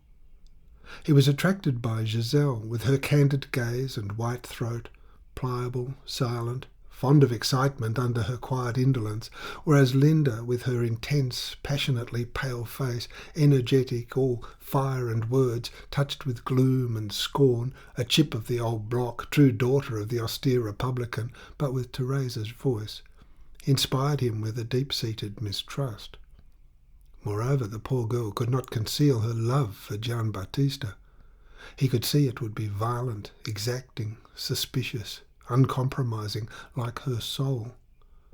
Giselle, by her fair but warm beauty, by the surface placidity of her nature holding a promise of submissiveness, by the charm of her girlish mysteriousness, excited his passion and allayed his fears as to the future. His absences from Sulaco were long. On returning from the longest of them, he made out lighters loaded with blocks of stone lying under the cliff of the Great Isabel, cranes and scaffolding above, workmen's figures moving about, and a small lighthouse already rising from its foundations on the edge of the cliff. At this unexpected, undreamt of, startling sight, he thought himself lost irretrievably. What could save him from detection now? Nothing. He was struck with amazed dread at this turn of chance that would kindle a far-reaching light upon the only secret spot of his life, that life whose very essence, value, reality consisted in its reflection from the admiring eyes of men. All of it but that thing which was beyond common comprehension, which stood between him and the power that hears and gives effect to the evil intention of curses. It was dark. Not every man had such a darkness. And they were going to put a light there, a light. He saw it shining upon disgrace, poverty, contempt. Somebody was sure to, perhaps somebody had already. The incomparable Nostromo, the Capataz, the respected and feared Captain Fidanza, the unquestioned patron of secret societies, a republican like old Giorgio and a revolutionist at heart, but in another manner, was on the point of jumping overboard from the deck of his own schooner. That man, subjective almost to insanity, looked suicide deliberately in the face. But he never lost his head. He was checked by the thought that this was no escape. He imagined himself dead, and the disgrace, the shame, going on. Or rather, properly speaking, he could not imagine himself dead. He was possessed too strongly by the sense of his own existence, a thing of infinite duration in its changes, to grasp the notion of finality. The earth goes on forever. And he was courageous. It was a corrupt courage, but it was as good for his purposes as the other kind. He sailed close to the cliff of the Great Isabel, throwing a penetrating glance from the deck at the mouth of the ravine, tangled in an undisturbed growth of bushes. He sailed close enough to exchange hails with the workmen, shading their eyes on the edge of the sheer drop of the cliff overhung by the jib head of a powerful crane. He perceived that none of them had any occasion even to approach the ravine where the silver lay hidden, let alone to enter it. In the harbour he learned that no one slept on the island. The labouring gangs returned to port every evening, singing chorus songs in the empty lighters towed by a harbour tug. For the moment he had nothing to fear. But afterwards, he asked himself? Later, when a keeper came to live in the cottage that was being built some 150 yards back from the low light tower, and 400 or so from the dark, shaded, jungly ravine, containing the secret of his safety, of his influence, of his magnificence, of his power over the future, of his defiance of ill luck, of every possible betrayal from rich and poor alike. What then? He could never shake off the treasure. His audacity, greater than that of other men, had welded that vein of silver into his life. And the feeling of fearful and ardent subjection, the feeling of his slavery, so irremediable and profound that often in his thoughts he compared himself to the legendary gringos, neither dead nor alive, bound down to their conquest of unlawful wealth on Azuera, weighed heavily on the independent Captain Fidanza, owner and master of a coasting schooner, whose smart appearance and fabulous good luck in trading was so well known along the western seaboard of a vast continent. fiercely whiskered and grave, a shade less supple in his walk, the vigour and symmetry of his powerful limbs lost in the vulgarity of a brown tweed suit made by Jews in the slums of London and sold by the clothing department of the Compagnia Anzani, Captain Fidanza was seen in the streets of Sulaco attending to his business, as usual, that trip. And, as usual, he allowed it to get about that he had made a great profit on his cargo. It was a cargo of salt fish, and Lent was approaching. He was seen in tramcars going to and fro between the town and the harbour. He talked with people in a cafe or two in his measured, steady voice. Captain Fidanza was seen. The generation that would know nothing of the famous ride to Caïta was not born yet. Nostromo, the miscalled Capataz de Cargadores, had made for himself, under his rightful name, another public existence, but modified by the new conditions, less picturesque, more difficult to keep up in the increased size and varied population of Sulaco, the progressive capital of the Occidental Republic. Captain Fidanza, unpicturesque but always a little mysterious, was recognised quite sufficiently under the lofty glass and iron roof of the Sulaco railway station. He took a local train and got out in Rinson, where he visited the widow of the cargador who had died of his wounds at the dawn of the new era, like Don Jose Avellanos, in the patio of the Casa Gould. He consented to sit down and drink a glass of cool lemonade in the hut, while the woman, standing up, poured a perfect torrent of words to which he did not listen. He left some money with her, as usual. The orphaned children, growing up and well-schooled, calling him uncle, clamoured for his blessing. He gave that too, and in the doorway paused for a moment to look at the flat face of the San Tome mountain with a faint frown. This slight contraction of his bronzed brow, casting a marked tinge of severity upon his usual unbending expression, was observed at the lodge which he attended, but went away before the banquet.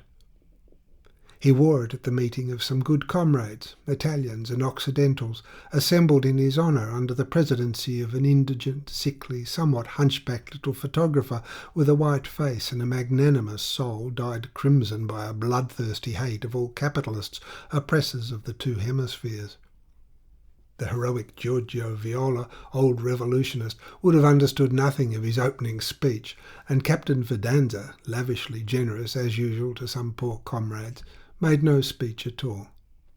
He had listened, frowning, with his mind far away, and walked off unapproachable, silent, like a man full of cares.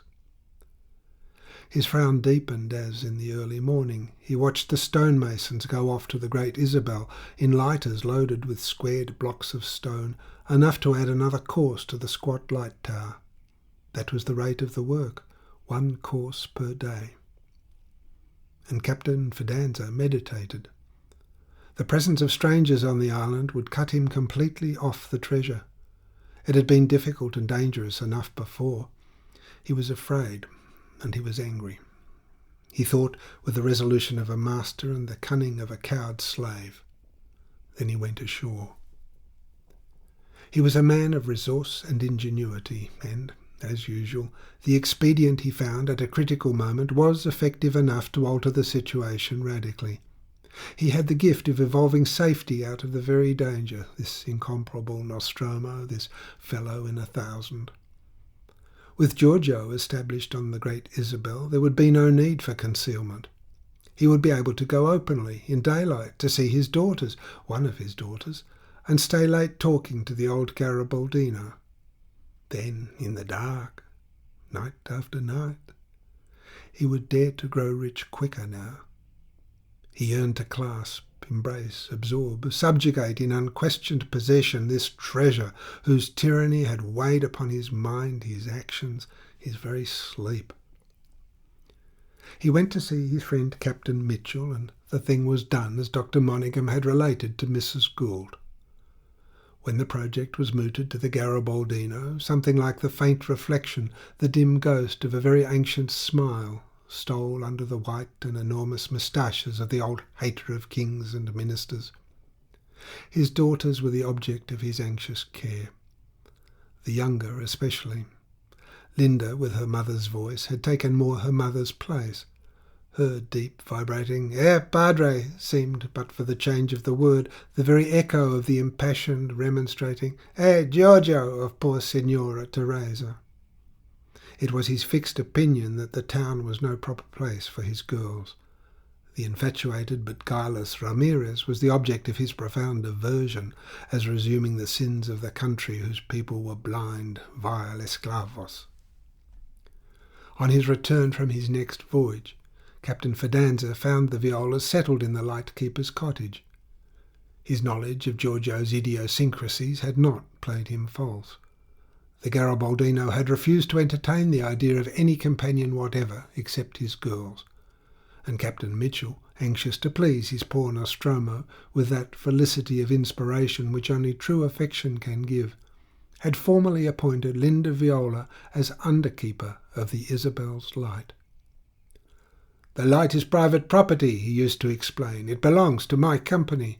I've the power to nominate whom I like, and Viola it shall be. It's about the only thing Nostromo, a man worth his weight in gold, mind you, has ever asked me to do for him." Directly his schooner was anchored opposite the new custom house, with its sham air of a Greek temple, flat-roofed with a colonnade, Captain Fidanza went pulling his small boat out of the harbour, bound for the Great Isabel, openly, in the light of a declining day, before all men's eyes, with a sense of having mastered the fates. He must establish a regular position. He would ask him for his daughter now. He thought of Giselle as he pulled. Linda loved him, perhaps, but the old man would be glad to keep the elder, who had his wife's voice. He did not pull for the narrow strand where he had landed with Decoud, and afterwards alone on his first visit to the treasure. He made for the beach at the other end, and walked up the regular and gentle slope of the wedge-shaped island. Giorgio Viola, whom he saw from afar, sitting on a bench under the front wall of the cottage, lifted his arms slightly to his loud hail. He walked up. Neither of the girls appeared. "It is good here," said the old man in his austere, far-away manner. Nostromo nodded, and then, after a short silence, "You saw my schooner pass in not 2 hours ago? Do you know why I'm here before, so to speak, my anchor has fairly bitten into the ground of this port of Sulaco?" "You are welcome like a son," the old man declared quietly, staring away upon the sea. "Ah, thy son. I know. I am what thy son would have been. It is well, viejo. It is a very good welcome. Listen, I have come to ask you for—" A sudden dread came upon the fearless and incorruptible Nostromo. He dared not utter the name in his mind.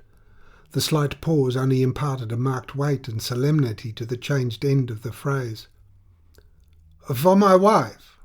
His heart was beating fast. "It is time you—" The Garibaldino arrested him with an extended arm. "That was left for you to judge." He got up slowly. His beard, unclipped since Teresa's death, thick, snow-white, covered his powerful chest. He turned his head to the door and called out in his strong voice, "Linda!" Her answer came sharp and faint from within, and the appalled Nostromo stood up too, but remained mute, gazing at the door. He was afraid. He was not afraid of being refused the girl he loved. No mere refusal could stand between him and a woman he desired, but the shining spectre of the treasure rose before him, claiming his allegiance in a silence that could not be gainsaid. He was afraid because, neither dead nor alive, like the gringos on Azuera, he belonged body and soul to the unlawfulness of his audacity. He was afraid of being forbidden the island. He was afraid, and said nothing. Seeing the two men standing side by side to await her, Linda stopped in the doorway. Nothing could alter the passionate, dead whiteness of her face, but her black eyes seemed to catch and concentrate all the light of the low sun in a flaming spark within the black depths, covered at once by the slow descent of heavy eyelids. "Behold thy husband, master, and benefactor." Old Viola's voice resounded with a force that seemed to fill the whole gulf. She stepped forward with her eyes nearly closed, like a sleepwalker in a beatific dream.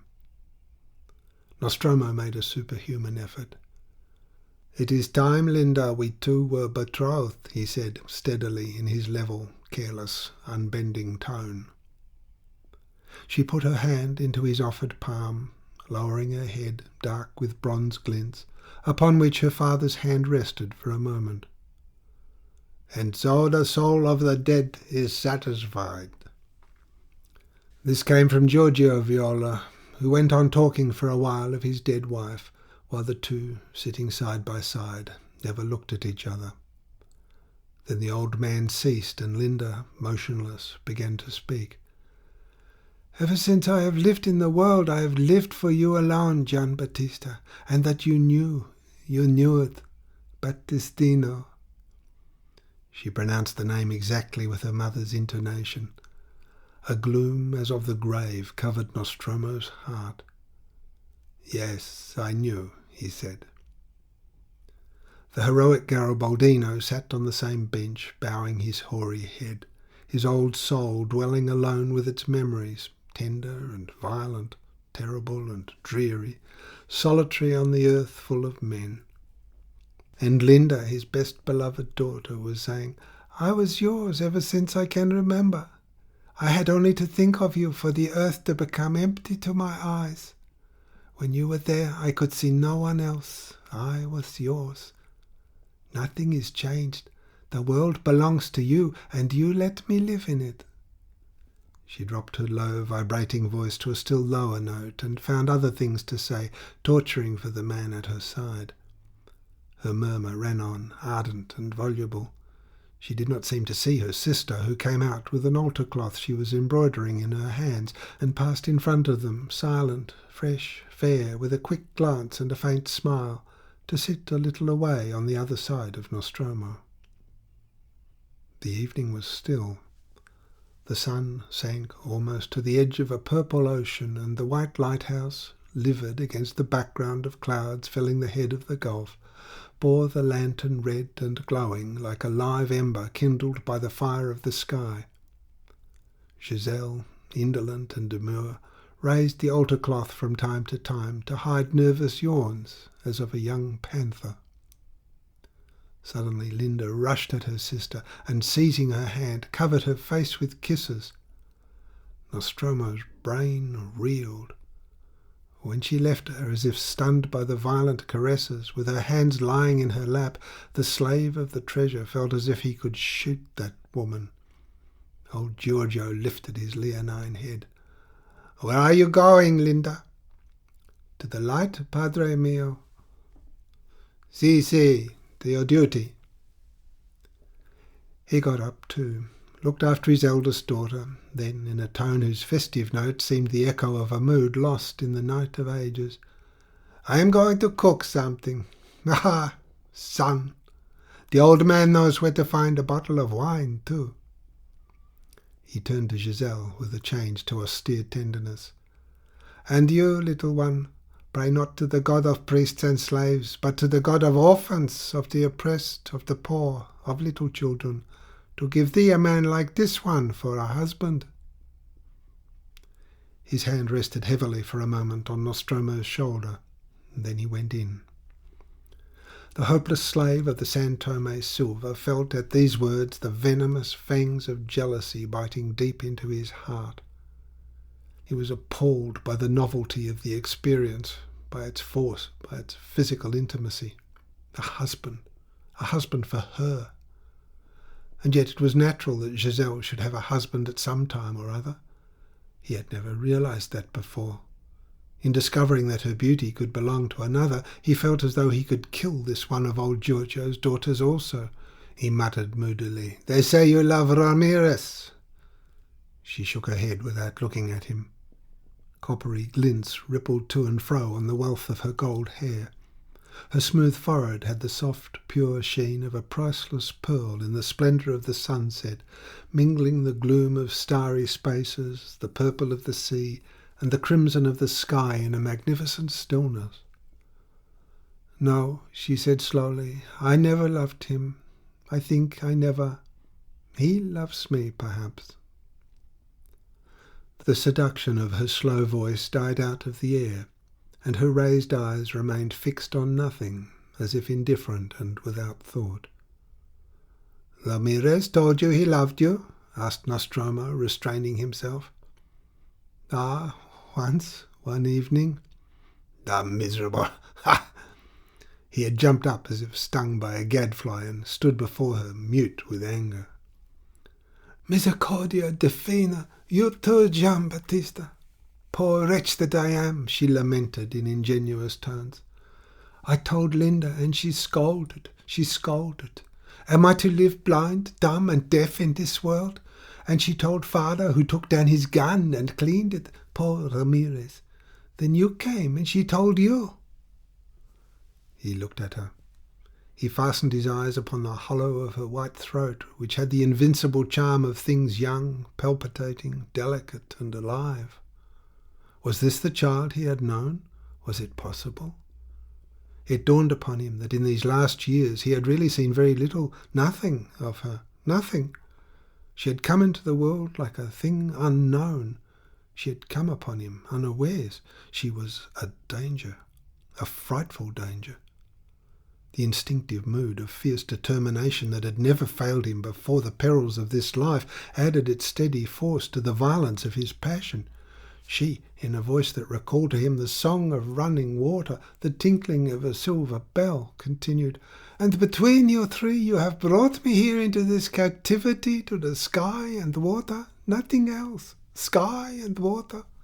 Oh, Sanctissima Madre, my hair shall turn grey on this tedious island. I could hate you, Gian Battista." He laughed loudly. Her voice enveloped him like a caress. She bemoaned her fate, spreading unconsciously like a flower its perfume in the coolness of the evening, the indefinable seduction of her person. Was it her fault that nobody ever had admired Linda? Even when they were little, going out with their mother to Mass, she remembered that people took no notice of Linda, who was fearless, and chose instead to frighten her, who was timid, with their attention. It was her hair like gold, she supposed. He broke out, "Your hair like gold, and your eyes like violets, and your lips like the rose, your round arms, your white throat." Imperturbable in the indolence of her pose, she blushed deeply all over to the roots of her hair. She was not conceited. She was no more self-conscious than a flower, but she was pleased, and perhaps even a flower loves to hear itself praised. He glanced down and added impetuously, "Your little feet." Leaning back against the rough stone wall of the cottage, she seemed to bask languidly in the warmth of the rosy flush. Only her lowered eyes glanced at her little feet. "And so you are going at last to marry Alinda. She is terrible. Ah, now she will understand better, since you have told her you love her. She will not be so fierce."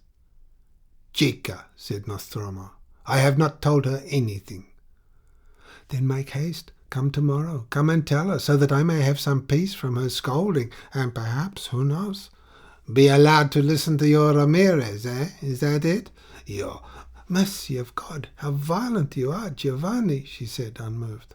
"Who is Ramirez? Ramirez? Who is he?" she repeated dreamily in the dusk and gloom of the clouded gulf, with a low red streak in the west like a hot bar of glowing iron laid across the entrance of a world sombre as a cavern where the magnificent Capitas de Cargadores had hidden his conquests of love and wealth. "Listen, Giselle," he said in measured tones. "I will tell no word of love to your sister. Do you want to know why?" "Alas, I could not understand, perhaps, Giovanni. Father says you are not like other men, that no one had ever understood you properly, that the rich will be surprised yet. Oh, saints in heaven, I am weary." She raised her embroidery to conceal the lower part of her face, then let it fall on her lap. The lantern was shaded on the land side, but slanting away from the dark column of the lighthouse, they could see the long shaft of light, kindled by Linda, go out to strike the expiring glow in a horizon of purple and red. Giselle Viola, with her head resting against the wall of the house, Her eyes half closed, and her little feet, in white stockings and black slippers, crossed over each other, seemed to surrender herself, tranquil and fatal, to the gathering dusk. The charm of her body, the promising mysteriousness of her indolence, went out into the night of the placid gulf like a fresh and intoxicating fragrance spreading out in the shadows, impregnating the air. The incorruptible Nostromo breathed her ambient seduction in the tumultuous heaving of his breast. Before leaving the harbour, he had thrown off the store clothing of Captain Fidanza for greater ease in the long pull out to the islands. He stood before her in the red sash and check shirt as he used to appear on the company's wharf, a Mediterranean sailor come ashore to try his luck in Costaguana. The dusk of purple and red enveloped him too, close, soft, profound, as no more than 50 yards from that spot it had gathered evening after evening about the self-destructive passion of Don Martin Decoud's utter scepticism, flaming up to death in solitude. "You have got to hear," he began at last with perfect self-control. "I shall say no word of love to your sister, to whom I am betrothed from this evening, because it is you that I love. It is you." The dusk let him see yet the tender and voluptuous smile that came instinctively upon her lips, shaped for love and kisses, freeze hard in the drawn, haggard lines of terror. He could not restrain himself any longer. While she shrank from his approach, her arms went out to him, abandoned and regal in the dignity of her languid surrender. He held her head in his 2 hands and showered rapid kisses upon the upturned face that gleamed in the purple dusk. Masterful and tender, he was entering slowly upon the fullness of his possession, and he perceived that she was crying. Then the incomparable Capataz, the man of careless loves, became gentle and caressing like a woman to the grief of a child. He murmured to her fondly. He sat down by her and nursed her fair head on his breast. He called her his star and his little flower. It had grown dark. From the living room of the lightkeeper's cottage, where Giorgio, one of the immortal 1,000, was bending his leonine and heroic head over a charcoal fire, there came the sound of sizzling and the aroma of an artistic frittura. In the obscure disarray of that thing happening like a cataclysm, it was in her feminine head that some gleam of reason survived. He was lost to the world in their embraced stillness. But she said, whispering into his ear, "God have mercy, what will become of me here, now, between this sky and this water I hate? Linda, Linda, I see her." She tried to get out of his arms, suddenly relaxed at the sound of that name. But there was no one approaching their black shapes, enlaced and struggling on the white background of the wall. "Linda, poor Linda! I tremble. I shall die of fear before my poor sister Linda, betrothed today to Giovanni, my lover. Giovanni, you must have been mad. I cannot understand you. You are not like other men. I will not give you up, never, only to God himself. But why have you done this blind, mad, cruel, frightful thing?" Released, she hung her head, let fall her hands. The altar cloth, as if tossed by a great wind, lay far away from them, gleaming white on the black ground. "From fear of losing my hope of you," said Nostromo. "You knew that you had my soul. You know everything. It was made for you. But what could stand between you and me? What? Tell me," she repeated without impatience, in superb assurance. "Your dead mother," he said, very low. "Ah, poor mother. She is a saint in heaven now, and I cannot give you up to her. No, Giovanni, only to God alone. You are mad, but it is done. Oh, what have you done? Giovanni, my beloved, my life, my master, do not leave me here in this grave of clouds. You cannot leave me now. You must take me away at once, this instant, in the little boat. Giovanni, carry me off tonight from my fear of Linda's eyes before I have to look at her again. She nestled close to him. The slave of the San Tome silver felt the weight as of chains upon his limbs, a pressure as of a cold hand upon his lips. He struggled against the spell. I cannot, he said, not yet. There is something that stands between us two and the freedom of the world.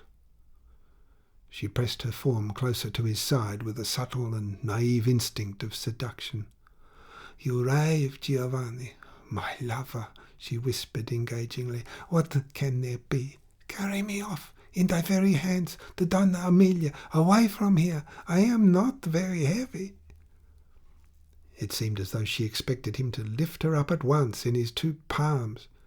She had lost the notion of all impossibility. Anything could happen on this night of wonder. As he made no movement, she almost cried aloud, I tell you I am afraid of Linda. And still he did not move. She became quiet and wily. What can there be? She asked coaxingly. He felt her warm breathing, alive, quivering in the hollow of his arm, in the exulting consciousness of his strength and the triumphant excitement of his mind. He struck out for his freedom. A treasure, he said. All was still. She did not understand. A treasure of silver, to buy a gold crown for thy brow. A treasure, she repeated, in a faint voice, as if from the depths of a dream. What is it, you say? She disengaged herself gently. He got up and looked down at her, aware of her face, of her hair, her lips, the dimples on her cheeks, seeing the fascination of her person in the night of the gulf as if in the blaze of noonday. Her nonchalant and seductive voice trembled with the excitement of admiring awe and ungovernable curiosity. A treasure of silver, she stammered out, then pressed on faster. What? Where? How did you get it, Giovanni? He wrestled with the spell of captivity. It was as if striking a heroic blow that he burst out, like a thief. The densest blackness of the placid gulf seemed to fall upon his head. He could not see her now. She had vanished into a long, obscure, abysmal silence, whence her voice came back to him after a time with a faint glimmer, which was her face. I love you. I love you. These words gave him an unwonted sense of freedom. They cast a spell stronger than the accursed spell of the treasure. They changed his weary subjection to that dead thing into an exulting conviction of his power. He would cherish her, he said, in a splendour as great as Donna Emilia's. The rich lived on wealth stolen from the people, but he had taken from the rich nothing that was not lost to them already by their folly and their betrayal. For he had been betrayed, he said, deceived, tempted. She believed him. He had kept the treasure for purposes of revenge, but now he cared nothing for it. He cared only for her. He would put her beauty in a palace on a hill, crowned with olive trees, a white palace above a blue sea. He would keep her there, like a jewel in a casket. He would get land for her, her own land, fertile with vines and corn, to set her little feet upon. He kissed them. He had already paid for it all with the soul of a woman and the life of a man. The Capataz de Cargadores tasted the supreme intoxication of his generosity. He flung the mastered treasure superbly at her feet in the impenetrable darkness of the gulf, in the darkness defying, as men said, the knowledge of God and the wit of the devil. But she must let him grow rich first, he warned her. She listened as if in a trance. Her fingers stirred in his hair. He got up from his knees, reeling, weak, empty, as though he had flung his soul away. Make haste, then, she said. Make haste, Giovanni, my lover, my master, for I will give thee up to no one but God, and I am afraid of Linda. He guessed at her shudder, and swore to do his best. He trusted the courage of her love. She promised to be brave in order to be loved always, far away in a white palace upon a hill above a blue sea. Then, with a timid, tentative eagerness, she murmured, "Where is it? Where? Tell me that, Giovanni." He opened his mouth and remained silent, thunderstruck. "Not that, not that," he gasped out, appalled at the spell of secrecy that had kept him dumb before so many people, falling upon his lips again with unimpaired force. Not even to her. Not even to her. It was too dangerous. "I forbid thee to ask," he cried at her, deadening cautiously the anger of his voice. He had not regained his freedom. The spectre of the unlawful treasure arose, standing by her side like a figure of silver, pitiless and secret, with a finger on its pale lips. His soul died within him at the vision of himself creeping in presently along the ravine, with the smell of earth, of damp foliage in his nostrils, creeping in, determined in a purpose that numbed his breast, and creeping out again loaded with silver, with his ears alert to every sound. It must be done on this very night, that work of a craven slave. He stooped low, pressed the hem of her skirt to his lips with a muttered command. "Tell him I would not stay," and was gone suddenly from her, silent, without as much as a footfall in the dark night. She sat still, her head resting indolently against the wall, and her little feet in white stockings and black slippers crossed over each other. Old Giorgio, coming out, did not seem to be surprised at the intelligence as much as she had vaguely feared, for she was full of inexplicable fear now, fear of everything and everybody except of her Giovanni and his treasure. But that was incredible. The heroic Garibaldino accepted Nostromo's abrupt departure with a sagacious indulgence. He remembered his own feelings and exhibited a masculine penetration of the true state of the case. "Va bene, let him go. Ha ha! No matter how fair the woman, it galls a little. Liberty, liberty, there's more than one kind. He has said the great word, and San Giambattista is not tame." He seemed to be instructing the motionless and scared Giselle. "A man should not be tame," he added dogmatically out of the doorway. Her stillness and silence seemed to displease him. "Do not give way to enviousness of your sister's lot," he admonished her, very grave in his deep voice. Presently he had to come to the door again to call in his younger sister. It was late. He shouted her name 3 times before she even moved her head. Left alone, she had become the helpless prey of astonishment. She walked into the bedroom she shared with Linda like a person profoundly asleep. That aspect was so marked that even old Giorgio, spectacled, raising his eyes from the Bible, shook his head as she shut the door behind her. She walked right across the room without looking at anything and sat down at once by the open window. Linda, stealing down from the tower in the exuberance of her happiness, found her with a lighted candle at her back, facing the black night, full of sighing gusts of wind and the sound of distant showers, a true night of the Gulf, too dense for the eye of God and the wiles of the devil. She did not turn her head at the opening of the door. There was something in that immobility which reached Linda in the depths of her paradise. The older sister guessed angrily. "The child is thinking of that wretched Ramirez." Linda longed to talk. She said in her arbitrary voice, "Giselle," and was not answered by the slightest movement. That girl that was going to live in a palace and walk on ground of her own was ready to die with terror. Not for anything in the world would she have turned her head to face her sister. Her heart was beating madly. She said with subdued haste, "Do not speak to me, I am praying." Linda, disappointed, went out quietly, and Giselle sat on unbelieving, lost, dazed, patient, as if waiting for the confirmation of the incredible. The hopeless blackness of the clouds seemed part of a dream too. She waited. She did not wait in vain. The man whose soul was dead within him creeping out of the ravine, weighted with silver, had seen the gleam of the lighted window and could not help retracing his steps from the beach. On that impenetrable background, obliterating the lofty mountains by the seaboard, she saw the slave of the San Tome silver, as if by an extraordinary power of a miracle. She accepted his return, as if henceforth the world could hold no surprise for all eternity. She rose, compelled and rigid, and began to speak long before the light from within fell upon the face of the approaching man. "You have come back to carry me off. It is well. Open thy arms, Giovanni, my lover. I am coming."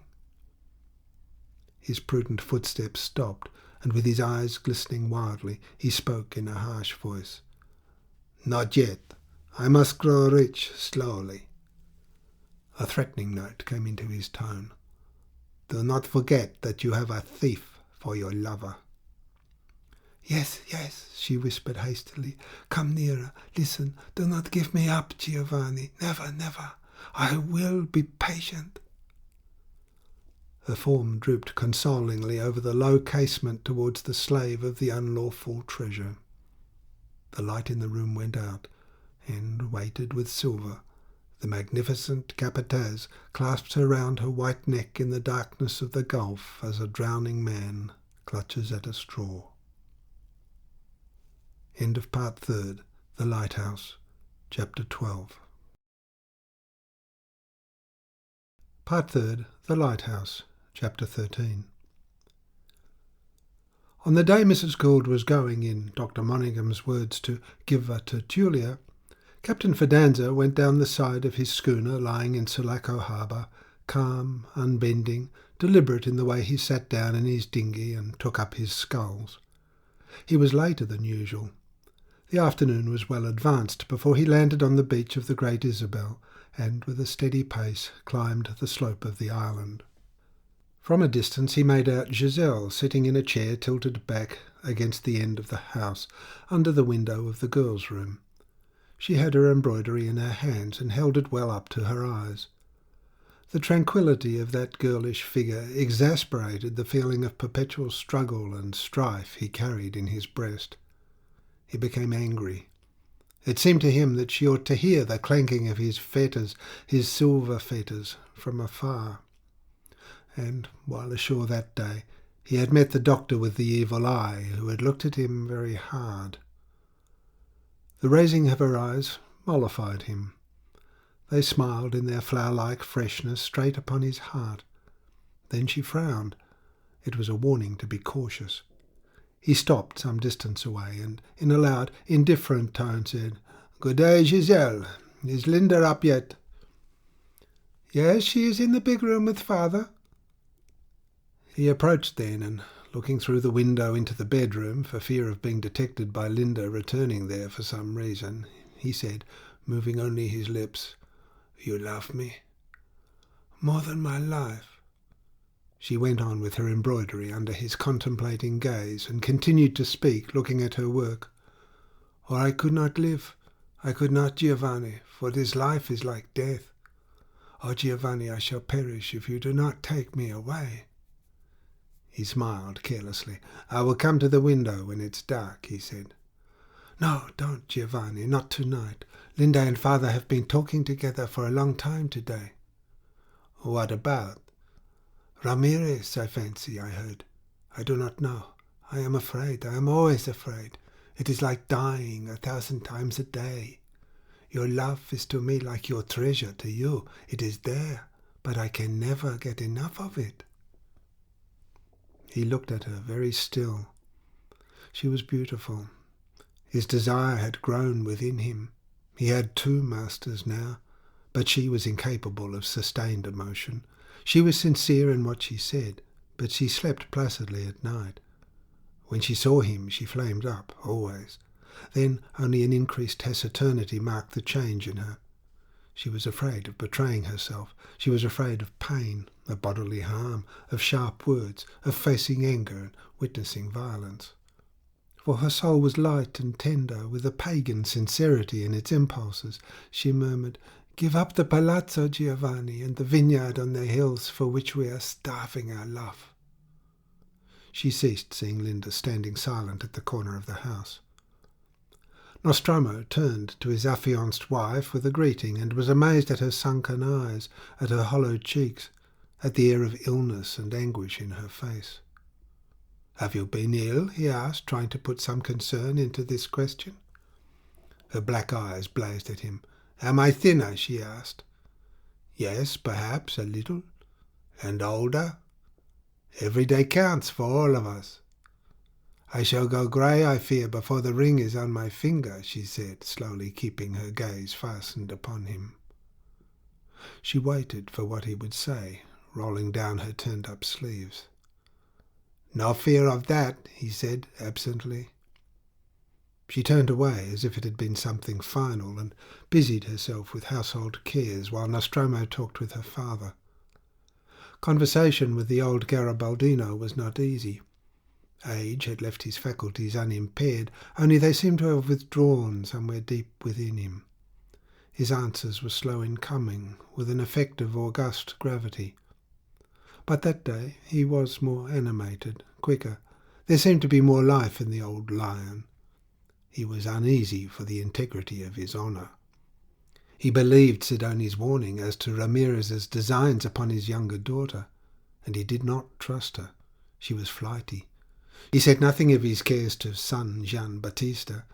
It was a touch of senile vanity. He wanted to show he was equal yet to the task of guarding alone the honour of his house. Nostromo went away early. As soon as he had disappeared, walking towards the beach, Linda stepped over the threshold and, with a haggard smile, sat down by the side of her father. Ever since that Sunday when the infatuated and desperate Ramirez had waited for her on the wharf, she had no doubts whatever. The jealous ravings of that man were no revelation. They had only fixed with precision, as with a nail driven into her heart, that sense of unreality and deception which, instead of bliss and security, she had found in her intercourse with her promised husband. She had passed on, pouring indignation and scorn upon Ramirez, but that Sunday she nearly died of wretchedness and shame, lying on the carved and lettered stone of Teresa's grave, subscribed for by the engine drivers and the fitters of the railway workshops, in sign of their respect for the hero of Italian unity. Old Viola had not been able to carry out his desire of burying his wife in the sea, and Linda wept upon the stone. The gratuitous outrage appalled her. If he wished to break her heart, well and good. Everything was permitted to Gian Battista. But why trample upon the pieces? Why seek to humiliate her spirit?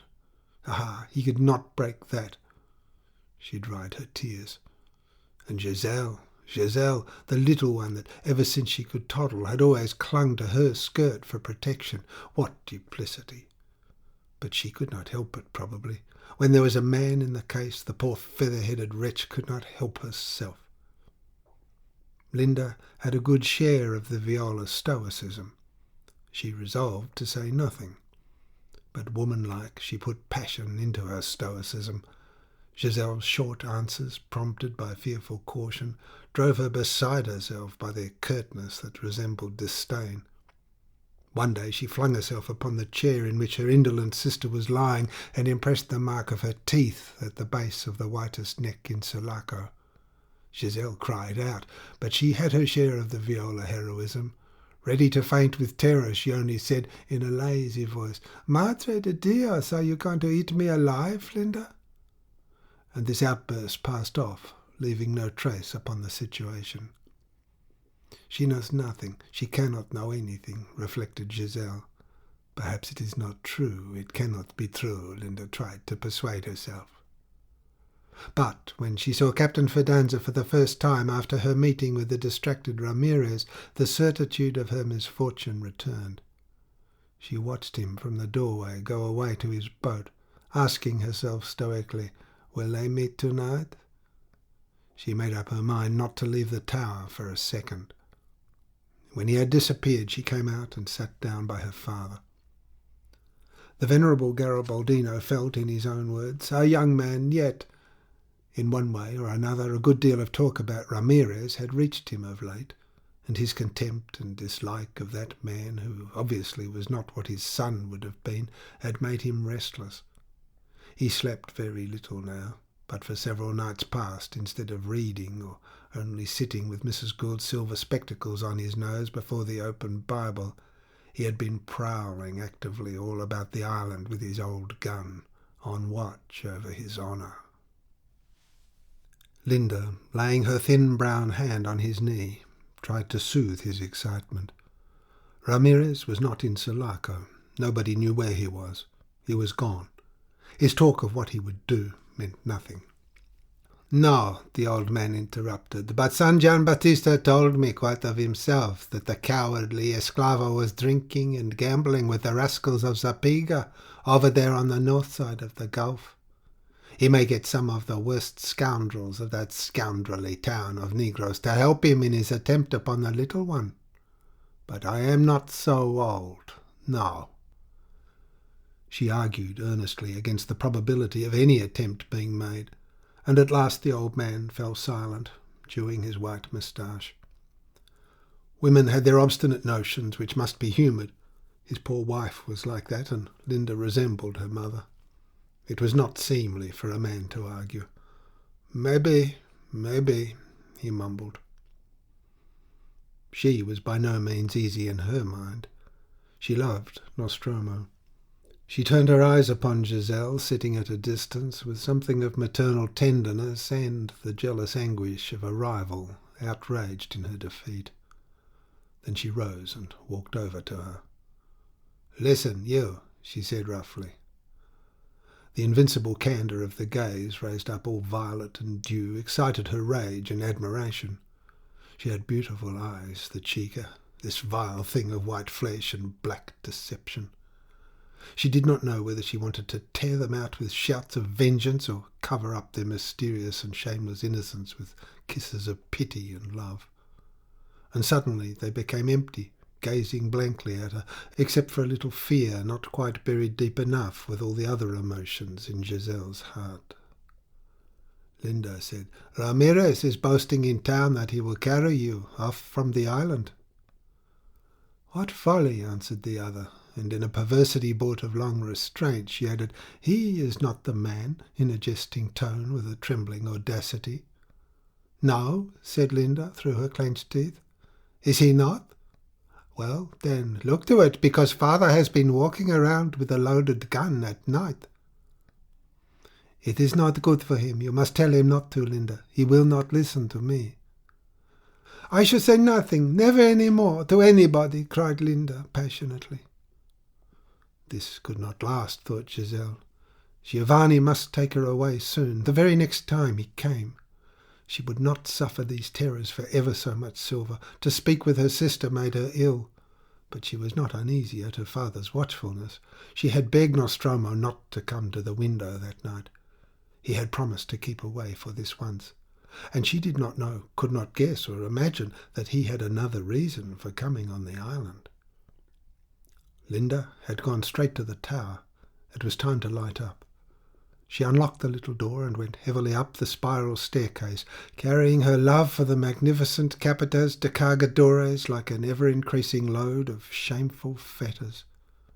No, she could not throw it off. No, let heaven dispose of these two. And moving about the lantern, filled with twilight and the sheen of the moon, with careful movements, she lighted the lamp. Then her arms fell along her body. "And with our mother looking on," she murmured, "my own sister, the chica."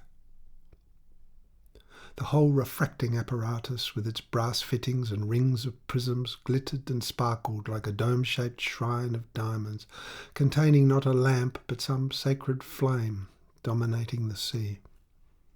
And Linda, the keeper, in black, with a pale face, drooped low in a wooden chair, alone with her jealousy, far above the shames and passions of the earth.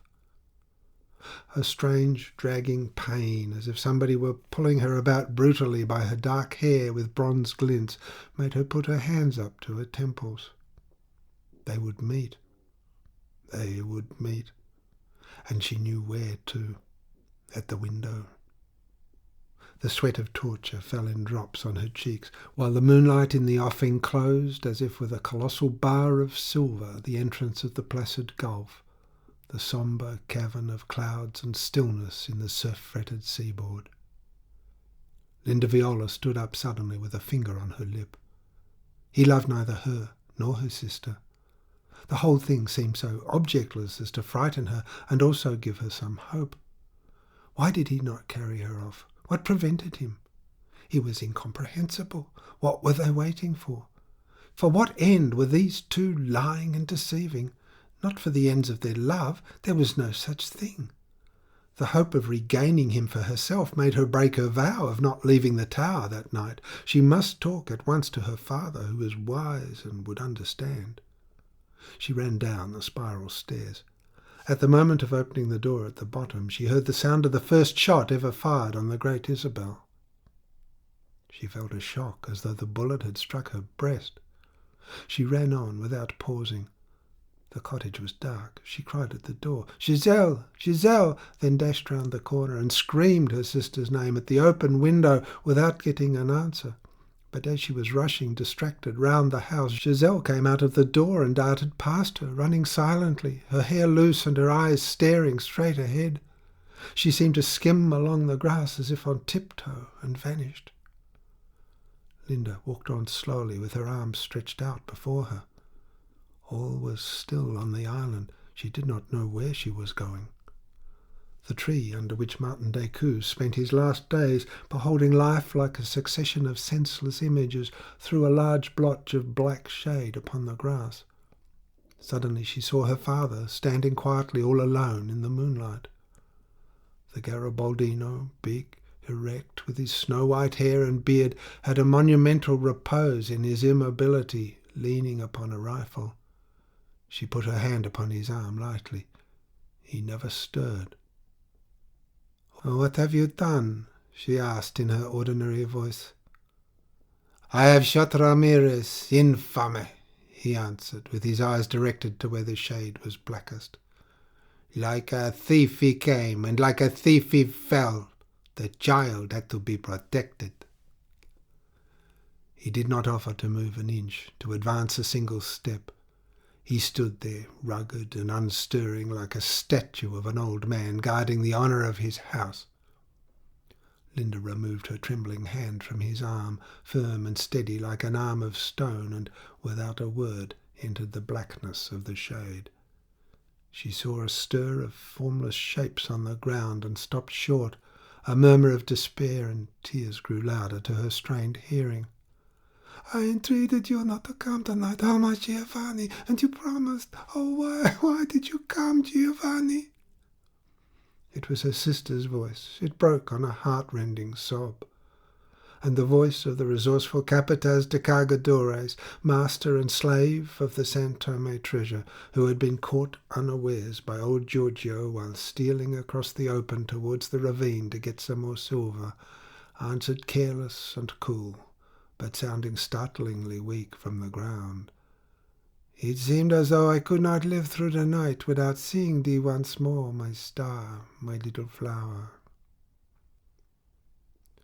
The brilliant tertulia was just over.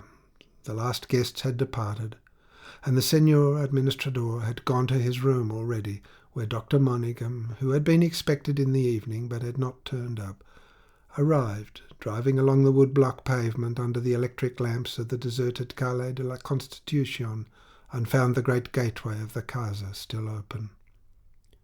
He limped in, stumped up the stairs, and found the fat and sleek Basilio on the point of turning off the lights in the sala.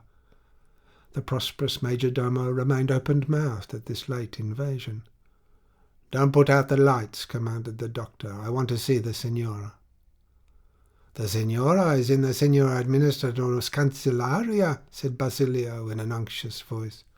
"The Senor Administrador starts for the mountain in an hour. There is some trouble with the workmen to be feared, it appears. A shameless people without reason and decency. And idle, Senor, idle." "You are shamelessly lazy and imbecile yourself," said the doctor, with that faculty for exasperation which made him so generally beloved. "Don't put the lights out." Basilio retired with dignity. Dr. Monaghan, waiting in the brilliantly lighted sala, heard presently a door close at the further end of the house. A jingle of spurs died out. The Senor Administrador was off to the mountain. With a measured swish of her long train, flashing with jewels and the shimmer of silk, her delicate head bowed as if under the weight of a mass of fair hair in which the silver threads were lost.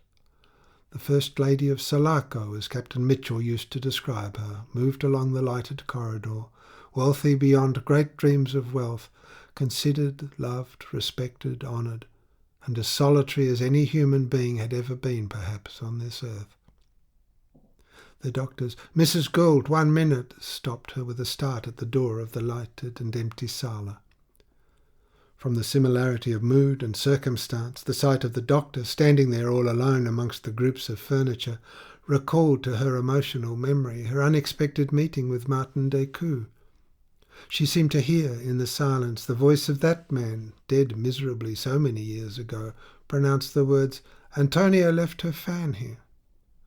But it was the doctor's voice that spoke, a little altered by his excitement. She remarked his shining eyes. "Mrs. Gould, you are wanted. Do you know what has happened? You remember what I told you yesterday about Nostromo?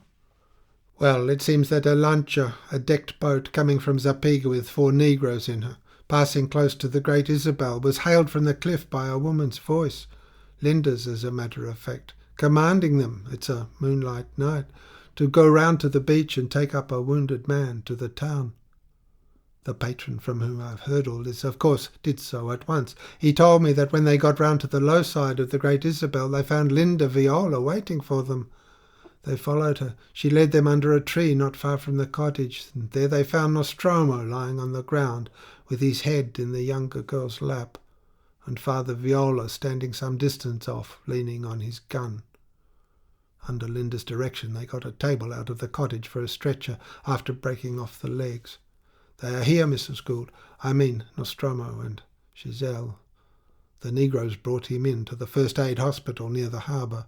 He made the attendant send for me, but it was not me he wanted to see. It was you, Mrs. Gould. It was you." "Me?" whispered Mrs. Gould, shrinking a little. "Yes, you," the doctor burst out. "He begged me, his enemy, as he thinks, to bring you to him at once. It seems he has something to say to you alone." "Impossible," murmured Mrs. Gould. "He said to me, 'Remind her that I have done something to keep a roof over her head.'" "Mrs. Gould," the doctor pursued, in the greatest excitement, "do you remember the silver in the lighter that was lost?" Mrs. Gould remembered, but she did not say she hated the mere mention of that silver. Frankness personified, she remembered with an exaggerated horror that for the first and last time of her life she had concealed the truth from her husband about that very silver. She had been corrupted by her fears at that time, and she had never forgiven herself. Moreover, that silver, which would never have come down if her husband had been made acquainted with the news brought by Decoud, had been, in a roundabout way, nearly the cause of Dr. Moningham's death, and these things appeared to her very dreadful. "Was it lost, though?" the doctor exclaimed. "I've always felt that there was a mystery about our Nostromo ever since. I do believe he wants now at the point of death." "The point of death," repeated Mrs. Gould. Yes. He wants perhaps to tell you something concerning that silver which—" "Oh, no," exclaimed Mrs. Gould in a low voice. "Isn't it lost and done with? Isn't there enough treasure without it to make everybody in the world miserable?" The doctor remained still in a submissive, disappointed silence. At last he ventured, very low, "And there is that Viola girl, Giselle. What are we to do? It looks as though father and sister had—" Mrs. Gould admitted that she felt in duty bound to do her best for these girls. "I have a volante here," the doctor said, "if you don't mind getting into that." He waited, all impatience, till Mrs. Gould reappeared, having thrown over her dress a grey cloak with a deep hood. It was thus that, cloaked and monastically hooded over her evening costume, this woman, full of endurance and compassion, stood by the side of the bed on which the splendid Capataz de Cargadores lay stretched out motionless on his back.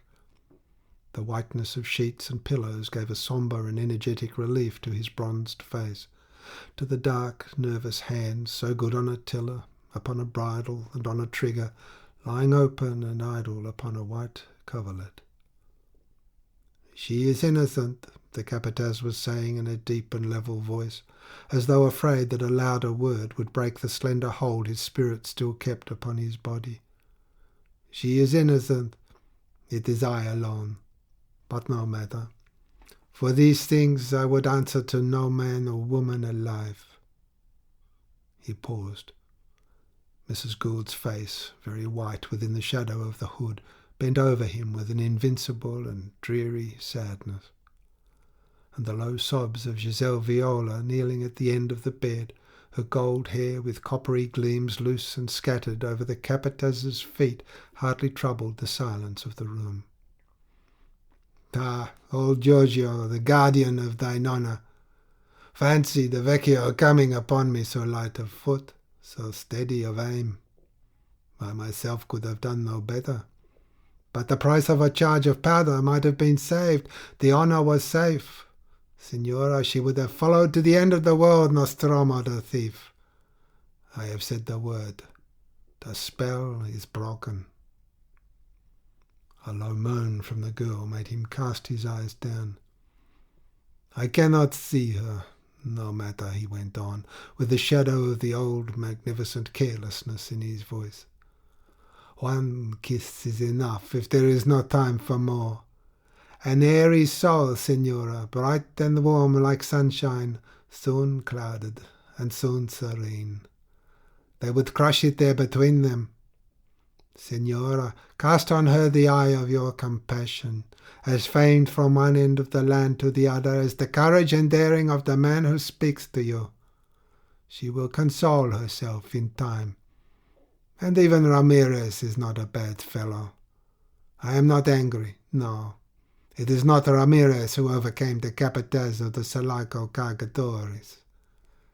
He paused, made an effort, and in a louder voice, a little wildly, declared, "I die, betrayed by—" But he did not say by whom or by what he was dying betrayed. "She would not have betrayed me," he began again, opening his eyes very wide. "She was faithful. We were going very far, very soon. I could have torn myself away from that accursed treasure for her. For that child I would have left boxes and boxes of it, full. And they took four ingots. Why? Picardia, to betray me? How could I give back the treasure with 4 ingots missing? They would have said I had purloined them. The doctor would have said that. Alas, it holds me yet." Mrs. Gould bent low, fascinated, cold with apprehension. "What became of Don Martin on that night, Nostromo?" "Who knows? I wondered what would become of me. Now I know. Death was to come upon me unawares. He went away. He betrayed me. And you think I have killed him? You are all alike, you fine people. The silver has killed me. It has held me. It holds me yet. Nobody knows where it is. But you are the wife of Don Carlos, who put it into my hands and said, 'Save it on your life.' And when I returned and you all thought it was lost, what do I hear? It was nothing of importance. Let it go. Up, Nostromo the faithful, and ride away to save us for dear life." "Nostromo," Mrs. Gould whispered, bending very low. "I too have hated the idea of that silver from the bottom of my heart." "Marvellous that one of you should hate the wealth that you know so well how to take from the hands of the poor. The world rests upon the poor, as old Giorgio says. You have been always good to the poor, but there is something accursed in wealth. Signora, shall I tell you where the treasure is? To you alone, shining, incorruptible." A pained, involuntary reluctance lingered in his tone, in his eyes, plain to the woman with the genius of sympathetic intuition. She averted her glance from the miserable subjection of the dying man, appalled, wishing to hear no more of the silver. No, Capataz, she says. No one misses it now.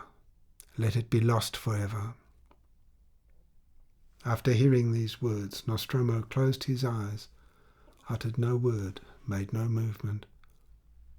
Outside the door of the sick room, Dr. Monaghan, excited to the highest pitch, his eyes shining with eagerness, came up to the two women. "Now, Mrs. Gould," he said almost brutally in his impatience, "tell me, was I right? There is a mystery. You have got the word of it, have you not? He told you?" "He told me nothing," said Mrs. Gould steadily. The light of his temperamental enmity to Nostromo went out of Dr. Monaghan's eyes. He stepped back submissively. He did not believe Mrs. Gould, but her word was law. He accepted her denial like an inexplicable fatality, affirming the victory of Nostromo's genius over his own. Even before that woman, whom he loved with secret devotion, he had been defeated by the magnificent Capataz de Cargadores, the man who had lived his own life on the assumption of unbroken fidelity, rectitude, and courage.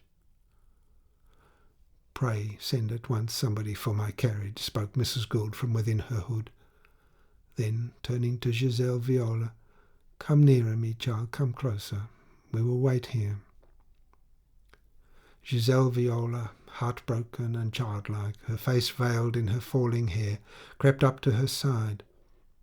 Mrs. Gould slipped her hand through the arm of the unworthy daughter of old Viola, the immaculate republican, the hero without a stain. Slowly, gradually, as a withered flower droops, the head of the girl who would have followed a thief to the end of the world rested on the shoulder of Donna Emilia, the First Lady of Sulaco, the wife of the Senor Administrador of the San Tome mine. And Mrs. Gould, feeling her suppressed sobbing, nervous and excited, had the first and only moment of bitterness in her life. It was worthy of Dr. Monaghan himself. "Console yourself, child. Very soon he would have forgotten you for his treasure." "Senora, he loved me," Giselle whispered despairingly. "He loved me as no one has ever been loved before." "I have been loved too," Mrs. Gould said in a severe tone. Giselle clung to her convulsively. "Oh, Senora, but you shall live adored to the end of your life," she sobbed out. Mrs. Gould kept an unbroken silence till the carriage arrived. She helped in the half-fainting girl. After the doctor had shut the door of the landau, she leaned over to him. "You can do nothing?" she whispered. "No, Mrs. Gould. Moreover, he won't let us touch him. It does not matter. I just had one look. Useless." But he promised to see old Viola and the other girl that very night. He could get the police boat to take him off to the island.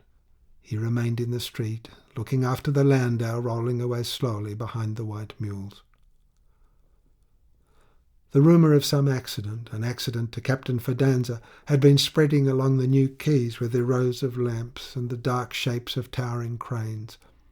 A knot of night prowlers, the poorest of the poor, hung about the door of the first aid hospital, whispering in the moonlight of the empty street. There was no one with the wounded man but the pale photographer, small, frail, bloodthirsty, the hater of capitalists, perched on a high stool near the head of the bed with his knees up and his chin in his hands.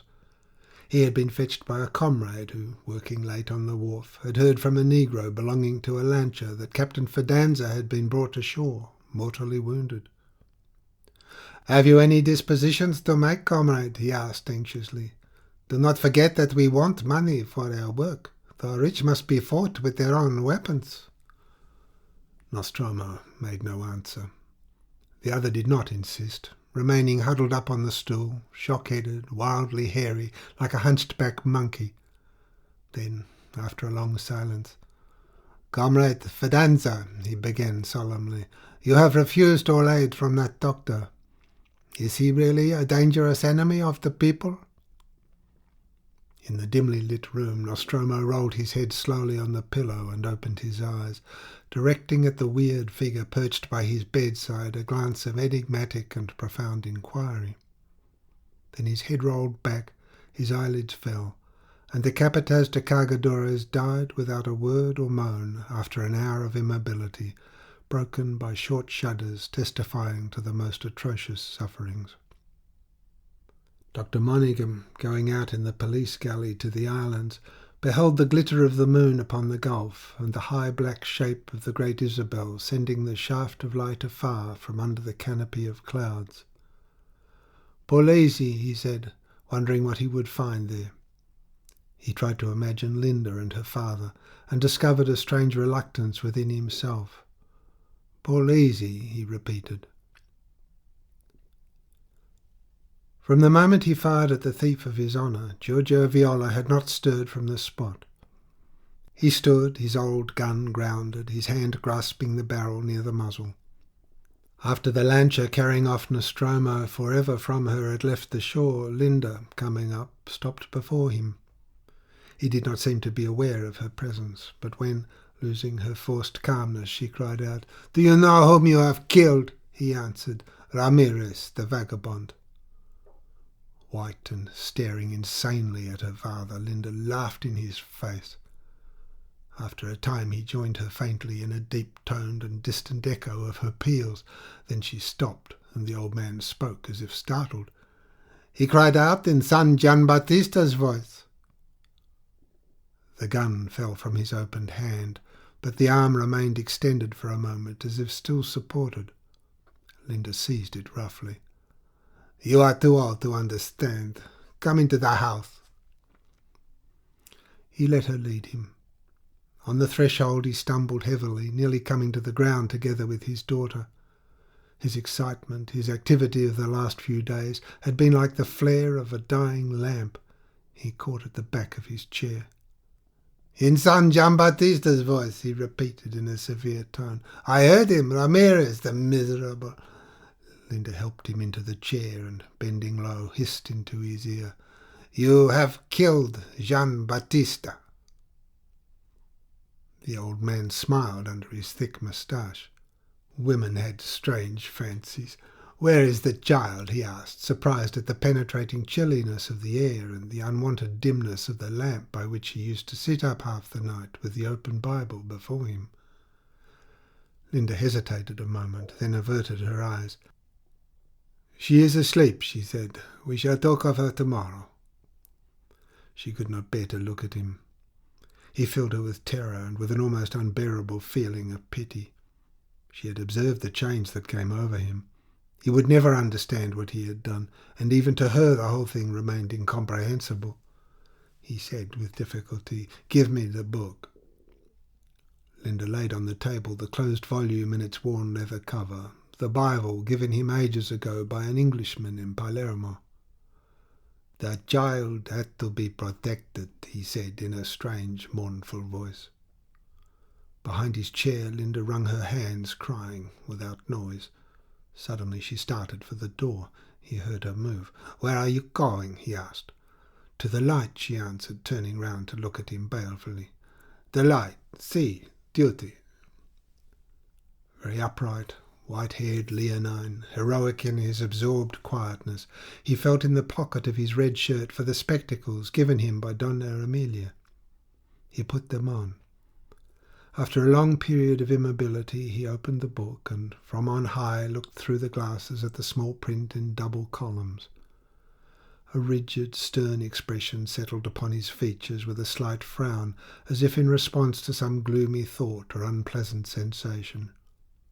But he never detached his eyes from the book while he swayed forward, gently, gradually, till his snow-white head rested upon the open pages. A wooden clock ticked methodically on the whitewashed wall, and growing slowly cold, the Garibaldino lay alone, rugged, undecayed, like an old oak uprooted by a treacherous gust of wind. The light of the Great Isabel burned unfailing above the lost treasure of the San Tome mine. Into the bluish sheen of a night without stars, the lantern sent out a yellow beam towards the far horizon. Like a black speck upon the shining panes, Linda, crouching in the outer gallery, rested her head on the rail. The moon, drooping in the western board, looked at her radiantly. Below, at the foot of the cliff, the regular splash of oars from a passing boat ceased, and Dr. Monaghan stood up in the stern sheets. "Linda!" he shouted, throwing back his head. "Linda!" Linda stood up. She had recognized the voice. "Is he dead?" she cried, bending over. "Yes, my poor girl, I'm coming round," the doctor answered from below. "Pull to the beach," he said to the rowers. Linda's black figure detached itself upright on the light of the lantern, with her arms raised above her head as though she were going to throw herself over. "It is I who loved you," she whispered, with a face as set and white as marble in the moonlight. "I, only I. She will forget thee, killed miserably for her pretty face. I cannot understand. I cannot understand. But I shall never forget thee, never." She stood silent and still, collecting her strength to throw all her fidelity, her pain, bewilderment, and despair into one great cry. "Never, Giambattista!" Dr. Monaghan, pulling round in the police galley, heard the name pass over his head. It was another of Nostromo's triumphs, the greatest, the most enviable, the most sinister of all. In that true cry of undying passion that seemed to ring aloud from Punta Mala to Azuera and away to the bright line of the horizon, overhung by a big white cloud shining like a mass of solid silver, the genius of the magnificent Capataz de Cargadores dominated the dark gulf containing his conquests of treasure and love. End of Part 3rd, The Lighthouse, Chapter 13. End of Nostromo by Joseph Conrad.